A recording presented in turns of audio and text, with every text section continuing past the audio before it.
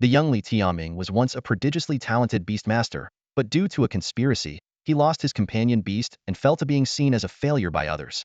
On that rainy night 3 years ago, he witnessed his companion beast, the four-winged golden roc, being brutally killed, all for a precious sacred beast battle soul. Betraying him were not only his beloved Mu Qingqing but also Lin Shouting, a prodigy of the Yanhuang Academy. Li Tianming was forced to leave Yindu and return to the remote Lihua city. For 3 years, he woke up from nightmares every night, haunted by the image of Jin Yu's pained eyes. Once a comrade who fought by his side for 16 years, now only bitter memories remained. Mu Qingqing seized the opportunity to become a core disciple of the Yanhuang Academy, forming an enviable pair with Lin Shouting.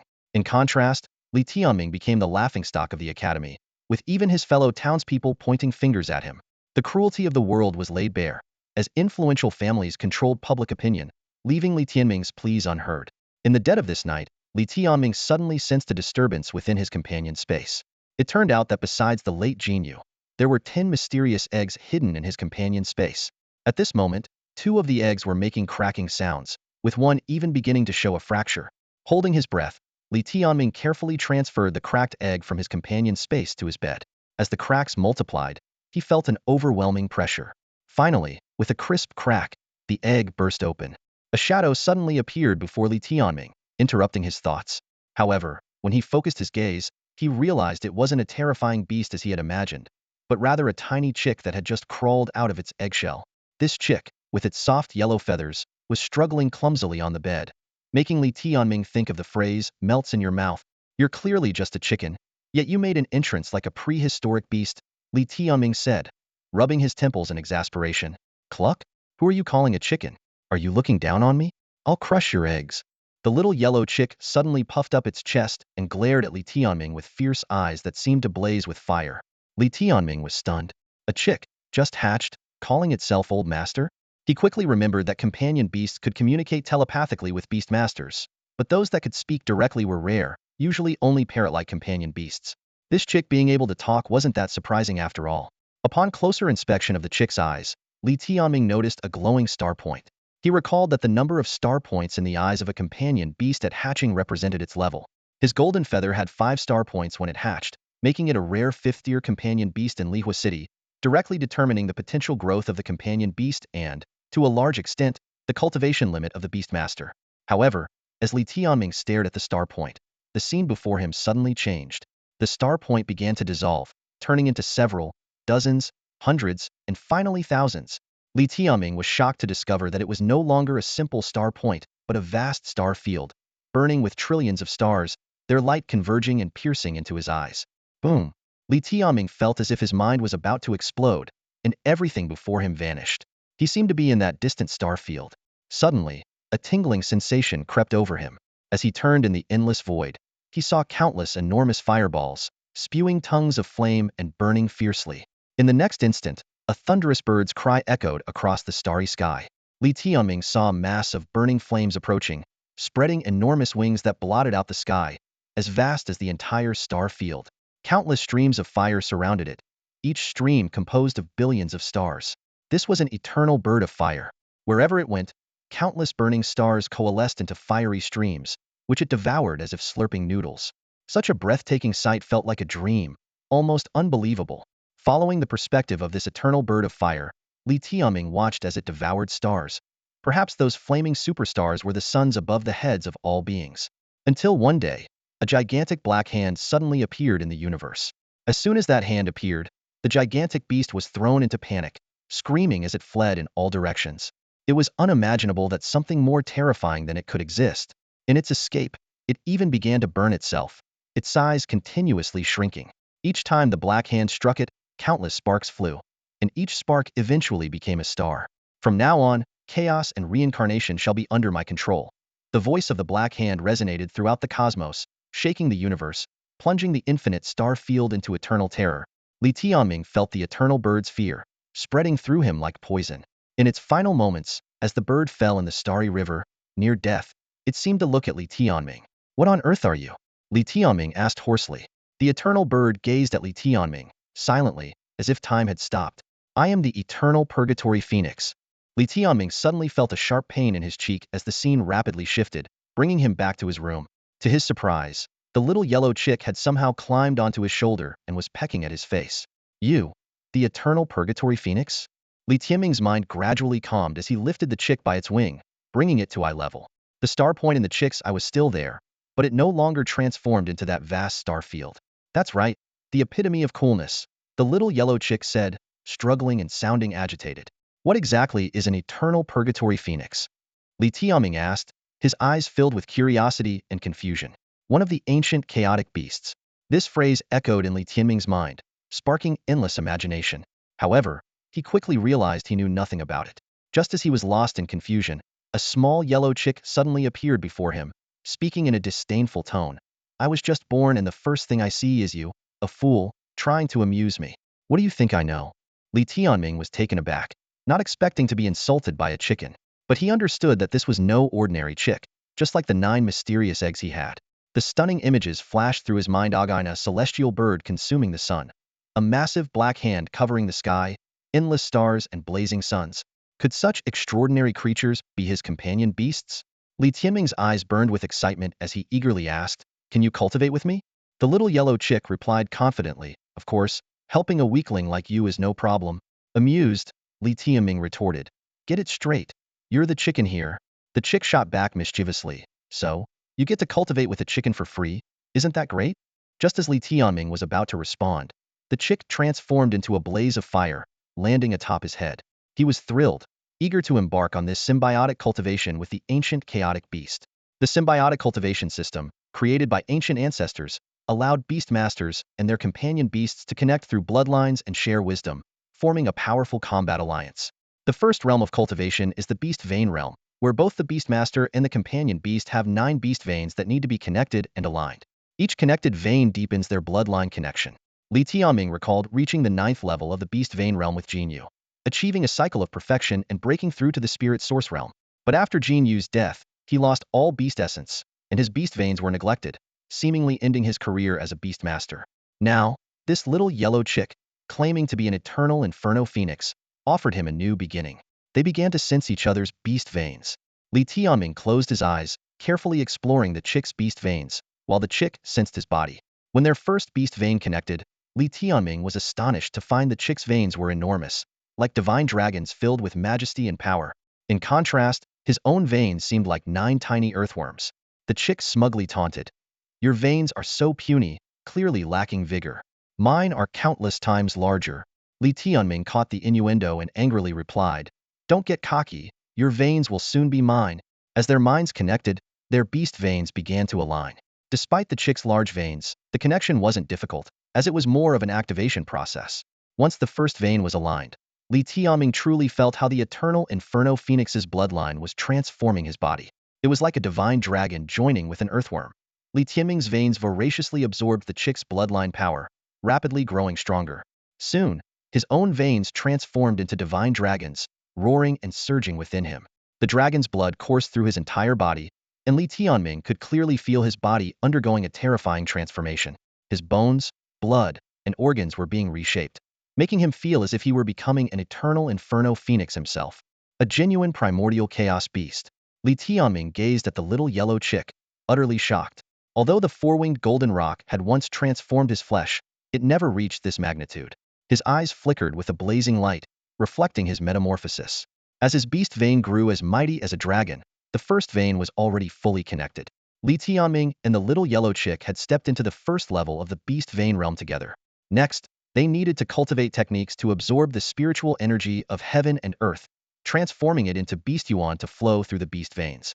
Apart from the bloodline of the companion beast, the quality of the technique is another crucial factor determining the quality of beast yuan. Just as Li Tianming was about to activate the Xinjin technique he had once practiced, the little yellow chick suddenly cursed, what are you doing? What is this garbage? Baffled, Li Tianming asked, what do you mean? This is the best technique in Lihua City. The little yellow chick proudly declared, don't ask, let me lead the cultivation. We're going to practice my technique, the Eternal Inferno Scripture. Before Li Tianming could process it, an unbelievable fact presented itself: his companion beast was leading the cultivation and even came with its own technique. When the Eternal Inferno Scripture began to operate, he immediately realized that the Xinjin technique was indeed like trash in comparison. After 3 years without cultivation, experiencing the sensation of burning flames again, The night passed in a flash. This night of practice allowed Li Tianming and the little yellow chick to break through to the third level of the Beast Vein realm together. Though it was a recultivation, such speed was unprecedented in the entire Vermilion Bird Kingdom. Li Tianming's current physique could be described as the eternal Inferno body, with talents comparable to the little yellow chick. This physique inherently possessed extraordinary power and speed potential, with boundless growth potential. He felt the beast yuan flowing through the three beast veins within him, resembling underground magma searing and fierce. As the beast yuan coursed through his body, he felt like a volcano ready to erupt, and the room's temperature steadily rose. In the companion space, 9 eggs lay quietly waiting. One of them was making cracking sounds. Although no cracks had appeared yet, Li Tianming estimated it would hatch soon. He eagerly imagined what kind of primordial chaos beast it would be. Even more exciting was the possibility of having 10 primordial chaos beasts as companion beasts. Once upon a time, Li Tianming thought he would never rise again. Despite his mother's constant encouragement, hope seemed elusive. But today, fate finally favored him. He gazed firmly out the window, silently vowing, Lin shouting, Mu Qingqing, wait for my return to Yin City. Everything I lost, I will reclaim with my own hands. And your lives too. More importantly, Li Tianming resolved never to let his mother suffer again. His mother, Wei Jing, had endured enough misfortune in her life, and his own downfall at the Yinhuang Academy had left her desolate for 3 years. Her lonely and helpless image was etched deeply in his heart. After the cultivation session, the little yellow chick snored away in the room while Li Tianming got up to move around. Today was his mother's birthday, and he imagined how joyful she would be to see him revitalized and their future brimming with hope. With his renewed strength, he could also gather more Qingling herbs to extend her life. This closest kin who had raised him for 20 years, her radiant smile was his life's faith. However, just then, a commotion erupted outside, as if someone had broken into their home. A coarse voice shouted, Wei Jing, Li Tianming, open the door. I've brought you a grand gift. Li Tianming's father, Li Yinfeng, is the lord of Lihua City, while his mother, Wei Jing, holds the title of the lady of the city. For many years, Wei Jing and her son have lived in the most elegant courtyard of the lord's mansion, known as Tingyu Pavilion, a place that once bore witness to Wei Jing's illustrious status. Rumor has it that in her youth, Wei Jing was not only exceptionally talented, but also a stunning beauty. She married Li Yinfeng in a grand ceremony, but after giving birth to Li Tianming, she contracted a strange illness that caused both her and her companion beast to age rapidly. Now, at just 40, Wei Jing's hair is completely white, and only the outline of her former beauty remains. Her companion beast, the four-winged golden roc, also afflicted by the illness, is now huddled in the courtyard, its feathers sparse and almost unable to move. Such a condition, where a beastmaster and their companion beast suffer from the same illness, is exceedingly rare. Despite seeking medical help far and wide, Wei Jing has been unable to find a cure. At this rate, she may only have 6 months left before she succumbs to her condition. As a result, mother and son have lived in seclusion for years, rarely interacting with outsiders. However, on Wei Jing's birthday, 2 unexpected guests arrived at Tingyu Pavilion. One was a dignified woman in a red dress with sharp eyes, and the other was a spirited young girl in a yellow outfit. They were none other than the Lord's third wife, known as Madame Huang, and her daughter, Li Shuejiao. Sister, Shuejiao? Wei Jing exclaimed in surprise as she stepped out of her room to see the mother and daughter. Madame Huang immediately put on a smile and approached with her daughter. Sister, how have you been? Almost in my grave. How could I be well? Li Shuejiao muttered with a hint of amusement in her eyes. Madame Huang shot her daughter a glance but did not reprimand her. Instead, she continued to smile warmly at Wei Jing and said, I heard it's your birthday, and the Lord has prepared a gift for you. He is entertaining guests today, so he asked me to deliver it. Li Shuejiao struggled to suppress her laughter, but managed to hold it in. Wei Jing asked blankly, what is it? Madame Huang produced a document from her sleeve and handed it to Wei Jing with a barely concealed smile. Just this, sister. Please have a look. With trembling fingers, Wei Jing opened the document. The strong, vigorous handwriting was unmistakably Li Yinfeng's. As she skimmed through it, her eyes filled with bloodshot lines, and she swayed, needing Li Tianming's support to sit down. Li Tianming glanced at the document and immediately understood its contents. It was a letter of divorce. Despite its courteous and roundabout language, the message was clear. It thanked Wei Jing for her years of contribution and then expelled her from the Lord's mansion, stripping her of her status as the Lord's primary wife and the lady of the city. Even more shocking was the brief mention of allowing Wei Jing to take Li Tianming with her, effectively abolishing his status as the legitimate firstborn son. This letter not only dismissed the primary wife, but also disinherited the legitimate son, an act that would have caused an uproar 3 years ago.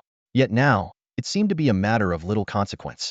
After all, in the eyes of the public, The only thing notable about Li Tianming was the scandal involving his failed pursuit and subsequent drugging incident with Mu Qingqing. Li Tianming was well aware of those who would kick him when he was down, and he understood his father Li Yinfeng's ruthless nature. But he never imagined that the person to strike him down would be his own father. For the past 3 years, although Li Yinfeng's visits were infrequent, he had at least come to see Wei Jing on her birthday each year. Due to Li Yinfeng's indifference towards his sick mother, Li Tianming has been at odds with him since childhood. Their relationship hit rock bottom after Li Yinfeng's return from Yin capital in disgrace, and they haven't exchanged more than 3 words in the past 3 years. Every time Li Tianming thinks of that man, he clearly recalls the looks cast his way over these years.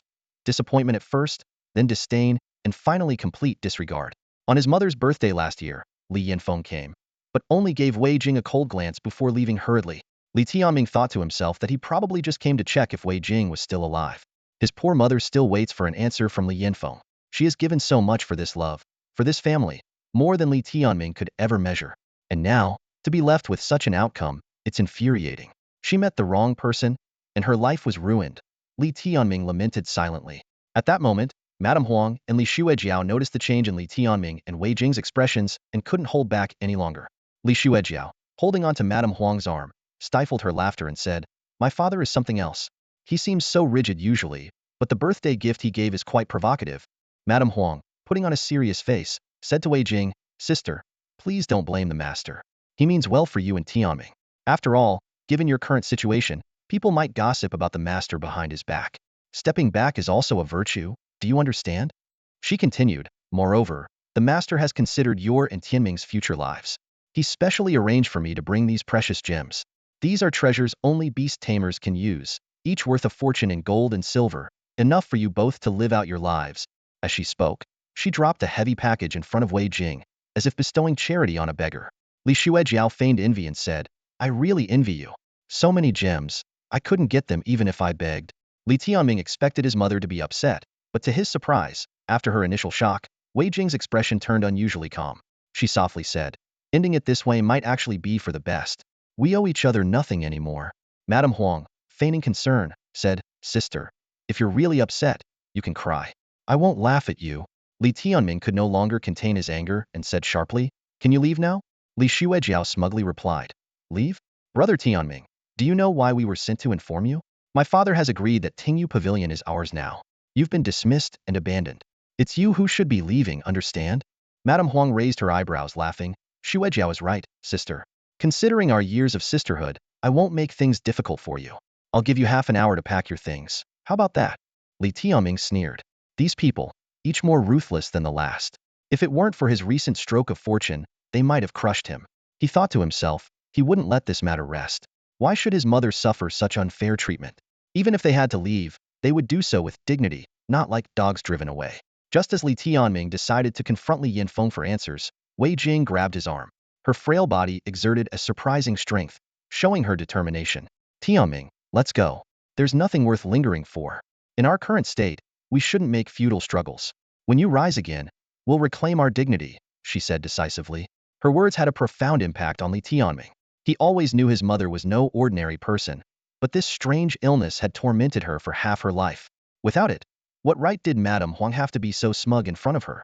Li Shuejiao couldn't help but sneer. "Rise again? Don't make me laugh, auntie. Your son's companion beast is dead, and it was his own disgraceful actions that caused it. The laughingstock of Lihua City. Rising again? Pigs might fly first." Li Tianming's eyes burned like the sun as he stared at Li Shuejiao and said, "Is that so? Then today, I'll make sure you fly." Li Shuejiao's smile faded, her eyes turning cold. "Brother Tianming, are you provoking me? I won't go easy on you just because you're a failure." Li Tianming squinted and said, "Shuejiao, remember when you were 3 and got kidnapped because you were too playful? I tracked the kidnappers for 3 days and nights, leaving clues that led to your rescue. Otherwise, no one would know where you'd be now. Some people just don't know how to be grateful." Hearing this, Li Shuejiao pouted. "That doesn't change the fact that you're a laughingstock now, Brother Tianming." Li Tianming chuckled coldly, "And I regret saving you. There are 3 trees in this courtyard. Why don't you pick one to climb? The orange tree, the locust tree, or this phoenix tree?" Over the past 3 years, Li Shuejiao has made significant progress, reaching the 5th level of the beast vein realm at just 15. It's no wonder she's Li Yinfeng's daughter. Her companion beast is a 4th-order fire-type avian, the flaming feathered bird. When Li Tianming showed a hint of provocation, Li Shuejiao immediately summoned her flaming feathered bird from its companion space. A fiery red bird circled above Li Shuejiao's head, its feathers glowing with a burning light and its vertical pupil sharp. Most striking were its talons, ablaze with crimson fire and as sharp as a deadly dagger. Tianming, since you don't have a companion beast, I won't attack. But would you like Fireling to give you a taste of searing flames? Li Shuejiao teased, her tone laced with provocation. Unfazed, Li Tianming turned and walked back to his room. Who said I don't have a companion beast? He opened the door and picked up a small yellow chick sleeping on the bed. I was in the middle of enjoying my harem of 3,000 hens, and you woke me up? The eternal Inferno Phoenix grumbled, dangling by its leg, clearly displeased. Seeing the little yellow chick, Li Shuejiao burst into laughter. Tianming, you're hilarious. That sense of humor could earn you a living. Is this chick from a blood god contract, meant as breakfast for my fireling? Gasping for breath between laughs, she explained. The blood god contract is a forbidden secret technique used by beast tamers who've lost their companion beasts. They forcibly infuse their bloodline into the egg or newborn of a fierce beast to make it their new companion. The little yellow chick was still struggling when it suddenly noticed the stunning flaming feathered bird. Its eyes widened. Hey there, beauty, believe it or not, I could knock up your bird, it said lecherously. Using a chick as your companion beast? You're as shameless as it is, Li Shuejiao scolded angrily. Fireling, eat it. The flaming feathered bird turned into a fiery blur, swooping towards the little yellow chick. However, the chick didn't retreat. Instead, it flapped its wings excitedly and flew towards the bird. Take it easy, you two aren't even the same size, don't embarrass yourselves, Li Tianming sighed. Hold on, Tianming, you better withstand this. Don't die on me. Li Shuejiao suddenly attacked, launching a blazing palm strike at Li Tianming's chest. The air erupted with fire, intent on turning his internal organs to ash. Bang! Astonishingly, Li Tianming stood his ground, taking the hit directly to his chest. The dull thud seemed to herald his demise. Li Shuejiao panicked, but in the next moment, Li Tianming raised his head, a cold smile on his face. Shuejiao, didn't you have breakfast? Dumbfounded, Li Shuejiao stared at Li Tianming's unharmed chest, her mind blank. What she didn't know was that Li Tianming possessed complete immunity to fire, a power inherited from the eternal Inferno Phoenix's bloodline. Open your eyes and see what a real blazing palm is. Li Tianming retorted, striking with a swifter, fiercer palm. Smack! A sharp sound accompanied by a shrill scream. Li Tianming's palm, infused with the terrifying power of the eternal Inferno Beast Yuan, sent Li Shuejiao flying. Half of her face turned charred, teeth knocked out, as she spun in the air, crashing into the tallest phoenix tree in the courtyard. Is the 5th level of the Beast Vein realm all you've got? Come on, try again, Li Tianming said coldly. I'm sorry, Tianming. I'm sorry. Li Shuejiao pleaded in terror. Li Tianming slapped her face again. Smack! Li Shuejiao was sent flying once more, this time actually getting stuck in the tree, bloodied and crying out in pain like a slaughtered pig. A perfect triple spin, and the sow lands in the tree. Li Tianming clapped his hands and turned to look at his mother. Seeing Wei Jing's look of relief and satisfaction, he smiled too. For Wei Jing, that divorce letter no longer mattered. What mattered was seeing her son return to form. My son, amazing, she praised, giving him a thumbs up just like she used to. That's because you raised me well, Li Tianming replied with a smile. We make a great team, Wei Jing said warmly, her smile as beautiful as it was in her youth, as if time had never touched her. Just then, a piercing scream shattered the tender moment. Li Tianming is killing someone, help! Madame Huang screamed hysterically. Madame Huang stood in shock, her eyes wide and mouth agape as she took in the scene before her. Li Shuejiao was still stuck in the wudong tree, unable to move. As the only one among Li Yinfeng's wives without any cultivation, she couldn't even climb a tree, only writhe on the ground in agony, screaming. Madame Huang cried out hysterically, Li Tianming, you're not the heir anymore. How dare you hit my daughter? I'll make sure you die a horrible death. Her mind was blank. She knew little about martial arts, but hadn't they said Li Tianming was completely crippled? How was this happening? As Madame Huang rolled to Li Tianming's feet, he mercilessly kicked her in the mouth. She tumbled several times, her face smashing against the stones on the ground, bleeding profusely and nearly disfigured. Li Tianming coldly warned, make another sound, and I'll rip out your tongue.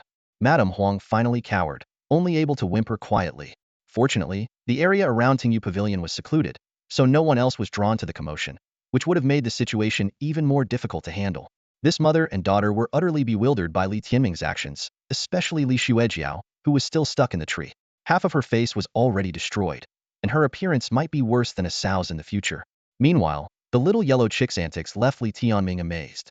The tiny yellow bird was going wild, its methods extremely ruthless. The fire-feathered bird couldn't catch it and was instead torn apart in several places by the little chick. The little yellow chick smugly pinned the massive fire-feathered bird to the ground, grinning mischievously. Darling, don't bother shouting.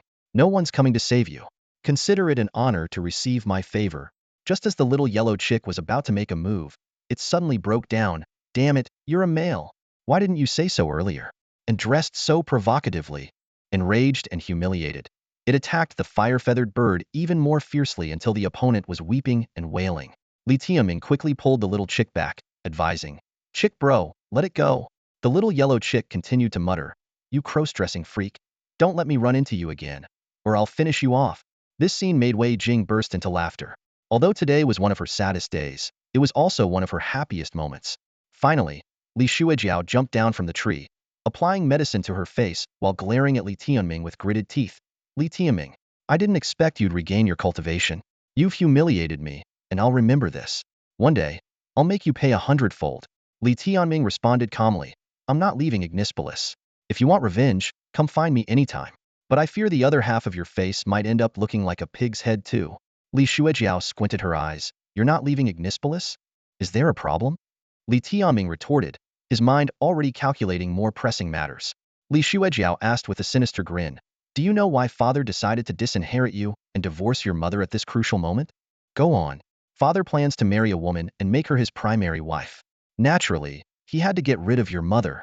Li Shuijiao explained, "According to the laws of the Vermilion Bird Kingdom, except for the ruler, any man can have at most 3 wives and 4 concubines, with 1 primary wife and 2 secondary wives." Li Yinfeng was already at his limit. To marry another, especially a primary wife, he had to divorce someone. Li Tianming couldn't help but sneer. At his age, does he even have the stamina? Isn't he afraid of wearing himself out? Li Shuijiao added with a gloating tone, "You'll be interested in knowing who he's marrying." "Who is it?" "Her name is Lu Qing, in her 20s, not much older than you, and a renowned beauty. More importantly, she's from the Thunderclap Manor." Li Shuijiao sneered, "With someone from Thunderclap Manor as father's wife, do you think there's any place left for you in Ignispolis?" Thunderclap Manor. Li Tianming's anger flared once more. It was Lin shouting from Thunderclap Manor who had killed Jin Yu and stolen the sacred beast soul. Thunderclap Manor, being one of the top families in the Vermilion Bird Kingdom, was formidable and controlled much of the kingdom's power. Li Shuijiao continued, "Father's grand wedding is in 10 days. If you stay, and the Thunderclap Manor people see you, it could be deadly." Li Tianming frowned. "Isn't that the same day the selection for the Flame Yellow Science Institute is decided?" That's precisely why he needed to stay in Ignispolis, as he aimed to return to the Flame Yellow Science Institute. It was both the place of his downfall and the dream destination for all young Beastmasters. Those 2 people were still there, and to seek revenge, he had to return to the Flame Yellow Science Institute as an official disciple. Ignispolis had 1 selection spot for the Flame Yellow Science Institute, held every 4 years. 4 years ago, Li Tianming had secured that spot. This time, he intended to claim it again, allowing him to leave Ignispolis honorably and take his mother to the Flame Yellow Science Institute. The attitude of Li Yinfeng brought a bit of comfort to Li Tianming and Wei Jing. At least they didn't have to leave in disgrace, like a dog with its tail between its legs, but instead had a dignified farewell. Li Shuijiao's words carried a hint of dissatisfaction. The wedding coincides with the final selection of the Yinhuang Academy. Father's idea is to have the selection serve as entertainment for his wedding. After all, it's almost certain his son will secure a spot at the academy.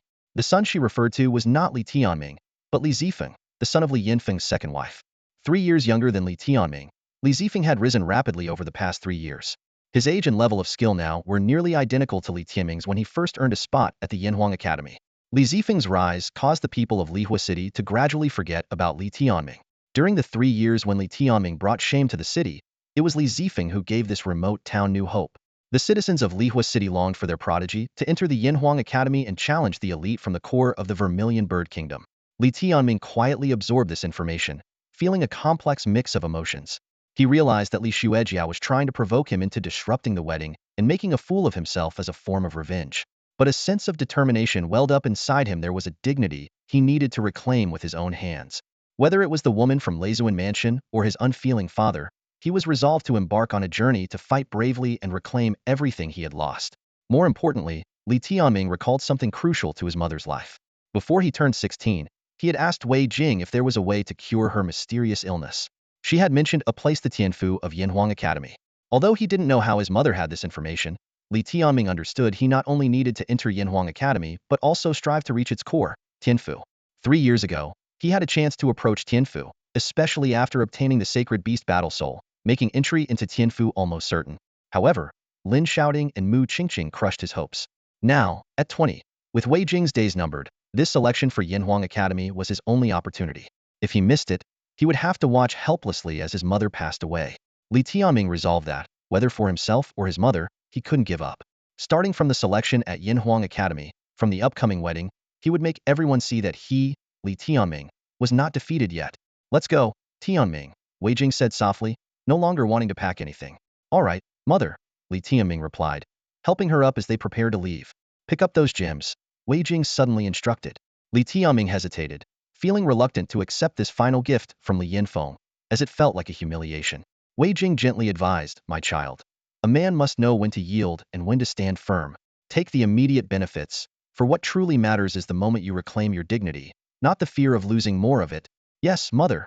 Li Tianming nodded, bending down to gather the gems from the ground. At that moment, a small yellow chick looked at him pitifully and adorably said, I'm hungry. What do you eat? Worms? Li Tianming asked, realizing he would have to start feeding the chick from now on. No, I want to eat this. The chick pointed at the gems in Li Tianming's hand, drooling. In your dreams. You'd better stick to worms, Li Tianming scoffed. The chick stood with its wings akimbo, full of confidence and said, after eating these, we can break through another level. Li Tianming immediately changed his tune. Brother chicken, I was just joking earlier. These are all yours. He felt a surge of joy, realizing that feeding the chick gems could lead to breakthroughs in their abilities. This was indeed a fortunate turn of events. Li Tianming still had some family assets in Lihua City. After being expelled from the city lord's mansion, he and his mother found refuge in a rundown courtyard. Although it was modest, it was a rare sanctuary for the mother and son. Li Tianming understood that this was just a temporary stop. Once he obtained the Yinhuang token to enter the Yinhuang Academy, he would leave Lihua City without hesitation. As night fell, Li Tianming and the little yellow chick sat around a pile of spirit-infused gems. On the table were about 300 fire jade stones, each etched with a faint red line known as a heaven pattern. These red patterns shimmered in the firelight, as if whispering the secrets of the universe. What are these? The little yellow chick asked, pointing at the patterns on the gems, its eyes glowing with curiosity. Li Tianming patiently explained, these are called heaven patterns. They are the hallmark of spirit minerals, and they can't be washed away. Only minerals with heaven patterns can be considered spirit minerals. He went on to elaborate on the origins and uses of spirit minerals. These special stones are formed after being nurtured by the energies of heaven and earth and the spiritual veins of the earth over a long time. They possess various mystical properties and can be used for forging weapons, among other purposes. The gems, as a type of spirit mineral, contain vast amounts of spiritual energy, beneficial to both beastmasters and their companion beasts. Li Tianming continued, in the world of beastmasters, gems also serve as currency. Each gem's value far exceeds that of gold or jewels. In the Vermilion Bird Kingdom, fire jade, which contains fire spiritual energy, is the most commonly used. Additionally, gold jade and thunder jade are also popular currencies for purchasing various cultivation resources. Speaking of the mysteries of the heaven patterns, Li Tianming's tone became more serious. It's said that heaven patterns represent the will of heaven and earth, holding secrets of the primal forces of the universe. Many high-level beastmasters study these patterns, trying to break through their own limits and master the power of heaven and earth. He further explained, heaven patterns, also known as heavenly intent patterns, come in 9 colors: red, orange, yellow, green, blue, indigo, violet, black, and white. Red is the lowest tier, while white is the highest. Spirit minerals with white heaven patterns are considered treasures of the ages, with patterns as intricate as arrays. Li Tianming admitted that he had only seen red, orange, and yellow heaven patterns so far. Although the fire jade stones before him only had the most common red patterns, they still provided significant help for his current cultivation level. The gem's spiritual energy could accelerate the transformation and condensation of beast energy. The little yellow chick, unimpressed, muttered, heaven patterns? What a load of nonsense. To me, they're all just snacks. With that, it jumped onto the table and attempted to eat the gems. Are you sure you can eat those? Li Tianming asked in surprise. He explained that normally, beastmasters and companion beasts needed to first release the spiritual energy from the gems and then absorb it. Watch this, the little yellow chick confidently replied. What happened next left Li Tianming speechless. The chick opened its mouth and began swallowing the gems like candy. After devouring over a dozen fire jade stones, its body started to emit flames, and its face turned red as if drunk, even letting out a few satisfied burps. Wow, you really eat stones. Aren't you worried about constipation? Li Tianming exclaimed, astonished. The little yellow chick scoffed. You country bumpkin, what do you know? This stuff will be digested in 15 minutes. No need to worry about that. With another burp, it erupted into a fiery wave, resembling a blazing chicken. Li Tianming then remembered that this creature was an ancient chaos beast, and eating spirit minerals seemed to be no big deal for it. Still craving more, the little yellow chick picked up a fire jade and handed it to Li Tianming, saying, try one yourself. The taste isn't bad. Real men eat this kind of tough stuff. Li Tianming pondered for a moment. After his bloodline had been reforged by the companion beast, he now possessed the eternal purgatory body. If the little yellow chick could absorb and refine the gems by eating them raw, perhaps he could too.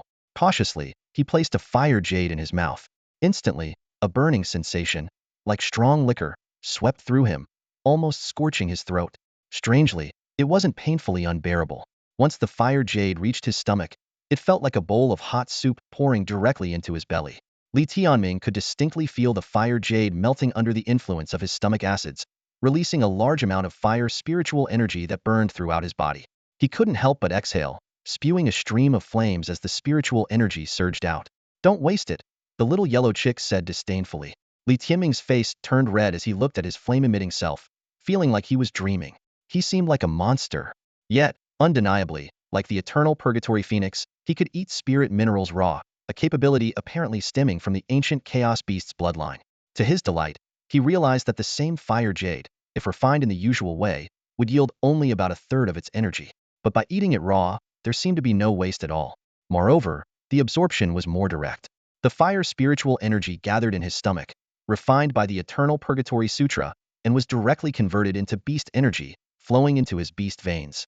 With enough precious stones, my cultivation should become even more formidable, Li Tianming chuckled, finally understanding why the little yellow chick could continuously consume without being overwhelmed by the fiery spiritual energy. It was converting the energy into beast essence through the eternal purgatory sutra while eating, causing both of their beast essences to rapidly expand. In the dilapidated courtyard, an incredible scene was unfolding. Li Tianming and the little yellow chick sat side by side, casually munching on precious stones as if they were sunflower seeds, chatting leisurely, with flames flickering around them. Anyone witnessing this would have their worldview utterly shattered. Brother, how much do you know about the primordial chaos beasts and yourself? Li Tianming asked while stuffing more stones into his mouth, offering some fine wine to the little yellow chick. The little yellow chick lay tipsy on the stone table, feet up, mumbling, I'm not pretending to be mysterious. I'm genuinely more confused than you. When I opened my eyes, all I knew was that I was the eternal purgatory phoenix, one of the primordial chaos beasts, and nothing else. Li Tianming pondered. I once saw a scene with a giant dark hand. The little yellow chick immediately perked up, excitedly staring at Li Tianming. You had that dream too? You saw it? Of course, I've had that vision since before I was born. Li Tianming nodded. So I suspect I was once a being that devoured the sun, but was hunted by that dark hand. Then, at the brink of death, due to some twist of fate, I was reborn as your companion beast, living in a different form. The little yellow chick earnestly replied. Li Tianming inquired further.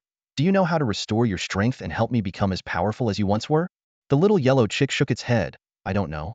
I only know that my bloodline holds countless secrets, but I need a lot of fortune and opportunities to unlock them.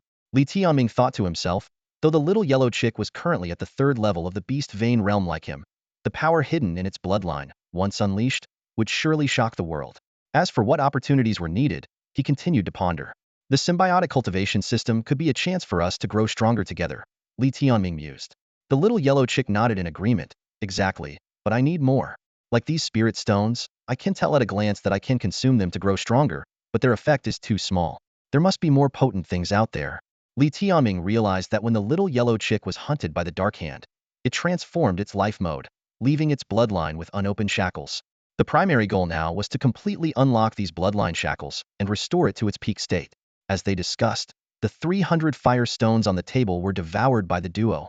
Both felt a surge of energy within, advancing to the 4th level of the beast vein realm. Although it was just the 4th level, their beast essence was already comparable to the 6th level. Li Tianming marveled at the formidable physique of the primordial chaos beasts, and this was merely the beginning. In the following days, Li Tianming focused on cultivation, awaiting the day of the Yanhuang Academy's final selection. He anticipated returning to the academy for revenge and finding a way to extend his mother's life. More importantly, he wanted to show the people of Lihua City that although he had fallen, he had risen again. The 9th day. Having recently established the symbiotic cultivation system, Li Tianming's progress was swift. Over the past few days, he focused on consolidating his cultivation and revisiting the combat techniques he learned 3 years ago. Late at night, the little yellow chick lay asleep on Li Tianming's chest. Feeling exhausted, Li Tianming lay on his freshly tidied bed, gradually drifting to sleep. However, in his dreams, a sudden sharp pain erupted from his left hand. Someone's cutting my hand?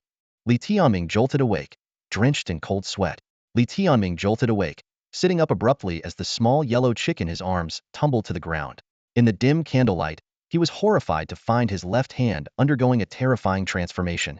Starting from the fingertips, an inky black color rapidly spread across his hand, soon covering the entire palm. Even more chilling was the sensation of sharp pain, as if countless ants were crawling beneath his skin. With wide eyes, Li Tianming watched as his skin began to writhe, and a layer of intricate, orderly black scales emerged. These scales were perfectly hexagonal, densely covering his entire left arm. As the scales appeared, Li Tianming felt an indescribable aura of terror emanating from his arm. It was suffocating, as if he were confronting a being that ruled over all life, compelling any creature to cower in its presence. The transformation didn't stop there. His fingernails began to change, turning into blood-red, sharp claws. His left hand now resembled a fierce beast's claw, with crimson tips that seemed capable of effortlessly tearing through flesh. Li Tianming was bewildered, wondering if he was still dreaming. However, as the pain subsided, he was astonished to discover an unprecedented strength in his left arm. This strength wasn't just physical. It felt like a fundamental metamorphosis, as if his arm had evolved into a different species. This transformation wasn't limited to his left arm. Li Tianming could feel this unique aura and bloodline coursing through his entire body, though it hadn't yet manifested elsewhere. Then, an even more horrifying sight appeared. Li Tianming opened his beast-like left hand, and a blood-red line split across his palm. The line slowly opened to reveal a crimson eye. When this eye met Li Tianming's gaze, he was shocked to find that he could see his own terrified expression through it. This bizarre dual perspective left Li Tianming bewildered. He realized he now possessed two viewpoints: his eyes on his head observing his beast claw, and the eye in his claw watching his face. These perspectives merged in a peculiar way, causing some confusion but not disrupting his overall vision. To test this new ability, Li Tianming placed his hand behind him and could clearly see his own back. He even reached into his pants and saw the hair on his legs. Just then, a loud squawk interrupted his exploration. He looked up to see the little yellow chick staring at him with a peculiar expression, a mischievous grin on its face. Li Tianming, what are you doing? The chick teased. Nothing. Li Tianming hastily replied. The chick persisted. Don't hide it. In the middle of the night, with your hand in your pants and panting, come on, you're up to something. Young people, you need to have some restraint. Li Tianming, drenched in sweat, thought to himself how this tiny creature could be so cheeky. He grabbed the chick with his right hand and said, Come here. Stop. I'm not your plaything. Don't mess with me. The chick shrieked nervously. Li Tianming, exasperated, thought this little guy was small in size but big in attitude. He decided to show his transformation, saying, Take a look at this. In the flickering candlelight, Li Tianming revealed his left arm, covered in exquisite hexagonal black scales. In the palm of his beast-like hand, the crimson eye mischievously gazed at the chick. What on earth? The chick was so startled that its feathers nearly stood on end, leaping several feet in the air, almost fainting. At that moment, Li Tianming suddenly realized an astonishing fact. His current arm was identical to the dark hand he had seen in a dream when the chick was born. Although he hadn't noticed if there was an eye in the palm back then, the hand's skin did have those hexagonal black scales. This realization plunged Li Tianming into deep confusion. That's the hand. The little yellow chick widened its eyes, instinctively feeling a wave of fear. The aura emanating from the dark arm sent shivers down its spine. What on earth is going on? The chick asked seriously, with a slight tremor in its voice. Li Tianming frowned, pondering for a moment before responding, I'm not sure either. It changed suddenly. My guess is maybe you haven't shaken off your enemies and they've caught up with you? Damn! The little yellow chick cursed, its gaze still fixed on the dark arm. At this moment, both of them seemed unable to fully grasp the situation. The essence of the dark arm, the reason for the pursuit, its connection with Li Tianming, and the transformation of his arm, all these questions couldn't be answered by mere speculation. Seeing the chick's terrified look, Li Tianming couldn't help but tease, Don't worry, if I were your enemy, I'd give you a quick end. Like going up the mountain to pick some mushrooms for a nice chicken stew? The little yellow chick retorted disdainfully. Oh, is that why you have your hand in your pants in the middle of the night? That's still better than you attacking a male fire featherbird. Li Tianming shot back without hesitation. Shut up! The chick snapped, flying up and pecking at Li Tianming with surprising force. Despite its small size, its beak packed a powerful punch. Clang! Li Tianming quickly blocked the attack with his left arm, sparks flying as beak met scales. Well, in any case, it seems like a win, Li Tianming mused. At least this arm of mine seems invincible. He examined the hexagonal scales under the candlelight, feeling an overwhelming power beyond his natural strength when he clenched his fist. To conceal this unusual change, Li Tianming wrapped his left arm with a white cloth, put on a long-sleeved shirt, and finally donned gloves to completely hide the arm. He didn't want to be seen as a monster. The little yellow chick seemed to have accepted this change as well. Given its usual laziness, it figured it might as well wait and see. In the dead of night, Li Tianming pondered, perhaps there's a connection between me and that dark hand? He recalled the mysterious dark hand that had vanquished the eternal purgatory phoenix. Though its origins were unknown, this change might give him an edge in tomorrow's Yinhuang Academy selection. With his breakthrough in the emergence of the dark arm, Li Tianming decided to spend the remaining time revisiting his past battle techniques and entering a combat state. He had once cultivated to the spirit source realm and mastered numerous battle techniques. Battle techniques, like cultivation methods, were created by predecessors through countless battles and practice. While cultivation methods were used for refining and enhancing beast energy, battle techniques were advanced combat skills, embodying the wisdom of countless beastmasters on Yinhuang continent. Powerful battle techniques could even defeat stronger opponents. These techniques are divided into two parts: martial techniques executed by the beastmaster and beast techniques performed by the companion beast. Only through their synergy can the full power of a battle technique be realized. As they advance, beastmasters and their companions can develop more abilities to fight alongside each other, with martial and beast techniques being just a part of it. Notably, ferocious beasts cannot learn beast techniques. It is said that battle techniques are categorized into 5 levels based on power and complexity, known as Beast Source Ascension. Among them, the Beast level is the most common, suitable for beastmasters and their companions in the Beast Vein realm, further divided into basic, intermediate, and advanced sublevels. Some extraordinary techniques are termed transcendent, dominating the entire Beast Vein realm. The higher source level techniques are meant for Spirit Source realm beastmasters, though some in the Beast Vein realm can learn basic source level techniques. Although Li Tianming had lost his beast energy, his command of battle techniques remained proficient. The little yellow chick needed to relearn the beast techniques, but its exceptional talent allowed it to quickly master techniques that had once taken the Golden Feather a great deal of effort. Over these days, they had thoroughly integrated numerous battle techniques. Tomorrow was the day of the Yinhuang Academy selection. Li Tianming clenched his left fist, his gaze burning with determination in the darkness. As dawn broke, Lihua City was abuzz with excitement, celebrating the joyous occasion of the city lord's wedding. The streets were adorned with vibrant decorations, and the rhythmic beating of drums filled the air, creating an atmosphere of festivity that permeated every corner. Inside the city lord's mansion, the final selection for the Yinhuang Academy was about to commence, adding a touch of academic flair to the day's celebrations. Rumors swirled that after Li Zifeng secured the Yinhuang token, the city lord would officially appoint him as the heir, marking a double celebration for Lihua City. In the early morning, Li Tianming wheeled his mother, Wei Jing, into the courtyard, letting her bask in the warm sunlight. Her eyes half closed. Her long gray hair shimmered faintly in the light. "Mother, it's time for me to go," Li Tianming said softly. Wei Jing replied gently, "Go on. Won't you say something inspiring? Give me a motivational boost?" Li Tianming asked with a smile. Suddenly, a small yellow chick leapt from Li Tianming's head and, with a fierce look, demanded, "What motivational boost? Where's the chicken blood?" Its anxious demeanor brought laughter to both mother and son. Amidst the laughter, there was no trace of pre-battle tension. Wei Jing softly reassured him, "Go ahead. I'll take a nap, and you'll be back before I know it." Li Tianming skillfully brushed his mother's white hair and gently patted her shoulder before setting off on his journey. In the sunlight, a tear slipped from Wei Jing's eye, but her lips curled into a smile. It was not a tear of sorrow, but one of renewed hope.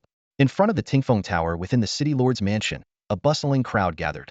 Li Tianming arrived, his gaze firmly fixed on Li Zifeng. Li Xuejiao sneered, mentioning the beauty of the city lord's new bride, but Li Tianming remained unfazed, his mind set on only one goal: the Yinhuang token.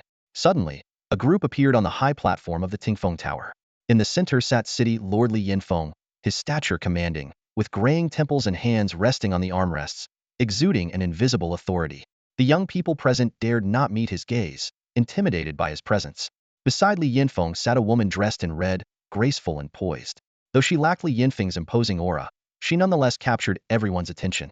This grand wedding, alongside the impending Yinhuang Academy selection, was set to become a legendary chapter in the history of Lihua City.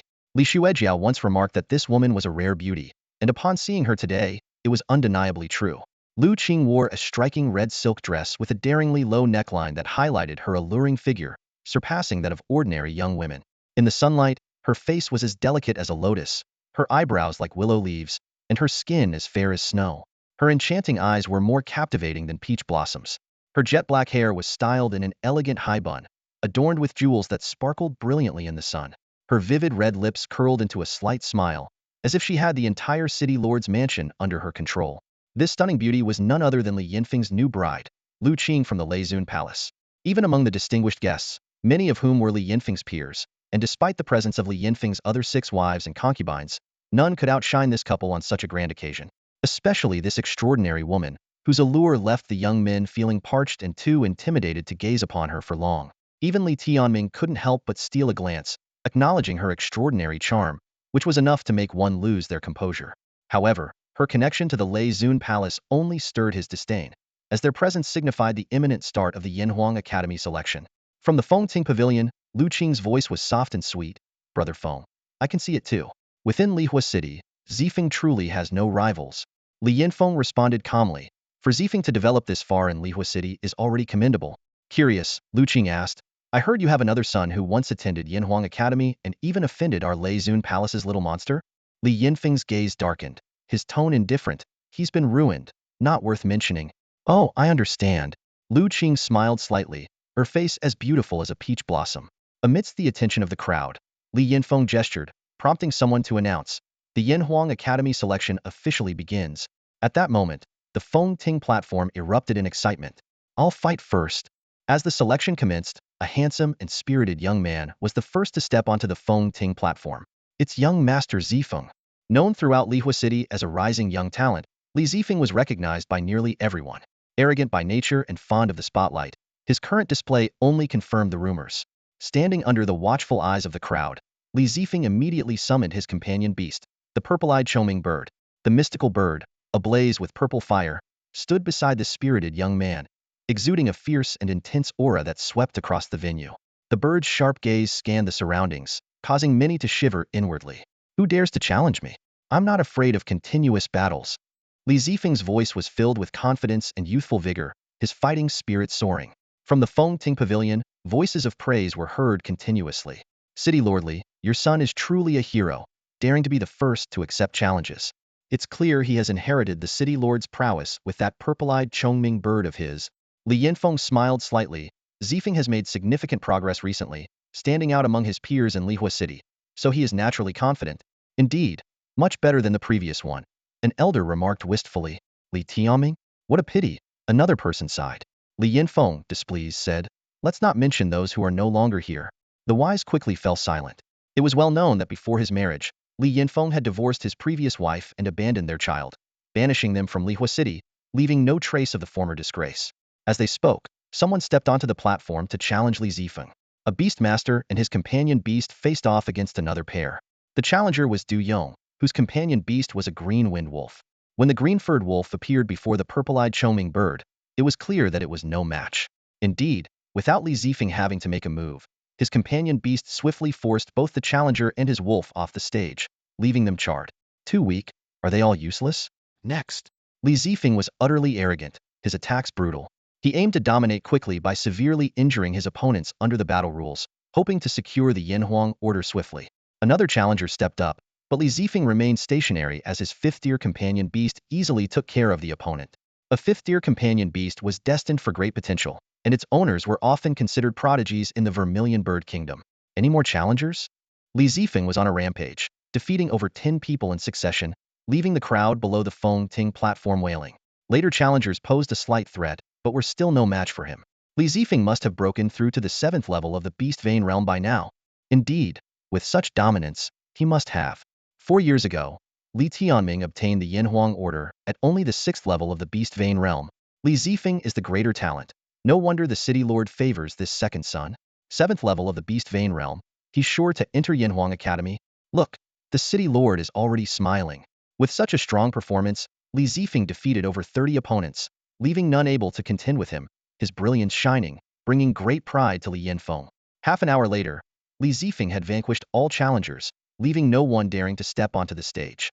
A prodigy, a genius of our times. The heir of Lihua City should be such a remarkable young man. Voices of admiration echoed continuously. Li Zifeng, though arrogant in nature, undeniably inherited the city lord's talents. The future of Lihua City lay in Li Zifeng, a fact that was now beyond question. Father, no one else dares to challenge me, I've won. Li Zifeng looked up proudly at the Feng Ting Pavilion, seeing Li Yinfeng's approving nod, knowing everything was settled. From the Feng Ting Pavilion, Li Yinfeng suddenly stood up, lightly stepping down to land before Li Zifeng. His seemingly effortless leap exerted tremendous pressure on the young man, like the descent of a great beast. Even the purple-eyed Choming bird bowed under his authority. Perhaps, in his hands, he already held the coveted Yinhuang order. The selection had concluded. Young Master Zifeng was about to embark on his journey to Yinhuang Academy. Father! Li Zifeng's voice trembled with excitement. He had never felt so thrilled before. Li Yinfeng nodded slightly, a hint of approval in his eyes. Well done. It was your guidance that led me here, Father. Li Zifeng replied respectfully. At this moment, all eyes in Lihua City were focused on Tingfeng Tower. Standing atop the building, Li Yinfeng looked down at the dense crowd below and announced loudly, his voice resonating throughout the city, "Today, I officially declare Li Zifeng as the heir and successor of Lihua City." He then turned to Li Zifeng, a rare trace of pride in his eyes. "Zifeng, even with today's achievements, you must not become arrogant. Proceed cautiously and steadily on the path ahead." Zhao Ding, the commander of the city guards, immediately stood up, leading a loud congratulation. "Congratulations to the city lord, congratulations to the heir. Double blessings. And with the Yinhuang order, it's a triple blessing." While everyone's attention was on Li Yinfeng, a young man in white quietly stood up in the corner and gracefully leaped onto the Tingfeng platform. As people recognized him as Li Tianming, whispers of surprise spread through the crowd. Li Tianming? What's he doing up there? Isn't he the disgrace of Lihua City? How dare he show up now? Wasn't he stripped of his title as heir? He sure doesn't know his place. The city lord will surely be furious. However, they underestimated Li Tianming. As he raised his head, Li Yinfeng had already turned to face him, a dangerous glint in his eyes. An invisible pressure enveloped Li Tianming, as if facing a giant beast. Yet, Li Tianming remained unfazed, steadily approaching Li Yinfeng. Li Zifeng's face darkened, and he shouted harshly, "Li Tianming? Are you insane? Guards, get him out of here. Beggars have no place here." Li Yinfeng raised his hand to stop the advancing guards, his tone calm yet warning. "Tianming, focus on your recovery. Why are you here? Zifeng has a promising future. As his brother, you can choose to support him." Li Tianming responded calmly. "Zifeng is indeed talented, more so than I was back then. But before he receives the Yanhuang order, I want to give him one more challenge." Li Zifeng laughed in anger. "Li Tianming, are you joking? You're nothing but a mess, and you think you can challenge me? On a day of celebration, mind your manners," Li Tianming said coolly. "Are you afraid you can't pass my challenge?" Li Yinfeng's patience was clearly wearing thin. Though his expression remained gentle, his gaze was dangerously sharp. "Stop this nonsense and go rest." Li Tianming stood firm. "I'm not joking. I'm still under 20, and I qualify to compete in the Yinhuang Academy selection. The rules don't say that because I obtained the Yinhuang order 4 years ago, I can't win it again today." His words caused a stir, followed by derisive laughter and comments. "This young man has truly lost his mind after all he's been through." Zhao Ding shook his head in disbelief. "I bet he's courting death, trying to embarrass the city lord as revenge. Such ingratitude, has he forgotten who raised him? The Yinhuang Academy incident was his own doing. Can he blame anyone else?" Only Li Zifeng, after an initial shock, burst into laughter. "Brother Tianming, are you challenging me with your mortal body, hoping I'll kill you so you can die with honor?" Li Tianming stared directly into Li Zifeng's eyes, his voice unwavering. "Do you dare to accept my challenge?" Li Zifeng responded with arrogance. "Of course, I have no problem with that. However, you're not a child anymore. After losing, don't throw a tantrum on the wind-listening platform," Li Zifeng said coldly, his eyes glinting with disdain. As soon as he finished speaking, Li Zifeng turned to Li Yinfeng, his tone slightly pleading. "Father, don't worry, I won't kill him. Let me defeat him symbolically and drag him away. Since he's targeting me, it's more fitting for me to handle this." Li Yinfeng glanced at his son with an expressionless face and said blandly, "Be mindful of your limits." His gaze then shifted to Li Tianming, a complex emotion flickering in his eyes. Even his companion beast is dead, and his beast essence is nearly depleted. How can a mere mortal defeat a beast tamer at the 7th level of the beast vein realm? After saying this, Li Yinfeng no longer looked at Li Tianming. His figure flickered as he flew up to the wind-listening tower. Smiling, he addressed the guests around him. "Ladies and gentlemen, I apologize for the disgrace. You've all heard about my son's situation. It's truly A family shame I dare not speak of. A gentleman from Yin City quickly offered comfort. City lordly, there's no need to feel embarrassed. Every family has its troubles. This child doesn't understand your good intentions and causes trouble. As parents, we've truly done our best. Li Yinfeng's second wife, Madame Mo, also spoke up. Fortunately, Zifeng is still dependable. Master, let Zifeng handle this. He'll make Tianming understand the importance of realizing one's mistakes. Just as Li Yinfeng sat down, he noticed his new wife, Lu Qing, intently watching the wind listening platform, seemingly interested in the scene below. Lu Qing turned to him, her beautiful eyes sparkling, and softly said, Brother Feng, your eldest son, although he reportedly lost his companion beast, doesn't seem as hopeless as they say in terms of demeanor and speech. Li Yinfeng frowned slightly, a hint of displeasure in his tone. That's just a show of false composure. I know him. Sensing her husband's mood, Lu Qing gently soothed him. No need to be angry, Brother Feng. Just treat it as a play. Everyone knows what this child has done, and no one will judge you for it. Hearing this, Li Yinfeng's expression softened a bit, and he quietly said, You always understand me? With that, he squinted his eyes, his gaze returning to the scene below. By now, the atmosphere on the wind listening platform was tense. Li Zifeng sneered, his voice full of provocation, Li Tianming, you're not who you were 4 years ago. I'm just taking the opportunity to kick you while you're down, understand? Before his words even finished, Li Zifeng's figure turned into a blur, lunging aggressively toward Li Tianming. He's already reached the 7th level of the Beast Vein realm, surpassing Li Tianming from 4 years ago. What is he worried about? A flicker of disdain crossed Li Zifeng's eyes as he swiftly appeared behind Li Tianming. His hand, sharp as a blade, aimed directly at Li Tianming's nape with the intent to incapacitate him with one blow. We're not in the same world anymore. Saying even one more word seems like a waste. Father will be pleased with my decisive actions. Li Zifeng thought to himself as his hand descended. In full view of everyone, the attack hit its mark in an instant. However, the anticipated victory did not arrive. A sharp clang echoed through the arena as Li Tianming raised his left arm, blocking the lethal strike with sheer force. Even more astonishing, Li Zifeng was pushed back several steps by the impact, his face a mask of disbelief. He clenched his left hand around his right, where the palm was now red and swollen, clearly injured. Did you wrap your arm in iron? Li Zifeng gritted his teeth, attempting to mask his embarrassment. Your hand is simply too weak, Li Tianming replied in a low voice, a glint of fervor in his eyes. He felt the blood within him boiling, especially after using his dark arm to deflect the attack. His entire body seemed to be on fire. The blood-red eye beneath his glove grew even more menacing. Playing tricks. Li Zifeng's face was full of impatience, yet confusion lingered. You lost your beast Yuan, so why can I feel its power? It's simple. I used a blood god contract and found another companion beast. Otherwise, how could I test you? Did you really think I came here to die? Li Tianming explained calmly. He knew he had to mention the blood god contract, as this method, with its low success rate, was almost the only hope for beastmasters who lost their companion beasts. Interesting, Li Zifeng sneered. Then show us your new companion beast. Let's see what caliber of beast it is. Are you so confident because it's beyond the 5th rank and has reached the 6th rank? Without saying a word, Li Tianming summoned the eternal Inferno Phoenix from his companion space. However, when a small yellow chick leapt onto his head and glared menacingly at the crowd, the entire city lord's mansion fell into silence before bursting into uproarious laughter. What an adorable chick. Is this a companion beast? Haha. Laughter rippled through the crowd, even among some of the more distinguished figures. Li Zifeng's eyes widened in disbelief as he looked at the little chick trying to act fierce, laughing so hard he nearly cramped.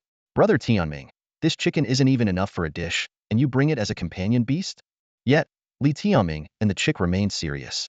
The chick's eyes turned blood-red at a visible speed. Dare to underestimate me? I'll make you twitch and foam at the mouth, it roared internally. In the next moment, the chick transformed into a streak of yellow light, charging at Li Zifeng, who was still laughing. By the time he sensed danger, it was too late. Bang! Li Zifeng was hit hard, sent flying, and landed heavily on the ground. To make matters worse, a charred patch appeared on his chest, with flesh and blood exposed at the center. Your meat is too sour to eat. The chick suddenly appeared on Li Tianming's head, holding a small piece of meat, clearly torn from Li Zifeng, in its beak. The crowd fell into silence once more, with many people's smiles frozen on their faces. You're courting death. Li Zifeng grimaced in pain, seething with rage. Zifeng, you've lost all decorum, arrogant and ruthless. If no one else will teach you a lesson, I will. Li Tianming stated calmly. Don't make me laugh. What do you think you are? Relying on this first-rank companion beast with only a single star point in its eyes. Li Zifeng exchanged a glance with his purple-eyed Choming bird, once again advancing menacingly toward Li Tianming. At this moment, Li Tianming was communicating with the chick telepathically. Even if our eternal Inferno Beast Yuan is stronger than Li Zifeng's, a three-realm gap cannot be bridged by the nature of the Beast Yuan alone. His Beast Yuan is far more abundant than mine, but unfortunately for him, being fire attribute, he can't defeat me. Li Tianming's fire immunity was the reason he dared to challenge Li Zifeng, who was 3 levels above him. Enough talking, let's do this. The little yellow chick exclaimed excitedly, as if fueled by adrenaline. Known for its combative nature, it relished unknown battles with opponents much larger than itself, and the purple-eyed Choming bird was just its type. Hey, you lousy bird, come fight me and feel your grandpa's warmth. The chick's taunt drew laughter from the crowd. They were amazed that this little chick could speak like a parrot, unlike other companion beasts that could only communicate telepathically with their beast masters. Although the purple-eyed Choming bird couldn't speak, it understood the chick's provocation. It immediately became enraged and, without waiting for Li Zifeng's command, spread its massive wings and charged at the yellow chick. Come at me, the little yellow chick shouted fearlessly, leaping into the air. As the Choming bird pursued the chick, Li Tianming's focus was solely on Li Zifeng. Watch closely. No sooner had Li Tianming spoken than his figure blurred into motion. His legs moved with astonishing speed, executing a high-grade beast-level combat technique known as the ghostly shadow step. This was one of the most advanced footwork techniques among beast-level skills, which Li Tianming had painstakingly practiced for over 6 months. A ghostly shadow flashed by like a nightmare. Just as Li Zifeng felt a chill run down his spine, Li Tianming suddenly appeared before him. Dragon Elephant Heavy Fist. Li Tianming shouted, unleashing his signature punch. This high-grade beast-level technique was originally tailored for his former gold-attributed four-winged golden rock, combining speed and power. The punch landed with the force of a dragon and elephant, its high-frequency vibrations capable of shattering an opponent's internal organs. Though Li Tianming had lost the power of the dragon and elephant, he had gained the even more formidable power of the Primordial Chaos Beast. Crucially, this punch was delivered with his gloved dark arm, its shock force even more ferocious than before. An unparalleled speed coupled with an overpowering punch aimed straight at Li Zifeng's face. Sensing the ferocity of the punch, Li Zifeng quickly composed himself and countered with his high-grade beast-level technique, the Flaming Cloud Palm. The palm shadows enveloped in fiery clouds served both as defense and as a means to confound and subdue his opponent. The clouds concealed a palm's might, capable of shaking mountains and rivers upon eruption. A futile struggle, like a dying dog. What a joke. Li Zifeng remained fearless, confident in his deep reservoir of beast energy. Boom. As fist met palm, a dull thud was followed by a sharp crack and then a wretched scream. The crowd watched in shock as Li Zifeng was sent flying. Thud. Li Zifeng's head hit the ground with a heavy thump. Dazed and bleeding from the nose, he struggled to comprehend his situation. Worse still, one of his arms was nearly twisted, his fingers bloodied and mangled, causing him to grimace in pain. Li Tianming. Li Zifeng managed to lift his head, surrounded by a stunned silence. He suddenly realized how pathetic he looked. This astonishing scene was like a hammer blow, sending shockwaves throughout the entire City Lord's mansion. In the wind-listening pavilion, the previously seated crowd suddenly rose in an uproar, their eyes wide with disbelief as they stared at the wind-listening platform. The astonishing performance by Li Tianming left everyone utterly shocked. How is this possible? Someone whispered in disbelief. Wasn't it said that Li Tianming's beast energy was almost completely depleted? After 3 years, any beast master should have been rendered useless. But Zifeng is at the 7th level of the beast vein realm. Another person chimed in. Could it be that Li Tianming used some underhanded means? Madame Mo's face was dark, her brows furrowed.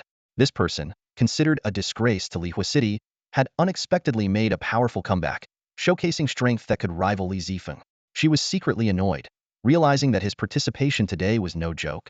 Madame Huang merely smirked, having previously witnessed Li Tianming's explosive power. Li Xuejiao was equally stunned. She had intended to use her brother to teach Li Tianming a lesson, but now it was unclear who was teaching whom.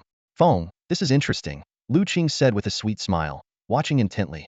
He probably recovered long ago and has been quietly enduring. Li Yanfeng's pupils contracted slightly, but he quickly analyzed calmly. He must have found a new companion beast to stop the beast energy loss.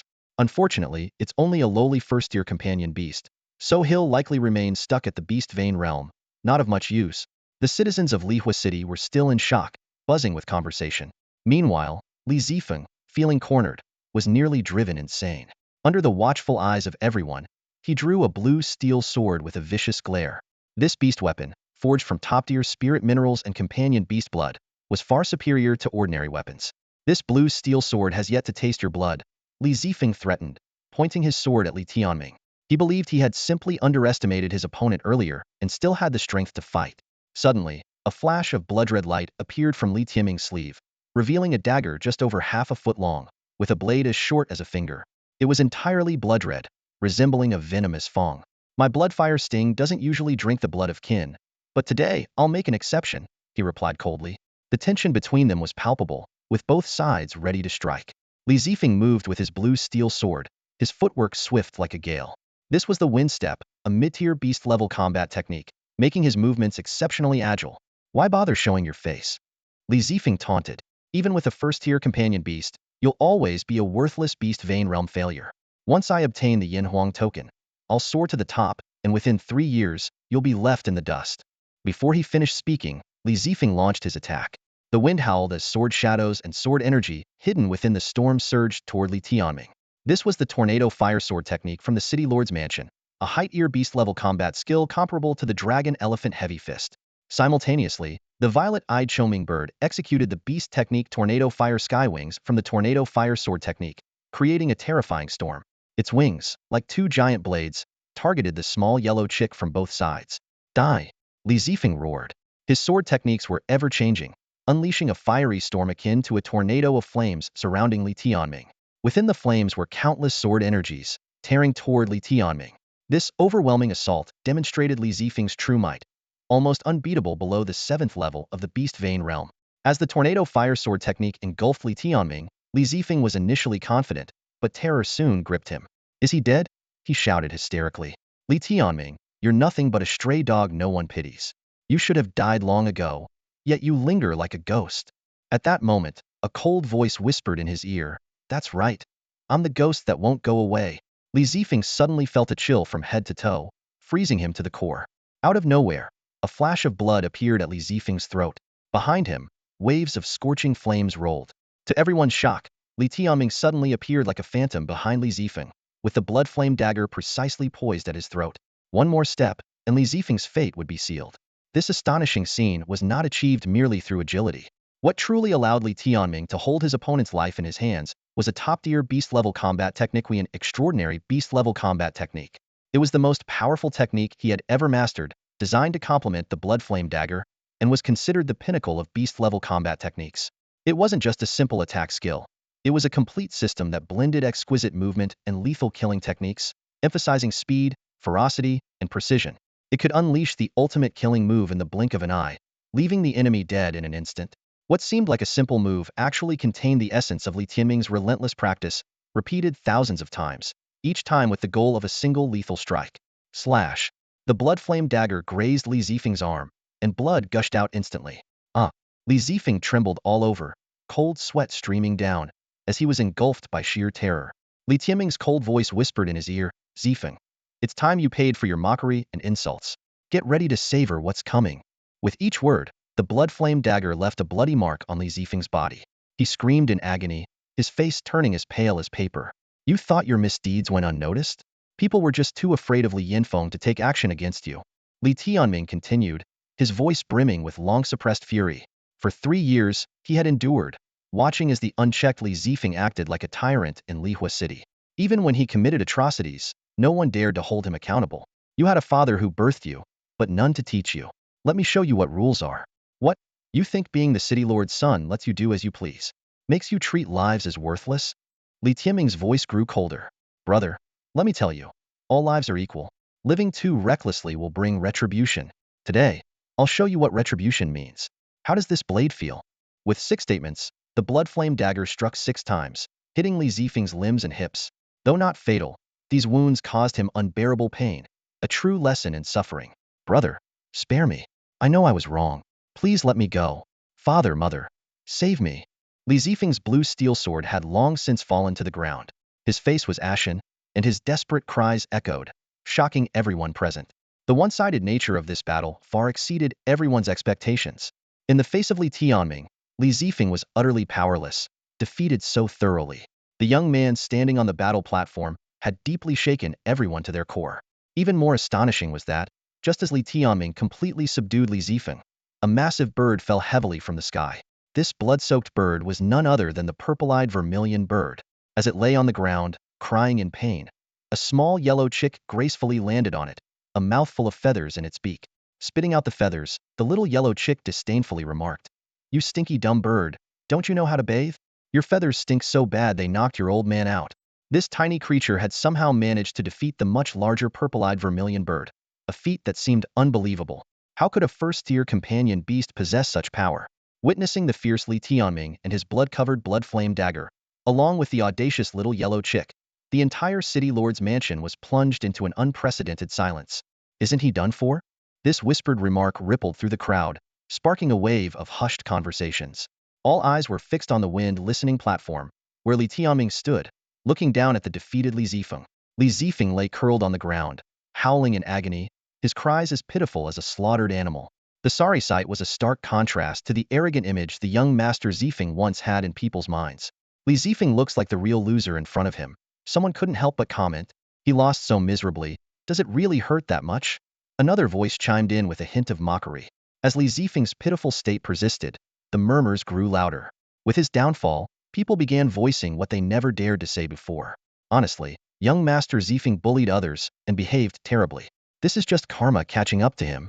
The past 3 years of Li Zifeng's misdeeds were laid bare, and his reputation crumbled instantly. However, everyone's attention soon shifted to another focal point: the reaction of the city lord, Li Yinfeng.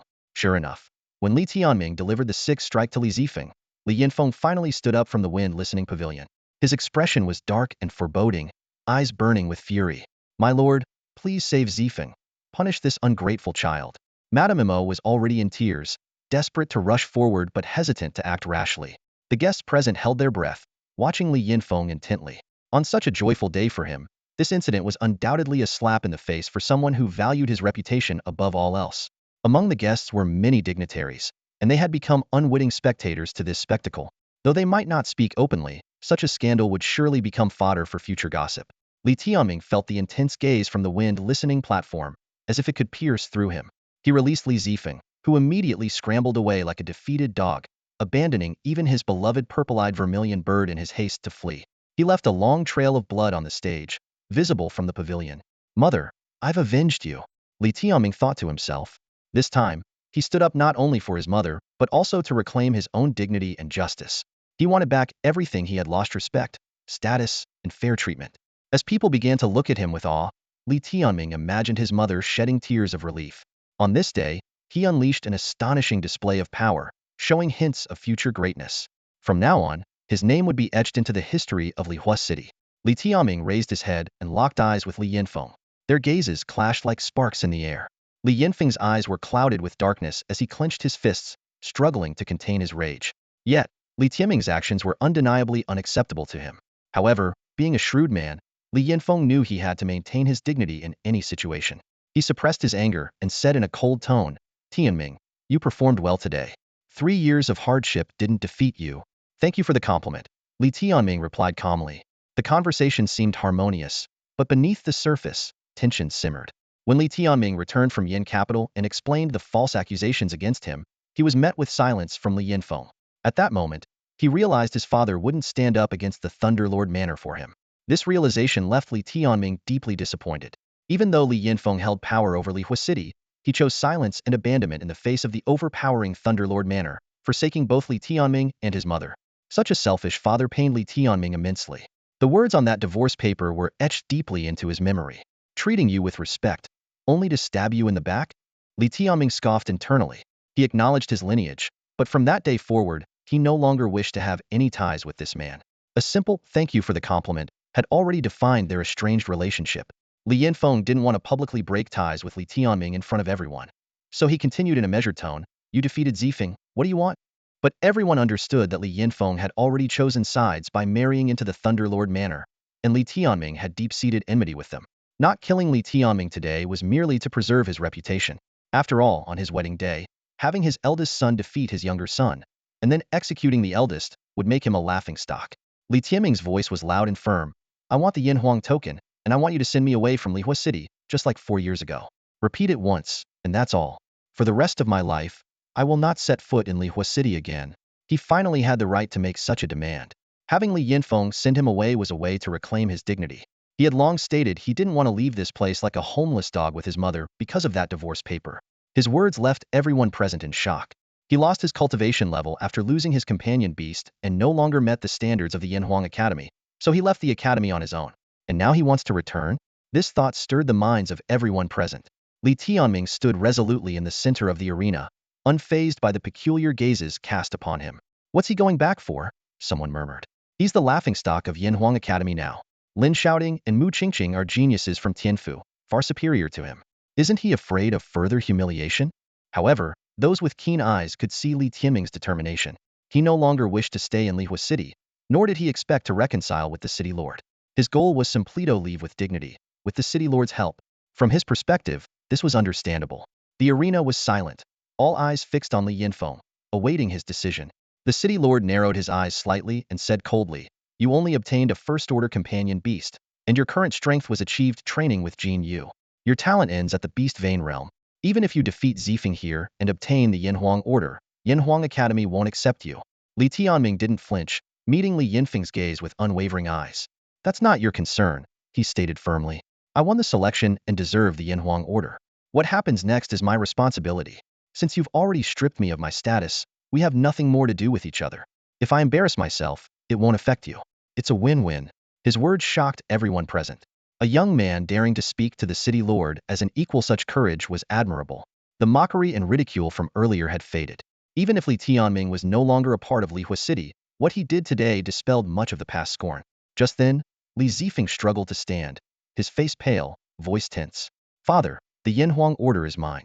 You can't give it to him." Madame Imo took the opportunity to whisper into Li Yinfeng's ear, "Master, since things have come to this, why not ignore the gossip and just get rid of him?" Li Yinfeng shot her a cold glance and uttered a single word, "Leave." That look was enough to send Madame Imo scurrying to the corner. This scene made it clear to everyone that Li Tianming's actions and demands today were like slaps in the face to Li Yinfeng. Under the scrutiny of the crowd, it seemed Li Yinfeng had no choice but to comply with Li Tianming's demands. Li Tianming narrowed his eyes, voice clear and firm. "City Lord, give me the Yanhuang Order and escort us out of the city." This was his strongest response to the letter of dismissal, and everyone who knew the truth understood what Li Tianming wanted. "Hand over the Yanhuang Order. Escort us out of the city," he repeated, each word like a hammer striking the hearts of those present. His bold defiance gave an impression of unparalleled bravery. As he spoke, images of his mother flashed through his mind. She had once entered Lihua City in glory, and now she might be pacing anxiously in the courtyard, waiting for the outcome. Her hands likely clutched the armrest tightly, and though she said nothing, how could she willingly leave Lihua City like this? Recalling how she once shone brightly in her youth, Li Tianming's anger intensified. All those promises turned to dust when she fell ill. Li Yinfeng married multiple wives to strengthen his family, breaking his vow of fidelity. No matter how powerful he was, could he still be called a man? All he pursued was reputation, prestige, power, and strength. "City Lord, escort us out of the city," Li Tianming demanded one last time, his burning gaze like daggers aimed at Li Yinfeng. This was an unprecedented clash of wills.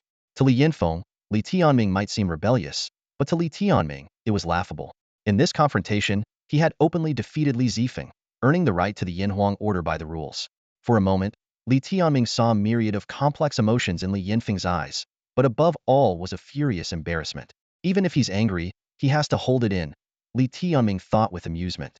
Seeing Li Yinfeng's expression, as if he'd swallowed a fly, filled him with satisfaction.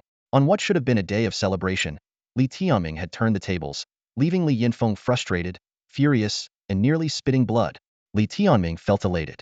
He wanted to see Li Yinfeng disgraced, trembling with rage, yet unable to do anything about it. "City Lord, remember, you have no right to dismiss my mother. We leave Lihua City today because you don't deserve her." Li Tianming's gaze burned into Li Yinfeng. "Don't just stand there. Give me the Yanhuang Order." The crowd began to murmur. The city lord is so embarrassed. Only Li Yinfeng knew just how humiliated he felt. At that moment, a woman elegantly approached Li Yinfeng and gently took his arm. It was Lu Qing. She smiled tenderly at Li Tianming, her eyes like blooming peach blossoms. "Tianming, young people shouldn't be so hasty," Lu Qing said softly, her voice beautiful yet not vulgar. She wasn't the kind of gaudy woman, but one with a refined allure. Li Tianming had no interest in this woman who had taken his mother's place. Coming from the thunder-respected mansion, he couldn't possibly like her. "What do you mean, madam?" he asked coldly. Lu Qing smiled and replied, "I mean, The Yinhuang Academy selection isn't over yet. There's still a young talent from Lihua City who hasn't taken the stage. Her words plunged the crowd into confusion, including Li Tianming. How could there be someone else? Could it be Lu Qing herself? That was impossible. She was well over 20 years old, and at least at the spirit source realm. So who could it be? As soon as Lu Qing finished speaking, the entire Tingfeng Tower fell into a confused silence. Li Tianming frowned in thought, while the guests around exchanged puzzled glances. Even Madame Imo and Li Zifeng looked bewildered. They were well acquainted with the list of competitors from Lihua City, knowing each one's background thoroughly. Yet, none of them had heard of any additional participants for the Yinhuang Academy's final selection. Li Yinfeng turned to look at Li Tianming, his gaze growing colder. However, when he turned back, his face immediately softened into a loving smile, his eyes filled with appreciation. He focused his gaze on a young boy, around 15 or 16, seated among the guests and said, "Qianyang, though you've come from afar, ever since you married my sister, you've been one of us here in Lihua City." These words immediately made the young boy the center of attention. Li Yinfeng continued, "Our young people in Lihua City are often like frogs at the bottom of a well, unaware of the vastness of the world. Though you are young, you hold a higher seniority. Why not show them what you've got and open their eyes?" Lu Qing gently tugged on Li Yinfeng's arm, urging, "Qianyang, go ahead." It suddenly dawned on everyone the boy named Lu Qianyang was actually Lu Qing's younger brother from Leizuan Mansion. The room buzzed with speculation. Was the city lord planning for his wife's brother to compete for the Yinhuang token? Was this a spuro-fement decision or a long-laid plan? Many quietly speculated that this arrangement hardly seemed impromptu. Could it be that Li Yinfeng never intended to give the Yinhuang token to his second son, Li Zifeng, in the first place? No wonder he announced the heir but took no further action. The token was ready to be handed to his new wife's brother? This astonishing guess left the room in a dead silence, all eyes fixed on the youth from Leizuan Mansion. As Lu Qianyang stood and stepped into the center of attention, the guests were collectively taken aback. Compared to the talents of Lihua City, this young man was truly exceptional. He appeared even younger than Li Zifeng, with fair skin and striking, handsome features that bore some resemblance to Lu Qing. Most captivating were his eyes, which sparkled like gemstones. More importantly, he exuded an air of nobility, a demeanor that only a colossal entity like Leizuan Mansion could cultivate. In contrast, the brash and loud Li Zifeng seemed to fade into the background.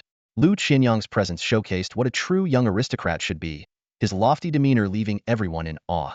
Lu Qing gently adjusted her brother's collar and softly said, "Qianyang, if you want the Yinhuang token, you'll have to earn it yourself." "All right, sister." "Thank you, brother-in-law." The young man replied graciously, his manners impeccable. But to mistake his politeness for weakness would be a grave error. Lu Qianyang's sudden appearance made everyone realize the gravity of the situation. Li Tianming finally understood that his focus on competing with Li Zifeng had caused him to overlook Li Yinfeng's possible alternative plans. The way Li Yinfeng looked at Lu Qianyang with admiration and affection suggested that this decision had been made long ago, and he had never shown such favor to either of his own sons. Li Tianming couldn't help but feel he had underestimated Li Yinfeng's shamelessness. What unnerved him more was that, gazing at Lu Qianyang's almost feminine beauty, he felt a sense of déjà vu. He racked his brain and finally recalled a scene from 3 years ago at Leizuan Mansion. There had been a young follower, around 11 or 12, beside the prodigious talent Lin shouting. As Li Tianming was lost in his memories, Lu Qianyang had already leaped down from Tingfeng Tower, landing gracefully on the Tingfeng platform. His gem-like eyes met Li Tianming's as he said, "Li Tianming, 3 years ago, when Brother Shouting executed your companion beast, I was there." This statement hit Li Tianming like a hammer to the heart. He remembered every face from Leizuan Mansion present during that desperate moment, including Lu Qianyang, who was then just a child. Lu Qianyang continued, "The Yinhuang token should have been yours, but unfortunately, obtaining it in the competitive environment of Yindu is too challenging. So, I've chosen to take a shortcut by entering the Yinhuang Academy as a member of Lihua City. His current brother-in-law is the Lord of Lihua City, so naturally, he can easily obtain the Yinhuang order. This inadvertently implies that Li Zifeng's performance today is nothing but a joke. At most, he can secure the position of heir, but as for the Yinhuang order, it's out of the question. Lu Qianyang, a prodigy from the Thunder Sovereign House, is like an insurmountable mountain for Li Zifeng." A sly smile curled at the corner of his mouth, and his eyes gleamed with a teasing light as he spoke to Li Tianming. "You seem to have a bit of a comeback spirit today, and your performance was decent. But unfortunately, it's just a fleeting glimmer. Brother Shouting didn't kill you because he wanted to watch you struggle with hope, only to see it crushed. That's more entertaining, isn't it?" Li Tianming squinted his eyes, his voice tinged with self-mockery. "It is quite amusing. I enjoy playing this game of defying fate, only for you to pop my bubble in the end. Feels great, right?" Lu Qianyang scoffed. "Your self-deprecating spirit is commendable. I won't waste time then. Let me show you how much I've improved these 3 years. Before he finished speaking, Lu Qianyang summoned his companion beast. In Lihua City, where birds are revered, a lightning-wrapped leopard suddenly appeared. It was a massive and agile leopard with sharp claws and fangs gleaming coldly, its body surging with electricity. The fierce and overwhelming aura instantly subdued everyone present. That's a fifth-stage companion beast, a lightning leopard. A thunder-type beast, someone exclaimed. The lightning leopard's destructive power surpassed that of Li Tianming's former four-winged golden roc. With a confident smile, Lu Qianyang declared, I'm 15 and already at the 9th level of the beast vein realm, just a step away from the spirit source realm. This isn't just the gap between you and me. It's the gap between Yin Capital's Thunder Sovereign House and Lihua City. Do you want me to deliver you a crushing defeat today? Li Tianming remained silent, sensing the other's formidable aura. With a disparity between the 4th and 9th levels of the beast vein realm, such a gap couldn't be bridged by bravery alone. It would be foolish to try. Not speaking? Then let's see. Lu Qianyang launched a palm strike, and the sky seemed to change color. This strike contained the beast energy of the 9th level of the beast vein realm, accompanied by thunder and lightning. A fierce storm erupted on the wind-listening platform, an oppressive force that was suffocating. Under the pressure of this powerful blow, Li Tianming was forced off the platform. The violent gusts swept over him, pushing him back 30 steps before he could barely stand. The gap was immense. Though a fiery determination burned within him, Li Tianming remained rational. 3 years of patience and hardship had taught him the true art of hunting. A great hunter never confronts a beast at its strongest but waits for the perfect moment to strike a lethal blow. Today's outcome couldn't be changed, and his ultimate goal remained out of reach. Yet, for Li Tianming, he had at least proven himself, taught Li Zifeng a lesson, and embarrassed Li Yinfeng at a moment that left him furious and resentful. He would no longer be seen as a disposable failure. Sitting atop the lightning leopard, Lu Qianyang looked down at Li Tianming with a cold gaze and said, You're still quite useless. Your beast energy barely holds at the 6th level of the beast vein realm. With a first-stage companion beast, this is your life's limit. Li Tianming, if this is all you amount to, you're not worthy to be my opponent. I'm not interested in fighting you. Just leave. Seeing Li Tianming so suppressed by Lu Qianyang, the crowd could only shake their heads helplessly. The gap between Lihua City and the Thunder Sovereign House was too vast, something neither Li Tianming nor Li Zifeng could bridge. Lu Qianyang, younger than Li Zifeng, was 2 levels higher. Surprisingly, Li Tianming didn't show any signs of discouragement. He calmly said, I'll leave, but I want to ask you a question. No one noticed the restrained ferocity and coldness in his gaze as he looked at Lu Qianyang. He would never forget the oppression of that strike. Go ahead and ask, Lu Qianyang replied. His lightning leopard, growing impatient, let out a low, resonant growl that shook the soul. When are you leaving Lihua City? Li Tianming raised his head, disdain flickering in his eyes. If even Li Yinfeng couldn't intimidate him, what chance did Lu Qianyang have? Lu Qianyang pondered for a moment. In about a month, his sister was getting married, and he had obtained the Yinhuang order, but it seemed unnecessary to stay much longer. For Li Tianming, this time frame was sufficient. Very well, Li Tianming sneered. In a month, right here, I'll smash your face in. If you lose, hand over the Yinhuang order. Do you dare? This declaration left the onlookers stunned. Li Tianming had already admitted defeat, and his opponent was exceptionally talented, bound to be even stronger in a month. Li Tianming, with only a first-level companion beast to his name, had no right to make such arrogant claims, as if he could make a miraculous leap in just a month. Lu Qianyang laughed derisively. What do you have to wager against me? What do you possess? Just my life, Li Tianming replied without hesitation. Fine, I accept. Lu Qianyang's eyes glinted with malice. You're an ungrateful wretch. My brother-in-law raised you, taught you cultivation, helped you grow, yet you stray from the right path. Even after my brother's punishment, you remain unrepentant. On my brother-in-law's wedding day, you caused trouble, truly a thankless brat. If you're so eager to die, I'll help my brother-in-law by ridding him of you, the rebellious child, and restoring peace to his life. Lu Qianyang's impassioned words, sharp and resolute, showcased a maturity beyond his years, earning the approval of Lihua City's elite.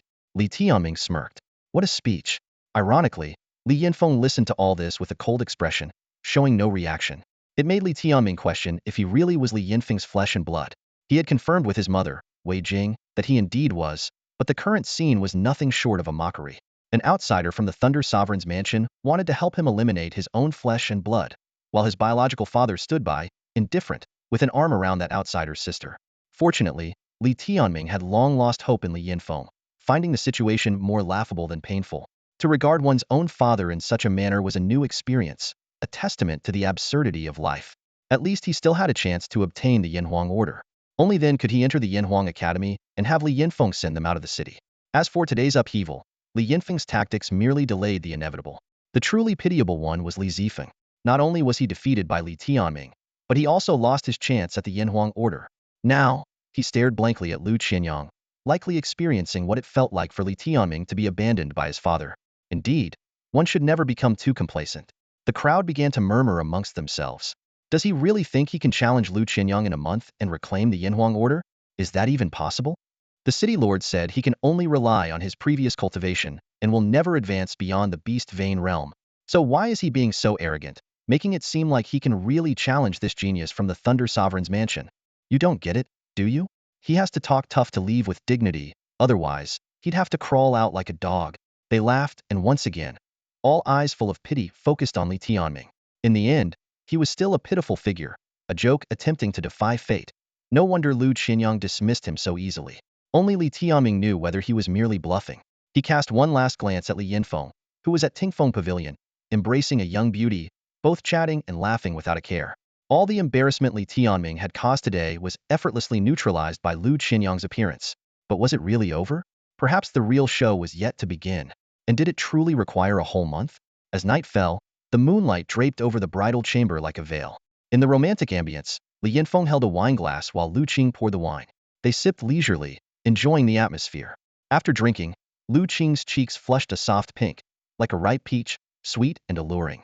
Yet, Li Yinfeng remained upright and proper, as if embodying the tale of sitting with a beautiful woman without losing composure. Brother Feng, Lu Qing poured another glass, her slender fingers holding the intricately designed goblet. I'm counting on you to help my brother Qianyang with the competition for the divine source at Fireling Mountain. She brought the glass to her lips and drank it in one go. In the flickering candlelight, her long, white neck appeared especially captivating. Li Yinfeng replied confidently, "Don't worry, Fireling Mountain is my domain. Any divine source born there won't escape my grasp." "Feng, I'm still a bit uneasy," sighed Lu Qing, her eyes flickering with worry. She took a sip of her drink and continued, "The competition is fierce, and the divine source is incredibly precious.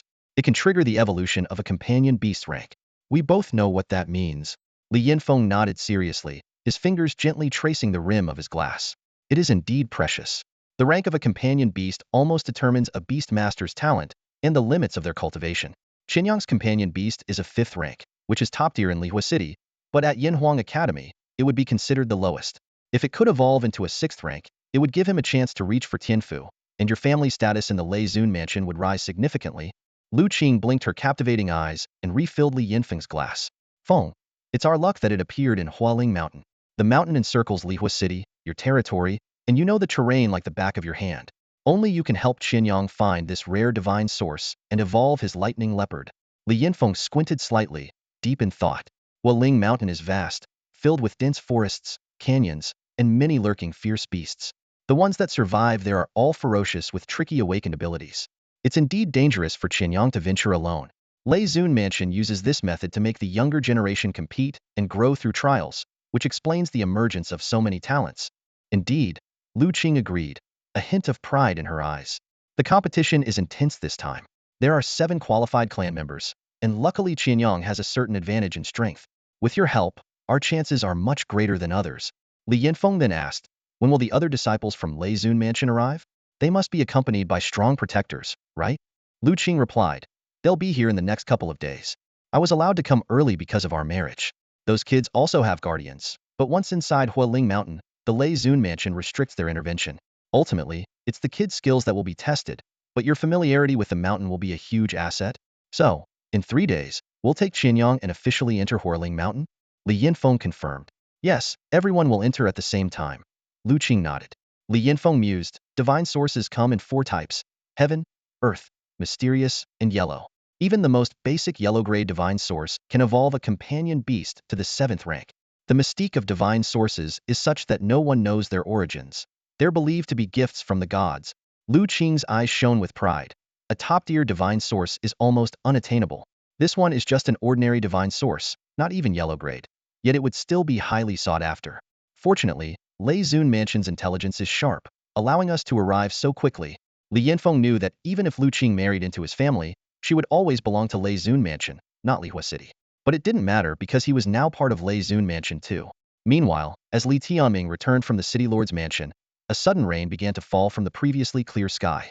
Upon entering the courtyard, the sight of the deep green plants in the rain reminded him of the verse, "Rain drizzles, the old hometown's grass grows deep." He was worried his mother might be waiting in the rain, but when he went inside, he found her sleeping peacefully. What a relaxed mindset, he thought with a wry smile, as he fought for dignity outside. She was contentedly asleep. Li Tianming sat by her bedside, waiting until nightfall when she finally awoke. Seeing her son unharmed, she smiled sheepishly and asked, "Where's the Yinhuang token? Isn't it time to leave?" Li Tianming felt a bit frustrated, sensing his mother had too much confidence in him.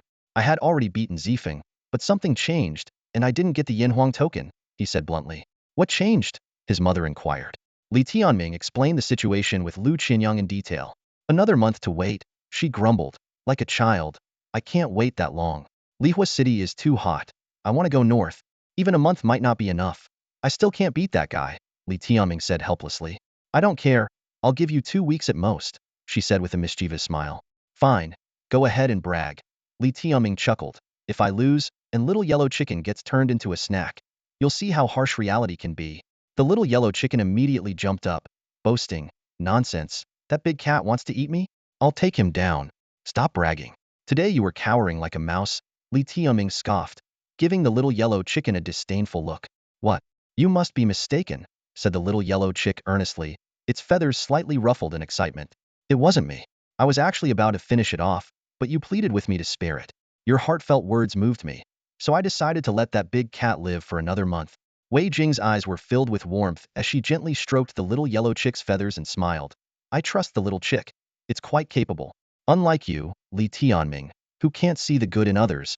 The little yellow chick proudly hopped into Wei Jing's arms, casting a defiant look at Li Tianming. He couldn't help but laugh at its audacity, feeling both amused and helpless. "Get lost, you. This is my mother, not yours.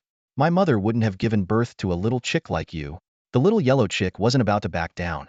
Flapping its wings boastfully, it retorted, "Nonsense.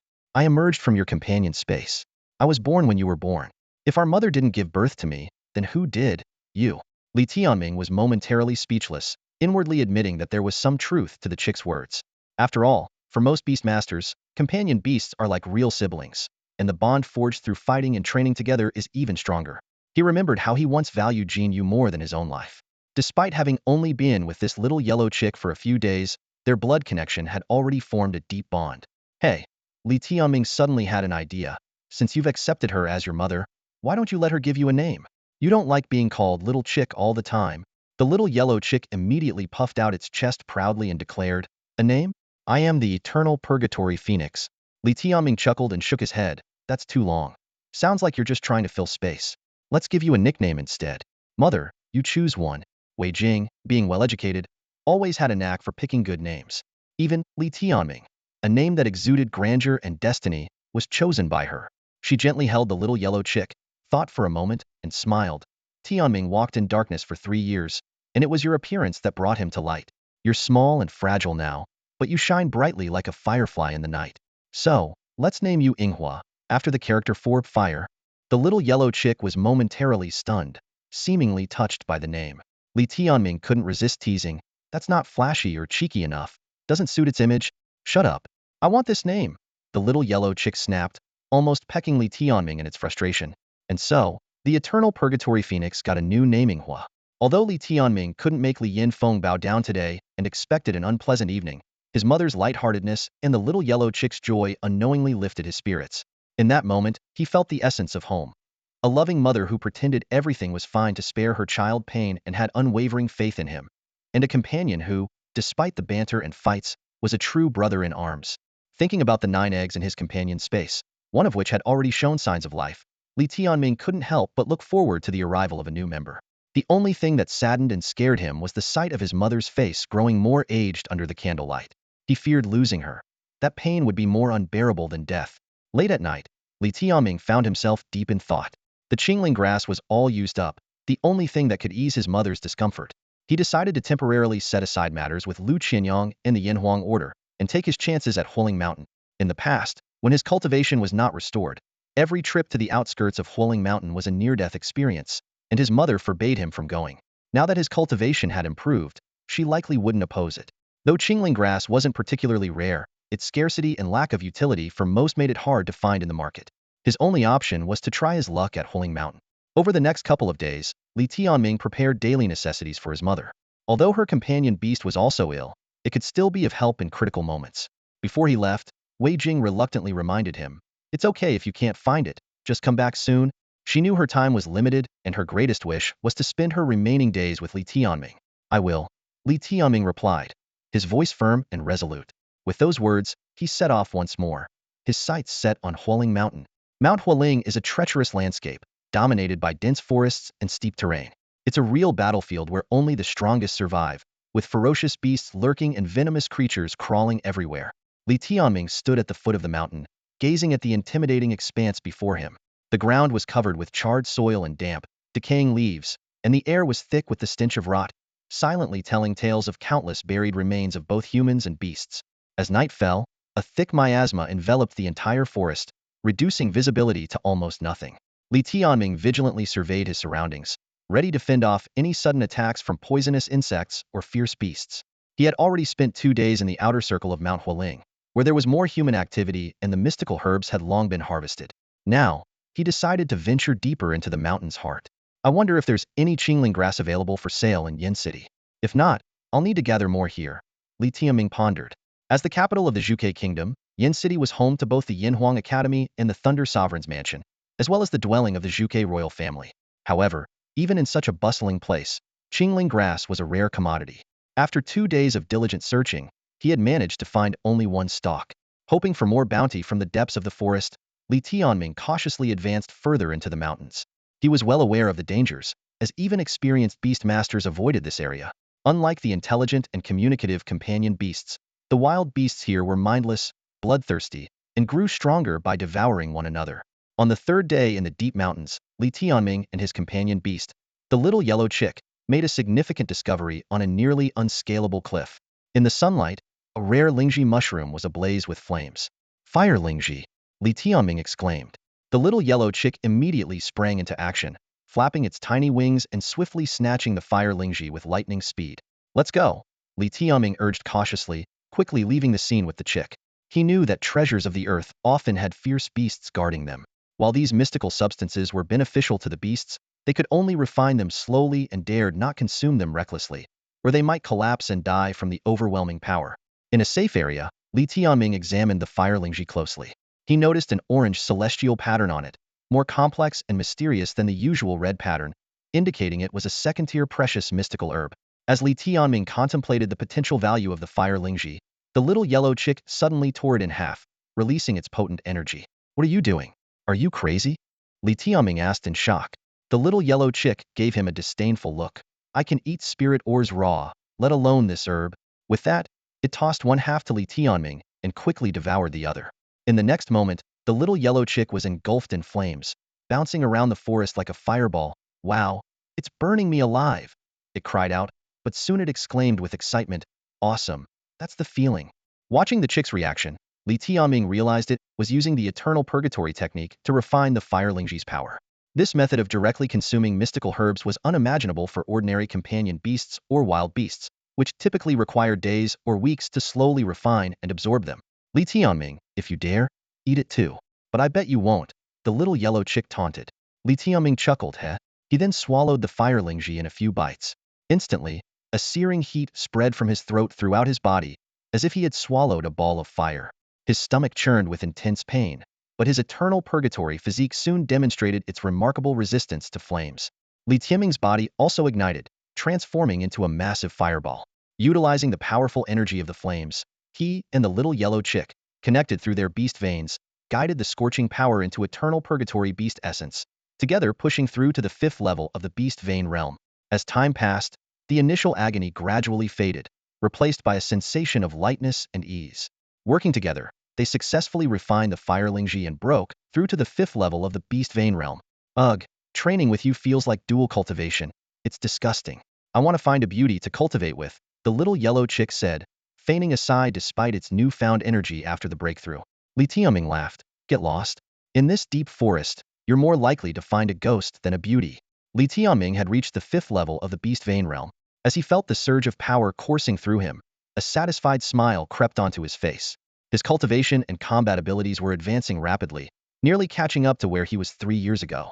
This astonishing progress was undoubtedly the greatest gift brought by the Primordial Chaos Beast. Reflecting on his current state and strength, Li Tianming thought that even without immunity to fire, defeating Li Zifeng might not be too difficult now. However, his thoughts quickly shifted to Lu Qianyang, who was at the 9th level of the Beast Vein realm. His eyes sharpened as the image of that young man flashed through his mind. Li Tianming squinted, silently challenging himself. "Let's go," he murmured, as he ventured deeper into the Fire Linger Mountains with the little yellow chick by his side. The recently refined fire Lingji sent a warm current flowing through his body, bolstering his confidence. Carefully, Li Tianming removed the glove from his left hand, revealing the third eye on his dark arm. To his surprise, this eye's vision was even clearer than the pair on his head. "Stop staring at me. That makes my skin crawl." The little yellow chick shuddered uneasily. Chicken shit, Li Tianming couldn't resist a jab, finding a rare opportunity to turn the tables on the usually sharp-tongued creature. Just as the chick was about to retort, a deafening crash echoed from ahead, as if a giant tree had been violently toppled. The ground trembled slightly, accompanied by the low growls of a beast. "It's a fierce beast," Li Tianming said gravely, distinguishing this primal, mindless roar from that of a companion beast. As he pondered whether to hide, the scene before him left him thunderstruck, frozen in place with his mind blank. "A ghost?" exclaimed the chick perched on Li Tianming's head, its eyes wide with shock. Indeed, a fierce beast had appeared, but before it was a fleeing figure. It was no ghost, but a true celestial beauty. Even though Li Tianming had seen countless beauties at the Yinhuang Academy, including the stunning Mu Qingqing and the collection of exquisite women in the capital of the Vermilion Bird Kingdom, nothing compared to the vision before him. The likes of Lu Qing, who recently married Li Yinfeng, were enough to make many men lose themselves. Yet, the figure running towards him now seemed to stop time itself. This young woman seemed enveloped in a misty white aura. Her long, lustrous black hair framed a delicate oval face with features as if carved by an artist. Her bright eyes shone like the most brilliant stars in the night sky. She wore a light blue dress, her slender waist appearing impossibly fragile, yet exuding an indescribable allure. Her skin was as white and smooth as the finest jade, emitting a gentle glow, as if a mere touch could break it. The most unforgettable aspect was how her skin shimmered like gems and pearls, creating a radiant mist around her. She appeared as a celestial being descended to earth, untouched by the mortal world. Her presence seemed to purify the dark and menacing Fire Linger Mountains, making all the bloodshed and violence, including the pursuing beast, fade away. Li Tianming couldn't comprehend why a person's skin would glow with such exquisite radiance. The ethereal and serene aura of this girl stirred something indescribable within him, as if they shared a destiny that had brought them together unexpectedly. At that moment, Li Tianming realized there existed a beauty so profound it could captivate all beings. "I declare, I've found love," the little yellow chick gawked, a sly grin spreading across its face. This beauty clearly transcended species. "Stop fooling around. Let's save her." Li Tianming snapped back to reality, decisively commanding. Li Tianming watched as the fairy-like girl was about to perish. With lightning speed, he dashed towards her.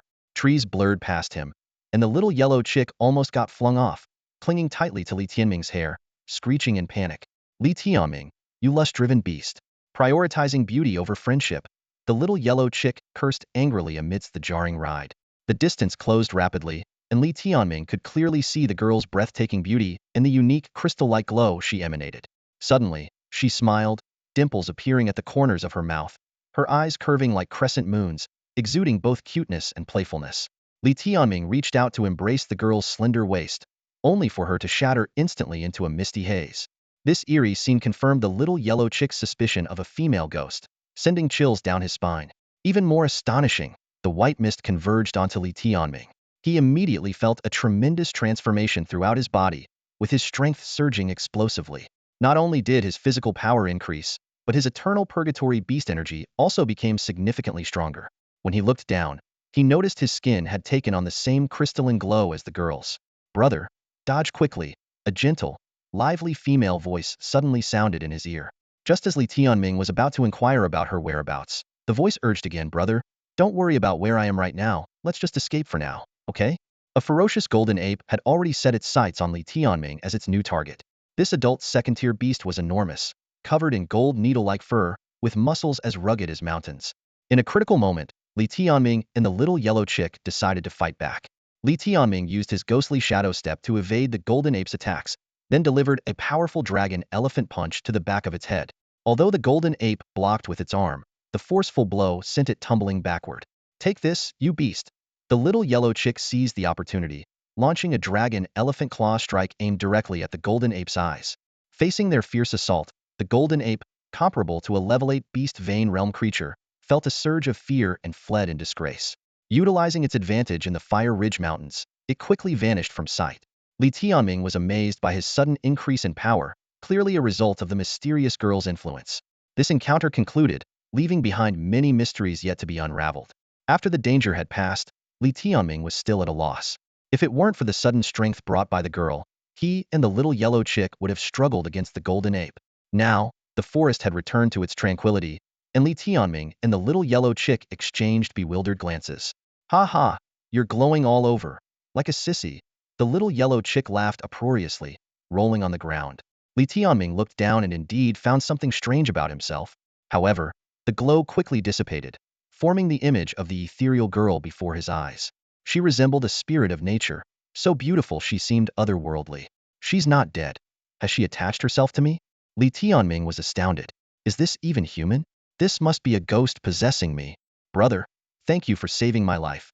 The girl said with a sweet smile, dimples appearing, her eyes crescent-shaped, charming and lovely. Li Tianming was tongue-tied, while the little yellow chick took the opportunity to jump onto his shoulder, saying seriously, beautiful maiden, don't mind him. He's a scoundrel. I'm Minghua, his guardian. So cute, the girl said, reaching out to gently stroke the little yellow chick's head, her eyes sparkling. Beautiful maiden, don't do that. I'm not a pet, nor am I easy. The little yellow chick grumbled. Sorry, the girl apologized, handing the little yellow chick back to Li Tianming, and then asked expectantly, brother, can you give it to me? Sure, take it. Just remember to gather some mushrooms to stew it with. It'll be tender and delicious, Li Tianming said mischievously, grabbing the little yellow chick, internally cursing it for trying to flirt in his presence. The girl was amused, her smile as radiant as a flower. Her pure and simple demeanor reminded Li Tianming of a girl he once knew, though she had changed after facing much competition at the Yanhuang Academy. Brother, you're so funny. I know it's your companion beast. I was just kidding, the girl said playfully. My name is Jiang Failing. What should I call you, brother? His name is Li Tianming, a name as awful as his personality, juvenile and brainless. The little yellow chick interjected. Brother Tianming, Jiang Failing laughed again, her infectious smile instantly lifting Li Tianming's spirits, enveloping him in a sweet sensation. You're really pretty, Linger. The little yellow chick shamelessly chimed in. Thank you, Inghua brother. Jiang Failing responded sweetly. Linger, where's your companion beast? Li Tianming asked, forcing himself to adopt a familiar tone. Linger doesn't have a companion beast. I was born without one, she said casually, seemingly indifferent. Li Tianming was surprised to find no trace of beast energy on her, as if she were an ordinary person. None? Then just now? Li Tianming was puzzled. Brother, although Linger doesn't have a companion beast, I have some special abilities. It's Linger's secret, but because I feel particularly close to you, like we've met before, I trust you, she said innocently, gazing at Li Tianming. You feel that way too? Li Tianming's heart skipped a beat. He couldn't explain why, but the more he talked to her and breathed in her scent, the more comfortable and familiar he felt, as if they had known each other before. Yet he was certain he had never met her in this life. Do you feel it too? I find it so strange. Just now, my spirit attachment reached its full level for the first time in my memory. The highest before was with Qinger, who was born on the same day as me, and her spirit attachment only reached level 6. Jiang Failing explained softly. What is spirit attachment? Li Tianming asked curiously. It's the process of attaching my spirit to you, transforming my body into a spiritual form. This is my innate ability, which can enhance your combat abilities in all aspects. A perfect spirit attachment can enhance your capabilities by about one realm, Jiang Failing explained earnestly. Li Tianming was amazed. A girl born without a companion beast could attach her spirit to others and enhance their combat power. No wonder she trusted him so much and was so friendly. Brother, look at Linger's nails, she suddenly said, raising her hand, her 10 slender, snow-white fingers waving in front of Li Tianming. Li Tianming couldn't help but hold her hand, feeling its soft warmth, which was utterly enchanting. Brother, the girl's voice trembled slightly as she quickly withdrew her hand, her cheeks flushing with a delicate pink. The shy blush accentuated her youthful innocence, making her even more enchanting. Sorry about that. Li Tianming quickly apologized, a hint of regret in his voice. I really didn't mean to. You can just look at my nails. The girl kept her head down, avoiding eye contact with Li Tianming, but eventually extended her hand again. As Li Tianming focused on her hand, he was taken aback by what he saw. Her nails were unlike any he had ever seen. Out of her 10 fingers, 8 bore strange symbols, intricate and mysterious, resembling celestial patterns. Staring at them for too long was unsettling. However, 2 nails were free of symbols, clear and lustrous, like exquisite pearls. Li Tianming sensed that these 2 nails harbored some mysterious power. They say Linger will have 10 special abilities, but they were sealed at birth, Zhang Feiling explained with a touch of pride in her voice. Now 2 have awakened. One is the spirit attachment, and this is the spirit attachment nail. She pointed to the pinky on her left hand and continued. This other nail holds the power of a time field. I can create a time field to control the flow of time. Li Tianming felt as if he was dreaming, completely caught up in her words. Although Zhang Feiling wasn't a beastmaster, these 2 abilities alone made her one of the most extraordinary figures in the Vermilion Bird Kingdom. The mystery remained as to when the remaining 8 nails would be unsealed. Just then, a small yellow chick chimed in, Linger. Why don't you marry Li Tianming? With your 2 abilities, you could really support him. Isn't that a bit too forward? Zhang Feiling responded, bewildered. We just met, after all. Li Tianming, unable to take any more, stuffed the little yellow chick back into his companion's space. Ignore it. This guy has been malnourished since birth, so it's not right in the head. It's a bit of an idiot. The little yellow chick tried to protest, but was cut off as it was sent back into the space. Li Tianming, you're not even human. Just as Li Tianming was about to delve deeper into Zhang Feiling's identity and plan for future meetings, something unexpected happened.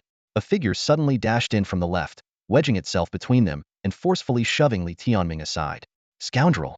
Who are you to behave so indecently towards Linger? The figure shouted, his voice brimming with hostility. The sudden appearance of the girl, with her clear yet fierce voice, immediately led Li Tianming to suspect she was the one Zhang Feiling had mentioned, Qinger. She was dressed in elegant pale blue, with a tall and supple figure, skin like jade, and features as if painted.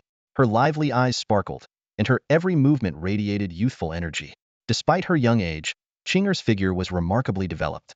The curves beneath her blue dress were exquisite, her waist slender and strong, exuding a wild charm. Her fullness in certain areas could even rival that of a beauty like Lu Qing. The 2 girls stood side by side, forming a stark contrast. Zhang Feiling resembled a fairy from a dream, untouched by the mortal world. Qinger, on the other hand, seemed like a princess of the mundane realm, with a mix of 7 parts arrogance, 2 parts cuteness, and 1 part allure. Zhang Feiling's skin glowed with an ethereal sheen, making her appear more otherworldly, yet Qinger's charming wildness had its own unique appeal. Li Tianming never expected to encounter such beauties in this remote wilderness. Even Qinger's look seemed to rival Mu Qingqing's, and her aura perhaps even surpassed it. He initially thought Qinger was just a maid, but it was clear she was much more than that. Qinger exuded a powerful presence, her demeanor conveying an intimidating aura. This was the majesty of a top-tier talent, someone who surely held a high position in Yin City. Qinger, don't scare him, he's not a bad person, Zhang Feiling quickly explained, grabbing Qinger's arm as she warily eyed Li Tianming. I was being chased by a fierce beast earlier, and he saved me. Is that so? Qinger relaxed slightly, eyeing Li Tianming with a still unfriendly tone. You look decent, but don't get any ideas about Linger, just move along. Good-looking but lacking manners, Li Tianming couldn't help but retort. What did you say? Qinger widened her eyes. Do you believe I'll slap you? When she got angry, a terrifying beastly aura emanated from her, clearly surpassing the beast vein realm. Reaching the spirit source realm at her age meant she was undoubtedly a significant figure in Yin City. Qinger, don't bully him. Zhang Feiling intervened hurriedly.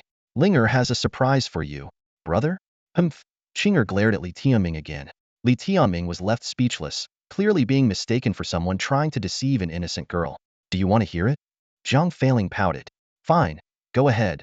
Qinger reluctantly agreed. I just attached my spirit to brother. Zhang Feiling blinked. Guess what level the attachment reached? Spirit attachment? Didn't I tell you not to attach to others casually? Qinger said with a headache. I had no choice with the beast chasing me. Just guess. With the kind of guys around here, at most level 2. No more. Qinger looked at Li Tianming disdainfully. Wrong, you won't believe it. But it reached the maximum level. See for yourself. Before the words were fully spoken, Zhang Feiling once again attached her spirit to Li Tianming. The sensation of a powerful surge coursed through him once more. What the? Qinger was stunned, a curse escaping her lips. She stared incredulously at the spirit-attached Li Tianming. See? Maximum level. No one has ever reached maximum level before. Zhang Feiling smiled, manifesting her body, looking at Li Tianming with satisfaction, her eyes forming crescents. And I feel like I knew brother Tianming from before. Qing'er snapped out of her shock, seeing their close relationship, her teeth gritted in frustration. She quickly pulled Jiang Failing to her side. Linger, you're too naive. Don't always trust sweet talk. While I wasn't around, this guy must have sweet-talked you. No, brother is very polite, Jiang Failing explained. You've been poisoned, Qing'er gritted her teeth. Let me tell you, no man is good. With your looks, of course, he'll flatter you. And even if the spirit attachment is maxed out, a boy from this remote area won't amount to anything in the future.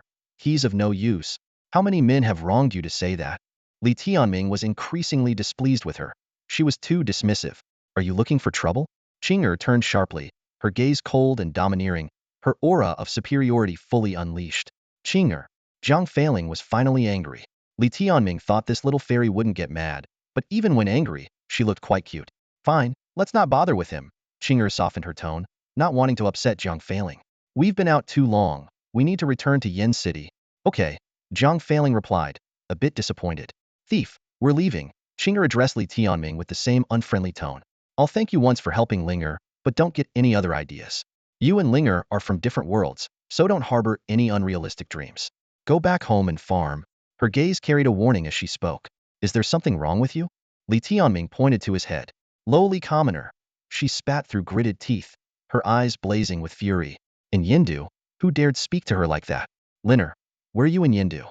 I'd like to visit you someday, Li Tianming asked gently, his eyes sparkling with curiosity. Qing'er quickly covered Jiang Failing's mouth to stop her from replying. She turned to Li Tianming, her tone dripping with disdain. Visit Yindu? With your humble origins, you'd better stay home and farm. Producing grain for the Vermilion Bird Kingdom is what you should be doing. Let's go. With that, Qing'er grabbed Jiang Failing's hand, and they vanished into the forest with such speed that Li Tianming was left stunned. He wanted to follow, but they were already out of sight. Li Tianming stood there, a slight smile playing on his lips. These girls are quite interesting, he mused. Although Qing'er looked down on him, it seemed more like she was protecting Jiang Failing. That angelic, pure girl indeed deserved to be shielded from harm. There will definitely be a chance to meet again, Li Tianming thought to himself. With Qing'er's abilities, she must be quite the character in Yindu. And Yindu was precisely his next destination. After the girls left, Li Tianming released his small yellow chick. As soon as it appeared, it started chattering. Li Tianming, did you hide me because you defiled those girls? You beast. Being your companion beast is the greatest shame of my life, Inghua. Shut up, would you? Am I that shameless? Li Tianming retorted. Yes, when you're shameless, you're not even human. The little yellow chick shot back mercilessly. Damn it, I'll strangle you. Li Tianming grabbed it, venting his frustration on the chick. Curse you to have kids without butts, the chick screeched. Curse you to remain a bachelor chicken for life, Li Tianming countered. Curse you to have your thing chopped into bits. Man and chick chased each other through the woods, bickering noisily but never halting their search for Qingling grass. So far, they'd only found one stalk and needed more. 3 days later, Li Tianming found himself deep within the heart of the Hualing Mountains. The surroundings were dense with ancient trees and thick underbrush, the ground covered in a damp layer of fallen leaves, potentially hiding venomous creatures and fierce beasts. While they hadn't found more Qingling grass, they had gathered plenty of other spiritual herbs. Every spiritual herb they found was guarded by fierce beasts and crawling with venomous insects. Li Tianming and the little yellow chick consumed these herbs, which absorbed the sun's rays and contained fiery spiritual energy, to accelerate their cultivation. In just 20 days, Li Tianming had achieved what would have taken years, reaching the 5th level of the Beast Vein realm. Although the companion beast of the Primordial Chaos Behemoth wasn't inherently powerful at birth, its talent and potential were extraordinary. Even so, the abilities of the eternal Inferno Phoenix had only been revealed to a minuscule degree. By evening, after crossing a mountain peak, Li Tianming arrived at a flat area. Amidst the wild grass, he spotted over a dozen Qingling grass plants. To Li Tianming, these were treasures more valuable than a bag of gems. With these, he could confidently take his mother to the Yanhuang Academy. Heaven rewards the diligent, Li Tianming thought excitedly. Mother will be so happy when I bring back so much Qingling grass. As they approached, a sudden flash of blue light forced Li Tianming and the little yellow chick to jump back, narrowly avoiding a deadly sting. Upon closer inspection, a massive black scorpion lay next to the Qingling grass, its size rivaling a large dining table. Its claws were like 2 giant iron hammers, and most striking was its raised blue tail, covered in thick blue armor and tipped with a toxic blue liquid. Li Tianming squinted, observing it carefully. The scorpion's gaze wasn't savage or cruel. It watched them with a cold indifference, almost like a human's eyes. It's not a fierce beast. It's a companion beast, Li Tianming realized. This is a fifth-order companion Biasta blue-tailed scorpion. He recalled the companion beast knowledge he had learned. The study of companion beast species and attributes is a vast field, a required subject for every beastmaster. Although Li Tianming had studied it from a young age, recognizing all companion beasts was still a daunting task due to the sheer variety that had appeared throughout history. Companion beasts are typically classified by species and attributes. Companion beasts can generally be categorized into four main types: birds, mammals, insects, and fish. Within these categories, there are countless subtypes. Additionally, there are some unique kinds of companion beasts, such as reptiles like turtles and crocodiles, amphibians like frogs and salamanders, mollusks like shells and squids, annelids like earthworms and leeches, and cnidarians like jellyfish and sea anemones. Though these companion beasts may seem small and weak, they possess astonishing potential. Some jellyfish and turtle-type companion beasts can reach the formidable 8th or 9th tier, with terrifying destructive power.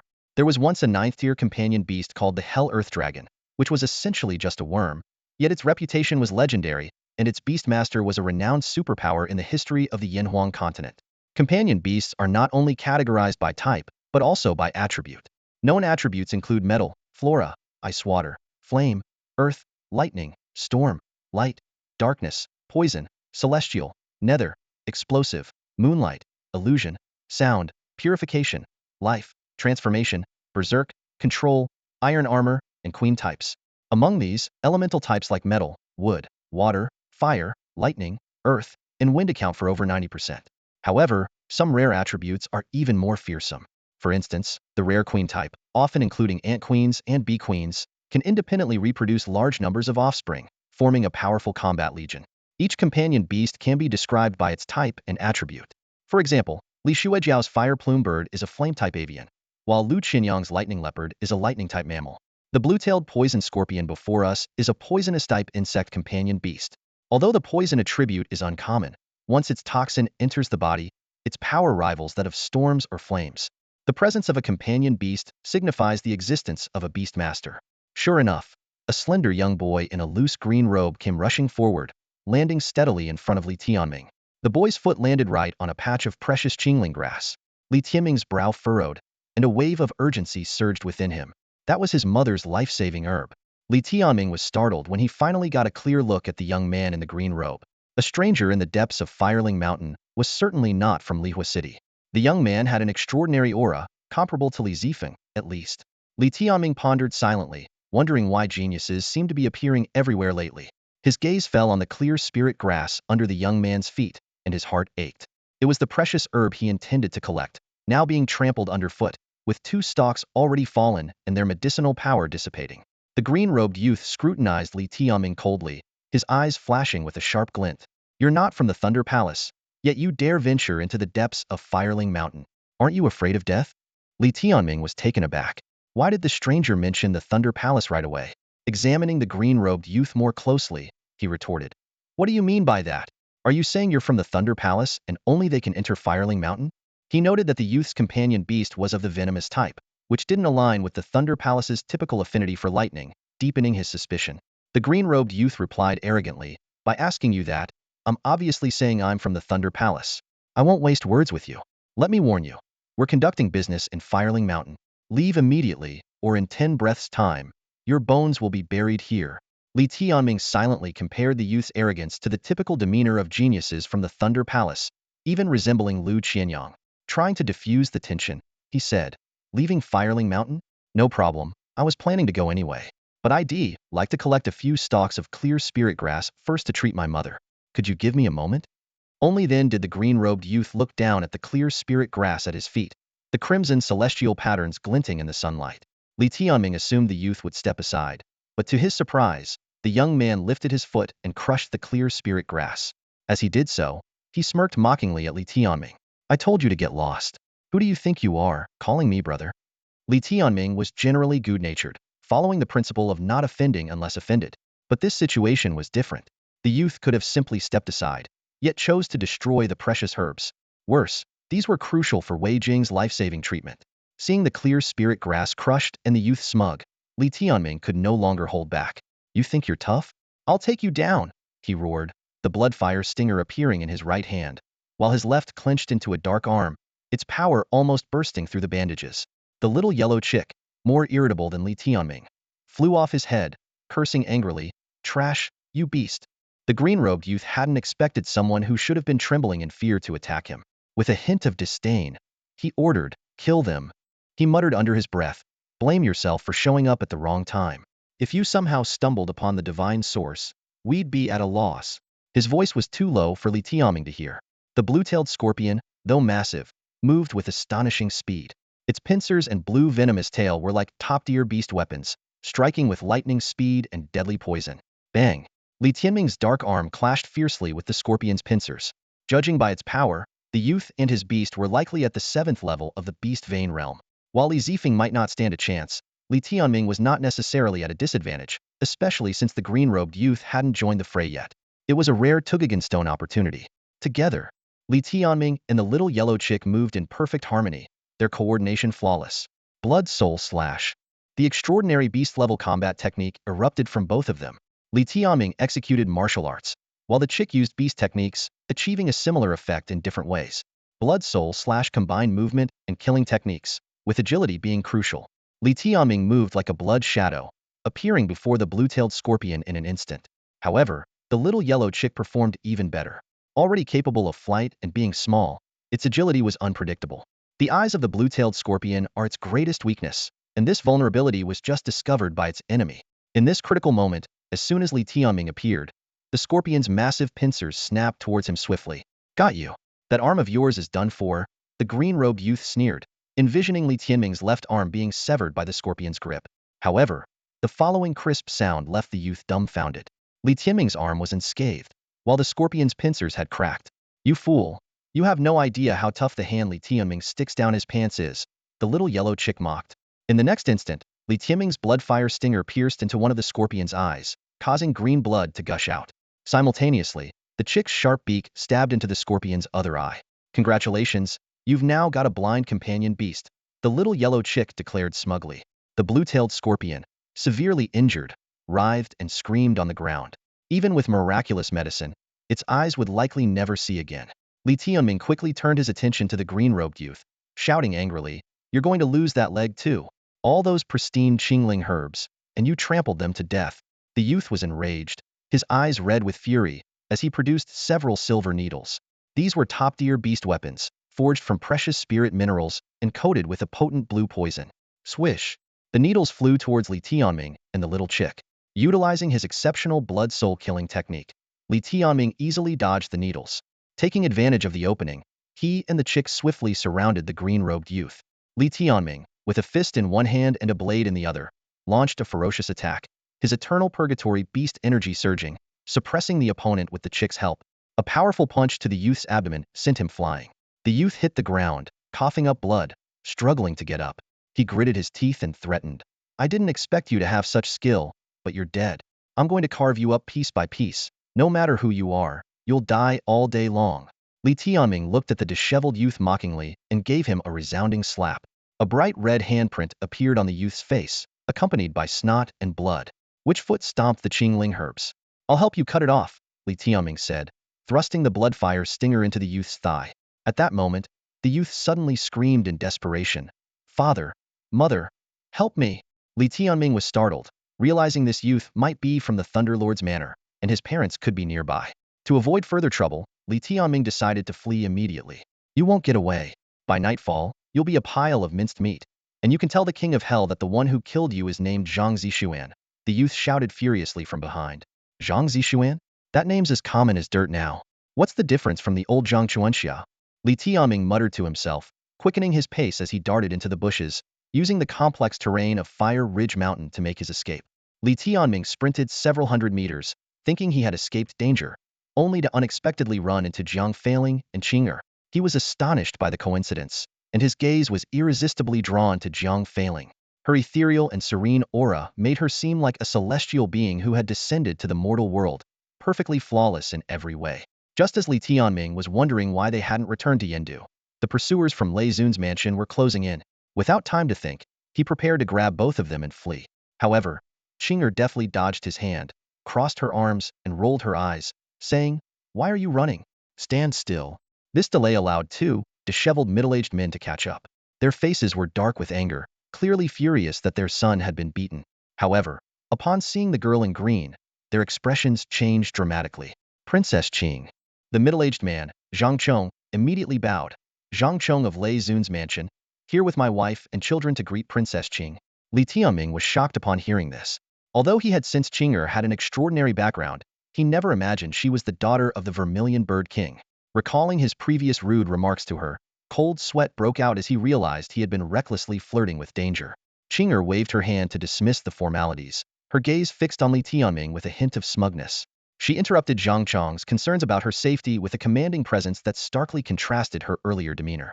The atmosphere fell silent, with only Jiang Failing giving Li Tianming a reassuring wink.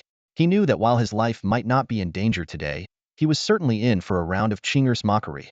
Standing with her hands behind her back, Qinger inquired about Lei Zun's mansion's purpose for being there. Under her imposing presence, Zhang Chong had no choice but to truthfully explain.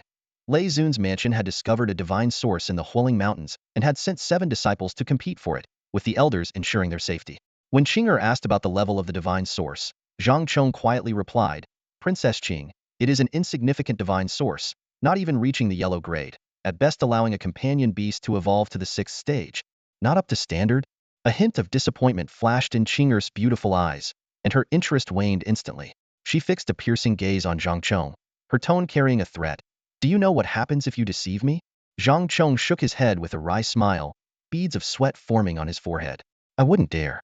Besides, my son's hopes aren't high either, so there's no way I could deceive the princess. It's indeed a subpar divine source. He added, even a subpar divine source is considered a rare treasure in Lihua City. In the whole of the Vermilion Bird Kingdom, only the top talents of the Heavenly Mansion and the Vermilion Bird royal family might disregard it. Qinger impatiently waved her hand, a flicker of annoyance in her eyes. I thought so. Fine, you can leave now.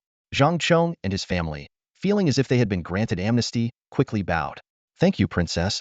As they turned to leave, Zhang Chong's wife moved towards Li Tianming to take him with them. Wait. Qinger suddenly spoke, her gaze landing coldly on Li Tianming. Leave that pig. Li Tianming's face darkened instantly, cursing silently. Did she just call me a pig? Zhang Chong attempted to explain. Princess?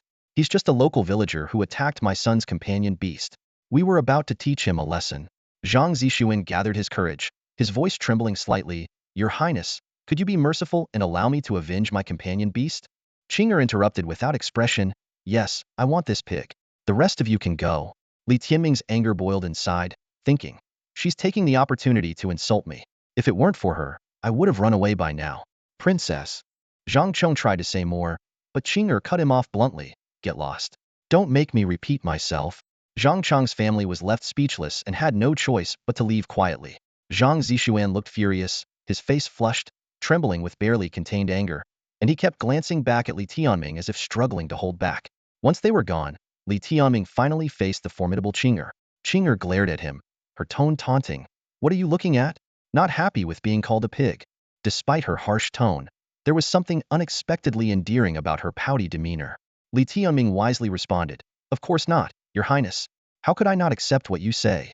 Just then, Jiang Failing approached Li Tianming, her tone gentle.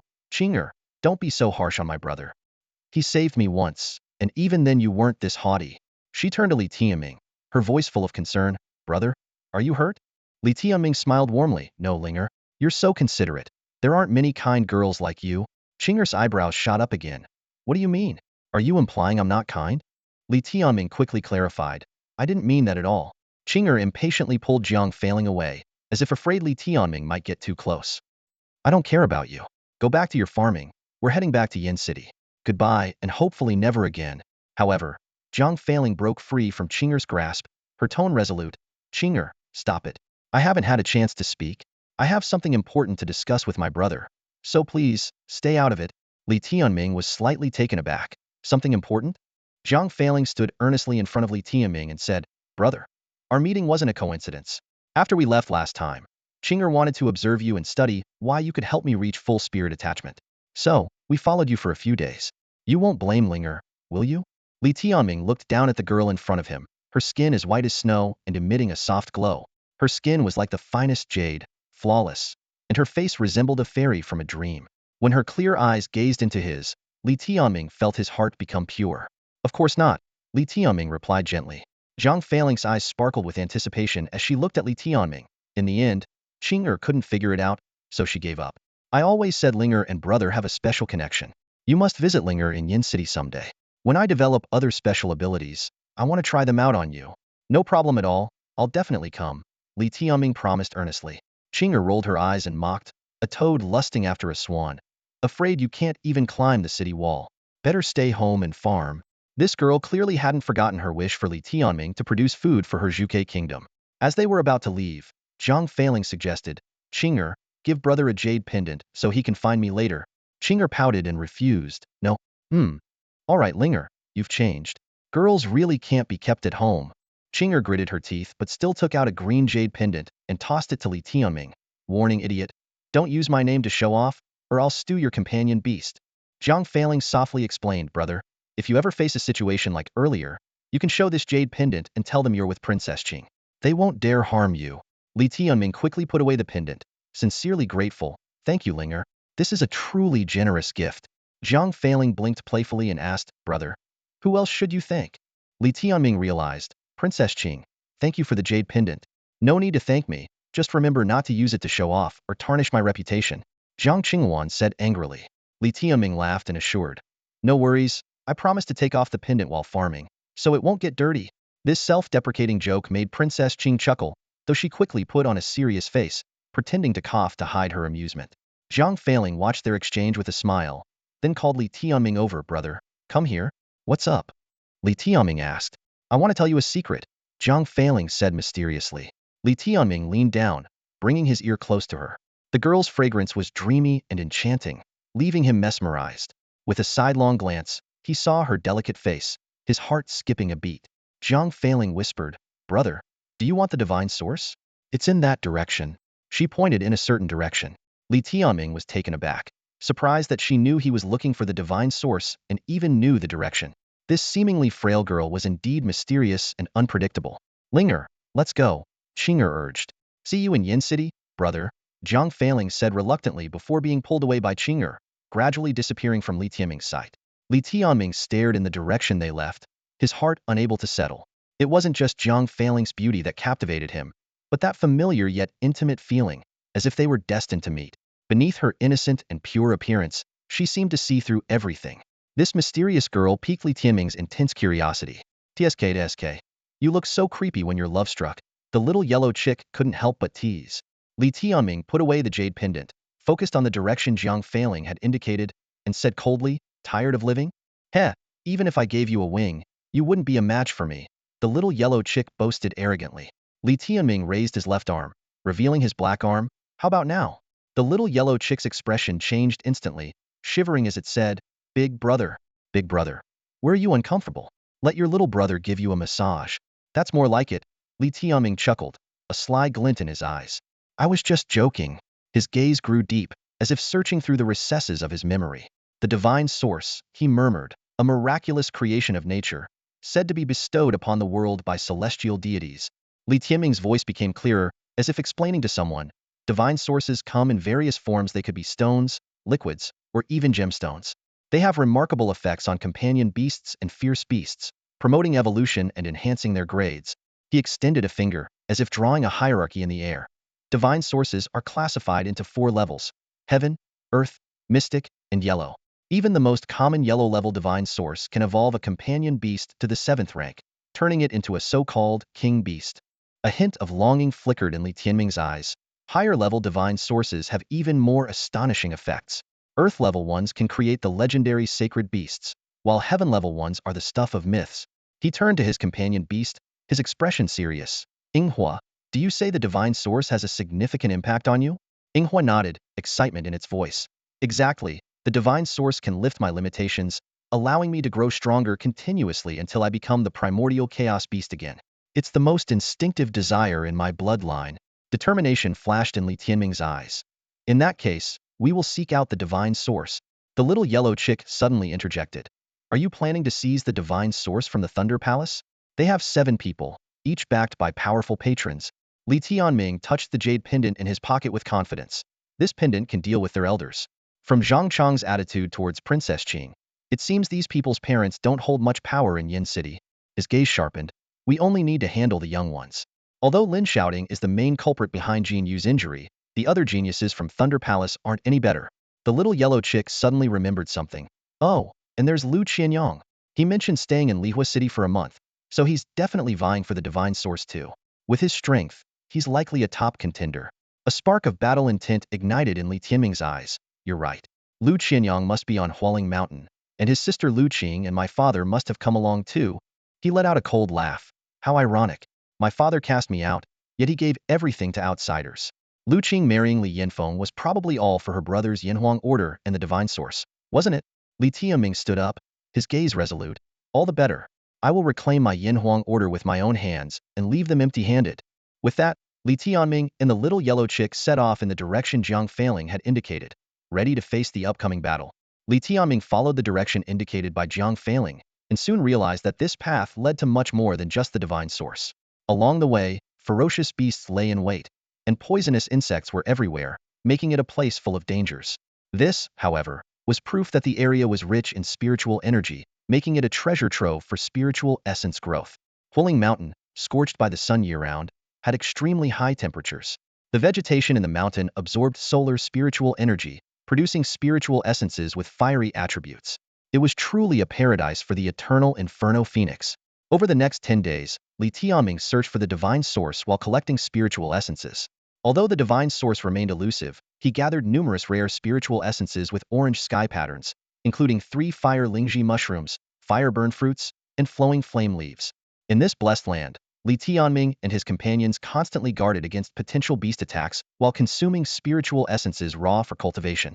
Despite the constant danger, the cultivation effects were remarkable. Finally, with a faint cracked sound, Li Tianming broke through to the 6th level of the Beast Vein realm. This meant he had surpassed Li Xuejiao in realm and was nearing Li Zifeng.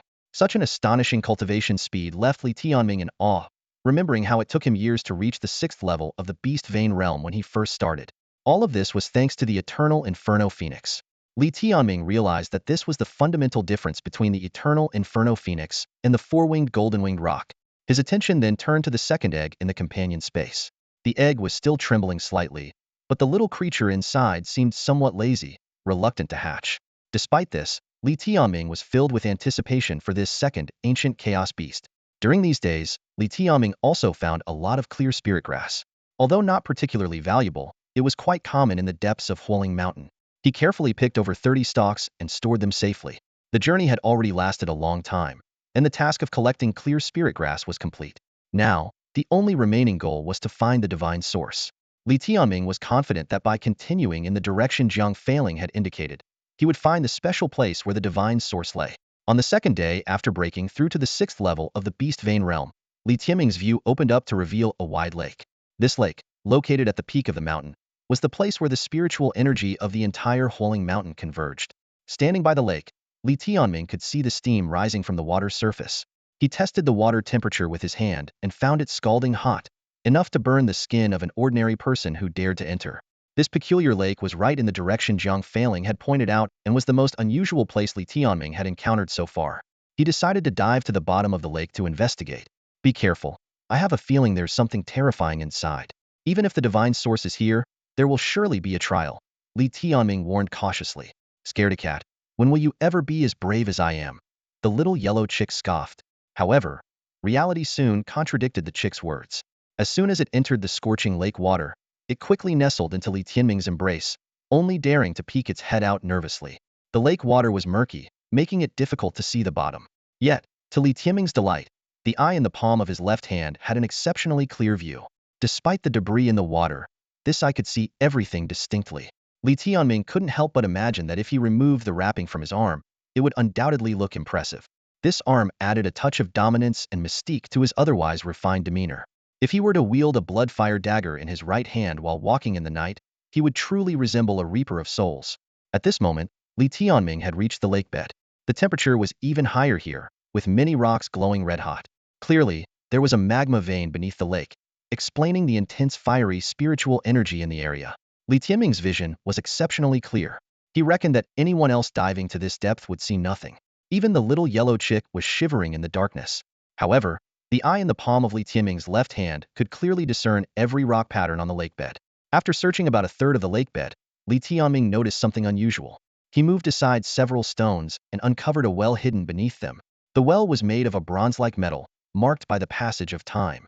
Its mouth was sealed tightly by a green stone slab, appearing completely locked and impossible to open. Without Li Tianming's special third eye, an ordinary person would never have discovered this concealed well. This sealed well, could there be treasure hidden below? The little yellow chick speculated eagerly after hearing Li Tianming's description. Look here. It seems there's a keyhole. Li Tianming pointed to the green stone slab sealing the well. Look at what? I can't see anything. The little yellow chick grumbled. Could the divine source be inside? Li Tianming wondered aloud. We'll need to find the key, which might be somewhere in this lake. Li Tianming memorized the well's location, as there was still 2/3 of the lake left to explore. He continued diving, searching the remaining areas. About 15 minutes later, Li Tianming's attention was caught by a sudden glow at the center of the lake. He quickly swam closer and saw a long, glowing stone lying quietly on a large rock. Holding his breath, Li Tianming examined the peculiar stone, feeling a mysterious energy flowing through it. A key. Li Tianming whispered excitedly. No, it's a divine source. The little yellow chick chirped, unable to hide its excitement. What do you mean? Li Tianming frowned and asked. This stone perfectly matches the groove we saw earlier. It must be the key to that well, Li Tianming said confidently. The little yellow chick disagreed. Nonsense, this is the divine source itself.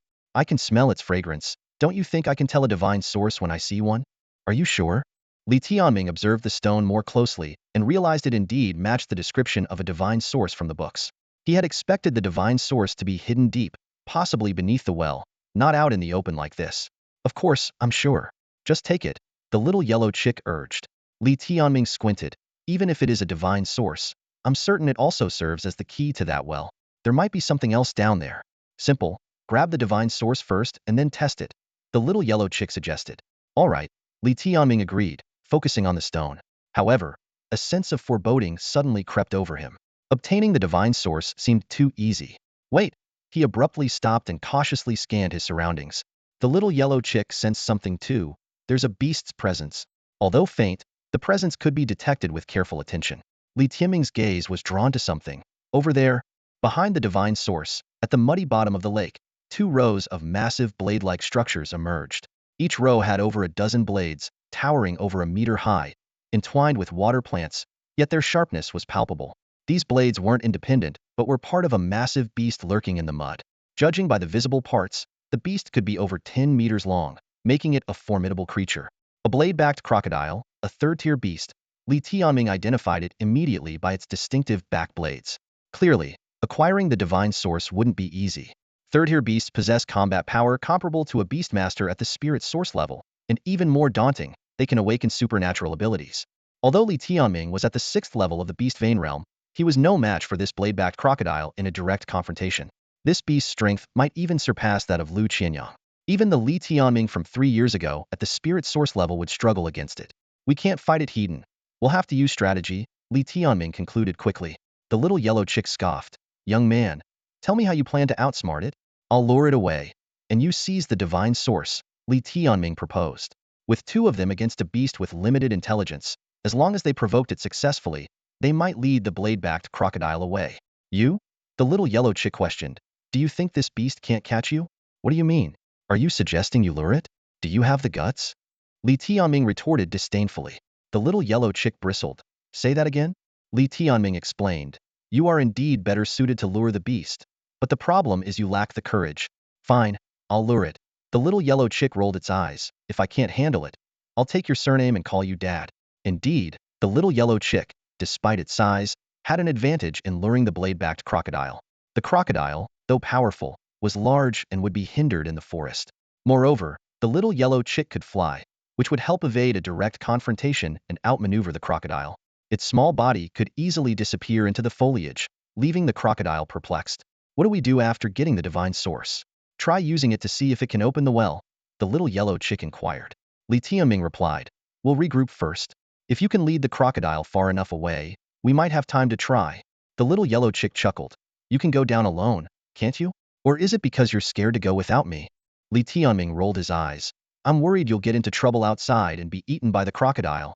Despite his words, Li Tianming knew that entering the well would be safer together. especially with opponents from the Lei Zun house nearby. They quickly retreated from the lake. Li Tianming found a hidden spot to observe, leaving the stage to the little yellow chick.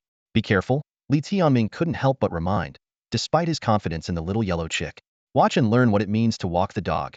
The little yellow chick boasted before diving into the lake, creating a commotion that immediately woke the sleeping blade-backed crocodile. The little yellow chick boldly landed on the crocodile's head, flapping its wings to lift its eyelid, then pecked without hesitation. Your mate ran off with someone else while you're sleeping. I'll peck you to death, it taunted loudly, echoing across the lake. The blade-backed crocodile awoke in agony, letting out an ear-splitting roar of rage. Roaring won't help, come chase me. The little yellow chick darted out of the lake, continuing its provocation. With a thunderous crash, the massive black blade-backed crocodile burst out of the water, sending a whirlwind of water spiraling towards the little yellow chick. Its eyes, now red with fury, showed it was thoroughly provoked. Booming water tornadoes formed, tearing through the air towards the little yellow chick. Such a grand display against a tiny chick seemed excessive. These water tornadoes were the crocodile's awakened supernatural power, with formidable strength, laying waste to the forest hundreds of meters ahead. You fool, try catching me again? If you can't, you're my son. The little yellow chick taunted while deftly dodging within the water tornadoes. Although the crocodile couldn't understand its words, the provocation was clear. The blade-backed crocodile roared again, its powerful limbs crashing against the water as it charged forward. The ground trembled, trees toppled in its wake. With the crocodile successfully lured away, it was a golden opportunity for Li Tianming. The tremendous commotion provided a clear indication of the crocodile's position, giving Li Tianming ample time to seize the divine source. Without hesitation, he dove into the lake. Divine source, here I come. Li Tianming thought to himself, swimming towards the glowing stone. The scorching waters of the lake were now in complete chaos, disrupted by the massive blade-backed crocodile. Without hesitation, Li Tianming dove into the turmoil, his eyes fixed on the divine source. He sped through the boiling water, each stroke bringing him closer to his target. In no time, the divine source was within his grasp. Quickly wrapping the relatively small divine source in his clothes, Li Tianming felt a surge of joy at how effortlessly he had acquired this treasure. Not daring to delay, he broke through the surface of the water, already planning his next move in his mind. First, I need to regroup with Inghua, he thought. I owe it to the little yellow chick for this chance. Let's see if it can distract the blade-backed crocodile. He considered that if the little yellow chick could lead the crocodile away, he might attempt to use the divine source to unlock the mysterious well. Yet, he was acutely aware of the danger posed when a beastmaster is too far separated from their companion beast. As Li Tianming surfaced and prepared to wait for the return of the little yellow chick, a sudden sense of danger washed over him. He looked up to find a blue-clad girl appearing seemingly out of nowhere. The girl had bright eyes and pearly teeth, with a slender, willowy waist and eyes as blue as the depths of a serene lake. However, there was a hint of playful innocence in her expression, reminiscent of Li Shuejiao, which slightly diminished her beauty. Li Tianming's heart sank, realizing that the commotion caused by the blade-backed crocodile had indeed attracted others, and this girl was undoubtedly from the Lei Zun house. At that moment, a deep male voice echoed from afar. The divine source is on him. Li Tianming turned towards the voice to see two middle-aged men in black standing by the lake, their similar appearances suggesting they were brothers. Upon hearing this, the blue-clad girl's gaze turned icy and locked onto Li Tianming. She stood lightly on the water's surface, completely unaffected by the rippling waves, clearly demonstrating her advanced skills, possibly even surpassing Zhang Zixuan. One of the middle-aged men with a longer beard spoke in a low voice. Of course, we're certain. Quickly, seize it. The blade-backed crocodile that just left might return, and according to the rules, we can't harm it. Li Tianming knew that these individuals' companion beasts must have reached peak levels, making it extremely difficult for a young person like him to contend with them. Understood, the blue-clad girl replied, speeding towards Li Tianming. She shouted, I don't know where you, a mere mountain dweller, came from, but this divine source belongs to our Lei Zun house, and you dare to covet it. I'll give you one chance, drop the divine source and leave, or your life stays here. Her words carried the typical arrogance and domineering attitude of someone from Lei Zun house, leaving no room for negotiation. Li Tianming let out a cold laugh and turned to leave. Courting death. The girl's expression shifted drastically as she immediately gave chase. Simultaneously, a large entity burst from her companion's space, diving directly into the lake. Li Tianming caught a glimpse of what appeared to be a massive blue fish, its scales glinting with a cold sheen, its head adorned with sharp protrusions, and several eyes faintly visible.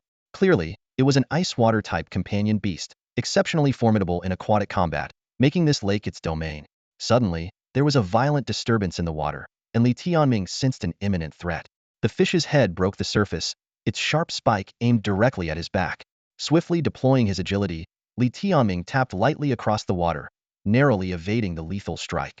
The fish, having missed its target, quickly submerged again, preparing for another assault. Six-eyed flying fish, an ice water-type fish companion beast, 5th tier level. Li Tianming quickly identified the beast in his mind. He continued to flee, not out of fear of a fight, but knowing that battling in the lake put him at a severe disadvantage. Besides, with the little yellow chick still absent, he was effectively on his own. Mountain thief! The blue-clad girl shouted angrily as she pursued him relentlessly. I am Jiang Yilin of Lei Zun House, and both my father and uncle are top figures there. If you don't surrender, I guarantee your entire family will suffer because of you. Li Tianming finally reached the shore, having dodged several attacks from the six-eyed flying fish. Jiang Yilin sneered. You think you're safe on land? I'm already at the 8th level of the Beast Meridian Realm. Killing you is as easy as turning my hand. With that, she too landed ashore, followed closely by the six-eyed flying fish, which moved through the air with its massive fins, still posing a threat despite being less agile than in water. Audacious beyond belief, Jiang Yilin seethed with rage, drawing her beast weapon, the blue blood sword, pointing it directly at Li Tianming. She had no intention of further words. Her mind was set solely on killing and seizing the treasure. Flying stream sword technique. Jiang Yilin shouted, unleashing a high-grade beast-level combat technique. Sword energy surged forth, resembling a cascading waterfall, fierce and relentless, betraying no sign of originating from a young woman. Each strike seemed capable of severing rivers, its power astonishing. Simultaneously, the six-eyed flying fish executed its corresponding beast technique flying stream strike. Its head spike, as hard as a beast weapon, glittered with a chilling light, aiming for Li Tianming's vital points. As the six-eyed flying fish sped through the air, its sharp spikes aimed directly at Li Tianming, moving with such speed that it seemed capable of easily piercing through boulders. This beast, at the 8th level of the Beast Vein realm, was nearly at its peak, matching the strength of Lu Qianyang. However, Li Tianming was equally formidable, with the eternal Inferno beast source surging within him. It was a fierce confrontation where water and fire clashed. In his right hand, he gripped the blood-fire thorn, while his left arm, covered in hexagonal scales, formed a fist imbued with dark power. Through numerous battles, Li Tianming had gained a deeper understanding of his unique left arm. Even the pincers of the blue-tailed scorpion struggled to penetrate its defense, and ordinary beast soldiers couldn't harm it at all. This made his left arm not only a weapon but also a shield. Facing such a ferocious assault, taking on two opponents at once was no easy task for Li Tianming. But they were on land, his home turf. As the six-eyed flying fish charged, Li Tianming used his ghostly shadow steps to maneuver through the forest, easily evading the attack. He reappeared instantly in front of Jiang Yilin. Unfazed, Jiang Yilin unleashed her prepared flying stream sword technique. The sword energy poured down like a torrential rain. Li Tianming remained expressionless, exuding an aura of invincibility. He charged forward, using his left arm to directly block Jiang Yilin's blue blood sword. With a resounding clang, Li Tianming felt as if his left arm was merely nibbled by an ant, with almost no pain. However, the immense force from the opponent made his whole body tremble. The 8th level of the Beast Vein realm was indeed formidable. This scene left Jiang Yilin stunned. She had intended to sever Li Tianming's arm, yet he remained unscathed. Even if his arm were encased in iron, it should have been severed. But there was no time for her to dwell on it. Li Tianming had already blocked her sword technique and sneered, "Is that all you've got? Now it's my turn." In the next instant, Li Tianming launched a fierce counterattack. A streak of blood-red light flashed by, showcasing the terrifying power of a transcendent beast-level battle technique. A scorching flame aura swept over. Jiang Yilin hurriedly dodged, but in a fleeting moment, she lost a lock of hair. A fresh cut appeared on her fair, delicate cheek. "You!" she exclaimed, completely bewildered and about to curse, but Li Tianming was already upon her, delivering a heavy punch with his left arm. Jiang Yilin hastily raised her hand to block, but she couldn't withstand Li Tianming's dragon elephant heavy punch. The punch, like a dragon elephant stomp, landed squarely on her abdomen. Ugh! Jiang Yilin spat out a mouthful of blood, screamed, and flew back, her face turning pale. Just as she was about to be thrown back, Li Tianming caught her around the waist, pressing the blood-fire thorn against her throat. He quickly turned, using Jiang Yilin as a human shield.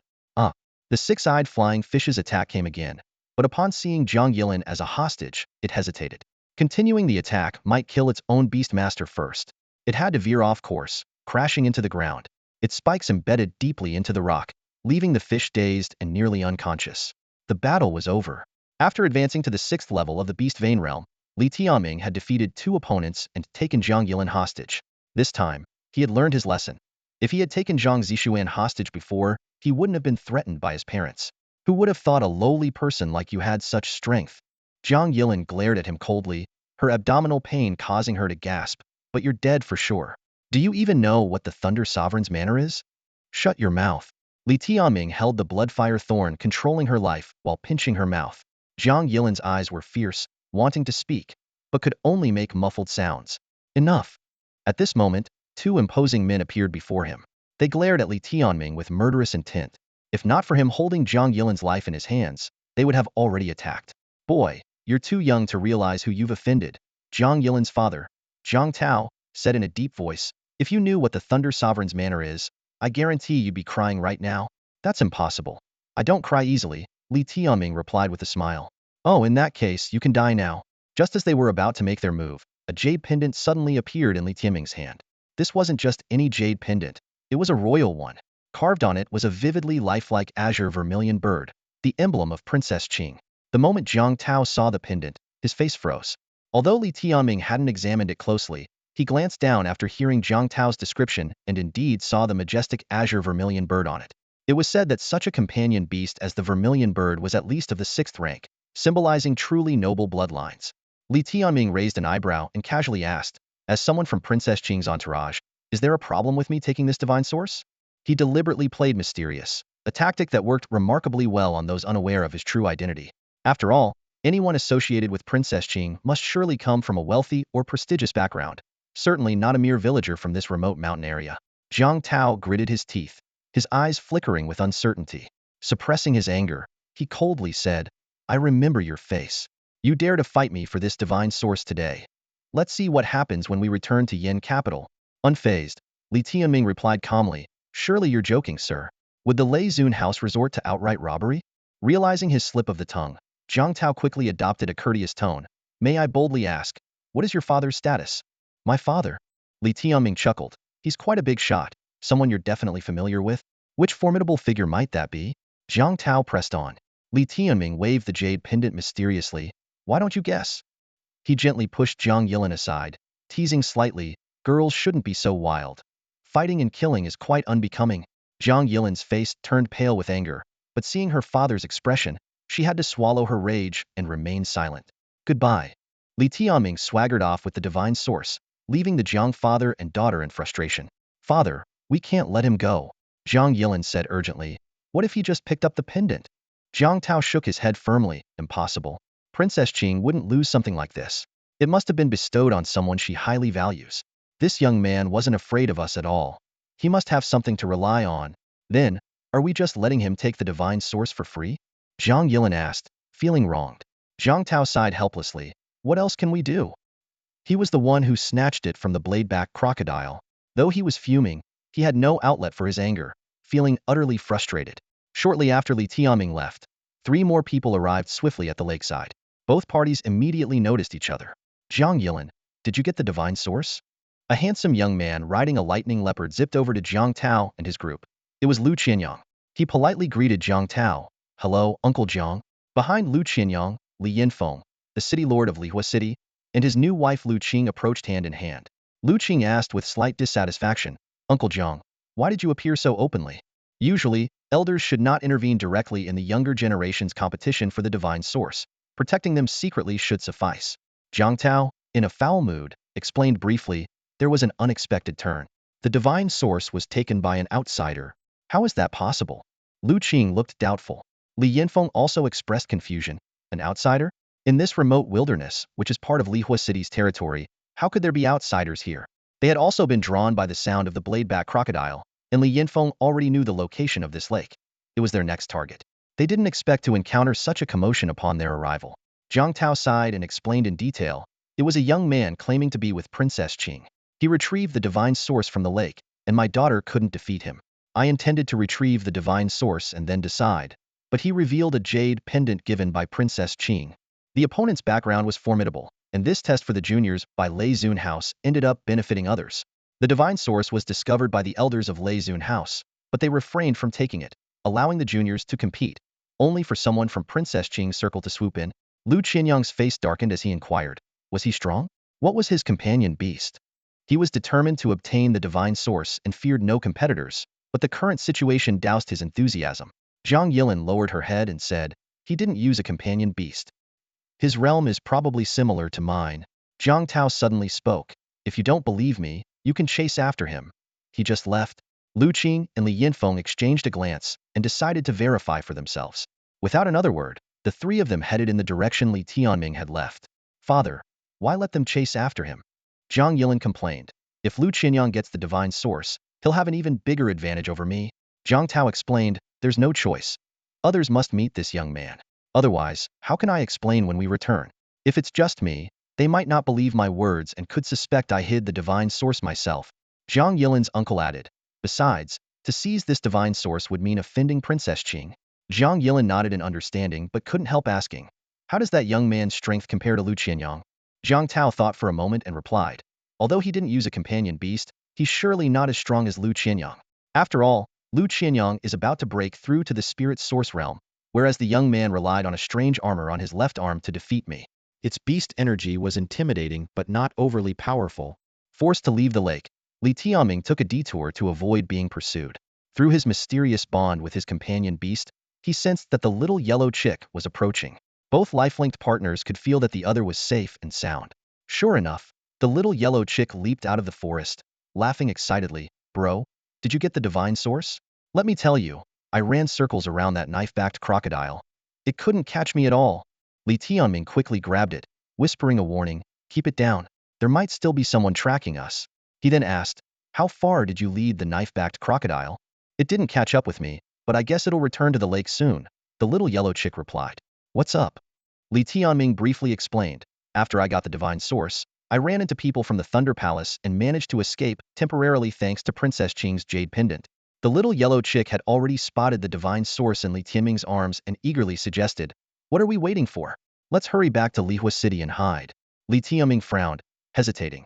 If we leave now and you refine the divine source, we won't get another chance to check out that well. Fortune favors the bold. Let's go back and take another look. Despite the changing circumstances, he was still reluctant to abandon the mysterious well. Now reunited with the little yellow chick, with the knife-backed crocodile not yet returned and Zhang Yilin and the others likely gone, they had an opportunity to take the risk. No worries, my third eye gives me an advantage in the lake. Once we're in, they might not find us, Li Tianming said confidently. Then let's go, exciting. The little yellow chick was also eager, wanting to see if the divine source could reveal the secrets of the well. To avoid a direct pursuit, Li Tianming and the little yellow chick took a wide detour back to the lake. As expected, the knife-backed crocodile hadn't returned, and the area was deserted. Let's go in, Li Tianming whispered. They moved swiftly and silently submerged into the lake. Just as they slipped beneath the surface, Li Tianming was surprised to see a youth riding a lightning leopard appear at the lakeside. It was Lu Qianyang. Although Li Tianming could see him, Lu Qianyang hadn't noticed the two in the water. Soon after, two more people appeared: Li Yinfeng and his new wife, Lu Qing. Lu Qing was dressed in tight-fitting attire, accentuating her curves, adding to the heat of the already sweltering Hualing Mountain. Couldn't find the person from Princess Qing's group. Did Zhang Yilin deliberately mislead us? Lu Qianyang said angrily. Could be, Li Yinfeng replied. Li Tianming felt a surge of relief, grateful they had taken the detour in time. Otherwise, they might have fallen into the hands of these three. However, a more dramatic scene was about to unfold. As Lu Qianyang appeared by the lake, a ferocious beast charged back from the other side. It was the knife-backed crocodile, seemingly realizing the divine source might have been lost. The moment it emerged, the knife-backed crocodile's gaze locked onto Lu Qianyang across the lake. Lu Qianyang, mounted on the massive lightning leopard, triggered the crocodile's ferocity. With an earth-shaking roar, the knife-backed crocodile plunged into the lake, sending massive waves crashing as it charged madly toward the lightning leopard.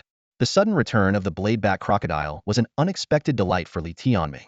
The chaos caused by this massive creature provided him with a perfect opportunity.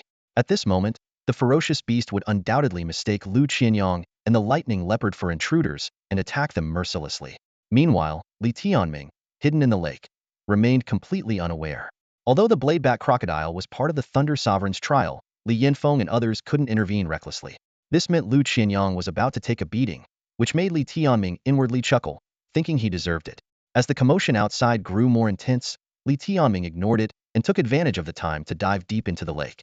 He remembered the location of the mysterious well and headed straight for it. Once he reached the well, he wasted no time in pulling out the elongated stone divine source from his pocket and inserting it into the slot.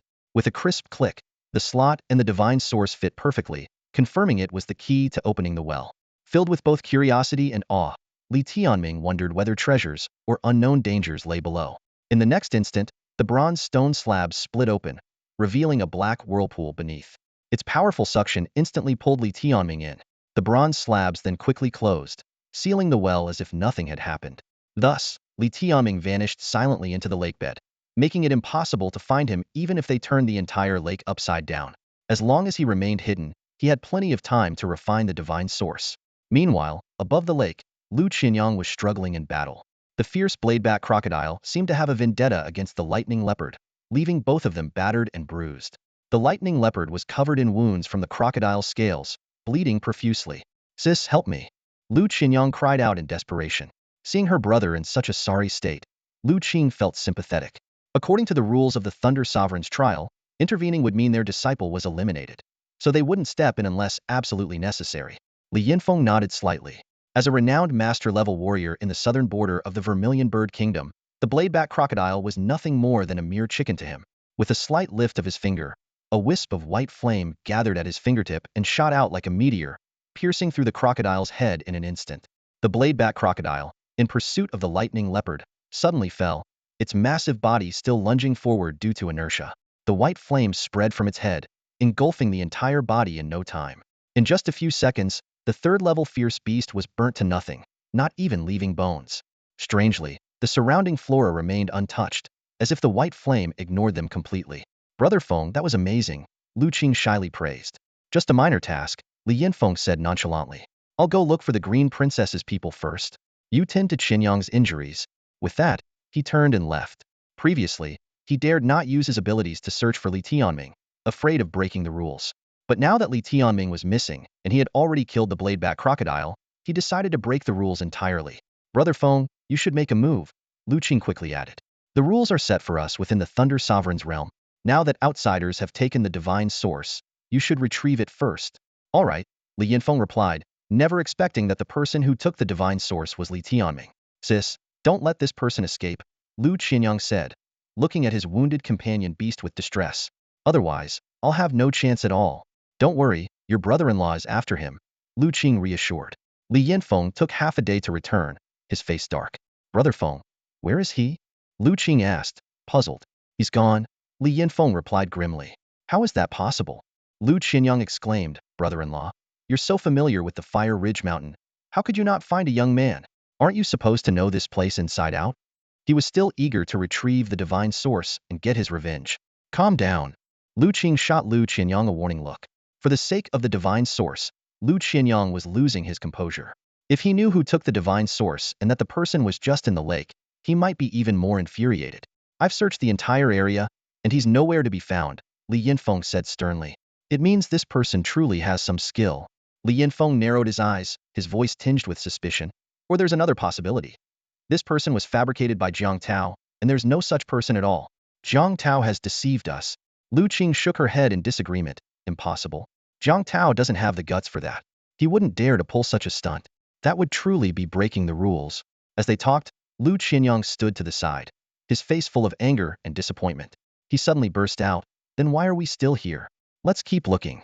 We haven't found the divine source, nor have we found the people of Princess Qing, and we got beaten up for nothing." He glared at Li Yinfeng, clearly displeased with him as well.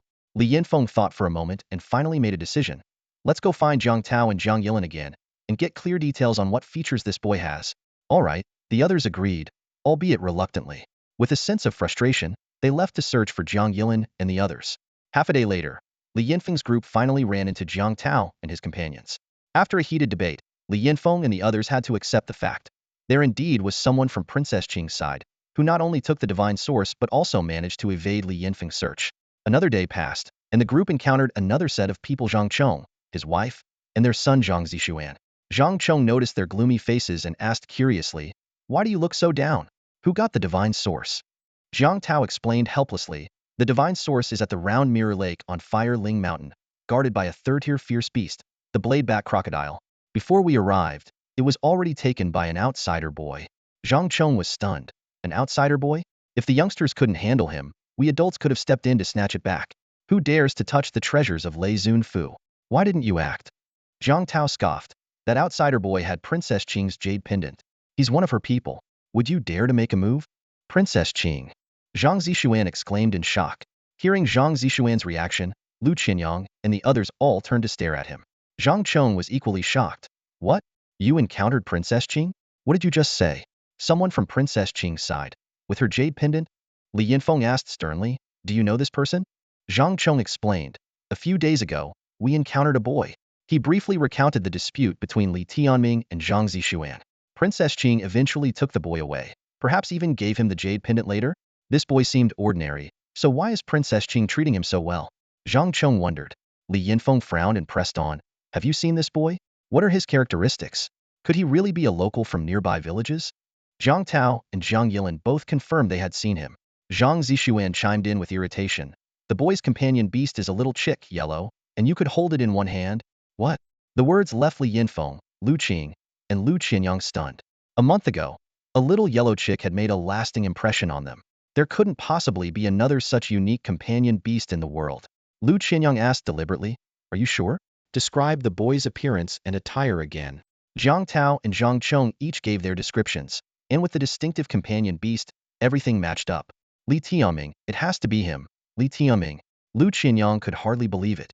Someone he once looked down upon and had almost forgotten had disrupted their plans so thoroughly, making their Fire Ling Mountain expedition so miserable. Lu Qing looked puzzled. Wasn't he at the 7th level of the Beast Vein realm before? How did he defeat Zixuan and Yilin? Li Yinfeng's gaze was indifferent. Various evidence points to him being Li Tianming, but it's all hard to believe. He had reached the Spirit Source realm before and had some combat experience. He must have used some cunning method to take the Divine Source. To be honest, when they first confirmed Li Tianming's identity, his mind went blank for a moment, and even now, his voice carried a hint of gloom. He hadn't expected it to be Li Tianming, his own son, repeatedly disrupting his plans. He had promised to help Lu Qinyang obtain the Divine Source, yet it was Li Tianming who interfered and took Lu Qinyang's prize. How was he, as the new brother-in-law, supposed to explain this to the siblings? Lu Qinyang was too angry to control his tone. Brother-in-law, what do we do? Once was enough, but a second time. And he's still causing trouble? Li Yinfeng looked calmly in the direction of Lihua City. He should be heading back to Lihua City. We can intercept him on the way. Don't worry, anyone can get the Divine Source, but not him. Lu Qinyang asked, why would he return to Lihua City after getting the Divine Source? Li Yinfeng didn't respond. He couldn't tell Lu Qinyang that it was because Wei Jing was still in Lihua City, and with her being gravely ill, Li Tianming would surely return soon. Zhang Tao asked, did you say he signed a blood god contract with a fierce beast of only the first tier? Yes. Then I'm relieved. A first-tier companion beast can't possibly refine the Divine Source. That kid's efforts are in vain. Hearing this, Lu Qinyang finally felt a bit more at ease. Li Yinfeng concluded, if we don't find him on the way, we'll wait for him to return to Lihua City. He'll definitely come back within 7 days. Hearing this, everyone felt more reassured. After being sucked into the black vortex, Li Tianming was thrown around and landed with a thud. Feeling utterly disoriented, he struggled to his feet, looked around, and realized he was in a sealed chamber. The cold, black wall surrounded him, and the stone floor beneath was as hard as iron. Looking up, he noticed a circular passage in the ceiling, emitting a bronze glow clearly, the mysterious well he had just fallen through. Quickly scanning his surroundings, Li Tianming noticed 2 items in the enclosed space. One was the Divine Source that had fallen from above, and the other was a white jade sphere, perfectly round and emitting a crystalline glow that lit up the entire chamber. What do you make of this? Li Tianming asked as he summoned the little yellow chick from his companion space, wary of the strange white jade sphere. The chick circled the sphere, muttering, quite peculiar. You figure it out. Hand over the Divine Source. I'm eager to evolve. Right here? Li Tianming was a bit surprised. The chick rolled its eyes. Where else? Your father's still outside, and who knows when they'll come barging in. Li Tianming handed the Divine Source to the chick, feeling unconcerned. Despite rumors that companion beasts face significant risks when absorbing divine sources to evolve, he trusted that this eternal purgatory phoenix could handle it. With the Divine Source in its grasp and eyes gleaming with excitement, the chick reminded him, you should examine that sphere first. We'll start once you're sure it's safe. Nodding in agreement, Li Tianming approached the white jade sphere. He speculated that since the well required a Divine Source as a key, the sphere's value must far exceed that of the Divine Source. Taking a deep breath, He reached out to touch the sphere. It felt cold to the touch, but there was no resistance. He picked it up and inspected it closely. The surface was smooth and flawless, resembling an ordinary piece of jade. Suddenly, an eye appeared on the sphere. Its gaze was sharp as a blade, locking onto Tianming's eyes. In an instant, the world spun, and a deafening roar exploded in his mind. His vision turned to blinding white, and countless murmurs filled his ears, as if thousands were whispering from afar. Abruptly, a booming voice echoed through the void. Realm of illusion, I am the supreme, drawn here by fate. Each word thundered in his mind, leaving an indelible impression. The message conveyed two critical points. First, the owner of the sphere claimed to be the supreme of the realm of illusion. Second, they suggested Tianming was brought here by fate, a notion he found baffling. Before he could ponder further, the voice continued. Young one, when you cultivate my soul scripture to the level of the celestial eye, the spirit core will truly awaken. Then, you can enter the realm of illusion and pursue my divine legacy.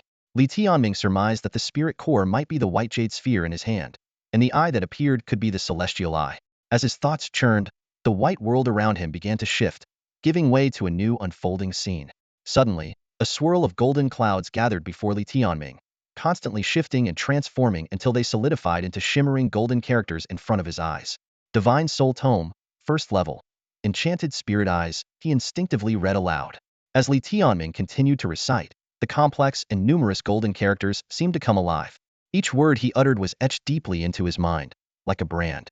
It took him a full 15 minutes to finish reciting all the words, and the complete technique of the enchanted spirit eyes was now firmly engraved in his memory, crystal clear and impossible to forget.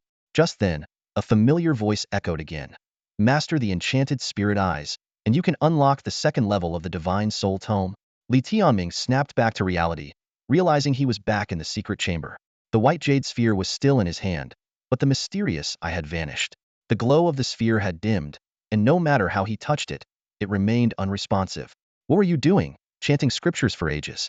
I almost thought you'd become a monk, the little yellow chick teased, eyes wide with mockery. Only then did Tianming come to his senses, carefully examining the white jade sphere in his hand. I think I've stumbled upon a great opportunity, a technique called the Divine Soul Tome. It seems akin to the methods used by spirit enchanting beast masters. Hearing this, the little yellow chick explained. The spirit enchanting type is a rare breed among companion beasts, with generally high grades. It's said that Lu Qing is one of those rare spirit enchanting beast masters, possessing a companion beast of this type. Such beings wield the power to bewilder the soul and spirit, a formidable force that can confuse opponents in battle and even control their souls. Why don't you give it a shot then? I'll focus on refining the divine source and see how your training progresses, the little yellow chick suggested, then turned its attention to refining the divine source. During this time, Tianming began to carefully study the first level of the Divine Soul Tome, the Enchanted Spirit Eyes. He quickly realized that this was not an ordinary combat technique, but a unique method designed to transform the practitioner's eyes, allowing them to become a spirit enchanting beast master. The training method for the Enchanted Spirit Eyes was extremely perilous, requiring the opening of illusory spirit veins in the eyeball for beast energy to flow through. The first level demanded the opening of 81 such veins in one eye, with any mistake potentially ruining the entire eye. However, if successful, this eye could produce a spirit enchanting effect even stronger than that of a spirit enchanting beastmaster. Tianming couldn't help but wonder which level would unlock the Heaven's Eye, capable of accessing the illusory heaven realm. He had a vague sense that this inheritance might be an unparalleled treasure, and wondered how it compared to the sacred beast battle soul he had obtained before. After a moment of contemplation, Tianming decided to begin the training. He believed that acquiring this spiritual core was not merely a stroke of luck, but perhaps a call from some unseen force. With this thought in mind, he closed his eyes and commenced his training in the Enchanted Spirit Eyes.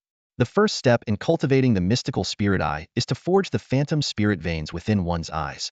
Tianming stared at the cultivation manual in his hand, beads of cold sweat forming on his forehead.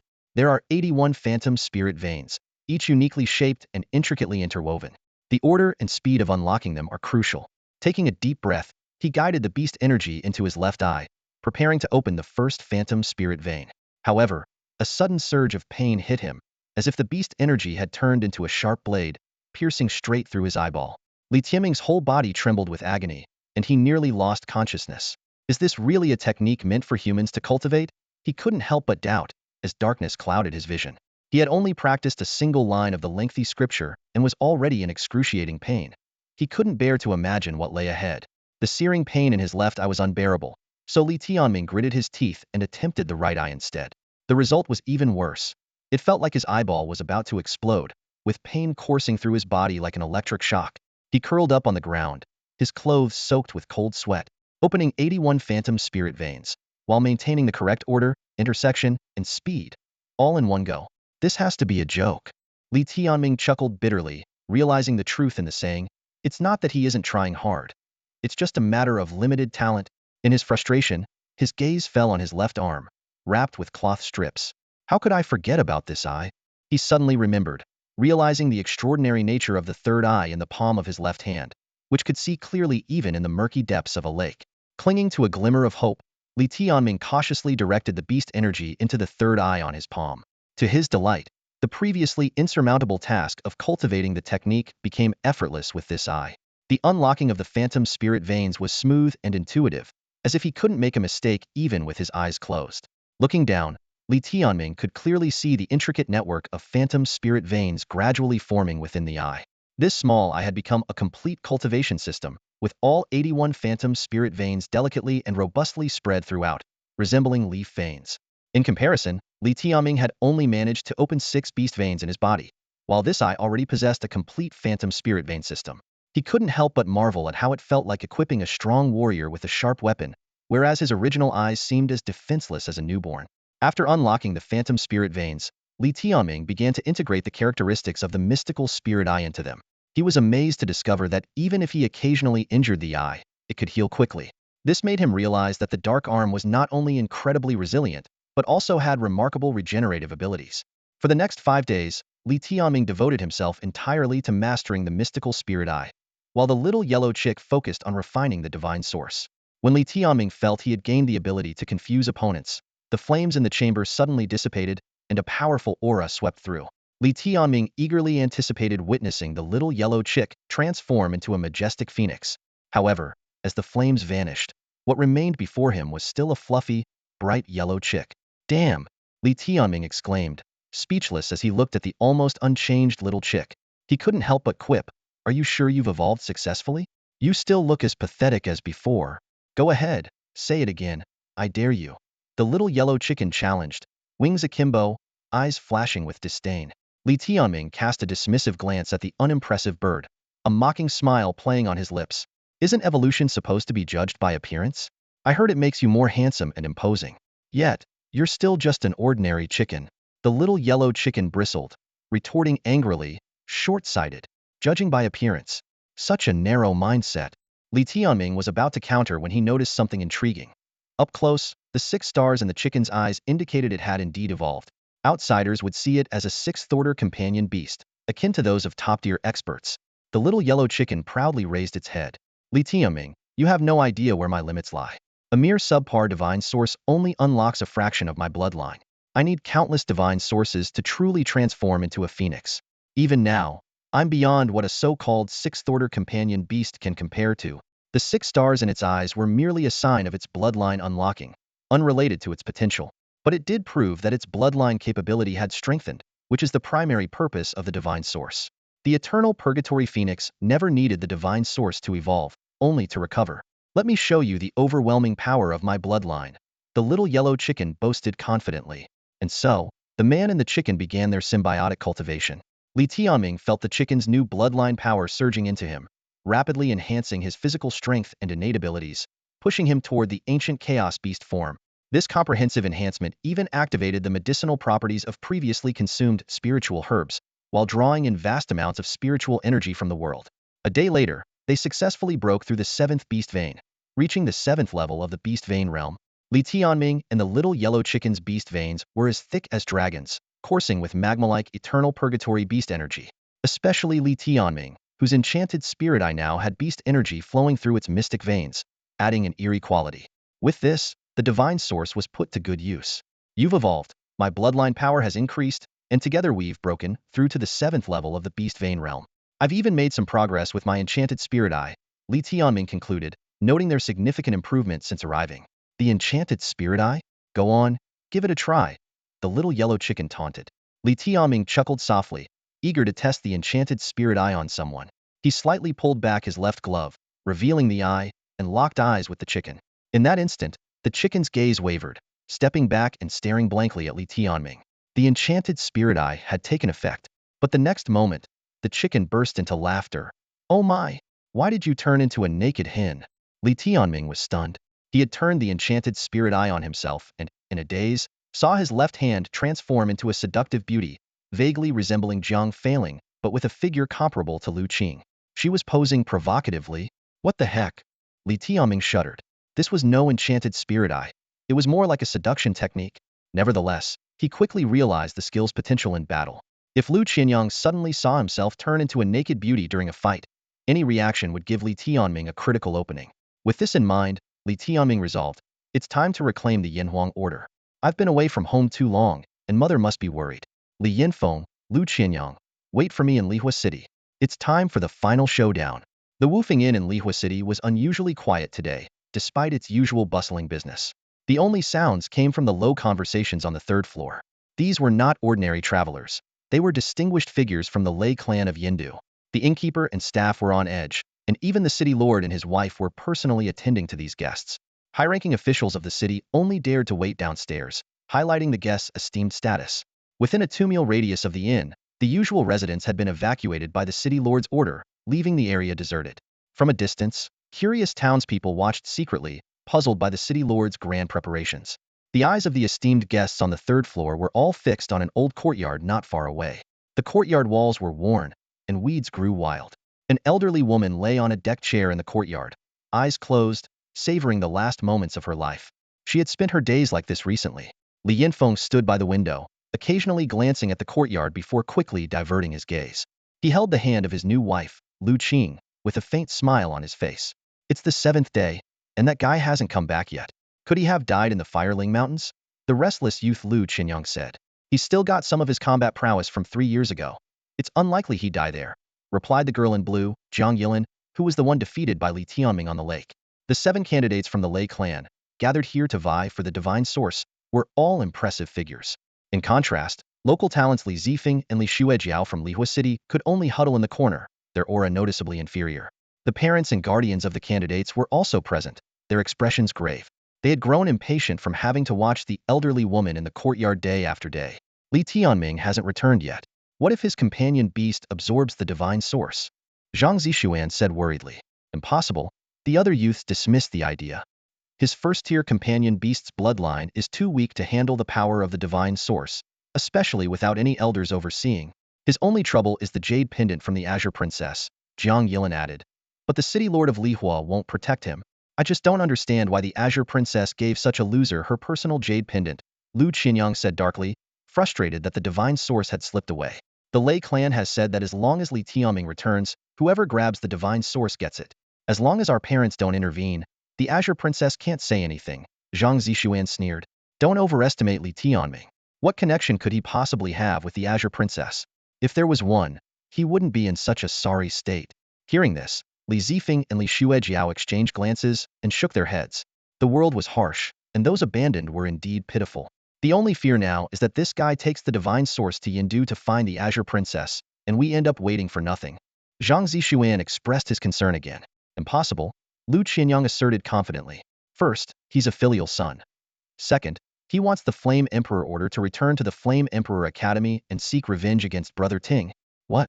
The 7 young people looked at each other, then burst into laughter. Revenge against Brother Ting?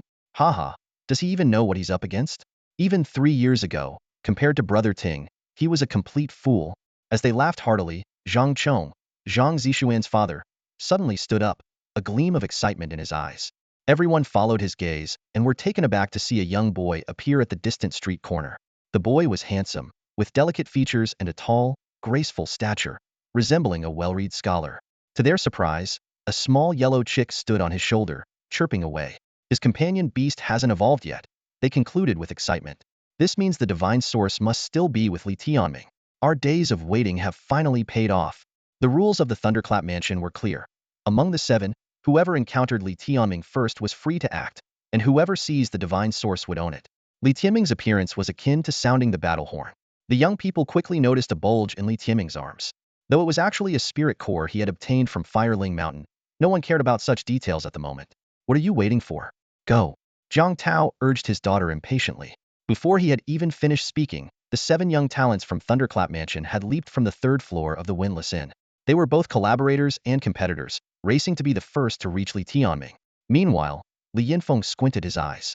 At this moment, Li Tianming stood just outside the courtyard, separated from him and his mother by only a door. Yet, he was already intercepted by the 7 young geniuses of Thunderclap Mansion. Inside the courtyard, the old woman sat with her eyes closed, enjoying the sun in peace, while outside, her child was surrounded by danger. The irony was palpable. Brother Feng, does it make you uneasy? Lu Qing asked softly, with a smile. It's fate, his own choice, nothing to do with me, Li Yinfeng replied coldly, shaking his head. I'm glad you think that way, Lu Qing continued. Once this is over, you'll take over as the Lord of Lihua City and then return with me to Thunderclap Mansion. Thunderclap has officially accepted you and will grant you higher status and power. All right, Li Yinfeng responded briefly. He had obtained what he wanted, what he deserved, and now everything had become reality. He decided not to hesitate any longer about what needed to be abandoned or broken off.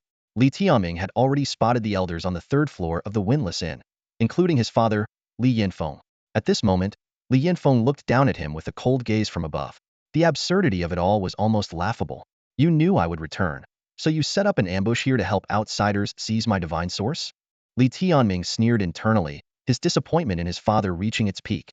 Such ridiculous actions had become all too familiar to him. The 7 Thunderclap Mansion talents surrounded him, but his eyes were locked on Lu Qinyang directly ahead. He had returned specifically to find Lu Qinyang and reclaim the Yinhuang token. The month's deadline had just arrived. The lightning leopard beneath Lu Qinyang growled at Li Tianming, prompting the other 6 companion beasts to roar in an attempt to intimidate him. In the city center, allowing companion beasts to enter battle mode was strictly prohibited. The commotion, along with the evacuation of nearby residents, had already sparked public curiosity. Before long, rumors began to spread, and more people quietly gathered around to watch. For Li Tianming, this was perfect. On the day of the Yinhuang Academy selection, he hadn't been able to truly prove himself. Now, faced with the encirclement of 7 Thunderclap Mansion talents, the day he had longed for had finally arrived. The fighting spirit within him was boiling, and even his entire dark left arm began to heat up. Among his opponents, in addition to Lu Qianyang with his lightning leopard, there was Zhang Zishuan with his blue-tailed scorpion and Jiang Yilin with her 6-sided flying fish. The wealth of Thunderclap Mansion was indeed immense, as Zhang Zishuan's scorpion's eyes seemed to have partially healed. The other 4 companion beasts were also of the 5th rank, comparable to Jin Yu's strength. Trying to gang up on me? Li Tianming's eyes turned sharp, filled with battle intent. These companion beasts were of various forms, each exuding an awe-inspiring presence. The storm swallow soared through the skies, stirring up fierce winds. The thunder mouse, small in size but incredibly fast, possessed outstanding stealth abilities. The ice worm curled in the beastmaster's palm, emanating a bone-chilling cold. The ironclad giant shrimp was covered in an impenetrable armor.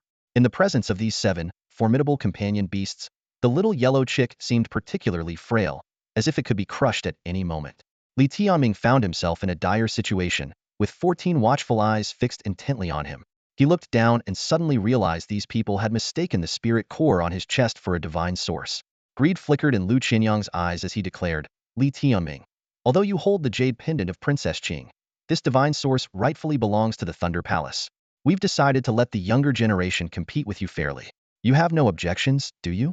Li Tianming, undaunted, even taunted. No objections at all. Why don't all 7 of you come at me together? He had come here for battle, for dignity, and to openly take his mother away. An ambush? He regarded it as trivial. This provoked the geniuses of the Thunder Palace.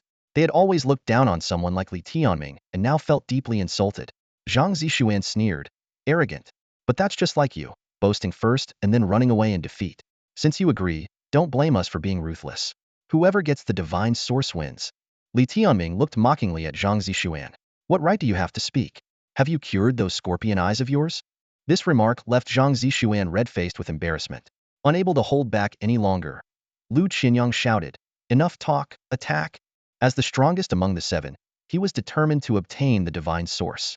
As Lu Qianyang and the lightning leopard charged forward, Li Tianming suddenly asked, Lu Qianyang, does our agreement from a month ago still stand? If you lose to me, you must hand over the Yinhuang token. Lu Qianyang responded with bravado. Of course, a man keeps his word. If you lose to me, you will hand over the divine source without complaint. He believed that with the Yinhuang token in his possession, Li Tianming would surely target him first. The other 6, seeing this, also joined the fray. However, they They were also mutually restraining each other, especially Lu Qianyang, who was besieged by 3 or 4 others. Li Tianming calculated in his mind. First, he must not disturb his mother's nap. Second, he wanted more people to witness who the true victor of the Yanhuang Academy's final selection was. Finally, he wanted Li Yinfeng to see with his own eyes the defeat of the Thunder Palace geniuses he so highly regarded. His goal remained unwavering: to obtain the Yanhuang token, stride out of Lihua City with his head held high, and have Li Yinfeng personally see him off. After 3 years of exile, he no longer wanted to be a stray dog. As the 7 began their assault, Li Tianming used ghost shadow steps, slipping through the crowd like a phantom. He leaped onto the rooftop, racing towards the Woofing Inn. He needed to fight above the inn, where everyone could see clearly, as he was too far from Li Yinfeng. He's trying to escape. After him, the 7 beast masters and their companion beasts gave chase. These companion beasts were incredibly destructive. The claws of the lightning leopard left rooftops collapsing, even causing a building to crumble. The Woofing Inn was the tallest building around. Li Tianming sprinted from the first floor to the third, leaping over Li Yinfeng and others, and charged straight for the inn's rooftop. The elders of the Thunder Palace were puzzled, not understanding his intentions. Thud, thud, thud. The 7 geniuses followed him onto the rooftop. The view here was vast, like a sky arena, with half of Lihua City visible below. The commotion on the Woofing Inn attracted countless eyes, and people were astonished to see Li Tianming facing 7 Thunder Palace geniuses alone. Li Tianming stood firm, his left hand clenched into a fist, the power of darkness surging under the bandages. His right hand gripped the bloodfire stinger, its sharp blade burning with blood-red flames, fierce and cold. His eyes widened with anger as he stared down the approaching 7 opponents, ready to embrace this thrilling battle. As the strongest contender, he naturally drew the most attention. Even if the other 6 were to defeat him first, it was all within the rules. In this game, all 7 were hunters, with only Li Tianming as the prey. But was it really that simple? Li Tianming keenly sensed that his eternal purgatory beast Yuan, at the 7th level of the Beast Vein realm, was far more powerful than the 9th level of the same realm. At this moment, his strength was almost at the peak it had been 3 years ago. After several evasive maneuvers, Li Tianming scanned the crowd with cold eyes and finally set his sights on Zhang Zixuan. This young man, who had sworn to cut him to pieces, was now hoping to catch an easy win. When their eyes met, Zhang Zixuan felt the chilling gaze of death. With a step, Li Tianming sent tiles flying in all directions. He moved like a phantom, instantly appearing in front of Zhang Zixuan. With strength comparable to the 9th level of the Beast Vein realm, the outcome against this opponent, only slightly stronger than Li Zifeng, was already determined. Zhang Zixuan, you're the first. Li Tianming shouted coldly, as his fist whistled through the air. Zhang Zixuan was shocked, wanting to dodge, but it was too late. With a cracking sound, his nasal bone broke, and blood gushed out. From the rooftop of the windless inn, a scream pierced the sky. The elders on the 3rd floor watched as Zhang Zixuan fell, bloodied. Meanwhile, a fiery little yellow chick shot through the armor of a blue-tailed scorpion. The chick then sent the scorpion flying with a slap, causing several houses to collapse from the impact. Shinner. Zhang Zixuan's parents' faces turned pale. Zhang Chong caught his son, seeing his nearly destroyed face, furious but hesitant to act. The Thunder Sovereign's house had warned that junior contests for divine sources were allowed, but if elders intervened, it would be an affront to Princess Qing. Li Tianming's voice descended from above. Hey, if you have another kid, don't give them such a pretentious name. Zixuan, Zihan, Ziki are everywhere. Might as well call them Zhang Chuanxia or Li Godan. These words nearly made Zhang Chong spit blood, as he had prided himself on coming up with such elegant names. This move set the tone for the battle.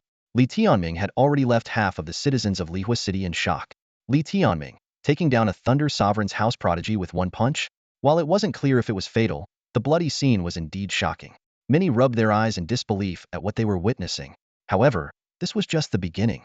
While the other 6 were still fighting among themselves, preventing Lu Qianyang from approaching, it was the perfect opportunity to strike. Li Tianming smirked, eyeing the only opponent who had broken through the chaos to face him. A storm swallow? Li Tianming recognized this person's companion beast. Even before it got close, a fierce wind swept in, carrying countless tile fragments like blades. The power was such that if caught in it, it would be akin to being cut to pieces. The entire roof of the windlass and trembled violently, as if it might be torn off at any moment. Hey, this little swallow looks pretty nice. Is it male or female? The little yellow chick, having broken through a bloodline shackle, was on a rampage. It charged forward with overwhelming strength, grabbed the storm swallow, and began to beat it fiercely, even pulling out its feathers. Damn it, another male. The little yellow chick was furious, unleashing relentless punishment on the storm swallow. which was at the same level of Beast Vein Stage 7. Before its companions could come to its aid, the storm swallow was pecked until it bled and had to flee in disgrace, screaming. The beast master of the remaining storm swallow was a tall man in a blue robe, with a face like white jade. He manipulated the storm as if he were the son of the tempest. Li Tianming, prepare to die. The young man appeared graceful, wielding a long sword with fierce momentum like a storm. Unfortunately, his impressive swordplay couldn't mask the limitations of his Beast Vein Stage 7 strength, which was on par with Li Tianming. However, Li Tianming could fight across 2 stages, putting them in completely different leagues. When the young man's sword moves enveloped him, Li Tianming dashed forward like lightning, grabbing the opponent's sword with his left hand, precise and swift. Impossible. The sword was instantly immobilized, leaving the young man dumbfounded. Get lost. Li Tianming roared, then slapped the young man across the face. The force of the blow sent the young man flying out of the windlass in's 3rd floor. He spun several times in the air and was about to crash to his doom when his parents caught him just in time. Seeing their son's defeat, the high-ranking members from the Thunderlord's mansion were furious. What frustrated them even more was their inability to intervene in the fight. They were burning with anger, feeling utterly stifled. They couldn't understand why Li Yinfeng's son was so strong. Didn't Li Yinfeng say he was only as powerful as a Beast Vein Stage 7 fighter? Their anger even shifted to Li Yinfeng, suspecting he'd deceived them. Looking up, they saw Li Tianming continuing his rampage at the windlass inn. Is this the so-called genius of the Thunderlord's mansion? That's all they've got. Li Tianming's mocking laughter echoed all around, leaving everyone stunned. Hearing such words from him was surreal, and many were left in disbelief. Of the original 7, only 5 remained. They now realized they couldn't afford internal strife, as Li Tianming was far more formidable than they had imagined. But it was too late. Among the remaining 5, apart from Lu Qianyang who was at Beast Vein Stage 9, 3 were at Stage 8, and there was a girl at Stage 7. She glanced at Zhang Zishuan's injuries and said, I'm out, you guys fight. With that, she fled with her companion beast, the mysterious ice worm. Now, only 4 remained. Li Tianming had managed to scare off the Thunder Lord's mansion's geniuses, leaving them without the courage to fight, astonishing the onlookers. To defeat 2 directly and scare 1 away? Were these truly the geniuses of the Thunder Lord's mansion? The onlookers were dumbstruck, completely baffled. In their eyes, the Thunder Lord's mansion was a force capable of easily crushing the city of Lihua. How could Li Tianming overpower them so effortlessly? It was terrifying. Just a month ago, wasn't Li Tianming crawling out of the City Lord's mansion like a defeated dog under Lu Qianyang's threats? Stop fighting among yourselves. Let's deal with him first. We'll settle the score after getting the divine source. Zhang Yilin was shocked. She knew that Li Tianming hadn't been this strong before. Now, she looked at him with a hint of fear. After all, only 4 of them were left. Then let's go. Lu Qianyang remained relatively calm. For him, the stronger Li Tianming was, the better. This way, the others couldn't handle Li Tianming, leaving him to do it. Li Tianming was strong, but still within his control. Under Lu Qianyang's command, 4 genius beast masters launched a joint attack. Lightning leopards, thunder mice, armored giant prawns, and 6-eyed flying fish surrounded Li Tianming from all directions.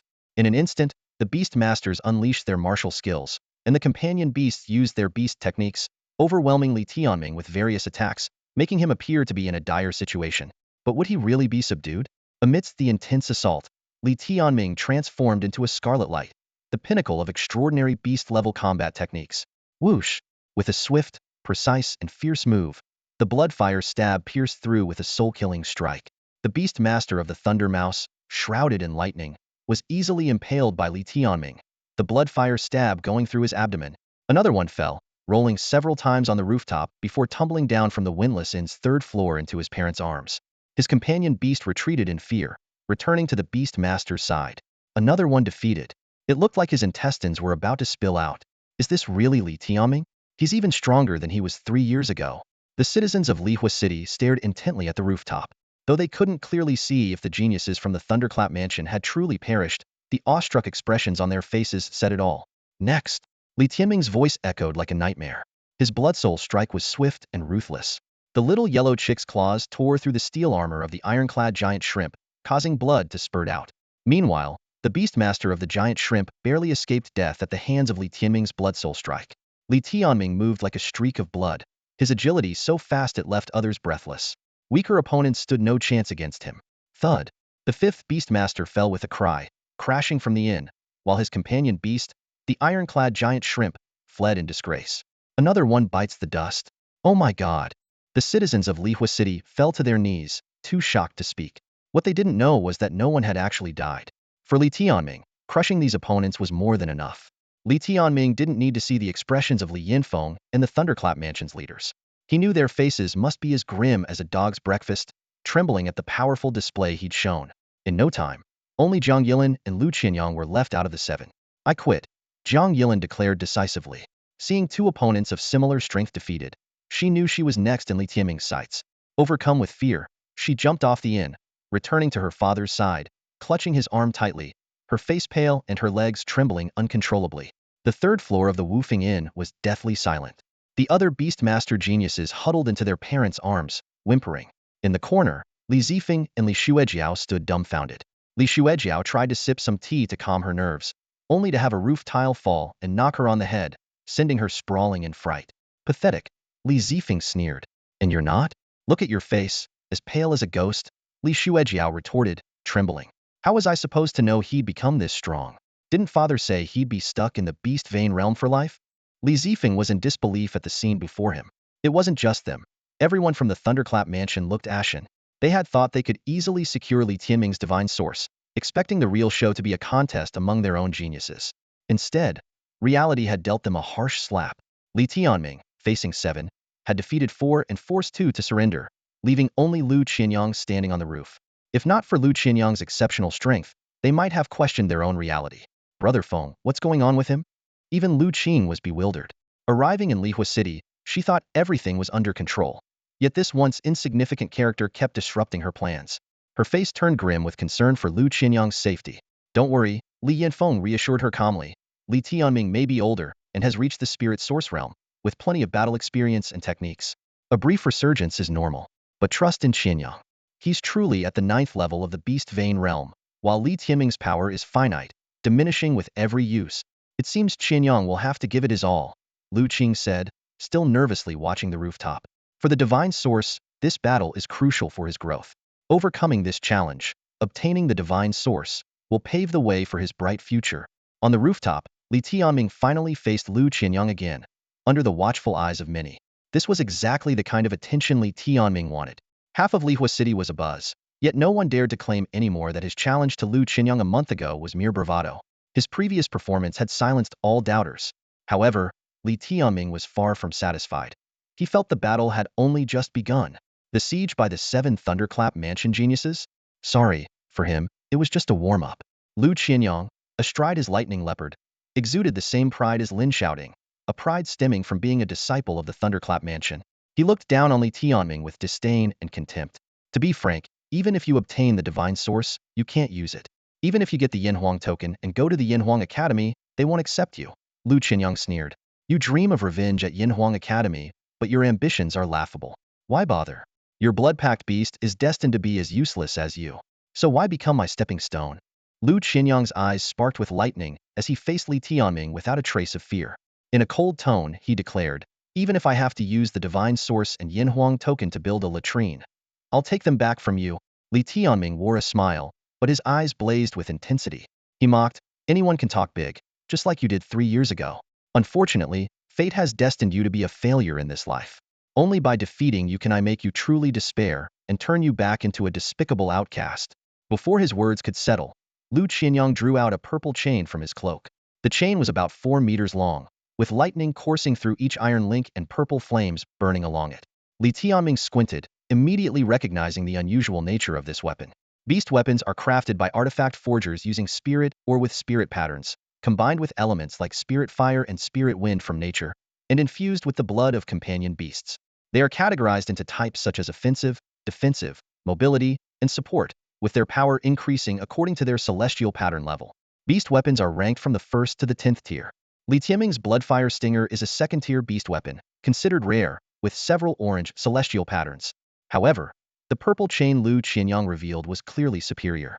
The lightning and flames coursing through the chain indicated it was forged from spirit or blended with spirit lightning and spirit fire. Such weapons, infused with elemental forces, are colloquially known as spirit disasters and possess formidable destructive power. Upon closer inspection, Li Tianming noticed several yellow celestial patterns on the chain a 3rd-tier level. This meant Lu Qianyang's weapon was at least a 3rd-tier beast weapon, far beyond ordinary expectations. It was rare for a beastmaster at the Beast Vein realm to wield such a powerful beast weapon. Nonetheless, Li Tianming remained unfazed. Having already defeated 4 opponents and scared off 2, how could he fear Lu Qinyang alone? His fighting spirit only surged higher, ready to embrace this fierce confrontation. Li Tianming, you should feel honored. Since acquiring these Thunderfire chains, I have never used them against anyone, Lu Qinyang declared arrogantly, lightning-imbued chains wrapped around his arm as he looked down at Li Tianming with a fiery gaze. As the sole cultivator at the 9th level of the Beast Meridian realm, his pride was justified. In Lu Qinyang's hands, the Thunderfire chains were as versatile as an extension of his body, functioning both as a whip and a tool to imprison opponents, far surpassing the destructive power of an ordinary whip. With a 3rd-tier beast weapon in his possession, Lu Qinyang seemed to command the battlefield, drawing countless admiring glances. The onlookers whispered among themselves, Li Tianming's facing a tough opponent now. Still, he's done well to hold his own today. No need to mock him further. Apart from that embarrassing incident in Yin City, Li Tianming hasn't really done anything wrong. He was just heartbroken. We should forgive him. Yet, one mistake ruined his life, and now he's just struggling in vain. Despite being spoken softly, these words reached Li Tianming's ears clearly. Struggling in vain? A slight smile played on his lips. He had returned today to prove to everyone that he was far from defeated. This battle would be his clarion call for a comeback. He was tired of the mocking and pitying looks. What would that indifferent man downstairs think, seeing him fight here, seeing his once young wife now aged? Maybe today wouldn't make him regret, but it could at least plant the seed of remorse for his decision. Everything depended on defeating Lu Qinyang. Attack! Li Tianming shouted fiercely, charging forward with his companion, the small yellow chick, to face Lu Qinyang and his lightning leopard Hedon. Thunder Whip! Lu Qinyang wielded the Thunderfire chains, unleashing a ferocious and relentless whip technique. The chains descended like an impenetrable net from the heavens. With a series of thunderous crashes, the roof of the windlass collapsed, sending the people inside scrambling for safety. Nearby, the tallest building crumbled, and amidst the rising dust, the chains crackling with thunder and fire continued their relentless pursuit of Li Tianming. Witnessing this spectacle, some onlookers couldn't help but laugh. Turns out he's just a paper tiger. Under the combined assault of Lu Qinyang's Thunderfire chains and the Lightning Leopard, Li Tianming seemed powerless to retaliate. Are you still too scared to fight back, Li Tianming? Coward! Lu Qinyang boasted, feeling in control of the situation. No, for me, a battle only requires one move, Li Tianming replied, dodging both the Lightning Leopard's pounce and Lu Qinyang's whip. He darted through the ruins like a streak of fire. Bang!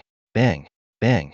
The small yellow chick was ferocious, climbing onto the Lightning Leopard's back. Its small size made it hard for the leopard to shake it off. With sharp claws and teeth, it tore open a wound on the leopard's back and burrowed inside. Crackle! The lightning leopard could only generate explosive arcs of electricity with its fur, trying to force the chick out. Stop struggling. I'm going to feast on your flesh and blood today. The chick taunted as it wreaked havoc inside the leopard. The leopard writhed in agony, unable to dislodge its tormentor. Lu Qinyang's gaze turned icy, his thunder whip technique growing more ferocious. The lightning leopard's tail lashed like a whip. Together they launched a dual assault on Li Tianming, combining whip and beast techniques. Though Li Tianming appeared increasingly beleaguered, he had already stated that today's battle required only a single moment. Now, that moment had arrived. A streak of blood-red fire surged forward. Li Tianming's left arm withstood several strikes from the Thunderfire chains. While an ordinary person's left arm would have shattered, his remained unscathed. This sight left Lu Qinyang stunned, his whip technique faltering. Li Tianming's lips curled into a cold smile. Suddenly, he raised his left hand, revealing his palm to Lu Qinyang and the Lightning Leopard. Illusionary Spirit Eye. In an instant, Lu Qinyang and the Lightning Leopard became dazed, as if time had frozen. Sister, Lu Qinyang murmured, his eyes unfocused. Despicable. Li Tianming cursed inwardly. This shameless illusionary spirit I made opponents see the person they most desired, and Lu Qinyang desired his own sister, Lu Qing. Such depravity was chilling, a testament to the moral decay among the young elite. The illusionary spirit eye was Li Tianming's trump card, his only chance to swiftly end the fight. In that mesmerized moment, his left arm delivered a dragon elephant heavy fist directly to Lu Qinyang's face. Crack! The sound echoed throughout half of Lihua City. Li Tianming had vowed to tear his face apart. Now, with a punch even harder than the one given to Zhang Zixuan, Lu Qinyang's nose caved in, his head knocked askew. Help me, sister, help me! Lu Qinyang's desperate cry pierced the night sky. With a powerful punch, Lu Qinyang's head snapped to the side, blood streaming down his face. In an instant, he plummeted from the heights of victory to the depths of despair, his whole body trembling, nearly losing control of his bladder. Terror engulfed him like a tidal wave, leaving him unable to comprehend what was happening. Why did Li Tianming suddenly bewilder him? Why did he mistake Li Tianming for Lu Qing? Wasn't this kind of confusion supposed to be his sister's trick? These questions swirled in his mind, but he found no answers. He could only cry out in his heart as the blood on his face filled him with a chilling fear. Lu Qianyang shook uncontrollably, his voice hoarse, almost on the verge of wetting himself. Li Tianming, you're powerful. It's my mistake. Spare me, I don't want to die. He fell to his knees, pleading, as Li Tianming before him seemed to morph into an eternal nightmare. The memory of crushing Li Tianming a month ago at the Listening Wind platform now seemed so unreal, while in reality, he was utterly defeated. Please, don't kill me. I'm the real worthless one. I'm a beast. Don't kill me. Lu Qianyang wailed, futilely trying to wipe away the increasing blood on his face. But I just want to kill you. What should I do? Li Tianming's icy voice came from behind, the blood fire sting pressed against Lu Qianyang's neck. This statement caused Lu Qianyang to completely lose control, warm urine soaking his pants. Meanwhile, under the influence of the bewildering spirit eye, the little yellow chick transformed into a fierce woodpecker, instantly snapping the lightning leopard's spine. The leopard crashed to the ground, unable to even stand. That's what you get for showing off in front of Lord Chicken. Next time I'll peck off the family jewels. The little yellow chick crowed triumphantly, as if it had already become the king of all beasts. The battle ended as abruptly and decisively as it began. Li Tianming held the struggling, pained Lu Qianyang, while the little yellow chick stood on the constantly rolling lightning leopard. This sudden defeat left everyone, including Li Yinfeng, in stunned silence. The entire city of Lihua fell into a deathly quiet, broken only by the proud cries of the little yellow chick. All eyes were fixed on Li Tianming, as if they were under a spell. The crowd grew larger, but the battle had ended so swiftly that many were still discussing it when it was over. Lu Qianyang's pitiful pleas for mercy echoed in the air for at least 10 breaths. Li Tianming glanced at his home courtyard. Noticing his mother Wei Jing merely turned over and continued to sleep soundly, her heart truly at ease. However, he didn't see the tear of joy that slipped from her eye as she turned. On one side was a life-and-death battlefield. On the other, a peaceful courtyard, all proving that Li Tianming had accomplished it. This delayed glory came with greater force. Today's battle was his true vindication. Defeating 7 geniuses from the Lei Zun mansion and breaking their siege. This was the real honor. 3 years ago, Li Tianming was considered a nobody. Yet now he had achieved this? Many were left speechless, utterly shocked. Li Tianming stood before the strong and talented from Lei Zun mansion and Lihua city, holding Lu Qianyang's life in his hands. Those who once regarded him as insignificant now stared at him in astonishment. Li Tianming made sure to observe Li Yinfeng's expression, which was indeed a sight to behold. On one hand, he felt proud of his son. On the other, he felt embarrassed for not helping Lu Qianyang obtain the divine source. Li Tianming intended to make him lose face.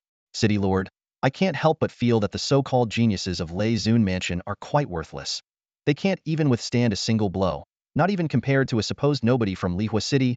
Li Tianming's words were like a sharp sword, piercing the hearts of everyone present.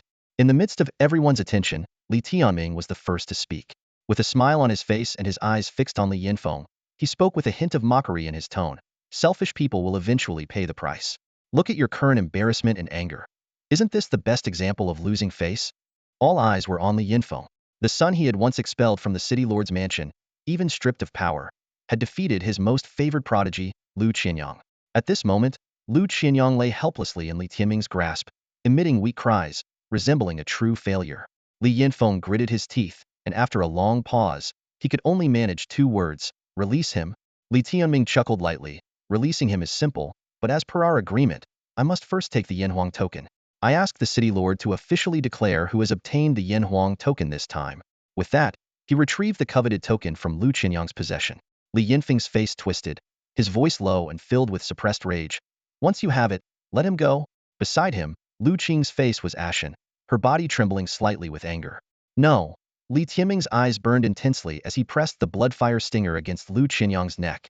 You must announce it, publicly. Seeing Lu Qianyang's restlessness, Li Tianming slapped him across the face, causing blood to flow, leaving Lu Qianyang to weakly plead for mercy. For the first time, Li Yinfeng felt utterly powerless. He dared not act rashly, fearing that Li Tianming might indeed kill Lu Qianyang. What troubled him even more was that Li Tianming also held the jade pendant of Princess Qing. In front of this audience, being forced into such a position by his once-disowned son was something he had never imagined. With white-hot flames of anger in his eyes, Li Yinfeng forced the words through clenched teeth. I announced that Li Tianming has obtained the Yanhuang token. At that moment, everyone watched in disbelief. Just over a month ago, Li Yinfeng had ruthlessly cast aside his wife and son, and now, he was compelled to publicly acknowledge the victory of his worthless son. With this alone, Li Tianming had already achieved the dignity he had longed for. He would no longer leave like a defeated dog. Release him now. Lu Qing urged urgently, her eyes glistening with tears of heartache. Her brother was covered in blood, looking utterly miserable, a sight that tore at her heart. Li Tianming watched the siblings, a cold smile playing on his lips. This Lu Qing, known as a peerless beauty, was the one Lu Qianyang longed for. He mused that these so-called extraordinary figures were, at their core, not much different from anyone else. Don't worry, Li Tianming said calmly, his gaze sweeping over the Lei Zun Mansion crowd. I'm asking our friends from Lei Zun Mansion. According to your rules, all your young ones have been defeated. As the good friend of Princess Qing, do I not now possess the divine source? Please enlighten me. At this moment, Li Tianming seemed like a madman, unpredictable in his next move. The crowd, concerned for Lu Qianyang's life, was completely subdued. Even the elders and strong warriors were at a loss. The residents of Lihua City were drawn to this spectacle, watching in stunned silence. The air was thick with tension and unease. Lu Qing gritted her teeth. Her words almost squeezed out through clenched jaws. I admit, the divine source is yours. Li Tianming fixed his gaze on Lu Qing, his voice booming as he addressed everyone. Since you've announced it publicly, don't go back on your word or do anything disgraceful. After all, I can't afford to lose face. Li Yinfeng had reached his limit, burning with rage. His reputation had been utterly tarnished today. Don't go too far, he warned, enunciating each word clearly. Or not even Princess Qing can save you. Li Yinfeng tried to suppress Li Tianming with his aura of authority, but Li Tianming showed no fear, his heart as vast as the sky. Of course not, City Lord, Li Tianming declared loudly. I just hope you follow tradition and escort the young man with the Yanhuang token out of the city, and wish me a bright future at Yanhuang Academy. This statement was filled with grandeur, merely a repeat of a request made a month ago. For Li Tianming, it was more important than the divine source and the Yanhuang token, as it concerned his dignity, not just his own, but his mother's as well. Li Yinfeng wanted to quietly sever ties of decades and let Li Tianming's mother fade into obscurity. But how could Li Tianming allow that? He intended to make Li Yinfeng lose face and personally see him off out of the city. Faced with this demand, Li Yinfeng fell silent. City Lord, do you agree or not? Li Tianming gave Lu Qianyang a hard slap, coldly glaring at Li Yinfeng. If you can't even handle this small matter, how can you face your new wife? Lu Qing had lost all her temper, blankly watching her brother in such a pitiful state. She had sacrificed so much for him, coming to fight for the Yanhuang token and divine source, only for it all to fall into Li Tianming's hands. Just agree and send him away, Lu Qing said weakly. City Lord, please prepare a carriage, a large one, Li Tianming demanded calmly. In the deathly silence, Li Yinfeng's face grew darker. For a moment, Li Tianming knew he wanted to kill him. But the reality was laughable. The jade pendant from Princess Qing seemed to make him hesitant. Li Yinfeng was about to head to Lei Zun Mansion and didn't want to make enemies lightly. Carriage. Li Yinfeng finally squeezed out the word. Although he didn't directly agree with Li Tianming, it was enough to show his submission. For Li Tianming, that was enough. He couldn't help but smile. You reap what you sow, and now the embarrassment is all due to your past actions. Soon, a luxurious carriage appeared before Li Tianming. The 3 horses were tamed beasts, reaching the first level, ensuring their speed would be swift. Thank you, City Lord. Li Tianming smiled and bowed. Years ago, he had respectfully called Li Yinfeng father, never imagining a day like this would come. His smile was filled with defiance and rebellion. With that, he dragged Lu Qianyang, heading towards the courtyard, pushing open the creaking door. Mother, are you ready? It's time to go. Let's go. Wei Jing stood at the doorway, having already risen at some point. She had stored her companion beast in the companion space, bringing nothing but herself. She stepped forward, gently wiping the blood from Li Tianming's body. She said nothing about the day's events, but her relieved smile showed she felt liberated. Mother, please. In full view of everyone, Li Tianming supported an elderly woman with white hair out of the courtyard. Though aged, the woman's demeanor remained elegant, her presence still striking. It was easy to imagine she had once been a captivating beauty in her youth. Li Tianming roughly dragged Lu Qianyang with one hand while gently supporting his mother with the other, carefully helping her onto the carriage. As he drew the curtains, Wei Jing's gaze briefly flickered towards Li Yinfeng, her eyes momentarily reflecting a complex emotion. At this moment, Li Yinfeng stood in a daze, his eyes staring blankly in the direction where the curtain had slowly closed. He hadn't expected that today, she would remind him of her youthful grace and charm. Back then, he marveled in secret every day, wondering how he had been fortunate enough to win over such a woman. Yet, what made him feel even more ashamed was that this woman still wore a smile today. Just as the curtain closed, he caught a glimpse of her familiar serene and indifferent expression that hit him like a heavy blow, causing his world to collapse instantly. A useless man, that's what I am. Li Yinfeng roared internally. How could she leave with more composure than he could muster? That smile was more ruthless than Li Tianming's interrogation, cutting deep into his heart like a sharp blade. And yet, he had no chance to retaliate, for the curtain had closed, and they would never meet again. Li Tianming mounted the carriage, taking the reins himself. Before leaving the city, he forcibly brought Lu Qinyang along, then turned to Li Yinfeng and said, "City Lord, remember to keep up. Otherwise, once we're out of the city, I'll leave this genius beast tamer on the ground, and no one will be there to pick him up." There was no response. Li Yinfeng's heart ached as he struggled to understand the meaning behind that smile. Was it merely because he had embarrassed himself earlier? Yet, as Li Tianming rode away, he had no choice but to follow. The people of the Lei Zun house, concerned for Lu Qinyang's safety, followed closely behind. Thus, Lihua City witnessed a grand spectacle. Led by Li Yinfeng, the city's strongest, including the masters from Lihua Academy, the commanders of the city guard, along with the strong and talented from the Lei Zun house, all chased after a single carriage, ceremoniously seeing Li Tianming out of the city. Li Tianming drove the carriage, racing through the familiar streets of Lihua City. Countless onlookers watched in amazement as this young man disappeared into the distance, his brilliance forever etched in their memories. They would never forget how he left Lihua City, with the strong from Lei Zun house seeing him off, ready to soar to new heights. Riding with the wind, Li Tianming left countless streets and gazes behind him. He felt as if he was about to take flight, experiencing an unprecedented thrill. Perhaps this was the essence of cultivation: to reclaim dignity and live with passion. From this moment, everything in Lihua City was behind him. He swore to himself that he never wanted to return to this heartless place, or see these heartless people again. His goal remained the Yinhuang Academy, the place where he lost everything, and the place where he intended to reclaim it all. He wanted to shout into the wind, to express his exhilaration, but felt that would be too melodramatic, not fitting his character. Such swagger, truly impressive. The little yellow chick stood proudly on the horse's head. From now on, you're not just Tianming, you're Swag Tianming, truly severing ties with your father.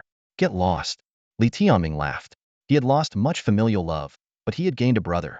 Perhaps in the future, more brothers and sisters would emerge from the companion space. That was enough. He could already see the city gate, feeling it was too close, though he had already crossed half of Lihua City. When in high spirits, the journey naturally felt shorter. The carriage passed through the city gate, unimpeded, and at the moment it rushed out, Li Tianming tossed Lu Qinyang aside. The pursuing Li Yinfeng and others hurriedly helped Lu Qinyang up. As they looked up, Li Tianming was already far ahead. "City Lord, wish me great success at the Yinhuang Academy." As he left, Li Tianming's voice echoed through the heavens and earth, lingering as if it would never fade. The thunder fire chain? Li Yinfeng's face darkened, not finding the thunder fire chain on Lu Qinyang. That was because this third-grade beast weapon had already been pocketed by Li Tianming. Such a fine item, of course, needed to be taken along. That scoundrel! Li Yinfeng stood up, his face livid, ready to give chase. Let it go, let it go. Lu Qing shook his head with resignation. We've already lost face enough today. Chasing after him will only make us seem even smaller-minded. The entire Lihua City remained silent, and all of them could only keep silent. To be toyed with by a young man to this extent left everyone not knowing whether to laugh or cry. Looking at the chaos around them, everyone felt conflicted. Actually, he can only be proud this once. Even if he has the Yinhuang order, he won't be able to enter the Yinhuang Academy. At least, he won't pass the hall entrance exam, said Zhang Zixuan's father, Zhang Chong.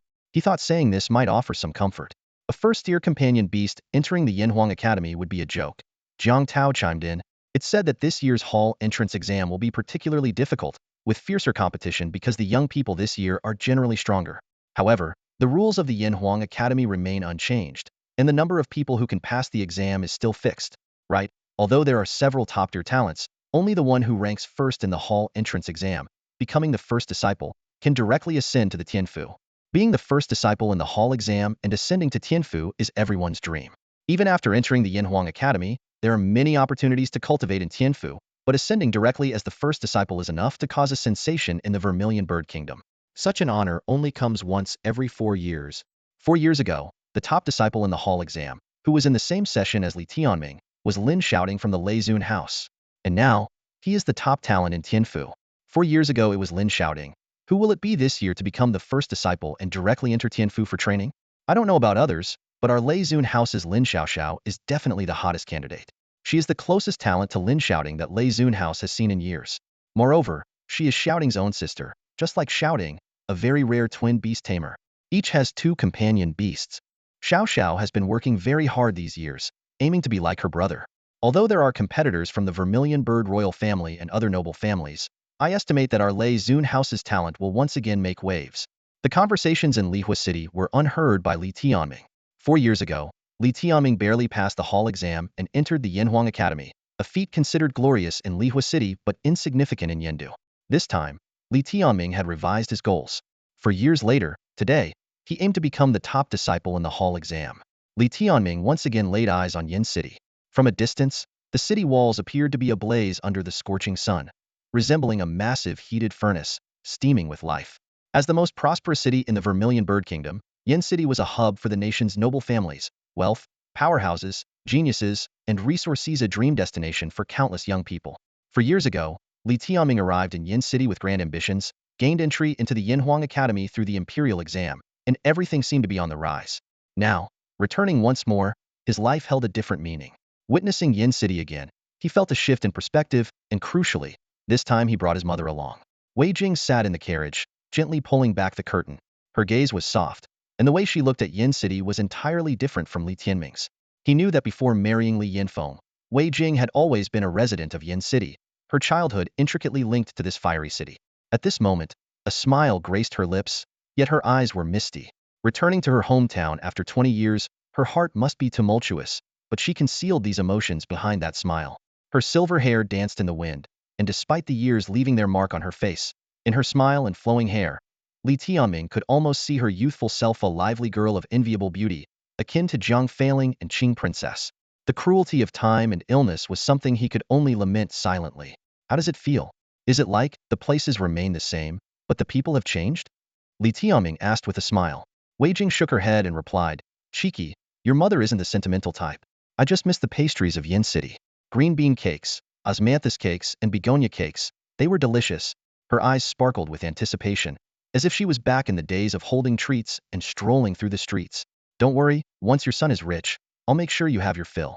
We'll settle down in Yin City, and I'll take good care of you, bringing you delicious pastries every day," Li Tianming promised. "Pinky promise, you can't go back on your word. If you forget, I won't let you back in the house," Wei Jing said with mock sternness. "Such a cruel woman," Li Tianming sighed, shaking his head. "I'll smack you," Wei Jing threatened playfully, her face full of smiles. Away from the city of Lihua and no longer having to face that man, happiness was indeed simple. However, a real issue loomed ahead. Arriving in Yin City with nothing, where would they stay? If Li Tianming were alone, he could reside in Yanhuang Academy, but his mother needed a home of her own. "I'll handle this. I still have some friends in Yin City from back in the day," Wei Jing said with a smile, clearly having plans in mind. Yet, she couldn't help but feel a twinge of emotion. After 20 years apart, her friends' lives were likely better than hers. Even the most carefree person would feel a bit downhearted at such a moment. The sisters who were once inseparable now led different lives. As they entered Yin City, Li Tianming drove the carriage towards the Western District under Wei Jing's guidance. The Western District was Yin City's free zone, bustling with trade and a mix of all sorts. Yin City was vast, and it would take days to explore it fully. "Do you know where the Qin Palace is?" Wei Jing asked. Of course. The Star Mansion and Chen Palace are the most luxurious residences in Yin City's Western District. If it weren't for the reverence towards the Vermilion Bird royal family, these mansions might even outshine the royal palace, Li Tianming replied, familiar with the city's layout from his year living there. These mansions were opulent mainly due to their immense wealth. They were the residences of the two presidents of the Star Chamber of Commerce. The Star Chamber of Commerce was the largest commercial alliance in the Vermilion Bird Kingdom, controlling the nation's economic lifeline, with branches in every city, including Lihua City. As the saying goes, there is no shortage of money, only things that the Star Chamber of Commerce cannot buy. The two presidents of the Star Chamber of Commerce were legendary figures in the Vermilion Bird Kingdom. They were self-made geniuses, known as the Star Twins 2 decades ago, and now revered as the Star Saints. In just 20 years, they expanded the Star Chamber of Commerce's reach nationwide, amassing wealth that rivaled kingdoms, making this 20-year-old commerce house a new and powerful force in the Vermilion Bird Kingdom, even capable of competing with some ancient noble families with histories spanning thousands of years, like the Lei family. The Star Mansion and Chen Palace were the residences of the Star Saint and Chen Saint. having hosted numerous high-profile figures over the years. However, they were not places ordinary people could easily approach, and Li Tianming had never had the chance to get close. Why are we going to the Chen Palace? Do you know someone there? Li Tianming asked curiously. Wei Jing softly replied, I once had a good friend who married into the Chen Palace. Perhaps it was the anticipation of seeing a friend after 20 years that made her feel a bit anxious and uneasy. After all, her friend was now gravely ill and at the end of her rope. Wei Jing took a deep breath to calm her nerves. The carriage slowly made its way to the most bustling area of Yin capital, and a mansion illuminated by starlight gradually came into view. The Chen Palace stood tall and majestic, resembling a small fortress, surrounded by the residences of many prestigious families. Exquisite sculptures and reliefs adorned the premises, exuding a grand and elegant aura. The dazzling starlight cascaded down from every corner of the architecture, enough to make ordinary people feel inferior and hesitant to approach. Not far from the grand entrance, burly guards stood vigilantly, accompanied by fully grown lions and tigers. Even though these fierce companion beasts were dozing, their prostrate forms still exuded an intimidating presence. Li Tianming drove Li Yinfeng's luxurious carriage slowly forward. The guards at the gate, maintaining a courteous demeanor, inquired, Are you here to visit the Qin Palace? Do you have an appointment? Wei Jing gently lifted the curtain and softly replied, Could you please inform Madame Xuelan that an old friend, Wei Jing, wishes to see her? The guard looked troubled and responded, Madam, Our Lady usually does not receive ordinary guests. Please do not put us in a difficult position. Wei Jing responded with dignity, Just convey my name, please. If there is no response, I will naturally leave. The guard hesitated for a moment, considering that the elderly woman before him might be a senior to their lady, and cautiously decided to report. The wait felt exceptionally long, as the Chun Palace was expansive and it took time for messages to be relayed. Li Tianming couldn't help but ask, Mother, is this lady highly regarded in the Qin Palace? Wei Jing smiled as she explained, Indeed, she is. She is the wife of Chun Sheng. Li Tianming's eyes widened in disbelief as he looked at Wei Jing. He realized that his mother's former friend was actually the wife of Chun Sheng, which implied that Wei Jing's status in Yin capital back then was likely quite significant. Chun Sheng was a prominent figure in the entire Zhuge kingdom, comparable to a high-ranking official, someone even Li Yinfeng found difficult to approach. As Li Tianming's mind raced with thoughts, the guard hurriedly returned and respectfully said, My lady invites you in. She is currently in the Shuechen Pavilion. Please disembark the carriage and follow me. Wei Jing, having difficulty walking, was carefully assisted by Li Tianming as they entered the Chen Palace. The moment they stepped through the gate, Li Tianming truly appreciated the opulence of the place. Jewels and glass were everywhere, with pavilions every 5 steps and towers every 10, filled with brilliant blossoms. Compared to this, the city lord's mansion in Lihua City was nothing more than a humble abode.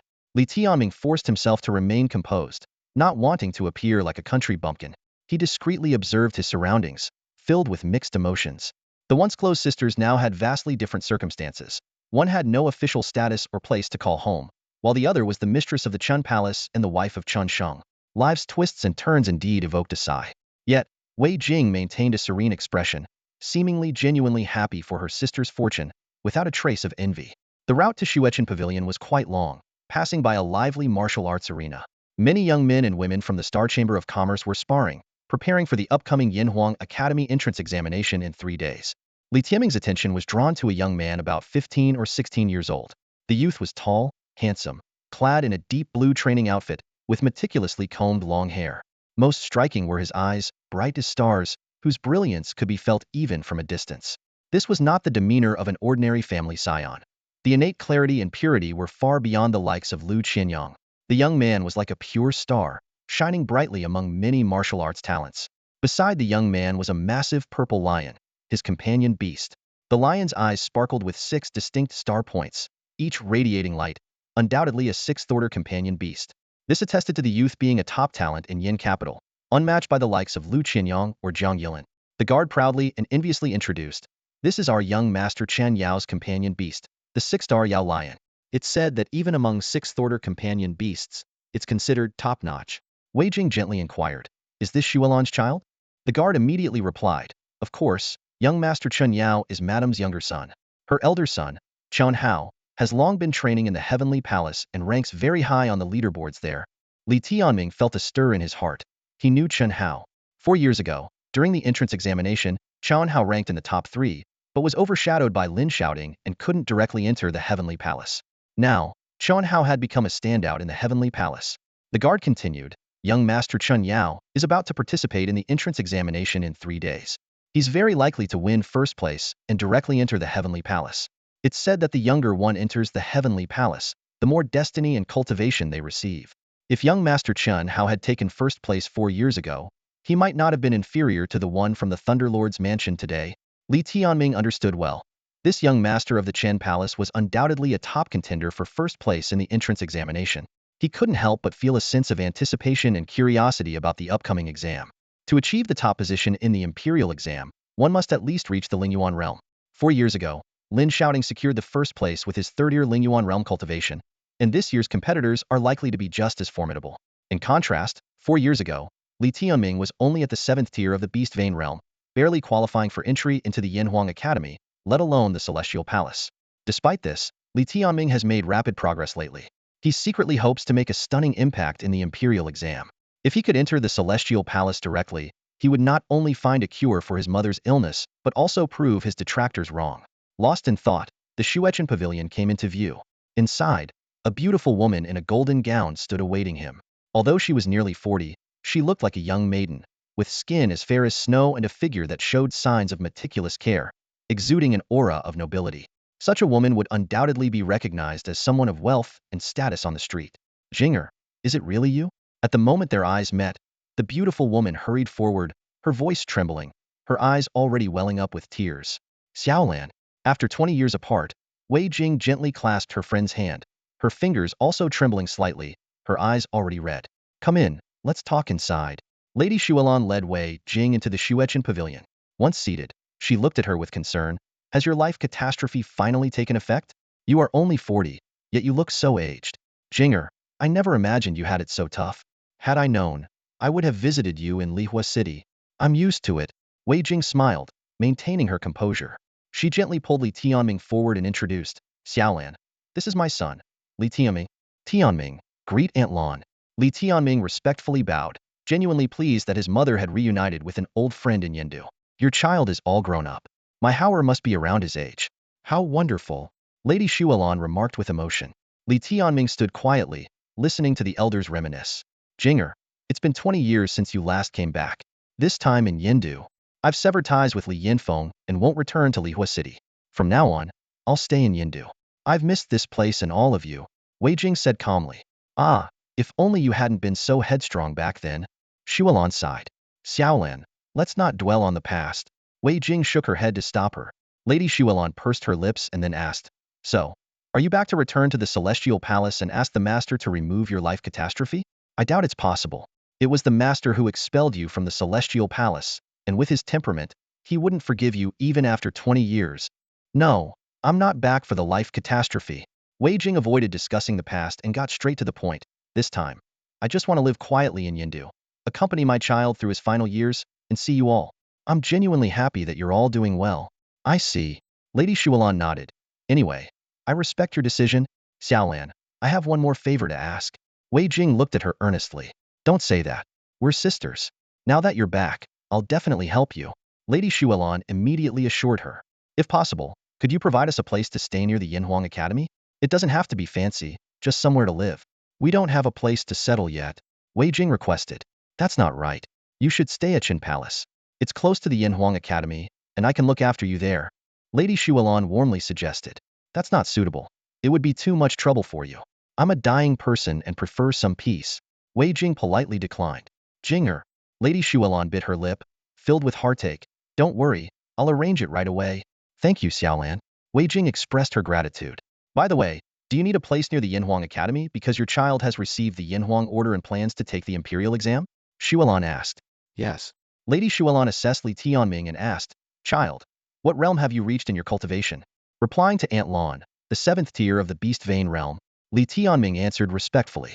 That's decent, but the competition for the Yanhuang Academy is especially fierce this time. At your level, you'll need to give it your all to pass the Imperial exam and meet your mother's expectations, Lady Shuelan advised. I will do my best. Li Tianming nodded, feeling grateful to Lady Shuelan for alleviating his mother's worries. Just then, an unfriendly voice came from outside, 7th tier of the Beast Vein realm, coming from a remote area. Dreaming of getting into the Yanhuang Academy seems a bit far-fetched. A young man entered as he spoke, and several maids immediately approached to remove his training clothes. dress him in luxurious robes, and assist him with washing. Mother, we have guests today. The young man, Chun Yao, had just returned from martial training. Yes, it's your mother's old friend, Lady Shualan replied. Shualan gazed at her youngest son with tenderness and affection. Chen Yao glanced up and couldn't help but snicker. It's funny how you and that old lady act like sisters. She's old enough to be your grandmother. Though meant as a joke, the words were harsh and unpleasant. Li Tianming's face darkened, showing his displeasure. Yaoer, don't be rude, Shualan chided, giving him a light scolding without much reproach in her tone. Whatever. Chen Yao, having just finished washing up, urged. Hurry up and send them off. They're just poor relatives looking to cozy up for help. It's annoying and messes with my mood for the imperial exam. All right, I'll be quick. It won't delay your precious tonic, Shualan replied indulgently, her eyes full of affection for Chun Yao. Turning to Wei Jing, she chuckled. Jinger, there's nothing I can do. This kid never grows up. He still needs me to make his tonic. It's so expensive and hard to make. It wrinkles my hands, look. She waved her delicate hands in front of Wei Jing. Hands that had clearly never done household chores, far more beautiful than Wei Jing's. At that moment, Li Tianming saw things clearly. He had been grateful to Shualan, but now he understood her insincerity. Especially this gesture, flaunting her flawless fingers before Wei Jing and calling them wrinkled, was blatant mockery. Such subtle words among women could be sharper than swords. No way, Xiaolan. Your hands are as exquisite as they were 20 years ago, Wei Jing replied with a smile, seemingly unfazed by the jab. Wei Jing stood up. Xiaolan, we've just returned to Yindu and have many things to arrange, so we won't disturb you any longer. Won't you stay a bit longer? I can have the servants prepare a feast, Shualan offered insincerely. No, thank you. Wei Jing shook her head. All right then, now that you're back, we'll have plenty of chances to meet. I'll have a house arranged for you. For night, you can stay at Chen Yao's inn. Someone will guide you to your place later. Thank you. Someone, please see these esteemed guests out. After Li Tianming and Wei Jing left, Shualan stood with Chen Yao, her smile bright and dazzling. Why do you look so pleased? Chen Yao asked curiously. Do I? Don't say that. My dear sister has had 20 years of hardship and will face a lonely end. I can't express how much I pity her, Shualan replied, still smiling. You seem happy enough to dance, Chen Yao remarked, curling his lip. Don't speak nonsense, child. But life is full of strange twists, hee. She couldn't help but laugh. How boring, Chen Yao mused, suddenly recalling Li Tianming's face. Why does that guy look familiar? What's his name? Something like Li Tianming? The offspring of Li Yinfeng from Lihua City. Back then, it was like a toad eating swan meat, Shualan chuckled. Li Tianming? I remember now. 4 years ago, he was in the Huang Academy. He's the laughingstock of the academy. Chen Yao laughed too. How so? Chen Yao recounted an incident from 3 years ago at the Huang Academy, a story still relished by many. A miserable woman with a lowly child. What a perfect match. Shualan suddenly felt like having a drink. The feeling was too satisfying. His companion beast died, and he's at the 7th level of the beast vein? He just picked up any companion beast with a blood contract and thinks he can re-enter the Huang Academy? He's really underestimating the imperial exam. Chen Yao shook his head, puzzled why someone so disgraced would still bother. Shualan was about to prepare the tonic when a servant reported that Chansheng had returned. She quickly tidied up and went to greet him with the help of her maid. This influential figure of the Zhuke kingdom looked remarkably young, like Chen Yao's elder brother. Only his eyes betrayed his experience and commanding presence. As he entered the palace, a hush fell over the place, guards kneeling as if he were an emperor. If Chen Yao's eyes held stars, then Chunsheng's contained galaxies, his gaze making the entire palace shine. Shualan personally helped him change, then nestled in his embrace like a blissful young woman. Who were those two I saw leaving? They looked familiar, Chunsheng asked, stroking Shualan's hair. You saw her? Shualan smiled coyly. Who was it? The one you couldn't have back then. Wow. Chunsheng stood abruptly, looking at Shualan with deep, shocked eyes. You mean it was her? Yes. Did you see clearly? Old and ugly. Makes you want to puke, right? I already did today. Did you? Shualan looked up, her eyes filled with mocking laughter. He didn't answer. 40 years old and that ugly? Do you still love her? Shualan licked her red lips, smiling brilliantly. Changsheng took a deep breath and walked out of the room without another word. You better take a good look at how ugly she is now. If you haven't had enough of being sick, don't come back to this house. After he left, Shualan's voice grew louder with excitement. Is the lady suggesting that we wait at their family-run Xinyao and until she has arranged accommodations for us, and then she'll send someone to bring us over? Li Tianming guided the carriage slowly through the broad streets of Yindu. The wheels clattered rhythmically over the cobblestone road. As he controlled the horses, he pondered the implications of Madame Shualan's words. Qinyao Inn is one of the largest inns in Yindu, and even a single night stay is quite expensive. Li Tianming said with a frown. With what we have right now, we can't even afford to stay there for a short while. We're not going to Qinyao Inn, Wei Jing said softly from inside the carriage, her voice tinged with fatigue and disappointment. Li Tianming glanced back at his mother and sighed. He was well acquainted with the harshness of the world, and he understood the veiled sarcasm in Madame Xuelan's words. If she acts like this in front of others, I can only imagine how she mocks us behind our backs, he said, shaking his head. Don't look for these so-called sisters anymore. When you're doing well, people flock to you. When you're down, they can't wait to kick you while you're down. Besides, this is a friendship from over 20 years ago. She wasn't like this before. Wei Jing weakly defended their past friendship. Li Tianming tightened his grip on the reins, feeling a surge of heartache and anger. Mother, I don't want you to beg anyone for my sake, and I won't allow anyone to hurt you, he said firmly. Today's encounter had left Li Tianming deeply hurt. The betrayal of someone he trusted only made the sting worse. If Wei Jing hadn't considered Xuelan a true sister, she would never have sought her help for a place to stay, only to be humiliated. I understand. Wei Jing nodded gently. Though she tried to hide it, Li Tianming knew she was deeply saddened. Li Tianming took a deep breath, forcing himself to remain calm. This carriage from Li Yinfeng is of decent quality. It should fetch a good price. We can sell it, and at least afford a month's stay in a Yindu inn. By then, I'll have entered the Yinhuang Academy and can figure something out. Xuelan would certainly arrange accommodations for them, as it would be a simple matter for her. But Wei Jing wouldn't even consider going to Qinyaoan again. This so-called sister was not worth mentioning anymore. When you're down and out, arriving in such a vast city can indeed be bewildering. The road ahead was still tough, but Li Tianming wasn't losing hope. Yindu was like a massive whirlpool of flame, where everyone struggled to survive. Li Tianming silently vowed that from this moment on, he would never allow anyone to harm her again. Mother, you need to tell me about Tianfu. What is the little fate calamity? And who is the Lord? Li Tianming shifted the topic, trying to lift his mother's spirits. Wei Jing lifted the curtain, forcing a light-hearted smile. You're too young. Knowing these things won't help you. I'm already content to be back in Yindu for a visit. Li Tianming turned around, looking intently into her eyes and at her white hair. His tone became serious. So, you have no expectations for me and just want to be forgotten and quietly leave this world. Is that it? Wei Jing continued to smile, but a trace of sadness flickered in her eyes. This was indeed her thought. Mother, listen. Li Tianming's gaze was intense, and every word was filled with determination. I will enter Tianfu, and I will cure your illness, no matter how difficult it is. I swear I will do it. It's very difficult. Entering Tianfu is hard, and curing the illness is even harder. Wei Jing shook her head, her tone full of resignation. Li Tianming held his mother's hand, looking straight into her eyes with unwavering resolve. I know it's hard, but you must believe in your son, just as I believe in my mother. I'm not a coward who bows to fate, nor am I a failure who retreats in the face of difficulty. You must be unwilling to resign to this fate in this life.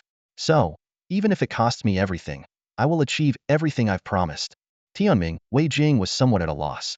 Li Tianming had indeed touched upon many truths in her heart, but the harsh reality felt as overwhelming as a mountain. Mother, my life is yours. If you die, I'll go with you, and I won't let you walk the road to the afterlife alone.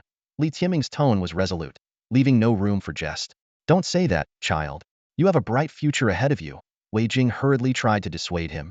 Without you, no matter how glorious, no future is meaningful, Li Tianming insisted. I'm not giving up. I just want you to understand that I will fight against this so-called fate with all my might, to the very end. So, please don't give up either. Wei Jing was silent for a moment before she finally smiled slightly. All right, I promise you. Once you've entered Tianfu, I'll tell you everything. Her tone was no longer as despondent. With this assurance, Li Tianming felt a sense of relief. He continued to drive the carriage, already beginning to plan for the future. Mother, let me tell you, we don't need charity from this so-called Xuelan. One day, I'll buy you the biggest house, even better than Tingyu Pavilion. You'll live comfortably, with a group of maids to attend to you. No, no. Wei Jing finally laughed, her eyes squinting like an 18-year-old girl. As long as I can see you, as long as you're happy, even the smallest house is a joy. Yindu was vast, so much so that a single carriage passing through the streets wouldn't attract any attention. But for the mother and son within, this brief conversation marked the beginning of their new life, filled with hope and determination. Everyone was bustling about, preoccupied with their own affairs, with only a hint of anticipation for the upcoming grand examination at the Yinhuang Academy 3 days later. Li Tianming was unaware that a man with a deep gaze was watching them from the shadows at the street corner. This mysterious figure followed them for a while, eventually stopping with a complex smile playing on his lips, murmuring softly, "Ah, life?" He then shook his head and continued to tail them quietly.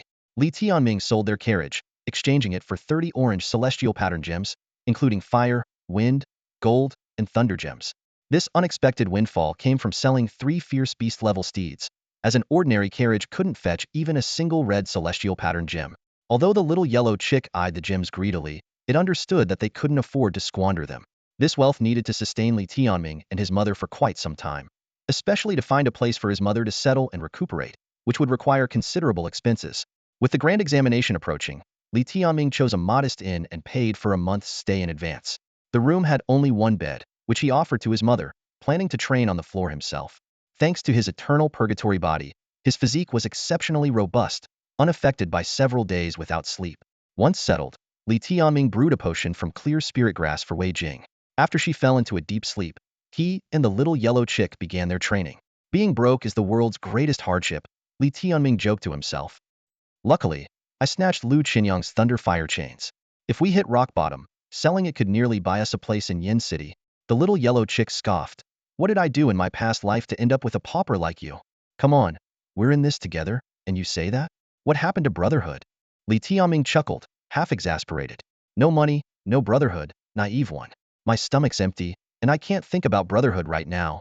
The little yellow chick retorted disdainfully. Useless, Li Tianming shot back. As they bickered, a sudden chill ran down Li Tianming's spine. He turned abruptly to find a man in a voluminous black robe standing behind him, his dazzling eyes impossible to hide despite the cloak. The man gazed at Li Tianming, appearing as if he had materialized out of thin air. Shoo! Don't wake her, the man whispered, his tone devoid of malice. Li Tianming relaxed a little, but he knew that anyone who could appear so silently must be far more powerful than he was. Who might you be? Li Tianming asked cautiously. That's not important, the man replied, scrutinizing him. Then, what advice do you have for me, senior? Li Tianming, I know you, the man said with a hint of a smile in his eyes. Should I be honored? Li Tianming replied. Do you know why I should know you? Because I know that the sacred beast battle soul was meant for you. But it became Lin Xiaoting's prize instead. The man's sharp gaze bore into Li Tianming. 3 years ago, you were alone in Yin City, and your fate was bleak. But it's undeniable that you were the first to earn the sacred beast battle soul's recognition. Li Tianming was shocked to his core. He had never shared this with anyone, knowing full well that the Lei Zun mansion controlled public opinion. Even if he declared to the world that the sacred beast battle soul was rightfully his, no one would believe him. Only those who had reached the spirit source realm could truly grasp the value of the sacred beast battle soul. Simply put, the combined wealth of 10 Lihua cities couldn't compare to a single sacred beast battle soul. It was this opportunity that turned the ordinary Lin Xiaoting into the top talent of the Tianfu. Among companion beasts, the sacred beast was the highest tier, existing only in legends. The battle soul left by a sacred beast could grant unparalleled combat power to a companion beast, making it priceless. Even top-tier divine sources, treasures of heaven and earth, couldn't compare to a sacred beast battle soul. At the Star Chamber of Commerce, one might purchase ordinary or even yellow-grade divine sources with enough money, but a sacred beast battle soul was beyond acquisition. Now, faced with a mysterious figure who knew the original owner of the sacred beast battle soul, Li Tianming's mind was in turmoil, unable to calm down. Li Tianming respectfully sought advice from the elder, his eyes gleaming with anticipation. The man's deep gaze carried a hint of amusement as he focused on the little yellow chick, his expression suddenly sharpening as he examined it closely. It seems I've underestimated you, the man said slowly. I thought your return this time would be fruitless, but I didn't expect your new companion beast to be a 6th-tier creature. He had clearly noticed the 6 star points in the chick's eyes. However, he couldn't possibly know that Inghua was far more than just an ordinary 6th-tier companion beast. A miracle indeed, the man continued. For the blood god contract to yield such a miracle, it shows that you have extraordinary luck, though you've suffered from having no backing. He paused for a moment, then asked, Are you planning to take the palace examination again? Li Tianming nodded in confirmation.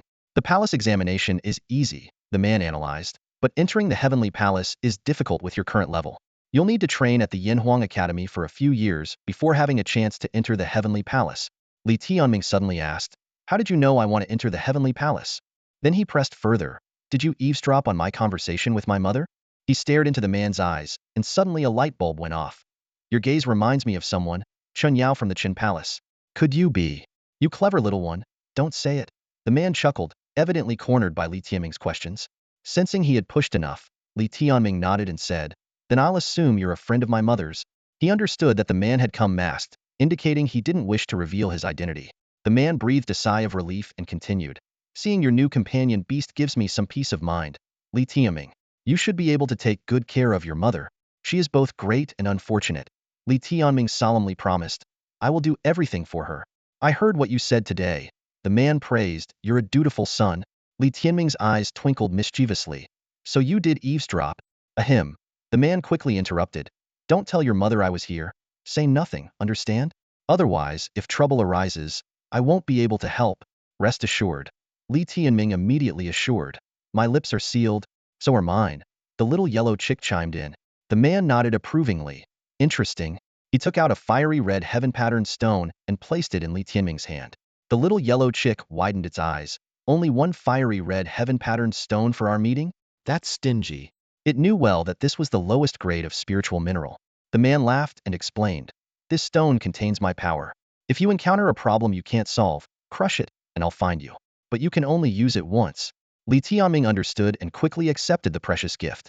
He knew that on the way back to Yindu, challenges would surely arise, and this was a lifesaver. The man advised, remember, I can't help you openly. Rest assured, I know what to do. Li Tianming nodded seriously. Good. I wish you success in the palace examination. I'll take my leave now, the man said, satisfied. Wait please. Li Tianming suddenly called out, his voice so loud it nearly woke Wei Jing. Keep it down, the man warned, eyes wide with tension. Sorry. Li Tianming quickly apologized, then asked quietly, could you lend me some money? The man was taken aback, then burst into laughter. Your character is much like your mother's when she was young, straightforward and direct, without beating around the bush. Li Tianming earnestly promised. Thank you for the compliment. Once I'm wealthy, I'll repay you tenfold within a year, not a penny less. He urgently needed funds to participate in the palace examination and aim for first place. Since he had encountered someone who could help, he wouldn't miss the opportunity. As for pride, that's something only men who achieve nothing worry about. Are you sure you can repay tenfold in a year? The man asked with a teasing smile, and if you can't? Li Tianming replied in all seriousness, then I'll give you this chicken as compensation. It's like a brother to me. Losing it would be like losing half my life. I can't believe this little yellow chick almost spat blood, but reluctantly agreed to the deal. The man flashed a satisfied smile and said, a sixth-tier companion beast is nourishing enough for a stew. Since you're willing to pay back tenfold, I might consider lending you more. How much can you handle? Without hesitation, Li Tianming replied. No need to hold back, sir. I'll take as much as you can lend me. A hint of approval flickered in the man's eyes. You've got guts. Take it, then.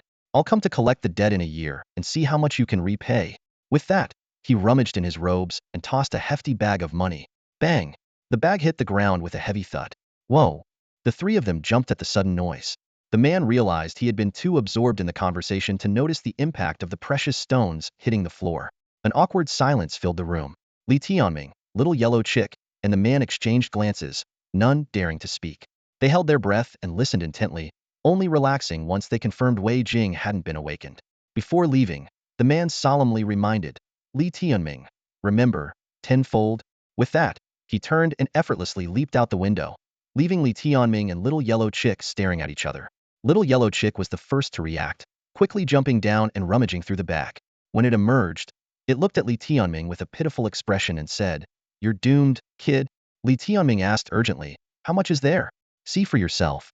Little Yellow Chick said helplessly. Li Tianming hurriedly picked up the bag and opened it, stunned by the surge of energy that hit him. He pulled out a fire jade, which burned intensely with high heat, emblazoned with a yellow celestial pattern. In the celestial pattern hierarchy of red, orange, yellow, green, blue, indigo, violet, yellow ranks third. A single yellow patterned fire jade is worth 10 orange patterned ones. Such wealth is typically affordable only to powerhouses of the spirit source realm. Counting carefully, Li Tianming found 1,000 yellow patterned fire jades in the bag. This meant that in a year, he would need to repay 10,000 yellow patterned fire jades. Little Yellow Chick gloated, You're finished, Li Tianming. You'll never be able to pay that back. Li Tianming, however, smiled. Inghua, think about it. If I can't pay it back, won't you be the one ending up in a stew? Little Yellow Chick shivered, suddenly remembering that if the debt couldn't be repaid, it would be the one on the chopping block. It angrily shouted, Li Tianming, you're heartless. Despite the jesting, Li Tianming knew that this unexpected windfall was a godsend for them. 1,000 yellow patterned fire jades would solve many of their current problems. While he had guessed the mysterious man's identity, he couldn't reveal it or tell his mother. Otherwise, Wei Jing would never accept the money. Li Tianming silently vowed to repay this kindness 100-fold in the future. This was his principle, especially when receiving help in such difficult times.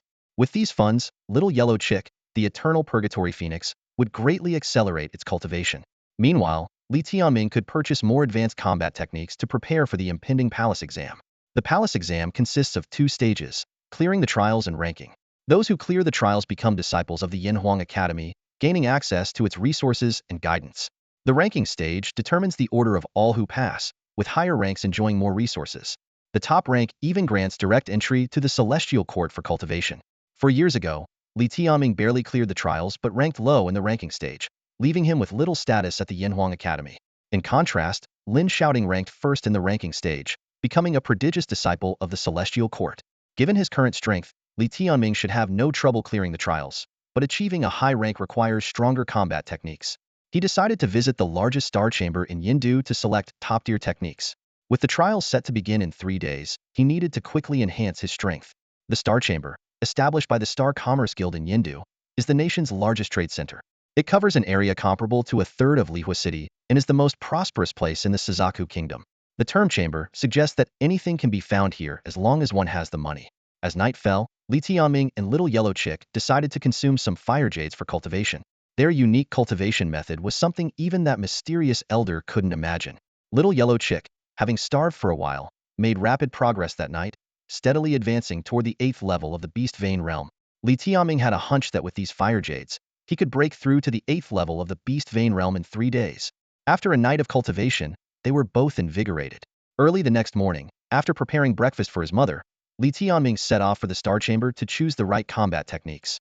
He initially intended to sell the lightning fire chain he couldn't use, but now he realized that if he could find a suitable technique to pair with this third-tier beast weapon, its power would far surpass that of the Bloodfire Stinger. Traveling alone, he moved quickly, and soon enough, the Star Chamber loomed ahead. With 1,000 yellow patterned fire jades weighing heavily in his pocket, Li Tianming felt a newfound confidence. This unexpected windfall was a blessing from the heavens, as he had never possessed such wealth before. The vow to repay tenfold within a year, after borrowing money to address urgent needs, was etched deeply in his heart. He mused to himself that sometimes in life, being flexible is necessary, as being stubborn and inflexible can be foolish. Reflecting on a time 3 years ago when his upright nature cost him dearly, Li Tianming was more convinced than ever of his new perspective. With a fortune in hand, Li Tianming decided to treat himself. He headed to the Celestial Palace with a clear goal in mind: to choose a top-tier combat technique that could truly harness both his and the Little Yellow Chick's talents. Although the Blood Soul Kill was an extraordinary beast-level combat technique, it might shine during the palace examination battles, but it would certainly fall short in ranking battles. He was well aware that many geniuses had already surpassed the Beast Vein realm and reached the Spirit Source realm, practicing more powerful source-level techniques. To stand out in such fierce competition, having a strong combat technique was essential. At the break of dawn, Li Tianming eagerly arrived at the Celestial Palace. This sprawling complex resembled a small city, with dozens of entrances bustling with people. As the palace examination of the Yanhuang Academy approached, business at the Celestial Palace was booming. However, the Wanzhan Palace, dedicated to selling combat techniques, was notably quiet. After all, selecting a combat technique just before the palace examination was akin to cramming at the last minute. Wanzhan Palace was a 7-story tower, wide at the base and narrowing towards the top.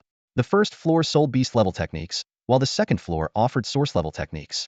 Techniques on the 3rd floor and above, such as the Gi and Tianyi techniques, were still out of reach for someone of Li Tianming's age and cultivation level. Only prodigies like Lin Shouting were likely qualified to access them. As soon as he stepped onto the 2nd floor of Wanzhan Palace, staff members approached to assist him. Li Tianming politely declined their help, opting to browse on his own. He was quite satisfied with his current third-tier beast weapon, the Thunder Fire Chain, which could be used as a whip and also bind enemies. It paired well with his dark arm, adding a cool flair to his combat style. Li Tianming first took a quick tour of the floor, gaining a general sense of the prices. Most entry-level source techniques were priced below 50 yellow pattern jades, while mid-level ones were under 200. Though he brought 1,000 jades, they would only suffice for a few techniques. As for high-level source techniques, their exorbitant prices were daunting, and with his current Beast Vein realm cultivation, aspiring for such advanced techniques was unrealistic. After careful consideration, Li Tianming chose a mid-level source movement technique called Fire Shadow Mirage Step, spending 50 yellow pattern jades.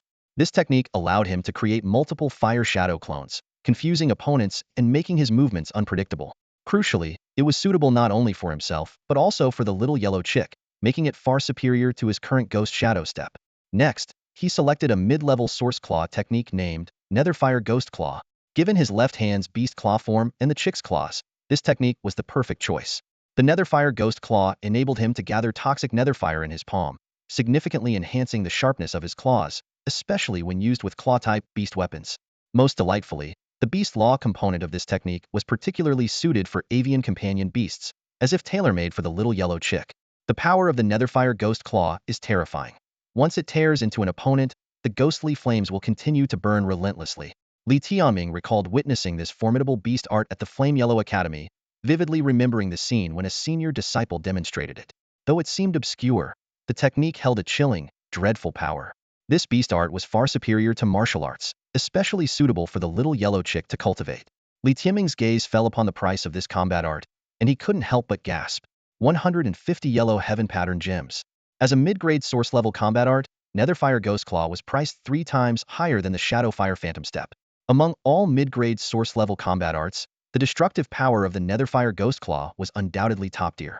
10 yellow heaven pattern gems would suffice for Immortal to live comfortably for a lifetime. Yet this single Netherfire Ghost Claw was worth the equivalent of 10 mortals' lifetime savings. Such an exorbitant price, without the generous assistance of that mysterious man. Even if Li Tianming gave everything he had, he couldn't afford it. Get it? Li Tianming took a deep breath, making up his mind. To stand out in the upcoming ranking battle and enter the Heavenly Palace, he had to be willing to invest and show resolve. Gritting his teeth, he decided to purchase the Netherfire Ghost Claw. Next, Li Tianming continued to search within the Hall of 10,000 Battles, hoping to find a combat art compatible with the Thunderfire chains. He knew well that skillfully using beast weapons would surely be more advantageous than bare-handed combat. The Hall of 10,000 Battles was filled with a dazzling array of combat arts for various weapons.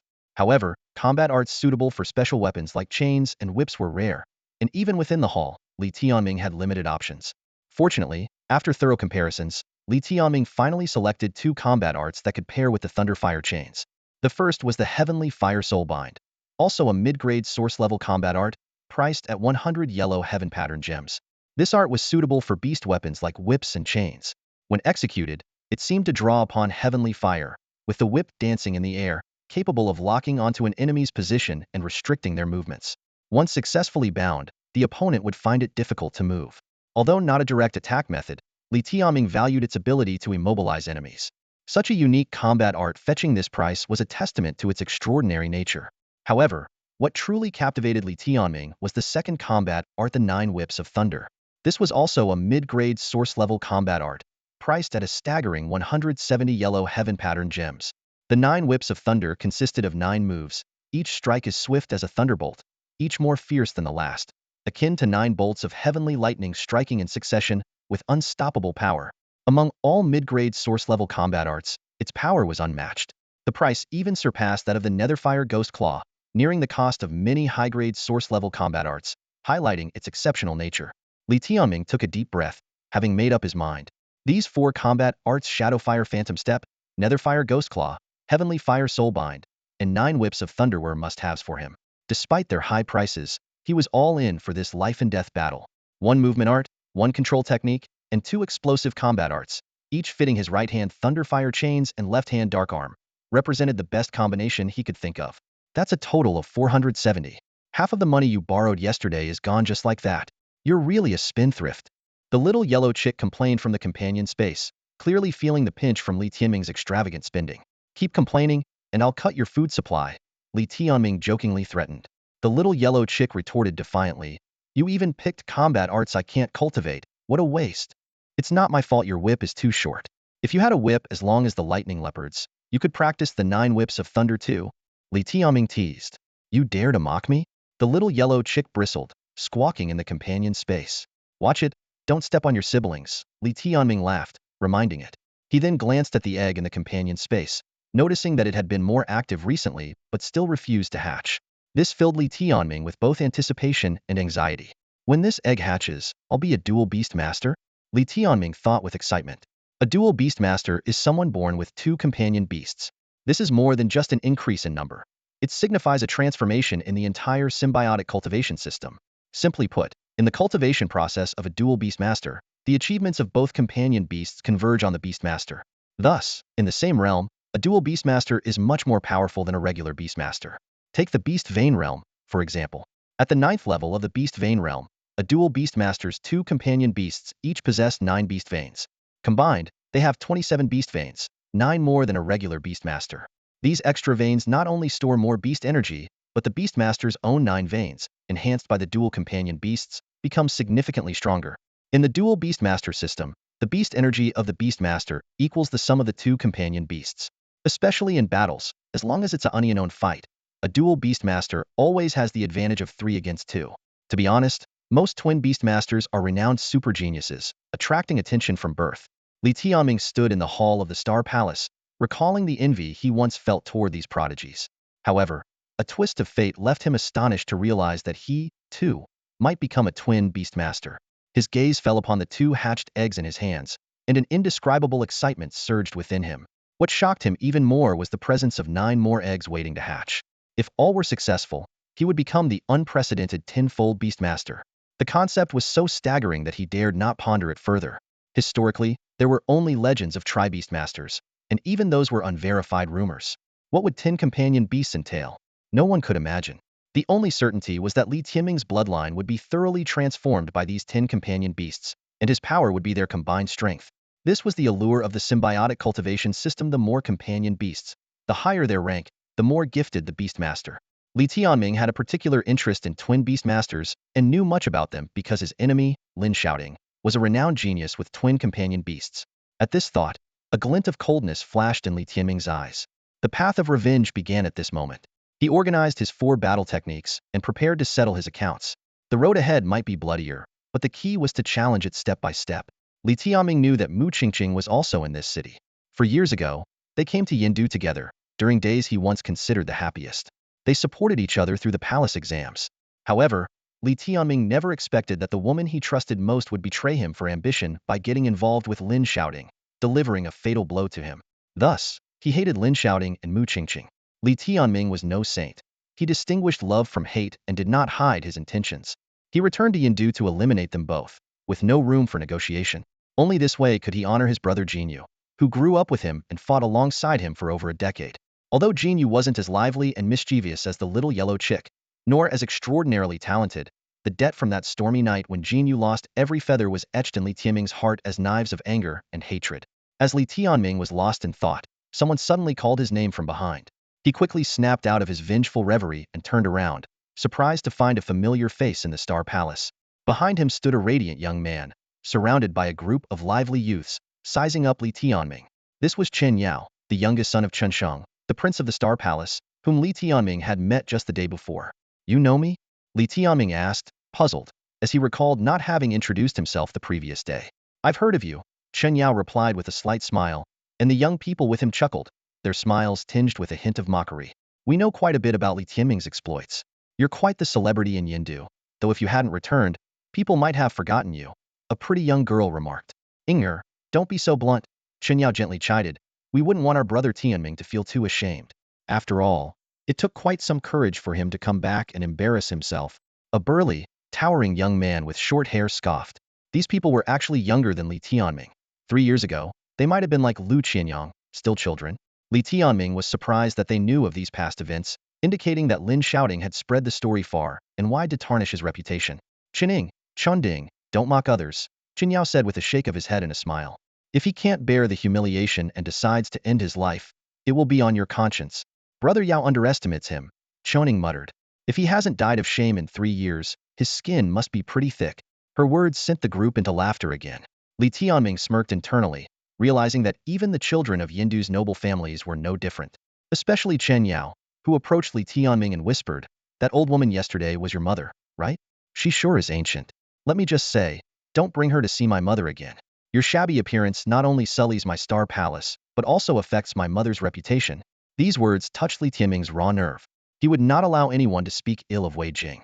Initially, he held no grudge against Chen Yao, but after this, Li Tianming's eyes locked onto him. Since Chen Yao was also participating in the palace examination ranking battle, aiming to enter the Heavenly Palace, he was now a competitor. A flicker of coldness passed through Li Tianming's eyes as he silently added Chen Yao to the list of opponents he must defeat. "Chen Yao, it's wise not to speak too soon. Otherwise, you might not have the chance to regret it later," Li Tianming said calmly, his gaze fixed on Chen Yao. Hearing this, Chen Yao scoffed and retorted, "Oh, are you suggesting that I'll regret looking down on you and your mother?" As soon as he finished speaking, the young men and women behind him burst into laughter, leaning on each other and bending over in mirth, their eyes filled with ridicule as they looked at Li Tianming, as if he were the punchline of a grand joke. Unfazed, Li Tianming replied indifferently, "Interpret it however you like. Just keep your eyes wide open and your mouth shut, and watch what happens next." This level of mockery was far from enough to shake Li Tianming's resolve. By now, he was no longer the tragic figure who would crumble under a few insults. His determination was unyielding, and he understood that true revenge or a comeback should be timed perfectly. A confrontation with Chen Yao now would be less satisfying than defeating him in the highly anticipated ranking battle at the temple examination, crushing his dreams of entering the heavenly palace. Chen Yao's eyes flickered with disdain as he sneered, "Is this your way of challenging me?" His gaze conveyed that he thought Li Tianming was a fool beyond reason. After their laughter subsided, Chen Yao's friends stared at Li Tianming in disbelief. Chen Ying, with a tone of pity, remarked, "Poor thing. It seems the blow from 3 years ago really messed with his head." One of the followers suddenly noticed what Li Tianming was holding and exclaimed, "Yao, look at what this fool is doing here at the Starry Sky Palace. He's holding 4 manuals. Could he be here to steal?" Another chimed in, "Exactly. This is the area for origin level manuals, and they're very expensive. Him grabbing 4 at once must mean he's trying to steal." They weren't joking. They truly believed Li Tianming had lost his mind. To them, only a madman would utter such absurdities to Chen Yao. Chuning urgently said, "Don't let him get away with it. Quick, retrieve them and throw this thief out of the Starry Sky Palace." Chanding added sternly, "Just throwing him out? Daring to steal from the Starry Sky Palace deserves a good beating." They believed themselves clever and felt entitled to speak this way. But to Li Tianming, this group of young people was so arrogant and self-important that their future paths wouldn't take them far. With the word given by the prince of the Starry Sky Palace, several strong individuals immediately surrounded Li Tianming, watching him like hawks. Li Tianming merely smirked at being called a thief, secretly admiring their imagination. He wasn't interested in arguing on their turf. His primary task today was to take these manuals. Once he mastered them, there would naturally be opportunities to silence these people in the future. He walked straight to the payment counter, where several young and attractive women stood, having witnessed the entire scene and now watching him warily. Chanding shook his head and sneered, "It's laughable to think he can just take manuals from the Starry Sky Palace. His mind must truly be gone." Under their watchful eyes, Li Tianming calmly placed the 4 manuals on the counter and said, "Wrap them up. I'm taking them." The women behind the counter exchanged glances, and one spoke up, "Do you understand the consequences of causing trouble in the Starry Sky Palace?" Li Tianming raised an eyebrow and replied, "Oh, is this how the Starry Sky Palace treats its guests? Consider me informed." With that, he pulled out a money pouch and poured out a stream of fiery red fire jades with yellow patterns onto the counter. Only after counting 470 fire jades did he put the pouch away. Smiling, Li Tianming asked, "Is paying for goods considered causing trouble here? If so, then by my account, there are a lot of troublemakers around. How do you plan to handle them?" The appearance of the fire jades left not only the women at the counter but also Chen Yao and his group in shock.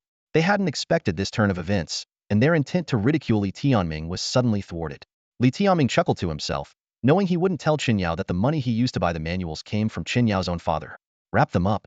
I'm taking them," Li Tianming reiterated. "Certainly, please wait a moment." The women hurried to wrap the manuals. The Starry Sky Palace had strict rules, and as long as Li Tianming was a customer, even Chen Yao couldn't break the protocol. In fact, Chen Yao himself needed to pay for the manuals he bought, as the Starry Sky Trading Company was not solely owned by Chen Sheng but was a strictly regulated commercial entity. Besides the Starry Sky Saints, many key figures held the company's lifelines. Chen Yao and his group could only watch as Li Tianming calmly paid for and took away 4 top-tier manuals in front of them. Unable to resist, Chen Yao mocked, "These manuals are at least mid-grade origin level. Did you buy them to cook with? I heard from my mother that your current cultivation is only at the 7th level of the Beast Vein realm."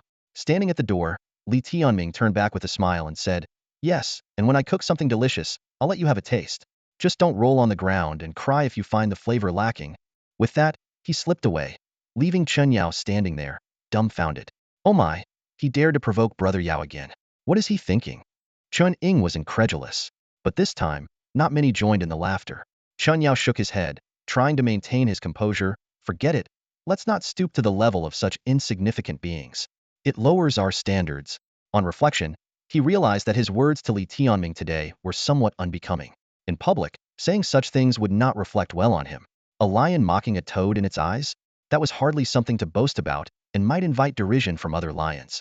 At noon, Li Tianming returned to the inn and immediately resumed his intense training. As he consumed the fire jades raw, allowing the little yellow chick to lead the cultivation, he also pondered the manuals. Despite the limited time, familiarizing himself with them now could only be beneficial. After much effort and consuming over 100 yellow-patterned fire jades, Li Tianming and the little yellow chick finally advanced to the 8th level of the beast vein realm. The borrowed wealth was now down to 400. Indeed, cultivation devoured money like a river, but every coin was well spent. Today was the day of the temple examination at the Yinhuang Academy, the moment to test his progress. In the land of Zhuke, the Yinhuang Academy stands as the most sacred and esteemed institution for beast tamers. It is said to have a history even older than the nation itself. This academy is not just a place of learning. It is a symbol, a legend. Li Tianming stood before the majestic gates of the academy, reflecting on everything he knew. The simple yet sturdy stone lintel seemed to whisper tales of millennia. He knew that even the highest powers, like the Lei Zun Mansion, the Star Chamber of Commerce, and the Zhuke royal family, which controls the nation's lifeblood, hold the Yinhuang Academy in deep reverence. Countless princes and princesses have trained here over the generations. The influence of the academy is beyond imagination. Li Tianming had heard that the reason Yinhuang Academy has stood for 1,000 years is due to the extraordinary mysterious forces backing it. Places like the so-called Heavenly Palace are shrouded in mystery and are said to be the true core of the academy. As the sacred ground for beast tamers in Zhuke, Yinhuang Academy has nurtured countless generations of outstanding tamers. The academy spans a vast area, occupying nearly half of the northern district of Yendu, surpassing even the royal palace of the Zhuke royal family. Today marks the day of the quadrennial academy entrance examination. Li Tianming arrived early, only to find the place already swarming with people. Although today was merely a qualifying battle, not a ranking one, the crowd was larger than it had been 4 years ago. Looking around, there were not only young boys and girls holding Yinhuang tokens, but also numerous parents and servants. The scene displayed the grandeur and prosperity of Yendu. Clutching his Yinhuang token tightly, Li Tianming moved with the crowd into the academy. He knew that once he completed his registration, he could re-enter Yinhuang Academy and participate in the qualifying exams. There were 5 registration points at the entrance, each with a long queue. Those in line with Li Tianming were all teenagers around 15 or 16, their faces full of youthful vigor and eyes bright with hope. These young people were nervous yet excited, just as Li Tianming had been 4 years ago. He was secretly relieved that in just over a month, he would turn 20 and lose the eligibility to compete for a Yinhuang token. The 5 registration points corresponded to the Academy's 5 main halls: the Hall of 10,000 Beasts, Phoenix Hall, Azure Hall, Primordial Hall, and Heavenly One Hall. Each hall recruited beast tamers with different types of companion beasts. Li Tianming chose the Phoenix Hall registration desk. The Phoenix Hall, revered for its legendary phoenix, is one of the largest halls in Yinhuang Academy, on par with the Hall of 10,000 Beasts. It boasts a long-standing tradition and has produced numerous exceptional beast tamers. As Li Tianming was about to reach the front of the line, he was surprised to find that the person in charge of the Phoenix Hall registration was an old classmate from 4 years ago.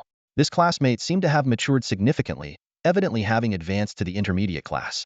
Li Tianming recalled the educational structure of Yinhuang Academy.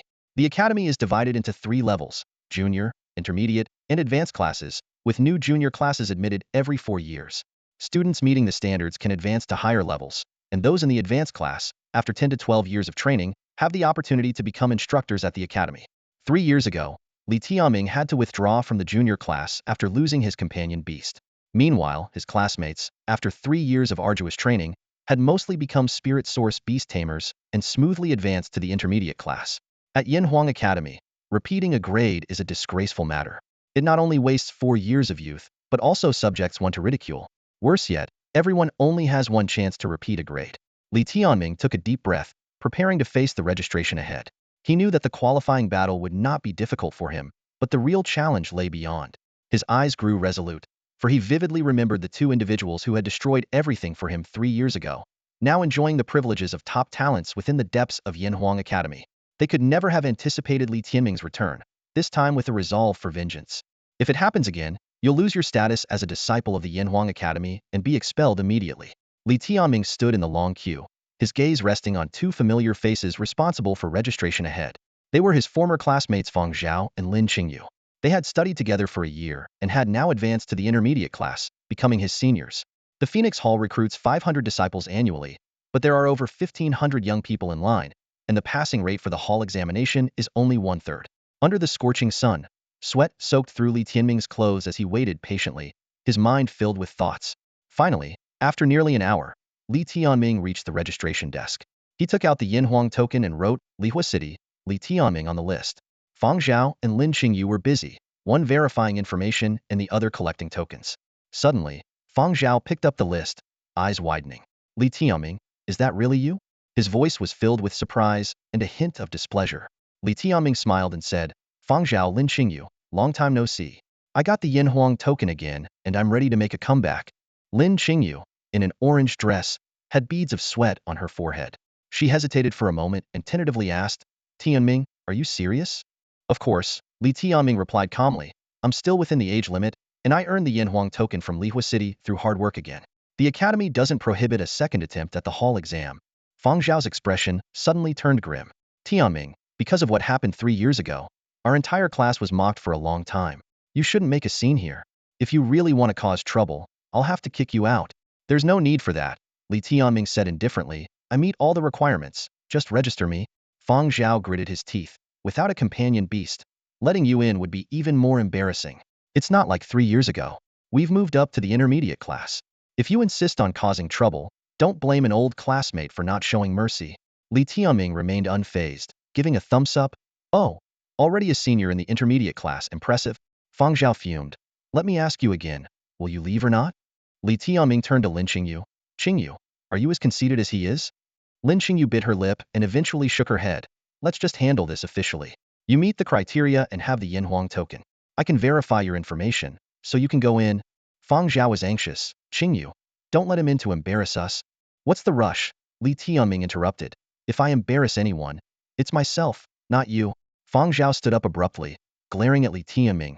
How dare you talk to me like that? Don't forget our difference in status now.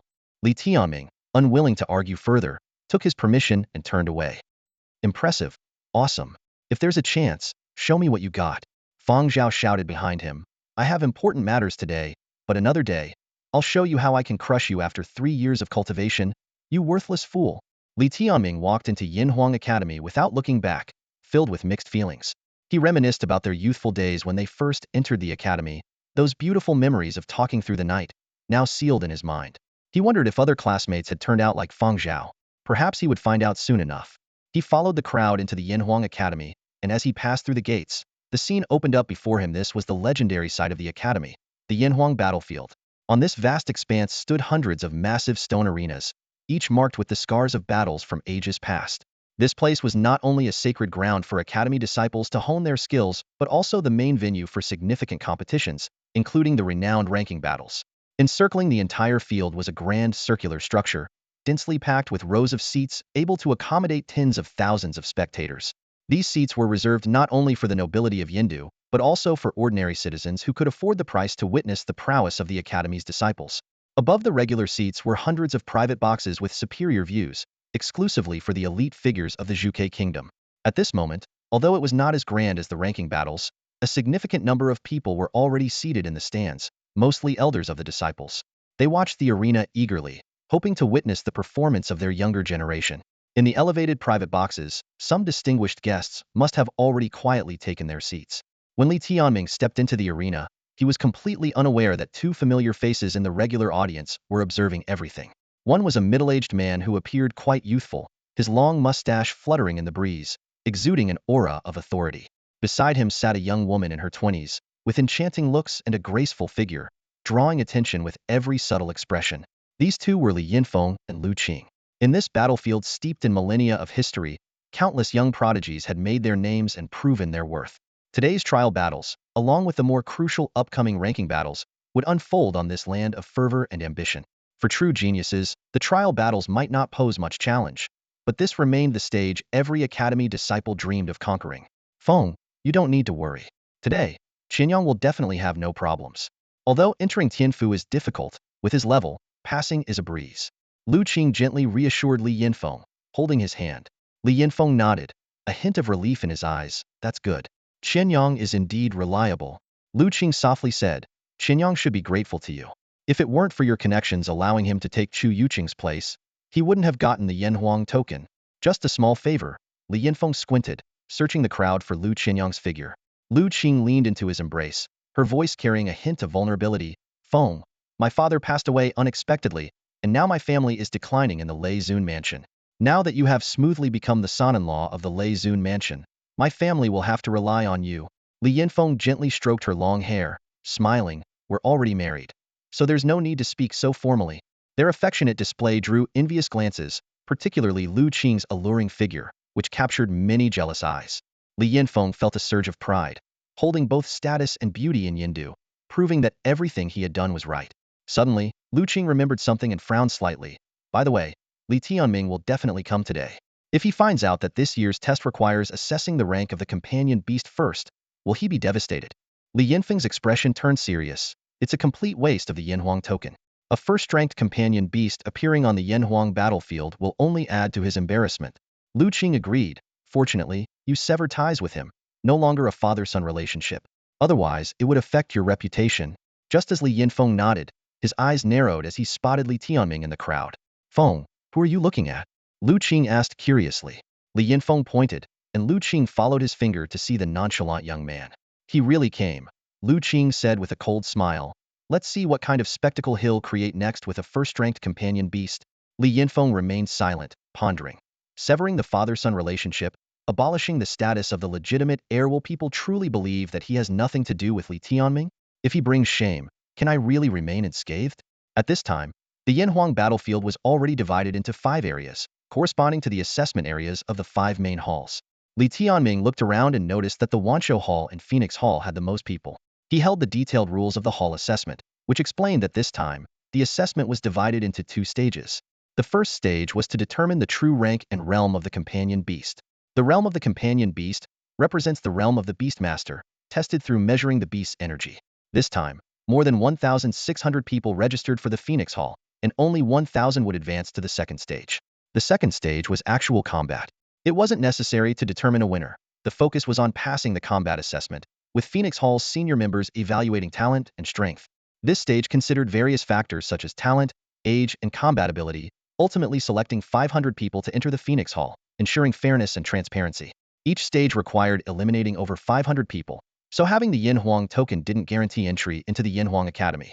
The rules for the other 4 halls were similar, with Wanshou Hall also accepting 500 people, Lan Hall accepting 300, and Yuanling Hall and Tianyi Hall accepting 200 each. Passing the 2-stage assessment to become a disciple of the Yanhuang Academy meant being among the top talents in the entire Zhuge nation over the past 4 years. For remote towns like Lihua City, having a Yanhuang Academy disciple was a great honor. Li Tianming calculated that neither stage posed much difficulty for him. He just hoped his turn would come soon, so he could start preparing for the ranking battles. His only disadvantage was his age. Being older might result in lower scores in the second stage. After all, between 2 people of the same realm, one aged 20 and the other 15, even if he defeated his opponent, the judges might not let him pass. At this moment, the 5 main halls had already begun the first stage of the assessment. In the Phoenix Hall, 10 senior mentors presided over the assessment. These mentors held higher status, strength, and qualifications than ordinary teachers at the Yanhuang Academy. Each mentor was responsible for an initial class of the 500 recruits in the Phoenix Hall. Under each mentor, several teachers guided disciples in various aspects of cultivation, with intermediate and advanced class disciples occasionally stepping in to teach. 4 years ago, Li Tianming joined one of the 10 initial classes in the Phoenix Hall, known as the Mu Wan class, named after the mentor Mu Wan who led it. Fang Zhao and Lin Qingyu were both classmates of Li Tianming in the Mu Wan class. Today, among the 10 mentors responsible for the grand examination is none other than Li Tianming's former mentor, Mu Wan. Seated on the high platform, her tall figure and strikingly cool demeanor draw numerous gazes. Her legs crossed, revealing glimpses of her long, pale legs, and despite her icy expression, many young men found themselves enchanted by her presence. Li Tianming reminisces about the times with mentor Mu Wan. She was not only the dream girl for many within the academy, but also a formidable figure with extraordinary skills. Her decisive manner and fiery personality intimidated some, yet captivated many more. 4 years have passed, and Mu Wan's class has moved up to the intermediate level. Today, she is set to take on new disciples. At the Yanhuang Academy, mentors hold a significant status. The Phoenix Hall boasts over 30 mentors, most of whom are former disciples of the Heavenly Palace. Mu Wan is no exception. She was a Heavenly Palace disciple over a decade ago. Li Tianming holds a favorable impression of mentor Mu Wan. She once guided him in his cultivation, and when he encountered trouble 3 years ago, unlike others who distanced themselves, she inquired about his situation. Ultimately, it was she who suggested he temporarily leave the Yanhuang Hall and assisted in arranging the paperwork. saving him from being expelled. After some thought, Li Tianming made a decision. First become Mentor Mu Wan's disciple, then consider the ranking battles. As he contemplated, the voice of the little yellow chick teased him about being captivated by beauty. Li Tianming firmly retorted, claiming he was merely nostalgic and grateful. While Li Tianming and the little yellow chick exchanged whispers, he felt two intense gazes from behind. Turning around, he spotted Cheng Ding and Cheng Ying from the Star Chamber standing behind him. Cheng Ding was tall and burly, while Cheng Ying was petite and delicate, both eyes filled with disdain. Li Tianming, what are you doing here? Cheng Ding asked coldly. Why shouldn't I be here? Li Tianming shrugged, responding nonchalantly. A verbal sparring match ensued. Cheng Ding and Cheng Ying expressed their confusion and scorn over Li Tianming's presence, questioning his use of a blood contract with a worthless beast and even accusing him of being overage. Li Tianming countered with sharp remarks, showing no signs of backing down. As the exchange grew more heated, Li Tianming mockingly referred to Cheng Ding and Cheng Ying as coward and wild chicken, infuriating them both. Cheng Ying held back the enraged Cheng Ding to prevent him from losing control. Finally, Li Tianming feigned a sinister demeanor, jokingly telling Cheng Ying that he enjoyed drugging young girls. Seeing her frightened reaction, he added with disdain, "Don't worry, you're perfectly safe. With your looks, it would be a waste of my drugs." Leaving the two seething with anger behind him, Li Tianming paid no mind and continued on his way with a light-hearted spirit. He watched the first phase of the Academy's trial with growing anxiety, his heart racing as his turn was fast approaching. This stage of the test appeared straightforward but carried profound significance. Each master had a star stone beside them. This unique spiritual mineral not only assessed the level of a companion beast, much like observing the star points in its eyes, but also provided a more precise evaluation of its quality. Li Tianming observed the process intently. Candidates carefully dripped the blood of their companion beasts onto the star stone. The stone then displayed the colors red, orange, yellow, green, blue, indigo, and violet, corresponding to the 1st through 7th levels of companion beasts. Even more impressive was the stone's ability to further categorize each level into lower, middle, and upper grades. For instance, within the 5th level, light blue indicated lower grade, while deep blue signified upper grade. In addition to determining the level, the masters personally assessed the companion beast's realms. With just a gentle touch, they could accurately sense the beast's cultivation levels. Li Tianming noticed that any companion beast below the 5th level was immediately disqualified, regardless of its realm. Even some lower-grade 5th-level beasts did not make the cut, clearly showing that this year's standards were stricter than those 4 years ago. At that moment, a commotion erupted from the direction of the Myriad Beast Hall in the Yanhuang battlefield. A brilliant deep blue light burst forth, drawing everyone's attention. It turned out to be Chan Yao, whose companion beast, the 6-star Radiant Lion, was identified as an upper-grade 6th level, with its realm reaching the 3rd tier of the Spirit Source realm. The young man instantly became the center of attention. Chen Yao stood there with a deep gaze and a confident smile, as if he had anticipated this moment. As the youngest son of Chen Shang, his strength and talent were undoubtedly among the best in the nation. Admiring murmurs filled the air, and Chen Ying eagerly said to Li Tianming, "Did you hear that? Now you know what a gap looks like, right? Our Yao is only 16. However, Li Tianming paid no mind to her taunts. At this moment, his entire focus was on Master Mu Wan, as it was nearly his turn to face the trial. When Li Tianming approached Master Mu Wan, not many people took notice. In a private room, the ladies of the Chen Palace were basking in pride over Chen Yao's outstanding performance. Led by Lady Xuelan, these elegant and glamorous women exuded an air of wealth and nobility in every gesture. Their husbands controlled the lifeline of the Star Chamber of Commerce, and each lady was immensely wealthy. Sister Lan, your guidance is exceptional. Your 2 sons are not only extraordinarily gifted, but also exceptionally handsome. It's truly enviable, one lady remarked. Chen Hao and Chen Yao must have captured the hearts of countless young women in Yindu. Another chimed in, Sister Lan is truly remarkable, managing both her household and children so well. If we could learn just a fraction of her skills, happiness would be within reach. Listening to these compliments, Xuelan smiled with pride. You only see the surface. You have no idea how much I've sacrificed for this family. Men and boys alike need careful attention. Sister Lan, your dedication to your family is truly admirable. The ladies continued to praise her. Xuelan gazed at Chen Yao, who was shining brightly in the crowd, and said with hopeful eyes, I just hope Yaoer performs normally and secures 1st place in the upcoming ranking battle, so he can enter Tianfu. With Howard guiding him in cultivation, I can rest easy. Don't worry, Sister Lan. Yaoer will definitely take 1st place. The women agreed in unison.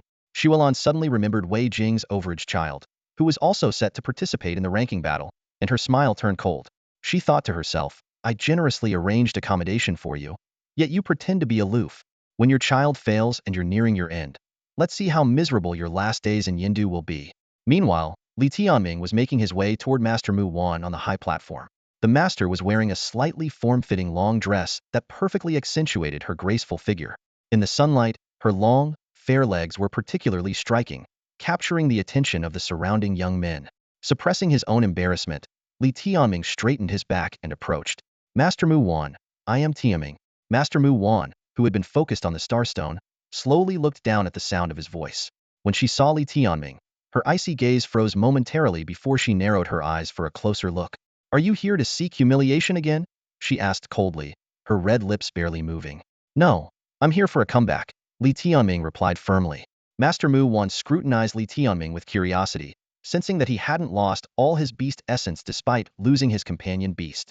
Master, please look, Li Tianming said, summoning a small yellow chick from his companion's space. How thoughtful, bringing a gift. I'm on a diet, and chicken meat is just right.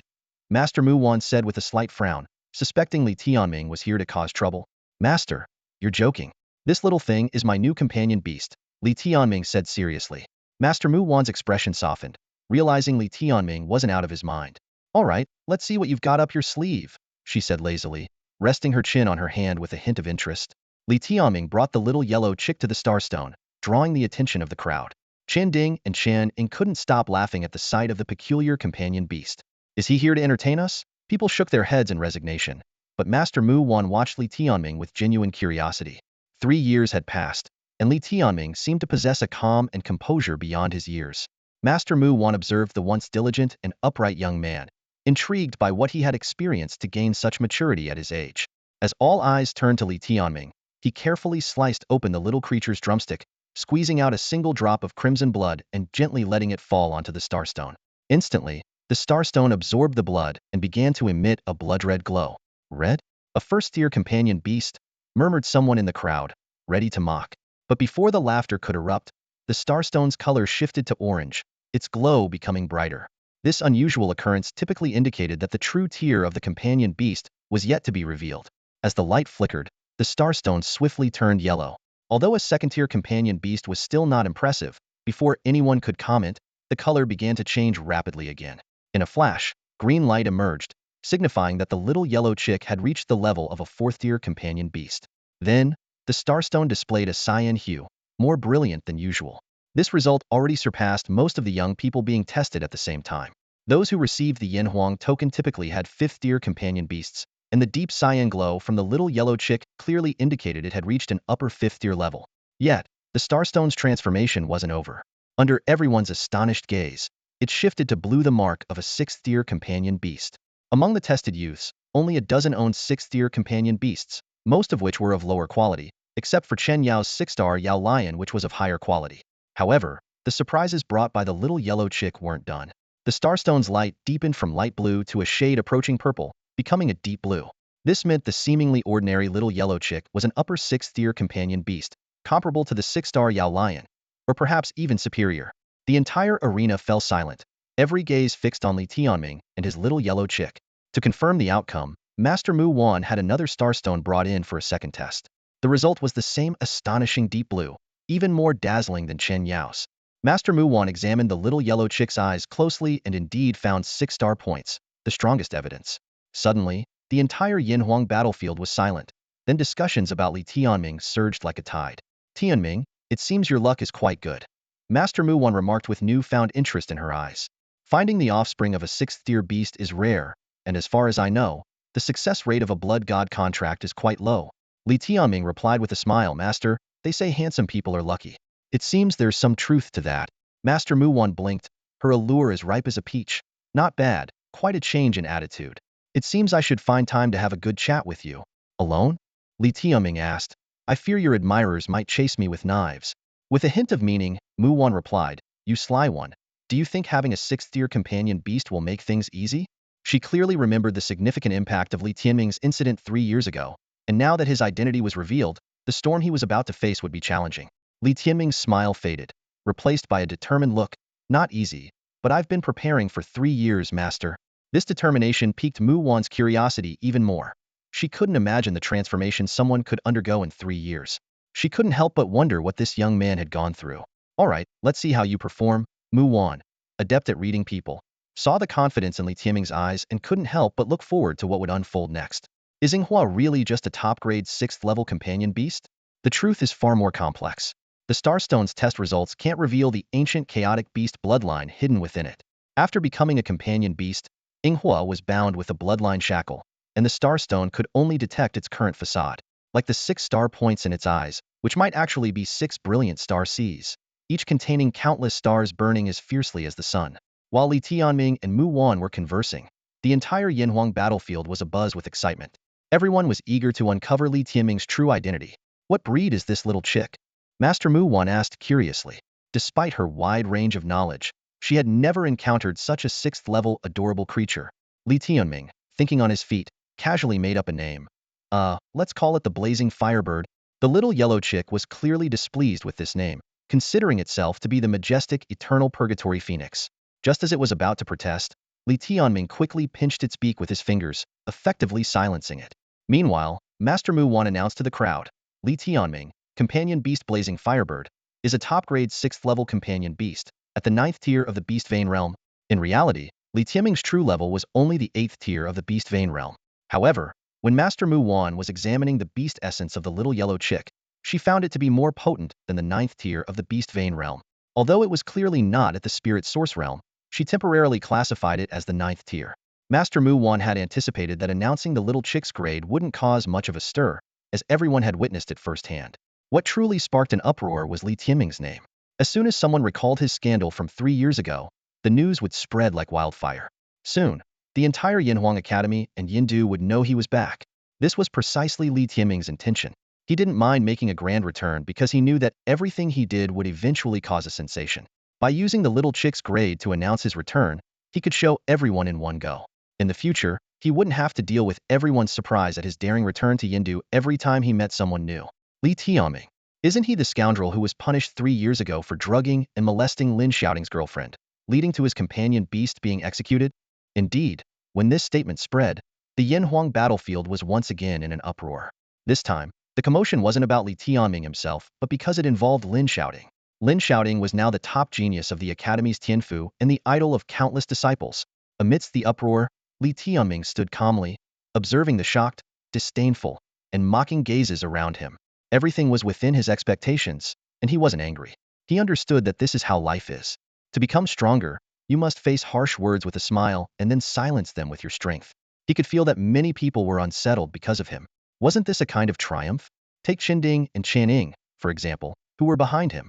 They knew Li Tianming's identity, but when his top-grade 6th-level companion beast was revealed, they snapped out of their admiration for Chen Yao, dumbfounded by the scene before them. They couldn't accept the reality that someone they considered trash had a higher-grade companion beast than they did. Their expressions were a sight to behold. However, there were even more dramatic reactions in the stands, particularly from Li Yinfeng and Lu Qing. They had been certain that Li Tianming's companion beast was only 1st level. Li Yinfeng had even asserted that Li Tianming would be stuck in the Beast Vein realm forever, so he had completely given up on this son. But now, with the little yellow chick's grade revealed, it was a heavy blow to him. It can't be. The Starstone must be broken. I saw its companion beast's eyes myself, and there was only 1 star point, Lu Qing said in disbelief. She knew very well what a 6th-level companion beast meant. Li Tianming was no longer a failure. He could continue to improve, perhaps even reaching Li Yinfeng's level. If they had known this earlier, Li Yinfeng might not have abandoned this son. When a 2nd Starstone confirmed the results, all her doubts vanished. Could it have absorbed a divine source to evolve? That's too far-fetched. How could a 1st-level companion beast withstand the power of a divine source? Lu Qing kept rambling. Beside her, Li Yinfeng's expression was cold and grim. Before this, even though Li Tianming had taken the divine source and the Yinhuang token, he hadn't taken him seriously. He believed he knew Li Tianming's weakness, seeing his current strength as a fleeting glimmer of his past, convinced that Li Tianming was destined to remain a failure. Now, with Li Tianming's only weakness gone, he had transformed into a promising talent, truly making a comeback. As the father who had directly abandoned his son, Li Yinfeng felt a complex mix of emotions, as if he had swallowed a fly. He recalled Li Tianming's look when he asked him to respectfully see him out of the city and the composure of Wei Jing when she left, all of which hinted that they, mother and son, would not be easily defeated. Feng, don't be like this, Lu Qing said, holding tightly onto Li Yinfeng's arm, her voice filled with concern. Once you've made a choice, there's no turning back. No matter how extraordinary this son becomes, He has nothing to do with you anymore. Li Yinfeng gritted his teeth, his eyes flickering with a complex emotion. I just underestimated him. Seeing through his thoughts, Lu Qing gently reassured him. Don't worry, Feng. He's offended the little monster of our Thunderlord mansion. 3 years ago, he barely survived by luck, but the more talented he becomes, the more he'll seek revenge and meet his own demise. That's why I suggest you keep your distance and watch as he destroys himself. Her words seemed to bolster his resolve, and Li Yinfeng's gaze hardened once more. What are you thinking? How could I possibly regret my decision? Since I've severed ties and chosen you in Thunderlord Mansion, I won't be swayed by that boy's actions. Besides, as you said, he's offended those he shouldn't have, and his fate is sealed. Lu Qing smiled sweetly. Feng, you're so good to me. I want to have a child with you, a child truly of our own. All right, Li Yinfeng replied, wrapping his arm around her waist with a smile. Yet, the image of Li Tianming on the Yinhuang battlefield lingered like a glaring star, painful to his eyes even when closed. Meanwhile, Lady Shualan was experiencing similar feelings in the private room. As Chen Yao excelled, she basked in the admiration and praise of other noble women. Suddenly, a more brilliant light drew everyone's attention. Who was that? Many ladies wondered. So bright, though still a bit less than Chen Yao. Despite their words, it was clear the newcomer outshone him. Shualan felt a twinge of discomfort but recalled Qian Shang mentioning the numerous competitors this time, begrudgingly accepting the reality. However, her expression froze when she recognized the young man's face. How can it be him? Shualan exclaimed in disbelief. The unassuming boy who visited the Chen Palace days ago was said to have lost his companion beast, and was mocked for using a fierce beast instead an embarrassment at the Yanhuang Academy. The other ladies noticed her reaction and asked if she knew the unfamiliar youth. Shualan, face sour, shook her head in denial. It wasn't until Master Mu Wan announced Li Tianming's name, causing a stir, that memories of his scandal resurfaced. Ah, it's him. My child told me about his disgrace, something about drugging a girl who turned out to be Lin Xiaoting's woman, leading to the execution of his companion beast, one woman remarked, while others chimed in with disdain for Li Tianming. Forcing a smile, Shualan agreed. Yes, I wonder what kind of upbringing results in such trash. Her words brought a slight relief to her heart. The entire venue buzzed with gossip about Li Tianming, shifting from admiration to scorn and ridicule. Yet, amidst the rumors, Li Tianming remained remarkably composed. Standing beside him, Master Mu Wan softly asked, Do these words hurt you? Li Tianming gave her a grateful look and replied, Master, there's nothing in this world as painful as watching them kill Jinyu right in front of me. Master Mu Wan chuckled. You've changed quite a bit, young man. Then, her expression turned stern. You've already wasted enough time. Even if you're a celebrity, don't disrupt the palace examination. Off you go. Yes, master. I still want to be your disciple this year. Li Tianming declared with determination. There's one more test to pass, she reminded him with a wink. Li Tianming nodded and prepared to leave. But Master Mu Wan suddenly shouted, Silence. The palace examination will continue. If you want to gossip, do it elsewhere. Mu Wan's sharp command echoed like thunder, instantly quelling the fervent discussions within the hall. Under her authoritative gaze, the clamor gradually subsided, allowing the proceedings to continue. Chen Ding was called forward to replace Li Tianming, who had just stepped down. With Mu Wan's display of authority, order was temporarily restored in the hall. However, as Li Tianming descended from the stage, the crowd quickly dispersed, leaving a wide berth around him. Everyone was aware of his celebrity status and feared being mistaken as his accomplice. Li Tianming, however, relished the solitude and waited leisurely for the second phase of the examination. The Phoenix Hall was crowded, and it seemed there would be a long wait ahead. After the first phase, over 600 people from the Phoenix Hall alone had been eliminated. With nothing else to do, Li Tianming began observing the Beastmasters with 6th-tier companion beasts. He soon realized that this examination was indeed filled with hidden talents. So far, 7 or 8 top-grade 6th-tier companion beasts, comparable to the 6-star luminary lions, had appeared. These talented Beastmasters all hailed from prestigious families, some from the Zhuke royal clan, others from major powers like the Tianji Palace and the Starry Chamber of Commerce. Li Tianming suddenly remembered that 4 years ago, Lin Xiaoting's companion beast was also a top-grade 6th tier. Looking around, he wondered aloud, where are the people from Leizuan Mansion this year? So far, the highest companion beast from Leizuan Mansion's youth was only a mid-grade 6th tier. As he pondered, he noticed a familiar figure, Lu Qianyang. The boy whom Li Tianming had once beaten severely now seemed to have lost his former bravado. With his lightning leopard, Lu Qianyang barely passed the examination. Li Tianming thought to himself, where did he get the Yinhuang token from? If he's back, could Lu Qing also have returned? And might Li Yinfeng be here too? Scanning the vast stands, he tried to spot Li Yinfeng but found it difficult due to the sheer size. Just then, he overheard nearby whispers. Lin Xiaoxiao from Leizuan Mansion is about to take the stage. I heard she's a rare dual beastmaster like her brother who won first place at the examination 4 years ago, naturally possessing 2 companion beasts. Is that true? Lin Shouting secured first place in the ranking battle with his 2 companion beasts. Even more impressive, her 2 companion beasts are both top grade. Leizuan Mansion has a great chance this year. Lin Shouting is already the top genius of Tianfu, and his sister might become the top disciple. Winning the top disciple title in 2 consecutive examinations is rare, even for the Zhuke royal clan. Listening to the discussions around him, Li Tianming was surprised to learn about Lin Shouting's sister. However, he quickly calmed himself, thinking that this talented girl had no direct conflict with him. Yet, as a potential rival in the ranking battle, he resolved to keep an eye on her. As the chatter grew more intense, Li Tianming's gaze was drawn to the Myriad Beasts Hall, where a young girl in a light orange dress emerged from the crowd, capturing everyone's attention. This girl, named Lin Xiaoxiao, was about 15 years old but already strikingly graceful. Her clear, bright eyes exuded calmness, with long lashes fluttering beneath her arched eyebrows. Her flawless, fair skin had a faint blush, and her lips were as delicate as rose petals. Though her attire was not extravagant, the string of pearls around her neck emitted a subtle glow, highlighting her exquisite beauty. Despite her young age, Lin Xiaoxiao's demeanor far surpassed her peers. Her serene expression and tranquil gaze were like a calm autumn lake, displaying an unflappable elegance that contrasted sharply with the flamboyant style of Leizuan Mansion. This grace was something that Chen Ying, who was close to Li Tianming, could not match. Lin Xiaoxiao walked gracefully onto the stage and politely asked, "Master, may I begin the test?" The master smiled warmly, speaking with respect, "Please." Clearly, Lin Xiaoxiao's reputation was such that he dared not be negligent. With permission granted, Lin Xiaoxiao gently closed her eyes and took a deep breath. In the next moment, her companion's space shimmered with light as 2 companion beasts appeared simultaneously, eliciting a wave of astonished gasps. The moment those 2 legendary beasts appeared, the entire venue fell silent. All eyes were drawn to them as if time had stopped. They were the tricolor thunderwing bird and the Vajrastorm ape, both top-tier 6th-grade companion beasts of legend. Li Tianming's gaze first locked onto the tricolor thunderwing bird soaring through the sky.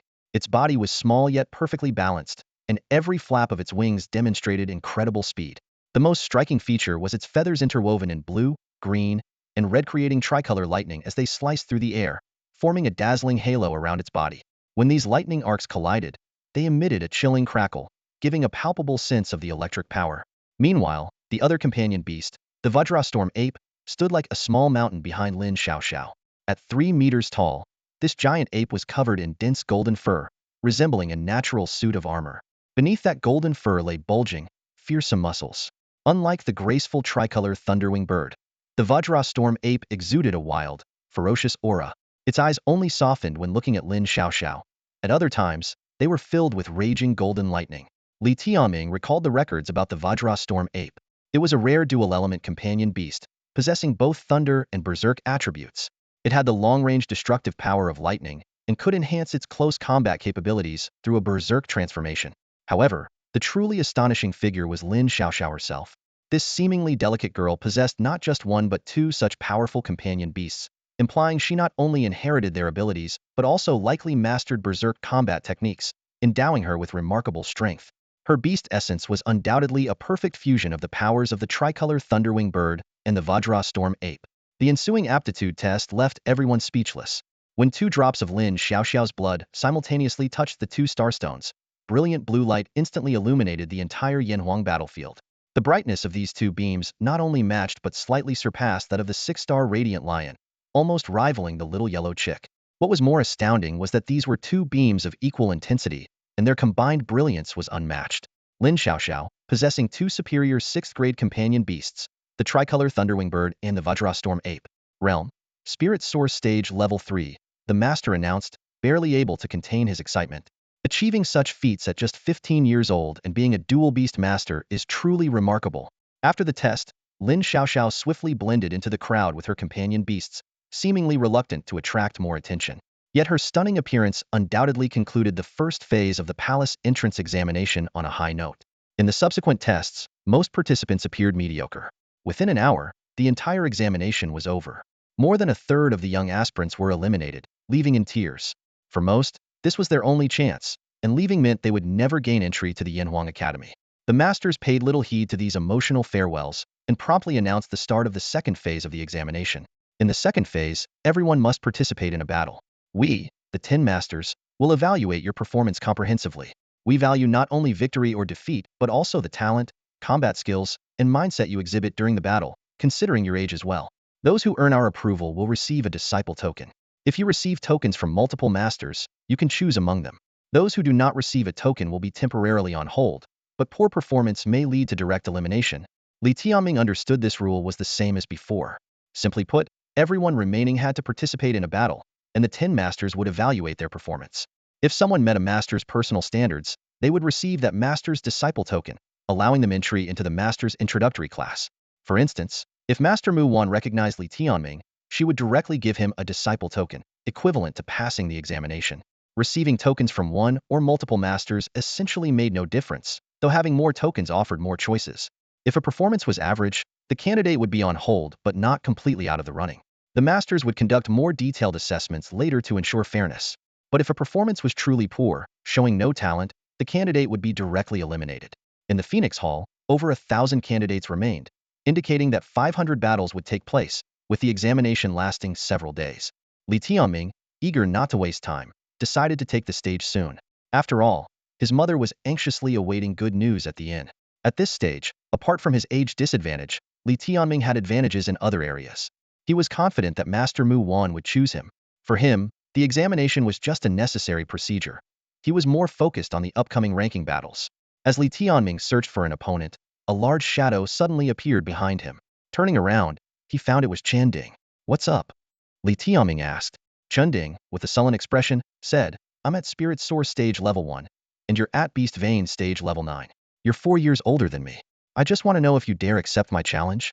Chanding, standing by, mocked, "Don't worry, even if you lose to Chanding, if you perform well, the masters might still choose you. Of course, if they think you're unworthy of being a Yin Huang disciple, then ignore what I just said."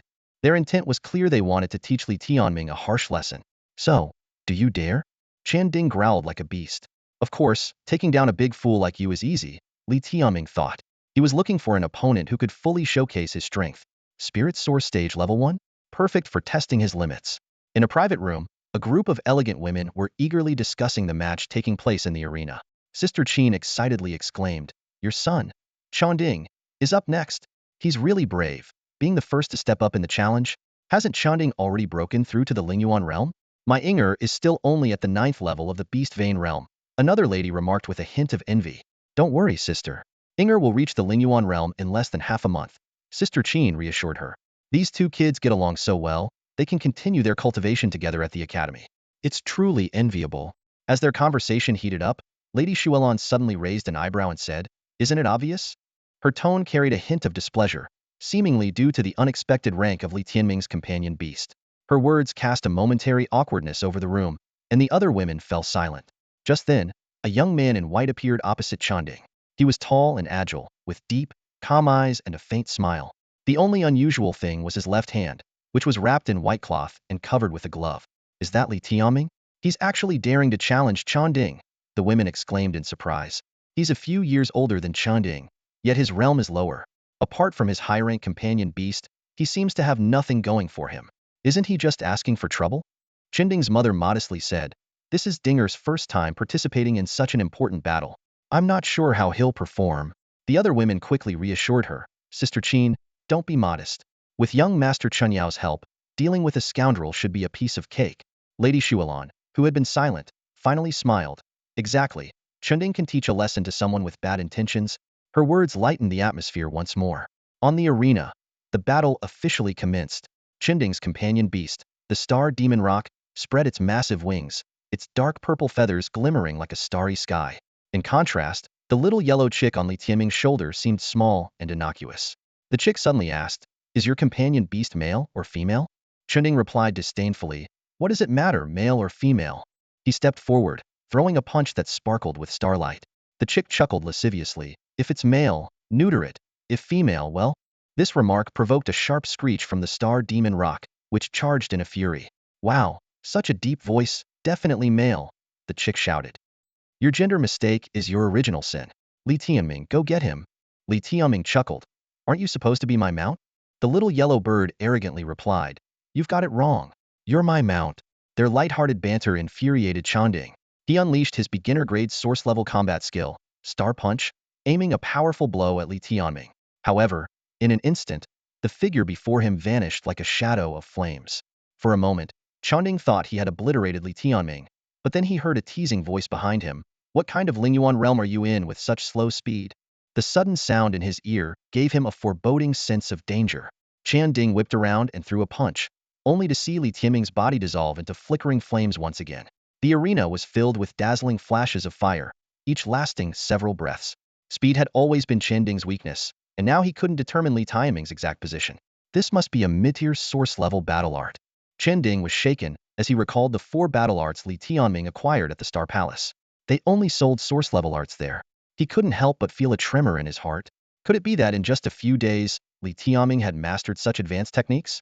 It had taken him a whole month to hone his Chongqing fist. However, there was no time for shock, as Tianming's attack was already underway. As he charged forward, Tianming passed by him. In the next instant, Tianming and his companion beast, the fiery bird, used the fire shadow phantom step, weaving around his star demon rock like shadows. "Take this from your father Netherfire Ghost Claw," came the voice of the small yellow chick. Its use of the fire shadow phantom step was even more terrifying due to its small size, making it even harder to catch than the beak of the star demon rock. Over the past few days, Tianming had focused mainly on the Thunderstrike 9 whips and fire shadow phantom step, while the Netherfire Ghost Claw was still new to him. However, the chick had mastered both the Netherfire Ghost Claw and fire shadow phantom step. As a primordial chaos beast, even with the shackles of its bloodline, its talent in beast arts far surpassed other companion beasts. Though the chick's claws were small, they packed an astonishing punch, capable of tearing through iron walls. Utilizing the fire shadow phantom, it appeared at the chest of the star demon rock, tearing out a piece of flesh with a single swipe. Although the star demon rock possessed spirit source realm strength, its large size made it susceptible to the chick's attacks. Within the fire shadow phantom, it couldn't keep up with the chick, and to make matters worse, Tianming was now targeting the star demon rock as well. As the saying goes, at the beast vein stage, a beast master and their companion beast are equally matched. But by the spirit source stage, the companion beast becomes stronger. This is because spirit source realm companion beasts possess spirit source divine abilities, a bloodline power from fierce beasts, and if hit, the battle could take an unexpected turn. Thus, Tianming and the chick leveraged their speed and agility from the start to target the star demon rock directly. Tianming gripped the thunderfire chain from Lu Qianyang in his right hand. The chain was ablaze with spirit fire and crackling with spirit lightning. Just as the chick launched its Netherfire Ghost Claw attack, Tianming unleashed the first strike of the Thunderstrike 9 whips, splitting the air and landing squarely on the star demon rock's back. Despite their beast energy only being at the 8th level of the beast vein stage, the eternal purgatory beast energy was intensely fierce. The mid-tier source level battle art displayed its full power in their hands, and with their sudden onslaught, the star demon rock was unable to defend itself. In a short span, Tianming's Thunderfire Chain and the chick's Netherfire Ghost Claw worked seamlessly together, tearing the star demon rock to shreds, leaving it howling in agony. Tianming, you're despicable. Tianming turned back, gritting his teeth as he charged back into the fray. He hadn't anticipated Tianming's speed, nor that he would bypass him to assault the star demon rock. In less than 2 breaths, the rock was already bloodied. After severely wounding the star demon rock, Tianming turned to face Tianming, blocking his path. The star demon rock's fate now lay in the hands of the chick's performance. Meanwhile, he was ready to take on Tianming unknown. Amid the flickering fire shadows, the Thunderfire Chain descended like lightning and thunder, relentlessly lashing out at Tianming. This weapon is truly remarkable. Tianming silently praised it in his heart. He had always favored short swords, and while he had experimented with various weapons like swords, spears, and halberds, none felt quite right. But ever since he acquired the Thunderfire Chain, it seemed like he had found the perfect match.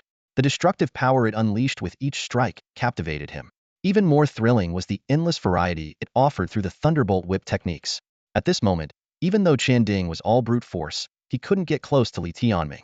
The Thunderfire Chain, over 4 meters long, gave Tianming a significant range advantage. He skillfully dodged using the Shadow Fire steps while countering Tianming with the first move of the Thunderbolt whip. Tianming, despite his strength, was utterly defenseless against the onslaught. As Tianming roared in fury, it only provided Tianming with an opening. The Thunderfire Chain struck like a venomous snake, landing a harsh blow on the corner of Tianming's mouth. With a crisp snap, Tianming was sent flying, and 3 bloody teeth arced through the sunlight. That'll teach you to run your mouth, Li Tianming sneered. Ding could barely speak, his cheek burning with pain, his face swollen like a pig's head. Li Tianming mercilessly taunted him. Take a look in the mirror and see how you resemble a wild boar now. This humiliating defeat drove Ding nearly mad. In truth, someone like Ding, a heavy and cumbersome beastmaster, was easily countered by Li Tianming. The Thunderfire chain acted as an extension of Li Tianming's arms, keeping Ding at bay. The Shadowfire steps were tailor-made for Li Tianming, allowing him to move with ease. Just as Li Tianming struck Ding, he sensed a peculiar force emanating from the arena. Turning around, he saw the star demon rock had gone completely berserk. Its eyes shone with blinding starlight, aiming straight at the little yellow chick. This was its spirit source ability, the blazing star eye. Gasps erupted from the audience. Li Tianming had suppressed the star demon rock from the start, wary of this spirit source ability. Even though the star demon rock's power was weakened due to its injuries, the timing of its counterattack was impeccable with Ding down. In a flash, Li Tianming's Thunderfire chain lashed out at the star demon rock's head like lightning. Just as the rock was about to unleash its spirit source ability, the scorching starlight bursting from its eyes was interrupted by the chain's strike. The blinding light veered off course, shooting into the sky. You dare to strike before I do? The little yellow chick raged, darting in front of the star demon rock with a Shadowfire step.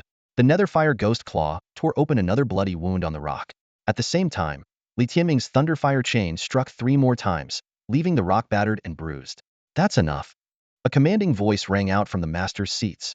Being a rule-abiding person, Li Tianming immediately halted.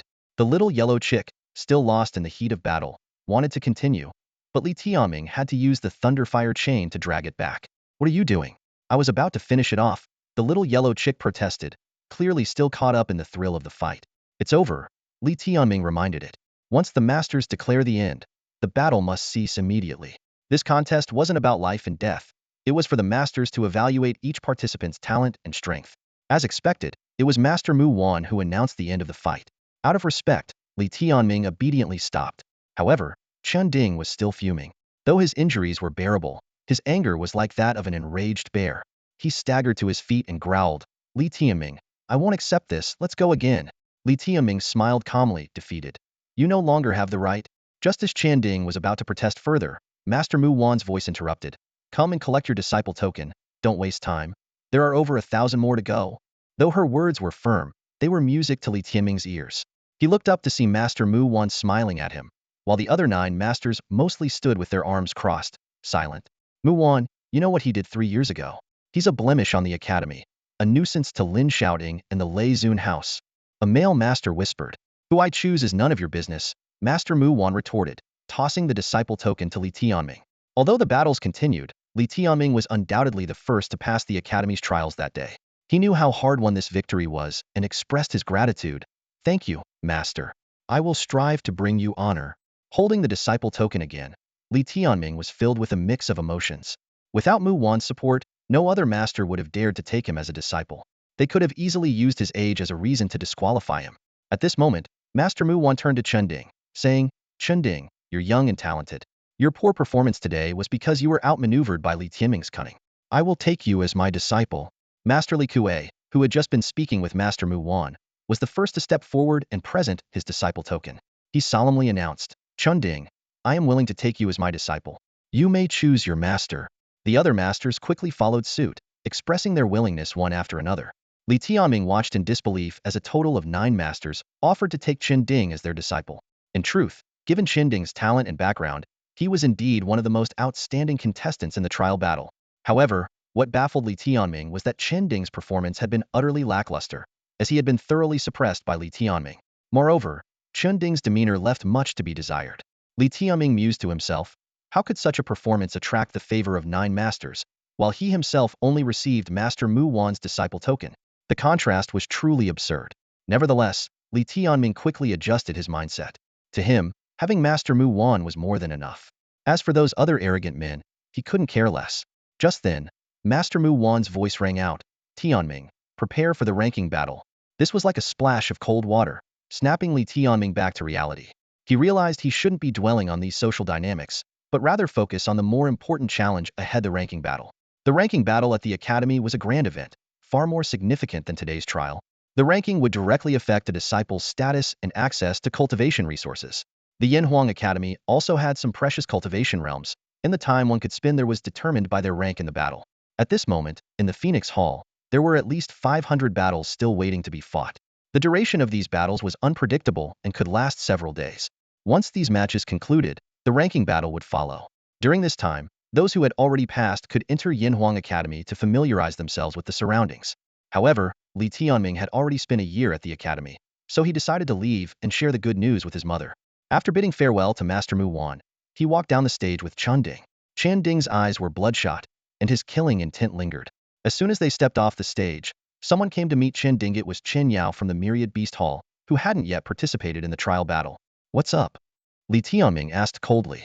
Truth be told, Li Tianming's performance, whether in terms of the quality of his companion beast or his victory over Chen Ding, made Chen Yao feel humiliated and extremely displeased. Suppressing his anger, Chen Yao said coldly, "Not much, really.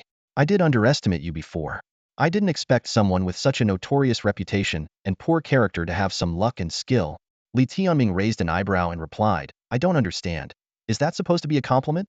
Chen Yao's expression remained unchanged as he responded, "Think what you will. You're certainly riding high now, but don't forget who you are. You're still the laughingstock of the Yanhuang disciples." Li Tianming impatiently said, "Stop beating around the bush. Just say what you mean." Chen Yao narrowed his eyes and with a threatening tone, said, "Not much, really. You beat my brother today. Pray you don't encounter me in the ranking battle. No one will call it off, and if we meet, I'll repay the injuries Chen Ding suffered tenfold." Li Tianming sneered and retorted, "No need to pray. I intend to beat you to a pulp, knock your teeth out, and watch you go home crying to your mother." With that, he turned and left, leaving Chen Yao fuming with rage. Li Tianming recalled the past in the Qin Palace, how arrogant and rude Chen Yao and his mother had been, and how they had hurt Wei Jing. These memories were as vivid as ever, and he wouldn't forgive anyone who had caused his mother pain. Although Xuelan hadn't done much overtly, her casual remarks were the sharpest daggers. "It seems you have a death wish." Chen Yao's voice was icy, laced with murderous intent. From the Qin Palace to the Yanhuang battlefield, he hadn't expected that the toad he once mocked could provoke such murderous intent. Their mothers had once been the best of friends, and they should have been as close as brothers. Yet reality was starkly different. One stood high above, while the other fought in the dust. When Xuelan flaunted her nobility and superiority in the Qin Palace, their sisterly bond had long dissipated. Her humiliation was something Li Tianming was determined to rectify for his mother. Wei Jing might not care, saddened only by the broken bonds, but Li Tianming cared. Once sisters, Xuelan lived in splendor, high and mighty, while Wei Jing struggled in poverty. Their children, one destined for greatness, the other a laughingstock, a pariah? Li Tianming thought, "It's too early to conclude anything. We'll see." That was his best response to it all. At least today, with his sixth-tier companion beast and his victory over Chen Ding, he had silenced many who once mocked him. People like Li Yinfeng and Lu Qing, who were left speechless and silent when he defeated Chen Ding. In the private room, the lady watching her son's teeth get knocked out, completely toyed with by Li Tianming, was livid, her face ashen as she crushed the teacup in her hand. "Chen Ding, what a disgrace," she muttered through gritted teeth. However, what surprised the ladies was that the angriest person was Xuelan. She suddenly stood up, flipped the table in front of her, and stormed out without looking back, leaving the ladies bewildered. Why was Xuelan angrier than Chen Ding's own mother? Had they not known that Li Tianming was the son of that once peerless woman in Yin City 20 years ago, they would never have guessed the reason. On the way back to the inn, Li Tianming was in high spirits and couldn't help but boast. Actually, the power of the Star Demon Rock's Lingyuan ability, the Blazing Star Eye, was quite formidable. Luckily, I was quick to react, or else you would have been pierced through. The little yellow chick rolled its eyes dismissively. "Stop bragging. I could have dodged it myself." It paused for a moment, suddenly curious. "By the way, when you reach the Lingyuan stage, will you be able to cultivate a Lingyuan ability? After all, you're not an ordinary companion beast." Li Tianming shook his head. "How would I know? I don't even know what a Lingyuan ability is." Seeing the chick's puzzled expression, Li Tianming decided to explain the mysteries of Lingyuan abilities in detail. As they walked, he said, "The wonder of Lingyuan abilities is tied to the second stage of cultivation, the Lingyuan stage. When a beastmaster and their companion beast reach the peak of the beast vein stage, fully connecting all 18 beast veins, they can open a Lingyuan within their bodies using beast energy." He continued, "The location of the Lingyuan is determined by the companion beast. For example, Jinyu's Lingyuan mainly opens in its claws, feathers, and beak. Compared to beast veins, the Lingyuan can gather more beast energy, making the beast energy of a Lingyuan stage beastmaster much more potent than that of the beast vein stage." The little yellow chick nodded thoughtfully, and Li Tianming went on, High-grade companion beasts are so powerful because they can open multiple Lingyuan. A first-grade companion beast can only have one Lingyuan, while a sixth grade can have six.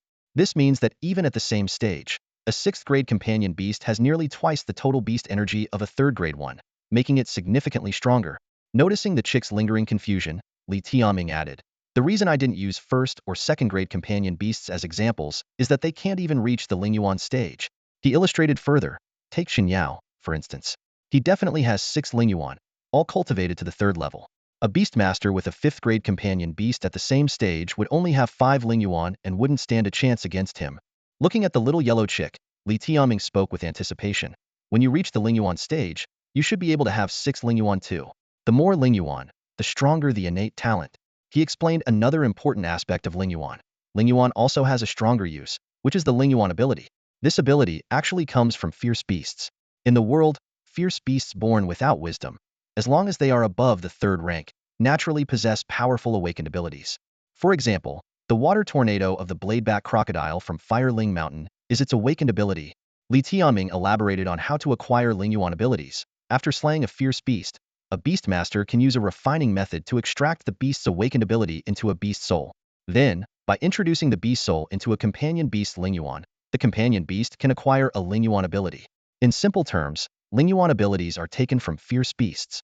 He added, of course, the success of the refining depends on whether the beast soul submits. For instance, if elders slay fierce beasts and refine their souls for the younger generation, the beast souls often don't submit, leading to failed refinement. Additionally, the compatibility between the fierce beast and the companion beast also affects the outcome. Li Tianming continued to explain, the level of a beast soul is determined by the level of the fierce beast. It's important to note that a Beastmaster's Lingyuan cannot host abilities, only companion beasts can. Generally, the number of Lingyuan a companion beast has corresponds to the number of Lingyuan abilities it can cultivate, which is an advantage of high-grade companion beasts. He gave an example. Take the 6-star Yao Lion, for example. It has 6 Lingyuan, allowing it to refine 6 different fierce beast awakened abilities into its own Lingyuan abilities. When the awakened abilities of fierce beasts are transformed into the Lingyuan abilities of companion beasts, changes occur due to the influence of the companion beast's bloodline, often resulting in even stronger Lingyuan abilities. Li Tianming noted, Lingyuan abilities are unique to companion beasts and cannot be performed by beastmasters. However, it's said that upon reaching the 3rd stage of cultivation, the Unity stage, beastmasters can use a mysterious Unity aura to borrow their companion beast's Lingyuan abilities. The little yellow chick pondered and said, I'll have to wait until I reach the Lingyuan stage to know if I have Lingyuan abilities. It explained that its origin as a primordial chaos beast is more akin to a fierce beast than a companion beast, so its future remains uncertain. The only certainty is that the divine source can unlock its bloodline, allowing it to evolve. Li Tianming was filled with anticipation for the Lingyuan stage of this eternal purgatory phoenix, speculating that the chick might inherently possess bloodline abilities. When talking about Lingyuan abilities, Li Tianming remembered the sacred beast battle soul he obtained in the Abyss battlefield. He explained, actually, a sacred beast battle soul is a type of top-tier beast soul. Only the highest-grade fierce beasts can be designated as sacred beasts. In legends, sacred beasts are said to have the power to destroy the heavens and earth, appearing only in historical myths. Can you imagine how terrifying a sacred beast's awakened ability would be? He continued, a sacred beast battle soul isn't refined from slaying a sacred beast, but is instead formed naturally over time after a sacred beast's death, its soul unrefined.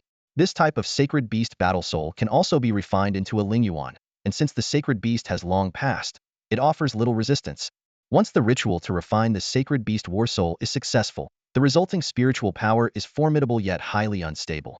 This instability provided Lin Shouting with an opportunity to seize the sacred beast war soul that Li Tianming had refined for Jinyu.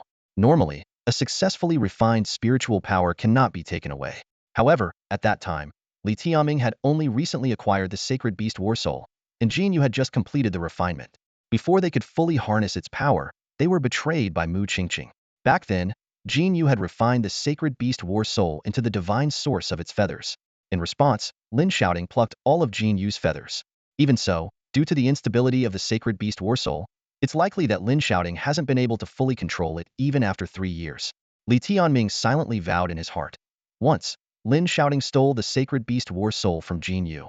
One day, I will take it back and return all the suffering I endured. He quietly reassured Jinyu. Just give me a little more time. The first step taken today at the Yanhuang Academy, along with the upcoming ranking battle, are all part of the journey to reclaim everything that was lost. This is not only to answer to himself, but also a promise to his brother who fought by his side for 16 years and now rests in the afterlife. Now that he has arrived in Yindu, that day is not far off. After clarifying the intricacies of the spiritual source realm, spiritual powers, and sacred beast war souls with the little yellow chick, Li Tianming returned to the inn. Wei Jing greeted him with a smile. Any good news? Li Tianming pretended to be dejected. No, I was eliminated from the academy, performed terribly, and even got insulted. Wei Jing shook her head, laughing. You're almost 20 and still such a poor actor. That's your legacy. Li Tianming chuckled. Feeling the time was right, he said. Come on, let's get you a new house today. Since the money came from someone in the Chen Palace, Li Tianming didn't want to spend it in front of his mother. Wei Jing asked curiously, where did you get the money?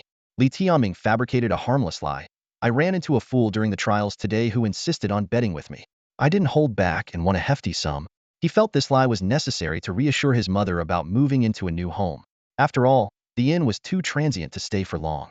Having returned to Yindu, her hometown, he couldn't let her live alone in an inn. Li Tianming resolved that, even if he had to sell his looks, he would find a better place for his mother. Wei Jing wanted her son to save money for his training. It doesn't have to be too big, just 2 rooms will do. But Li Tianming didn't heed his mother's advice. He found a serene courtyard near the Yinhuang Academy, with 4 or 5 rooms and a garden to plant flowers and trees. His mother's companion beast could also come out of the companion space to breathe.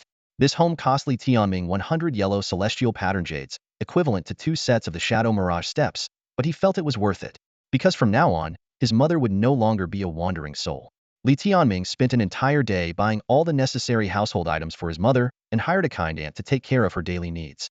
By the time everything was set, it was already late. Despite the busy day, seeing his mother able to bask in the sun and enjoy the tranquility under the moonlight made it all worthwhile. This is home. This is happiness. Wei Jing, eyes closed, enjoying the night breeze, softly said, Minger, life is full of hardships, but don't forget the joys of the world. I understand. Li Tianming mused. People say the sea of suffering is boundless and happiness is but an illusion. Yet, as long as we hold dear those important to us, the contentment in our hearts is the greatest joy. Wei Jing smiled contentedly. You sure know how to sweet-talk your mother. Li Tianming teased. You're thinking too much. When I talk about important people, I don't mean you. Then who? Wei Jing asked, playing along. It must be some girl who makes my heart flutter. Someone I'll forget my mother for once I marry her. Li Tianming laughed. Wei Jing was amused. In truth, she is the most important person in Li Tianming's heart, someone he would even die with. Without her, life would lose its meaning. Amidst their banter, Li Tianming suddenly recalled the fairy-like girl he met at Huling Mountain. She was also in Yindu, and thinking of her ethereal presence, her smile, and her voice, Li Tianming found himself missing her, wondering when they might meet again. As night deepened, Wei Jing suddenly said, Minger, when you have your ranking battle, I want to be there to watch. It had been a long time since she attended such events, and she had never seen Li Tianming fighting in person. The ranking battle was crucial for him, where he would face truly formidable opponents. She wanted to be there for him, to support him. She knew that many parents from prestigious families would be there to cheer for their children. She didn't want Li Tianming to fight alone and unsupported. Of course, Li Tianming nodded. He understood his mother's feelings and wanted her to see that her son was a warrior who would never yield. Starting tomorrow, Li Tianming would return to the Yinhuang Academy to prepare for the upcoming ranking battle. The Lei family mansion, a prestigious lineage in the Sizaka nation for a millennium, boasts ancestors who were founding heroes. Located in the southern district of Yindu, this residence may not match the opulence of Xing Mansion or Chen Palace, but it exudes a solemn grandeur. From above, the purple glazed tiles shimmer, showcasing an aura of dignity and strength. Deep within the mansion's grounds stands a humble thatched hut, seemingly out of place. This is Lei Zun's retreat, rarely visited by anyone. At this moment, Lu Qing respectfully leads Li Yinfeng to the hut's entrance. Disciple Lu Qing, together with my husband Li Yinfeng, pay respects to Lei Zun. Lu Qing gently pulls Li Yinfeng as they both kneel in reverence. The hut remains closed, and they dare not enter without permission. A hoarse yet authoritative voice emanates from within, a presence only decades of leadership could forge. Even Li Yinfeng, who governs a city, feels an invisible pressure here. Li Yinfeng, Lei Zun calls. I am here. Li Yinfeng responds with his head bowed. Lei Zun speaks slowly. I have heard of you. You wish to join the Lei family, and your sincerity is commendable. I appreciate that and will accept you. Li Yinfeng, filled with excitement, replies, Thank you, Lei Zun. I pledge my life to serve the Lei family with utmost devotion. No need for verbal loyalty. I value actions, Lei Zun states directly. Your skills rank high within the Lei family. Had you been born into a noble lineage, your current influence would be tenfold. Li Yinfeng waits patiently for further instructions from Lei Zun. Once you surpass your current level, you will rank among the top 10 in the Lei family. I intend to make good use of your talents and will bestow upon you our family's Tianyi technique. Upon hearing this, Li Yinfeng and Lu Qing cannot hide their joy. Li Yinfeng kneels, his voice hoarse with emotion. Thank you, Lei Zun. I am deeply grateful. You understand what the Tianyi technique means to me. I won't make empty promises. Judge me by my future deeds, and punish me if I fall short. Lei Zun's voice remains resolute. That won't be necessary. You're no longer a hot-headed youth. At your age, you understand the balance of gains and losses. The Lei family can elevate you to great heights or bring about your downfall. A wise person knows the right choice. I have full confidence in your abilities. Li Yinfeng's heart is filled with emotion. He built his life from scratch, without any backing, and endured many hardships to reach his current status. The most painful part was his innate talent being stifled by the lack of the Tianyi technique, preventing him from joining the ranks of Suzaku Nation's elite. Now, the Lei family offers him this opportunity. You are new to Yindu and unfamiliar with the Lei family. I'll start you with a minor task. Lei Zun continues. Please instruct me. Li Yinfeng responds respectfully. My granddaughter Xiao Xiao is about to participate in the ranking battle at Yinhuang Academy. She prefers to act alone, so I need someone to protect her in secret. As you know, I've subdued many over my lifetime, including some desperate individuals. Lei Zun's words were filled with trust and expectation. He said to Li Yinfeng, rest assured, I regard her life as more important than my own. This is actually an easy task. His expression turned serious as he continued, remember, unless it's a matter of life and death, do not reveal yourself to her. Young people need to learn through experience. Moreover, once you show yourself, with Xiao Xiao's temperament, she won't give you another chance to protect her. Li Yinfeng nodded solemnly, indicating his understanding. He tightly held Lu Qing's hand, as if in that moment, the future was filled with hope and sweetness. Lin Xiaoxiao was unaware that when she had just turned 15 and was stepping out of Lei Zun's residence into the outside world for the first time, her family had already arranged for an invisible bodyguard to protect her. After successfully passing the test, she officially became a disciple of the Yinhuang Academy, with unrestricted access within its grounds. Although she was temporarily assigned to the Hall of Beasts, everyone knew that after the upcoming ranking battle, she was likely to become a highly esteemed disciple of the Celestial Court. Despite this not being Lin Xiaoxiao's first visit to the Yinhuang Academy, she had been there at least dozens of times, and even stayed in the Celestial Court for a period of time when she arrived again. The guardmaster at the Celestial Court greeted her with a warm smile. Xiao Xiao, joining the Celestial Court after the ranking battle shouldn't be too much of a problem, right? The guardmaster asked. I'll do my best, Lin Xiaoxiao replied. She was a very likable girl, without a trace of the ostentatious aura of Lei Zun's residence, and was courteous to everyone. Entering the Celestial Court, which was mysterious to outsiders, Lin Xiaoxiao walked confidently to a courtyard. The gate was ajar, and as she gently pushed it open, a sea of flowers unfolded before her. The fragrance of the blossoms filled the air, birds chirped melodiously from the branches, and in the distance, there were artificial hills and flowing water, resembling a paradise on earth. These plants were personally cultivated by the owner, making them exceptionally fragrant and enchanting. Strolling along the cobblestone path, the scent of flowers and trees was invigorating. Suddenly, a melodious tune drifted from ahead, as if infusing the floral sea with a soul, exuding an aura of elegance. Looking ahead, a clear lake came into view, with goldfish joyfully swimming as if dancing to the music.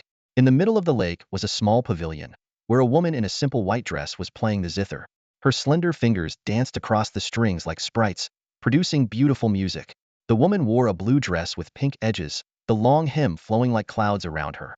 Her face was covered with a translucent veil, faintly revealing her facial features. A straight nose, slightly upturned red lips, and cascading brown hair like a waterfall. Her skin was as smooth as jade, and her beautiful eyes were deep and clear, like a lake in the heart of a prairie. In this idyllic setting, the girl in white playing the zither was like a fairy from a painting. As the breeze brushed past, she resembled a pure white lotus on the lake. Xiao Xiao, you've come. Did you succeed in passing the test? The music abruptly stopped, and the woman lifted the veil from her face, gracefully rising to her feet. Her slender figure was faintly visible through the sheer dress, her beauty radiating an ethereal charm. I did, Lin Xiaoxiao replied with a smile, quickly approaching the pavilion. Ching Ching, your zither music is so beautiful. I envy my brother for having such an elegant partner like you. Xiao Xiao, you have such a way with words, the woman smiled. I haven't seen you in half a year, and you're becoming more beautiful. At 15, you're already so lovely. You'll surely be a great beauty in the future. Unfortunately, looks don't aid cultivation. I hope to be recognized for my skills, Lin Xiaoxiao said. Absolutely, Xiaoxiao. In the future, you'll be an unparalleled force, even more formidable than your brother. That's right, my goal is to surpass Lin shouting and make him pay for bullying me when we were kids, she chuckled, showing her playful side around the woman. No problem, I'll definitely support you and help you teach him a lesson, the woman said, her cheeks blushing slightly at the mention of him, looking charming. They continued chatting about the test, and the woman asked, do you know about your opponents in the ranking battle? Do you feel confident? I have some confidence. Being a dual beast master has its advantages, but it still depends on the specific battle conditions, Lin Xiaoxiao replied. Lin Xiaoxiao's eyes were filled with determination, her face expressing a strong desire to become the top disciple in the palace examination. She looked towards Qingqing Jie, who gently said, I believe in you. Soon, we will be able to train together in Tianfu. It's much more peaceful there and offers so much more to learn. Speaking of Tianfu, Qingqing Jie couldn't help but mention Lin Xiaoxiao's brother. Your brother has gone into seclusion again. I expect he'll make another breakthrough when he emerges. Her voice carried a hint of pride. Lin Xiaoxiao pursed her lips, reminded of her purpose for this visit. With a serious tone, she said, Qingqing Jie, did you know? During today's palace exam, a villain showed up. A villain? Which villain are you talking about? Qingqing Jie asked with a smile, as if treating Lin Xiaoxiao like a naive little girl. Lin Xiaoxiao earnestly explained, it's the person from 3 years ago, the one who tried to harm you. His name is Li Tianming.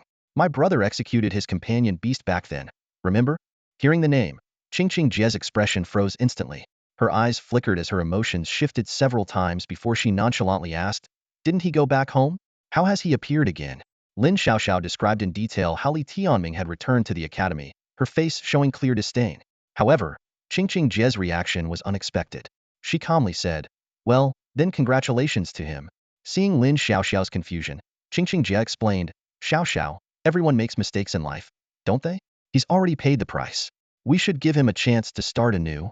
Lin Xiaoxiao was surprised by Qingqing Jie's forgiveness and praised her for responding to wrongs with kindness. Qingqing Jie smiled and changed the subject. I've learned a new piece of music. Would you like to hear it? Soon, the pleasant sound of the zither floated through the courtyard, as Qingqing Jie's playing was as graceful as she was. It wasn't until dusk that Lin Xiaoxiao reluctantly took her leave. After seeing Lin Xiaoxiao off, Qingqing Jie returned to her room. Her smile vanished. She retrieved a black piece of paper marked with a blood-red flower, her expression grave. Dipping a brush in white ink, she wrote, Bounty for the Blood Flower Hall, eliminate Li Tianming, a disciple of Yanhuang Academy of Excellence, Spirit Source Stage Level 1. Reward, 1,000 yellow sky-patterned jade stones. Present his head for the reward. The Yanhuang Academy covers a vast area, with the Fenghuang Hall being one of the largest structures. Built around Phoenix Mountain, it stretches for miles with countless buildings, exuding an imposing grandeur. The Fenghuang Hall is divided into 3 levels. The advanced classes are at the mountain's peak, the intermediate classes are halfway up, and the beginner classes are at the base. There are 10 beginner classes, including the Mu Wan class led by Master Mu Wan. The class is located by the side of Failing Lake, where over 100 buildings stand to nurture 50 academy disciples. With the previous Mu Wan class advancing to the intermediate level, this area now welcomes a new cohort of students. Li Tianming was the first of his batch to enter the Mu Wan class. After a brief farewell to his mother, he arrived at Failing Lake. The lakeside was already bustling with excitement as new young disciples explored the area, their laughter filling the air. Just as Li Tianming approached Failing Lake, Master Mu Wan's voice suddenly echoed in his ears. Li Tianming, come in. This made him wonder if the master had spies everywhere. Li Tianming proceeded to Mu Feng Hall, where the master both practiced and taught her disciples. He knocked gently, then entered. In the courtyard, Master Mu Wan lay lazily on a recliner, wrapped in a mink fur blanket, her long, white legs exposed. As Li Tianming entered, Mu Wan turned and stretched, her perfect curves hard to ignore.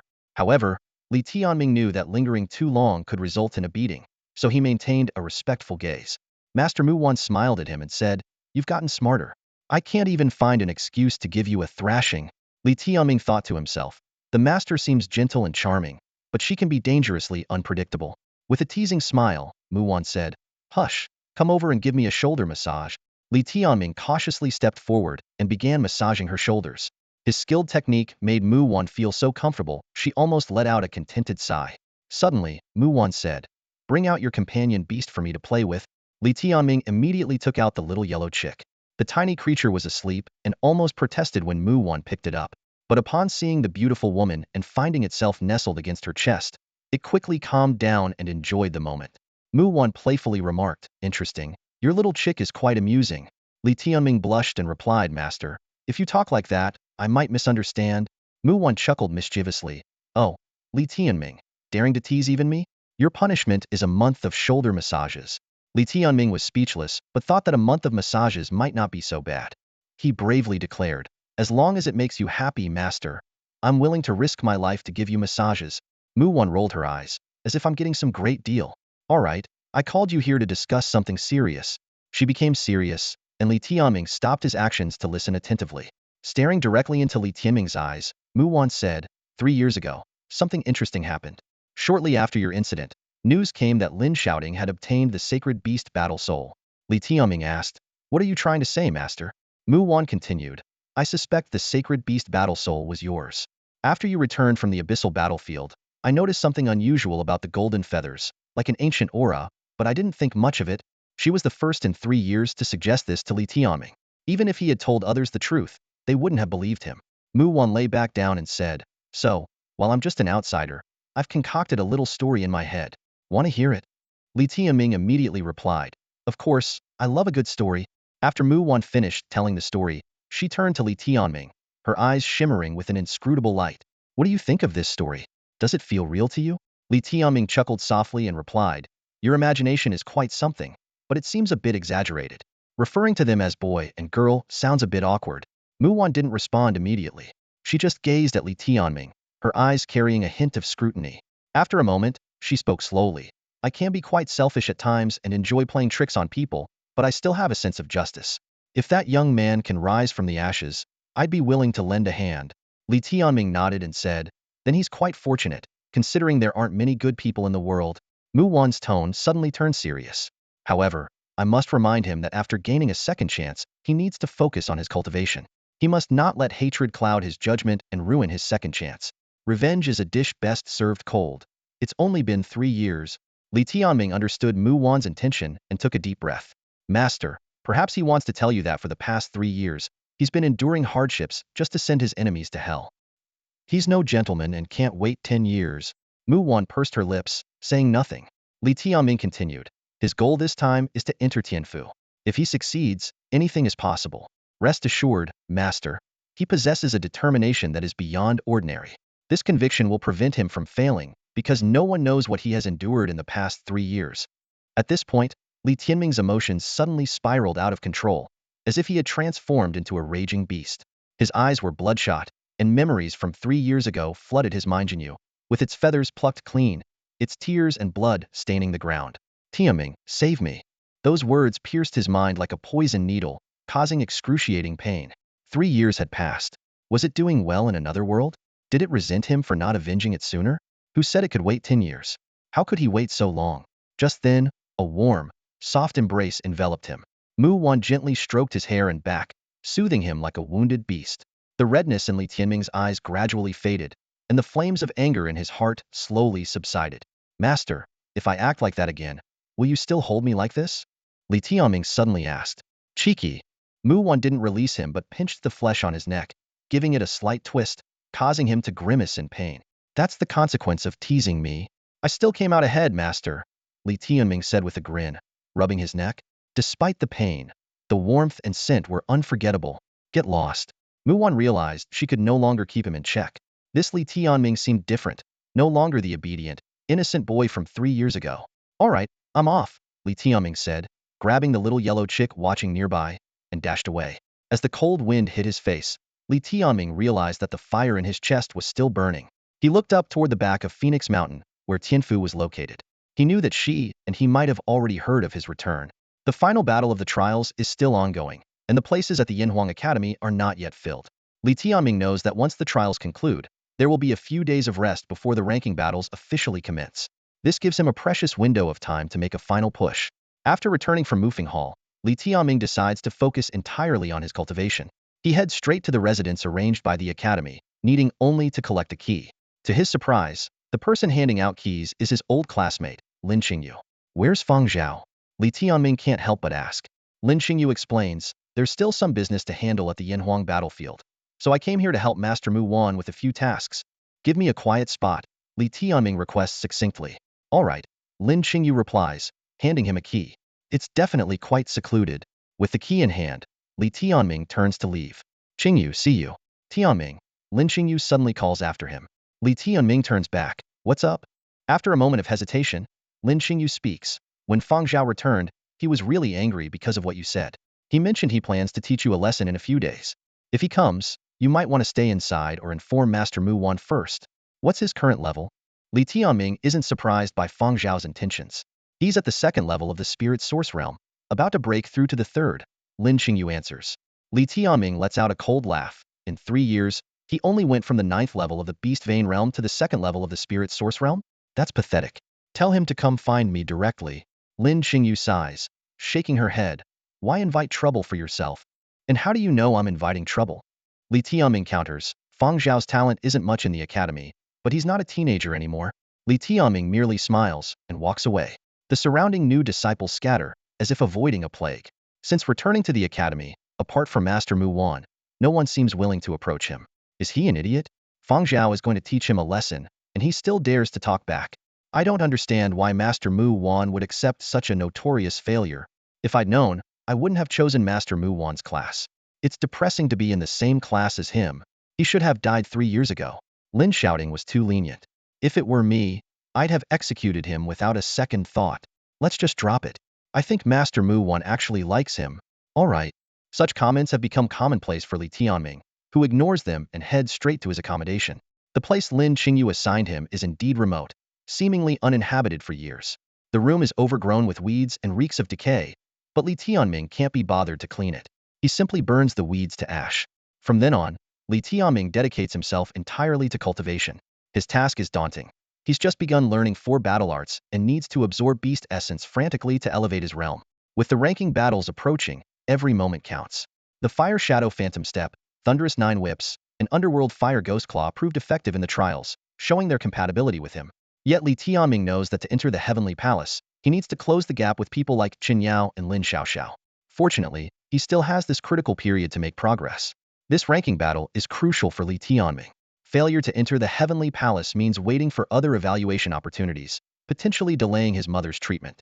Even with Qingling Grass, Wei Jing might not hold on for long. Li Tianming trains relentlessly, day and night, avoiding all visitors. Meanwhile, the little yellow chick indulges in the yellow sky-patterned fire jade, as if munching on snacks, one piece after another. Its powerful, domineering fiery energy erupts continuously, enveloping it in flames. When it becomes too much, it transfers some energy to Li Tianming, letting him burn together. Cultivation driven by firm determination often yields exceptional results. With top-tier talent and an ample supply of fire jade, Li Tianming and the little yellow chick make rapid progress. Ultimately, after consuming 300 fire jades, they successfully break through to the 9th level of the beast vein realm. This is the pinnacle of the beast vein realm, signifying that all the beast veins in the body are connected, forming a complete cycle. The first major stage of cultivation is complete. Next is the spirit source realm. Although Li Tianming has experience reaching this realm, he is not in a rush. With the beast vein realm perfected, their eternal purgatory beast essence is already incredibly robust and fierce, requiring some time to consolidate their current level. Meanwhile, those 4 battle techniques still needed further honing. Li Tianming contemplated this as he glanced at the little yellow chick on his shoulder. While Li Tianming had experience with the Lingyuan realm, the chick had a specific method for cultivation. It informed Li Tianming that after reaching the 9th level of the beast vein realm, the Eternal Purgatory Sutra within his bloodline would reveal the cultivation method for the Lingyuan realm. The process of condensing Lingyuan would be led by the chick. Facing this new realm filled Li Tianming with anticipation. Just as he stabilized his realm, a commotion erupted outside. Li Tianming immediately realized that Fang Zhao had come to find him. This meant the clearance battle had ended, and the ranking battle would likely begin in 2 or 3 days. The pressure before the great battle loomed like a monstrous beast. Li Tianming, I brought the brothers to see you. Fang Zhao's voice came from the doorway, and it sounded like there were quite a few people. Li Tianming adjusted his clothing and stepped out of the room. Looking up, he indeed saw 7 or 8 familiar faces, all former classmates from Mu Wan's class who had now moved up to the intermediate class. They used to train and fool around together at the academy. Lin Qingyu was also among them, but she looked worried, seemingly aware of Fang Zhao's purpose for coming. Fang Zhao, Qingyu, Guanxiong, Zhaoying, Chen Kuan, and what a rare visit. Long time no see, Li Tianming said with a smile. Fang Zhao's tone was laced with sarcasm. Yes, if you hadn't done something disgraceful 3 years ago, you would have been promoted to the intermediate class with us, instead of hanging out with a bunch of kids. Lu Guanxiong shook his head. Li Tianming, you have no idea how hard it was for our entire class to hold our heads up after your blunder.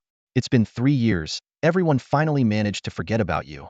And now you're back to embarrass us again. Li Tianming responded with a smile. It's been a while since we've all met.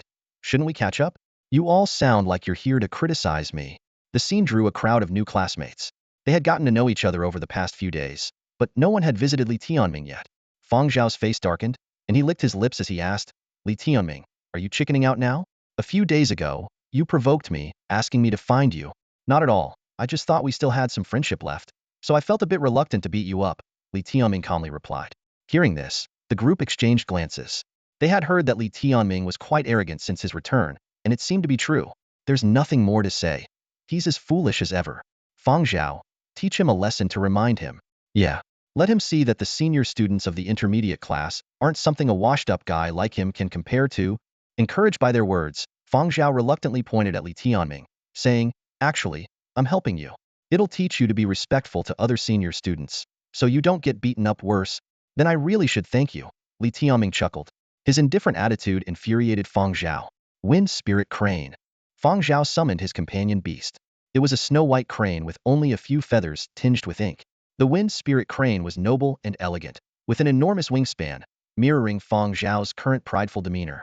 This Wind Spirit Crane was a lower-tier, 5th-rank companion beast, just meeting the standards of the Yanhuang Academy. It was a storm-type avian companion beast. However, Fang Zhao had reached the 2nd level of the Lingyuan realm, enough to unleash its formidable power. Inghua, this Wind Spirit Crane is female. Do you want to do anything? Li Tianming asked the little yellow chick on his shoulder. Too ugly, can't bring myself to do it. The chick replied disdainfully. It's a crane, isn't it elegant enough? Li Tianming doubted its taste. After experiencing Master Mu Wan's gentleness, I've lost interest in chickens and birds, the chick chuckled.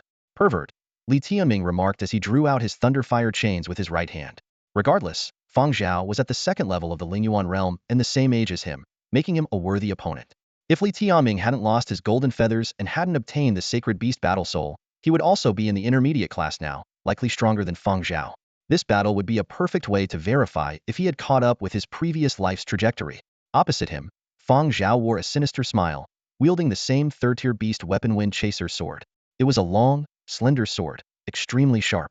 He began to move, as if propelled by a divine wind, his agility exceptional. Such an opponent was indeed more challenging than Qinding. His speed was also much harder to deal with, and his Wind Spirit Crane possessed the divine power of Lingyuan. But Li Tianming was determined to take him down. Fengling, attack! Fang Zhao shouted fiercely, his Wind Chaser sword shimmering with a cold light. He executed the elementary level technique, Whirlwind Spirit Step, moving with the swiftness of a gale, and in an instant, he was in front of Li Tianming, the sword tip aimed directly at his forehead. Li Tianming, it's been 3 years. Let me show you the results of my training. Fang Zhao sneered, his Wind Chaser sword dancing like a whirlwind, the sword energy forming a dense array of sword blossoms that enveloped Li Tianming. He completely ignored Li Tianming's companion beast, the little yellow chick, focusing solely on the opponent before him. Storm Heavenly Sword Technique. Fang Zhao shouted, unleashing a mid-level technique. His swordplay was like a tempest, dazzling with sword light, as the surrounding winds howled.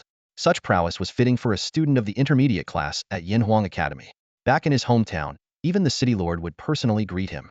Simultaneously, Fang Zhao's companion beast, the Windling Crane, spread its massive wings, stirring up an even fiercer storm.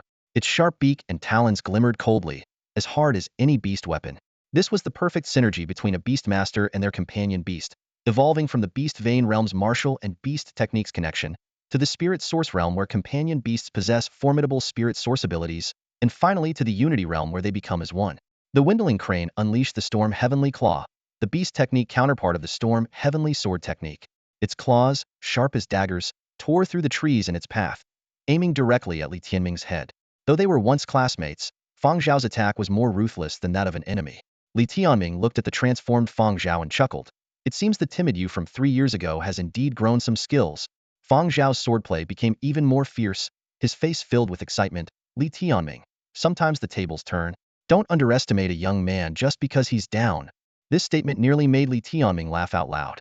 He thought to himself, 3 years ago, he had never bullied Fang Zhao. In fact, he often stood up for this timid classmate.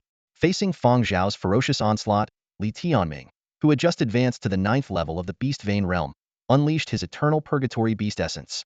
His movements were even more elusive than Fang Zhao's, the air around him seeming to burn, leaving behind several indistinguishable fiery afterimages.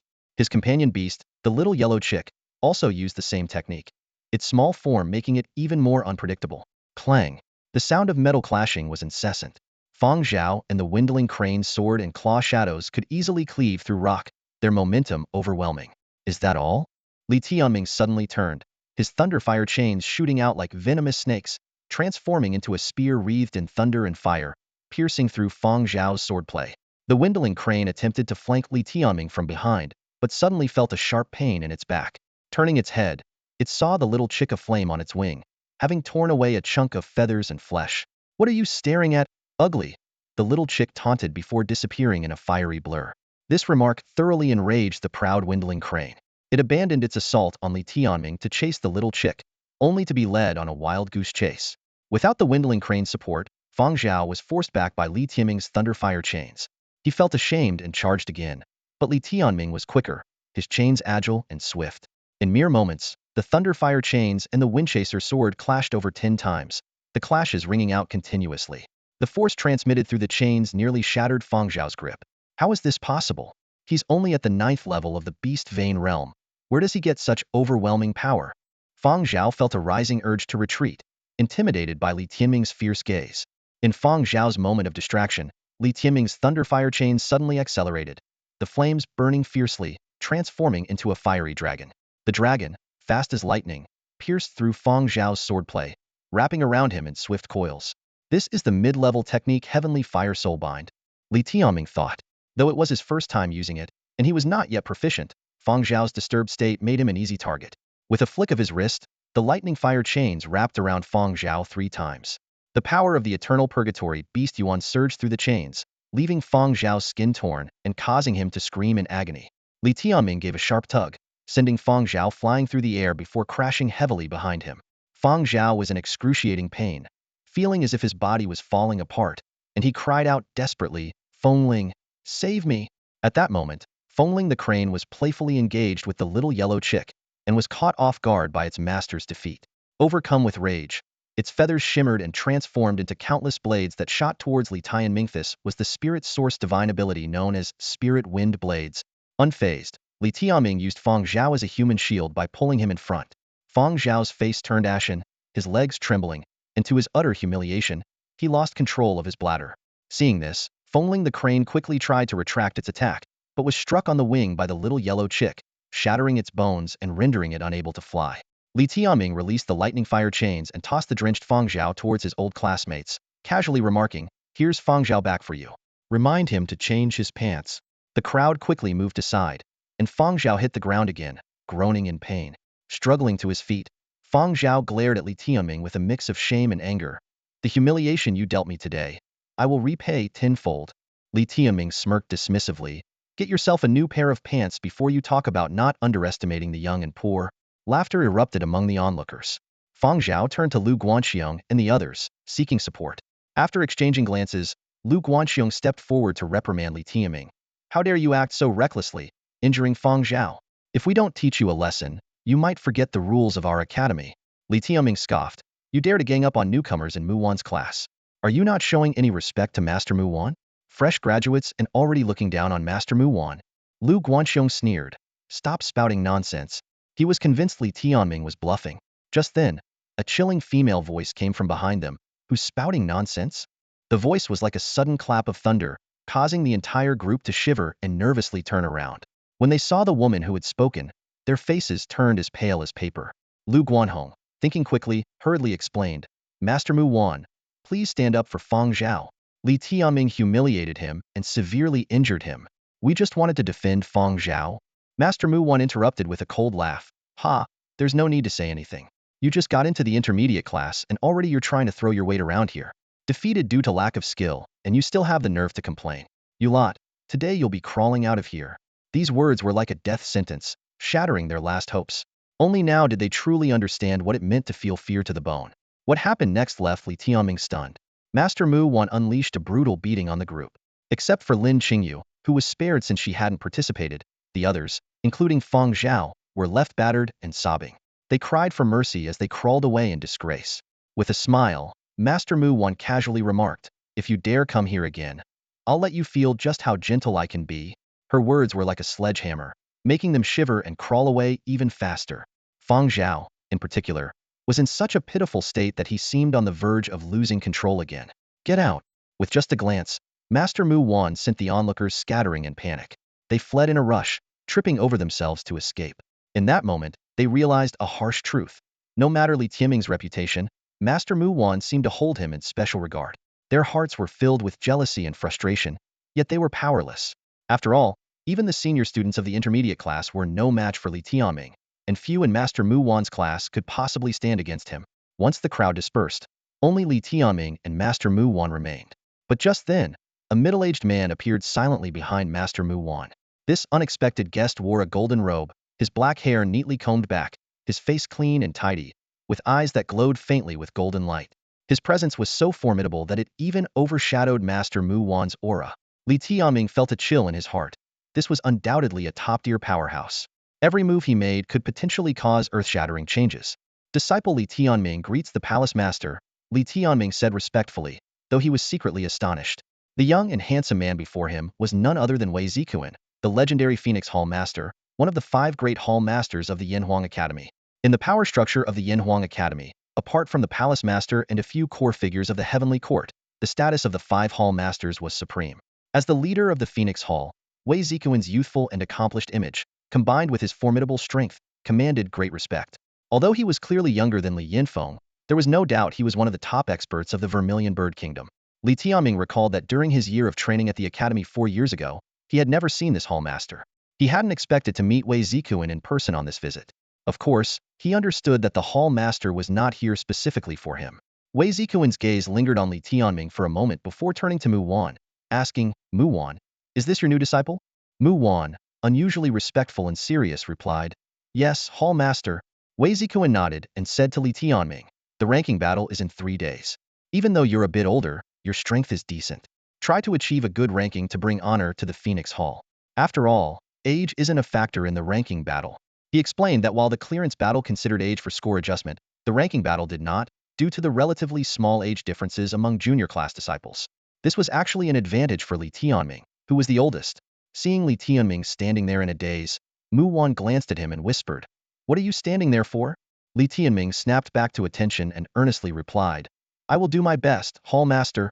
Wei Zikuan nodded in satisfaction and added, "All 5 Hall Masters will be present at the ranking battle. We'll see how you perform then." With that, he turned to Mu Wan, smiling, and asked, "Are you ready? The Lantern Festival is about to start." Mu Wan nodded and replied, "Yes, Hall Master." "Relax, just call me Kuan," Wei Zikuan said in a casual tone. "Yes, Kuan. Please, after you," Mu Wan responded. As they left, Mu Wan shot a quick glare at Li Tianming, signaling him not to cause trouble. After they were gone, the little yellow chick gleefully remarked, "Feeling sad?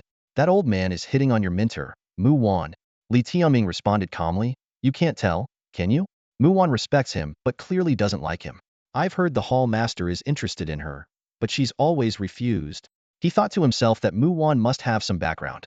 Otherwise, it would be difficult to resist the advances of someone like Wei Zikuan.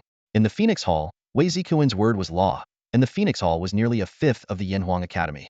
However, these matters didn't concern Li Tianming much. His main focus was the upcoming ranking battle in 3 days. All 5 Hall Masters would be present, and many top figures from Yindu would gather at the Yanhuang battlefield to watch. The occasion would be far more lively than the clearance battle. Even high-ranking members of the Vermilion Bird royal family, Leizun Mansion, Tianji Palace, and Star Chamber of Commerce would attend, as their younger generations were competing for future prospects and reputation. The outcome of the junior class ranking battle, especially who would become the top disciple, was the most anticipated event in the Vermilion Bird Kingdom each year. For these prestigious families, sustaining their legacy required a constant influx of talent, and the Yanhuang Academy's ranking battle was the perfect stage to showcase genius. Li Tianming speculated that even the talented Lin Xiaoding and Mu Qingqing from the Heavenly Court would be watching from a private room. In preparation for this crucial ranking battle, Li Tianming dedicated himself to rigorous training. He could have let the little yellow chick lead the cultivation and simply enjoyed the results, but he chose to work hard himself. Every step of his growth in recent days had been steady and solid, aimed at building a stronger foundation for battle. Time flew by, and 2.5 days passed in the blink of an eye. Tomorrow would be the highly anticipated ranking battle. Li Tianming hadn't forgotten his promise to his mother. As he wouldn't have time tomorrow, he decided to bring her over tonight so she could witness him fighting for her. This meant a lot to Li Tianming. It might be his only chance to enter the heavenly court, and his primary goal there was to find a cure for his mother. He wanted her to see everything firsthand. Her presence might even inspire him to reach new heights in battle. Busy with training, Li Tianming hadn't visited Wei Jing in a while. He couldn't help but wonder if she had been adjusting well to life in Yindu. He had arranged for a kind lady to take care of her daily needs. If not for her illness, Wei Jing should be living comfortably. As night fell, Li Tianming navigated the winding alleys. His newly purchased house was near the Yinhuang Academy, just a short walk away. He quickened his pace, filled with anticipation for tomorrow's ranking battle and concern for his mother. During the Yin Capital Lantern Festival, the streets and alleys were bustling with life, vibrant with music and dance, showcasing a scene of prosperity. As Li Tianming marveled at how Yin Capital's flourishing far surpassed that of Lihua City, he returned home. From a distance, his house was shrouded in darkness, devoid of any light. Has mother gone to bed this early? Li Tianming wondered. To avoid disturbing her, he quietly opened the door and slipped into the courtyard. The east wing was the largest, now serving as Wei Jing's bedroom. However, instead of the familiar sound of steady breathing, he heard painful murmurs. Wei Jing was clearly inside, but something was amiss. Was it an illness, or was there something more sinister at play? Alarm bells rang in Li Tianming's mind. Despite the dim night, his eyes struggled to see, but the eye in his left palm was as clear as day. With his heart racing, Li Tianming pushed the door open without hesitation. The sight before him made his eyes widen in horror. Wei Jing lay on the bed, her body writhing under the covers, emitting weak, anguished moans. What's going on? A sharp pain pierced through Li Tianming's mind as he swiftly approached his mother and yanked the covers away. In that instant, his eyes filled with rage, blood vessels threatening to burst. Wei Jing's body was crawling with dozens of blood-red, thumb-thick worms. These repulsive creatures had rows of sharp teeth at one end, tearing at her skin and greedily drinking her blood. The sight nearly tore Li Tianming's heart apart. Blood nether worms. Li Tianming immediately recognized these fearsome creatures, known to inspire terror. His fury ignited instantly, and the beastly energy within him surged, his aura becoming overwhelmingly powerful. Wei Jing was utterly powerless, and her companion beast suffered the same torment, curled in a corner, covered with even more blood nether worms than Wei Jing. A towering fury rose within Li Tianming who would dare to be so cruel to a defenseless, sick woman. Just then, a sinister voice came from behind. Li Tianming, disciple of the Yinhuang Academy, you finally came out. I've been waiting for you. Li Tianming spun around to see a man shrouded in black standing in the shadows, his face hidden by a dark veil, leaving only his eyes visible. A striking blood-red flower on his chest marked him as a member of the Bloodflower Hall. This was the most feared assassin organization in the Vermilion Bird Kingdom, notorious for its high prices and high success rates. Li Tianming never imagined that the legendary Bloodflower Hall would come after him. Clearly, the target was Li Tianming himself, or else Wei Jing would have already perished. To lure him out, they subjected Wei Jing to such torment, crossing Li Tianming's bottom line. Li Tianming did not bother asking who sent the assassin, knowing full well these killers would never divulge their employer's identity. Right now, both he and Wei Jing were in grave danger, facing an enemy unlike any before. At that moment, Li Tianming noticed a massive worm writhing on the ground, as thick as a thigh. Its head bore a ring of sharp teeth, and its tail continuously spewed out thumb-thick blood nether worms. Thousands of these worms already infested the entire room, covering the eaves, floor, and doorposts. This enormous worm was undoubtedly the Blood Nether Queen, a vicious dual-specialty companion beast. It belonged to the leech category and possessed queen-like traits, capable of producing offspring continuously for attacks. Li Tianming's fury reached its peak. Wei Jing was his greatest vulnerability, and the assassin dared to torture her so. Li Tianming swore in his heart that he would ensure this person met a gruesome end. Disgusting. The scene ignited an intense fury in the little yellow chick's eyes. Before Li Tianming could finish speaking, it had already flown onto Wei Jing, spewing flames from its beak, pecking the blood fiends to death one by one. However, Wei Jing was still in excruciating pain. The blood fiends had injected a venom while feeding, paralyzing her body. To make matters worse, countless blood fiends continued to swarm towards Wei Jing from the edge of the bed. The blood fiend queen was still laying eggs, making these vile creatures seemingly endless. Watching Wei Jing's agony, Li Tianming's anger reached its peak. Since the death of Jinyu, he had never been so furious. Although he didn't know who wanted him dead, he had only one thought: kill. At that moment, a man dressed in black suddenly appeared, coldly stating, "Your head is worth 1,000 yellow heavenly patterned jades. Today I'll take it." Even before he finished speaking, he was already taking action. As a professional assassin, he never wasted words. The man in black wielded a blood-colored dagger, more powerful than the blood-fire stinger. A deadly crisis descended in an instant. The little yellow chick, busy protecting Wei Jing, was already entangled by numerous blood fiends. Meanwhile, the man in black and the blood fiend queen set their sights on Li Tianming. As the black-clad man transformed into a blood shadow and struck, the blood fiend queen opened its massive maw, emitting a piercing, shrill sound. This sound instantly threw Li Tianming into disarray, with illusions filling his vision, and his ears feeling as if they were being torn apart. This was a sound-based source power ability, impossible to defend against, only to endure. Li Tianming hadn't expected the Blood Fiend Queen to possess such a terrifying source power ability. He and the little yellow chick were still at the Beast Vein realm, lacking source power abilities, clearly at a disadvantage. More terrifyingly, the Assassin's realm was at least at the 4th level of the source power realm, far surpassing the likes of Fang Zhao, fully capable of overpowering Li Tianming. The Bloodflower Hall was known for leaving no loose ends. Their assassins would never give Li Tianming any chance to escape. In the blink of an eye, the assassin's blood shadow appeared before Li Tianming. At this moment, Li Tianming was dizzy from the Blood Fiend Queen's cry of blood. Simultaneously, over 500 blood fiends swarmed from the ceiling, beams, and floor, pouncing on Li Tianming. In an instant, dozens of blood fiends were crawling all over him. These ghastly creatures immediately began tearing into his flesh, biting open his veins to greedily suck his blood. The potent blood fiend venom spread rapidly through his bloodstream, rendering Li Tianming furious yet unable to move. This was a deadly crisis. Under the dual assault of the cry of blood and the blood fiend venom, Li Tianming could only struggle feebly. The opponent's strength far exceeded his own, and in a flash, they appeared behind him, stabbing a dagger directly into his collarbone. A crisp cracking sound accompanied the gush of blood. The assassin pulled down his mask, extending his tongue to lick the blood dripping from Li Tianming, sneering maliciously, "Don't waste it. Your blood is quite hot. My pets seem to enjoy it very much. Blood has warmth when you're alive. So to let my pets feast, I'll keep you alive a bit longer, until your blood runs dry." He leaned close to Li Tianming, their eyes nearly touching. The threat of death, the enemy's power, and this disgusting scene put unprecedented pressure on Li Tianming. The blood fiend venom coursed through him, paralyzing him like an electric shock, making it difficult to even move a finger. The man in black asked with interest, "How does it feel to die by bloodletting?" Li Tianming glared at him, eyes bloodshot with rage. "You can't afford my blood. Be careful not to get burned." He couldn't tolerate anyone causing his mother such suffering. This was his ultimate taboo, driving him to madness. At this moment, Li Tianming ignored the disparity in their strengths, with only one thought in his mind: kill him. Li Tianming's whole body ignited, even his blood seemed to burn. This was the blood of an ancient chaos beast, incomparably hot. The man in black laughed wildly. "Burned? Haha." But in the next second, he was horrified to see the blood fiends on Li Tianming suddenly catch fire, turning to ash in an instant, scattering like powder. Ugh.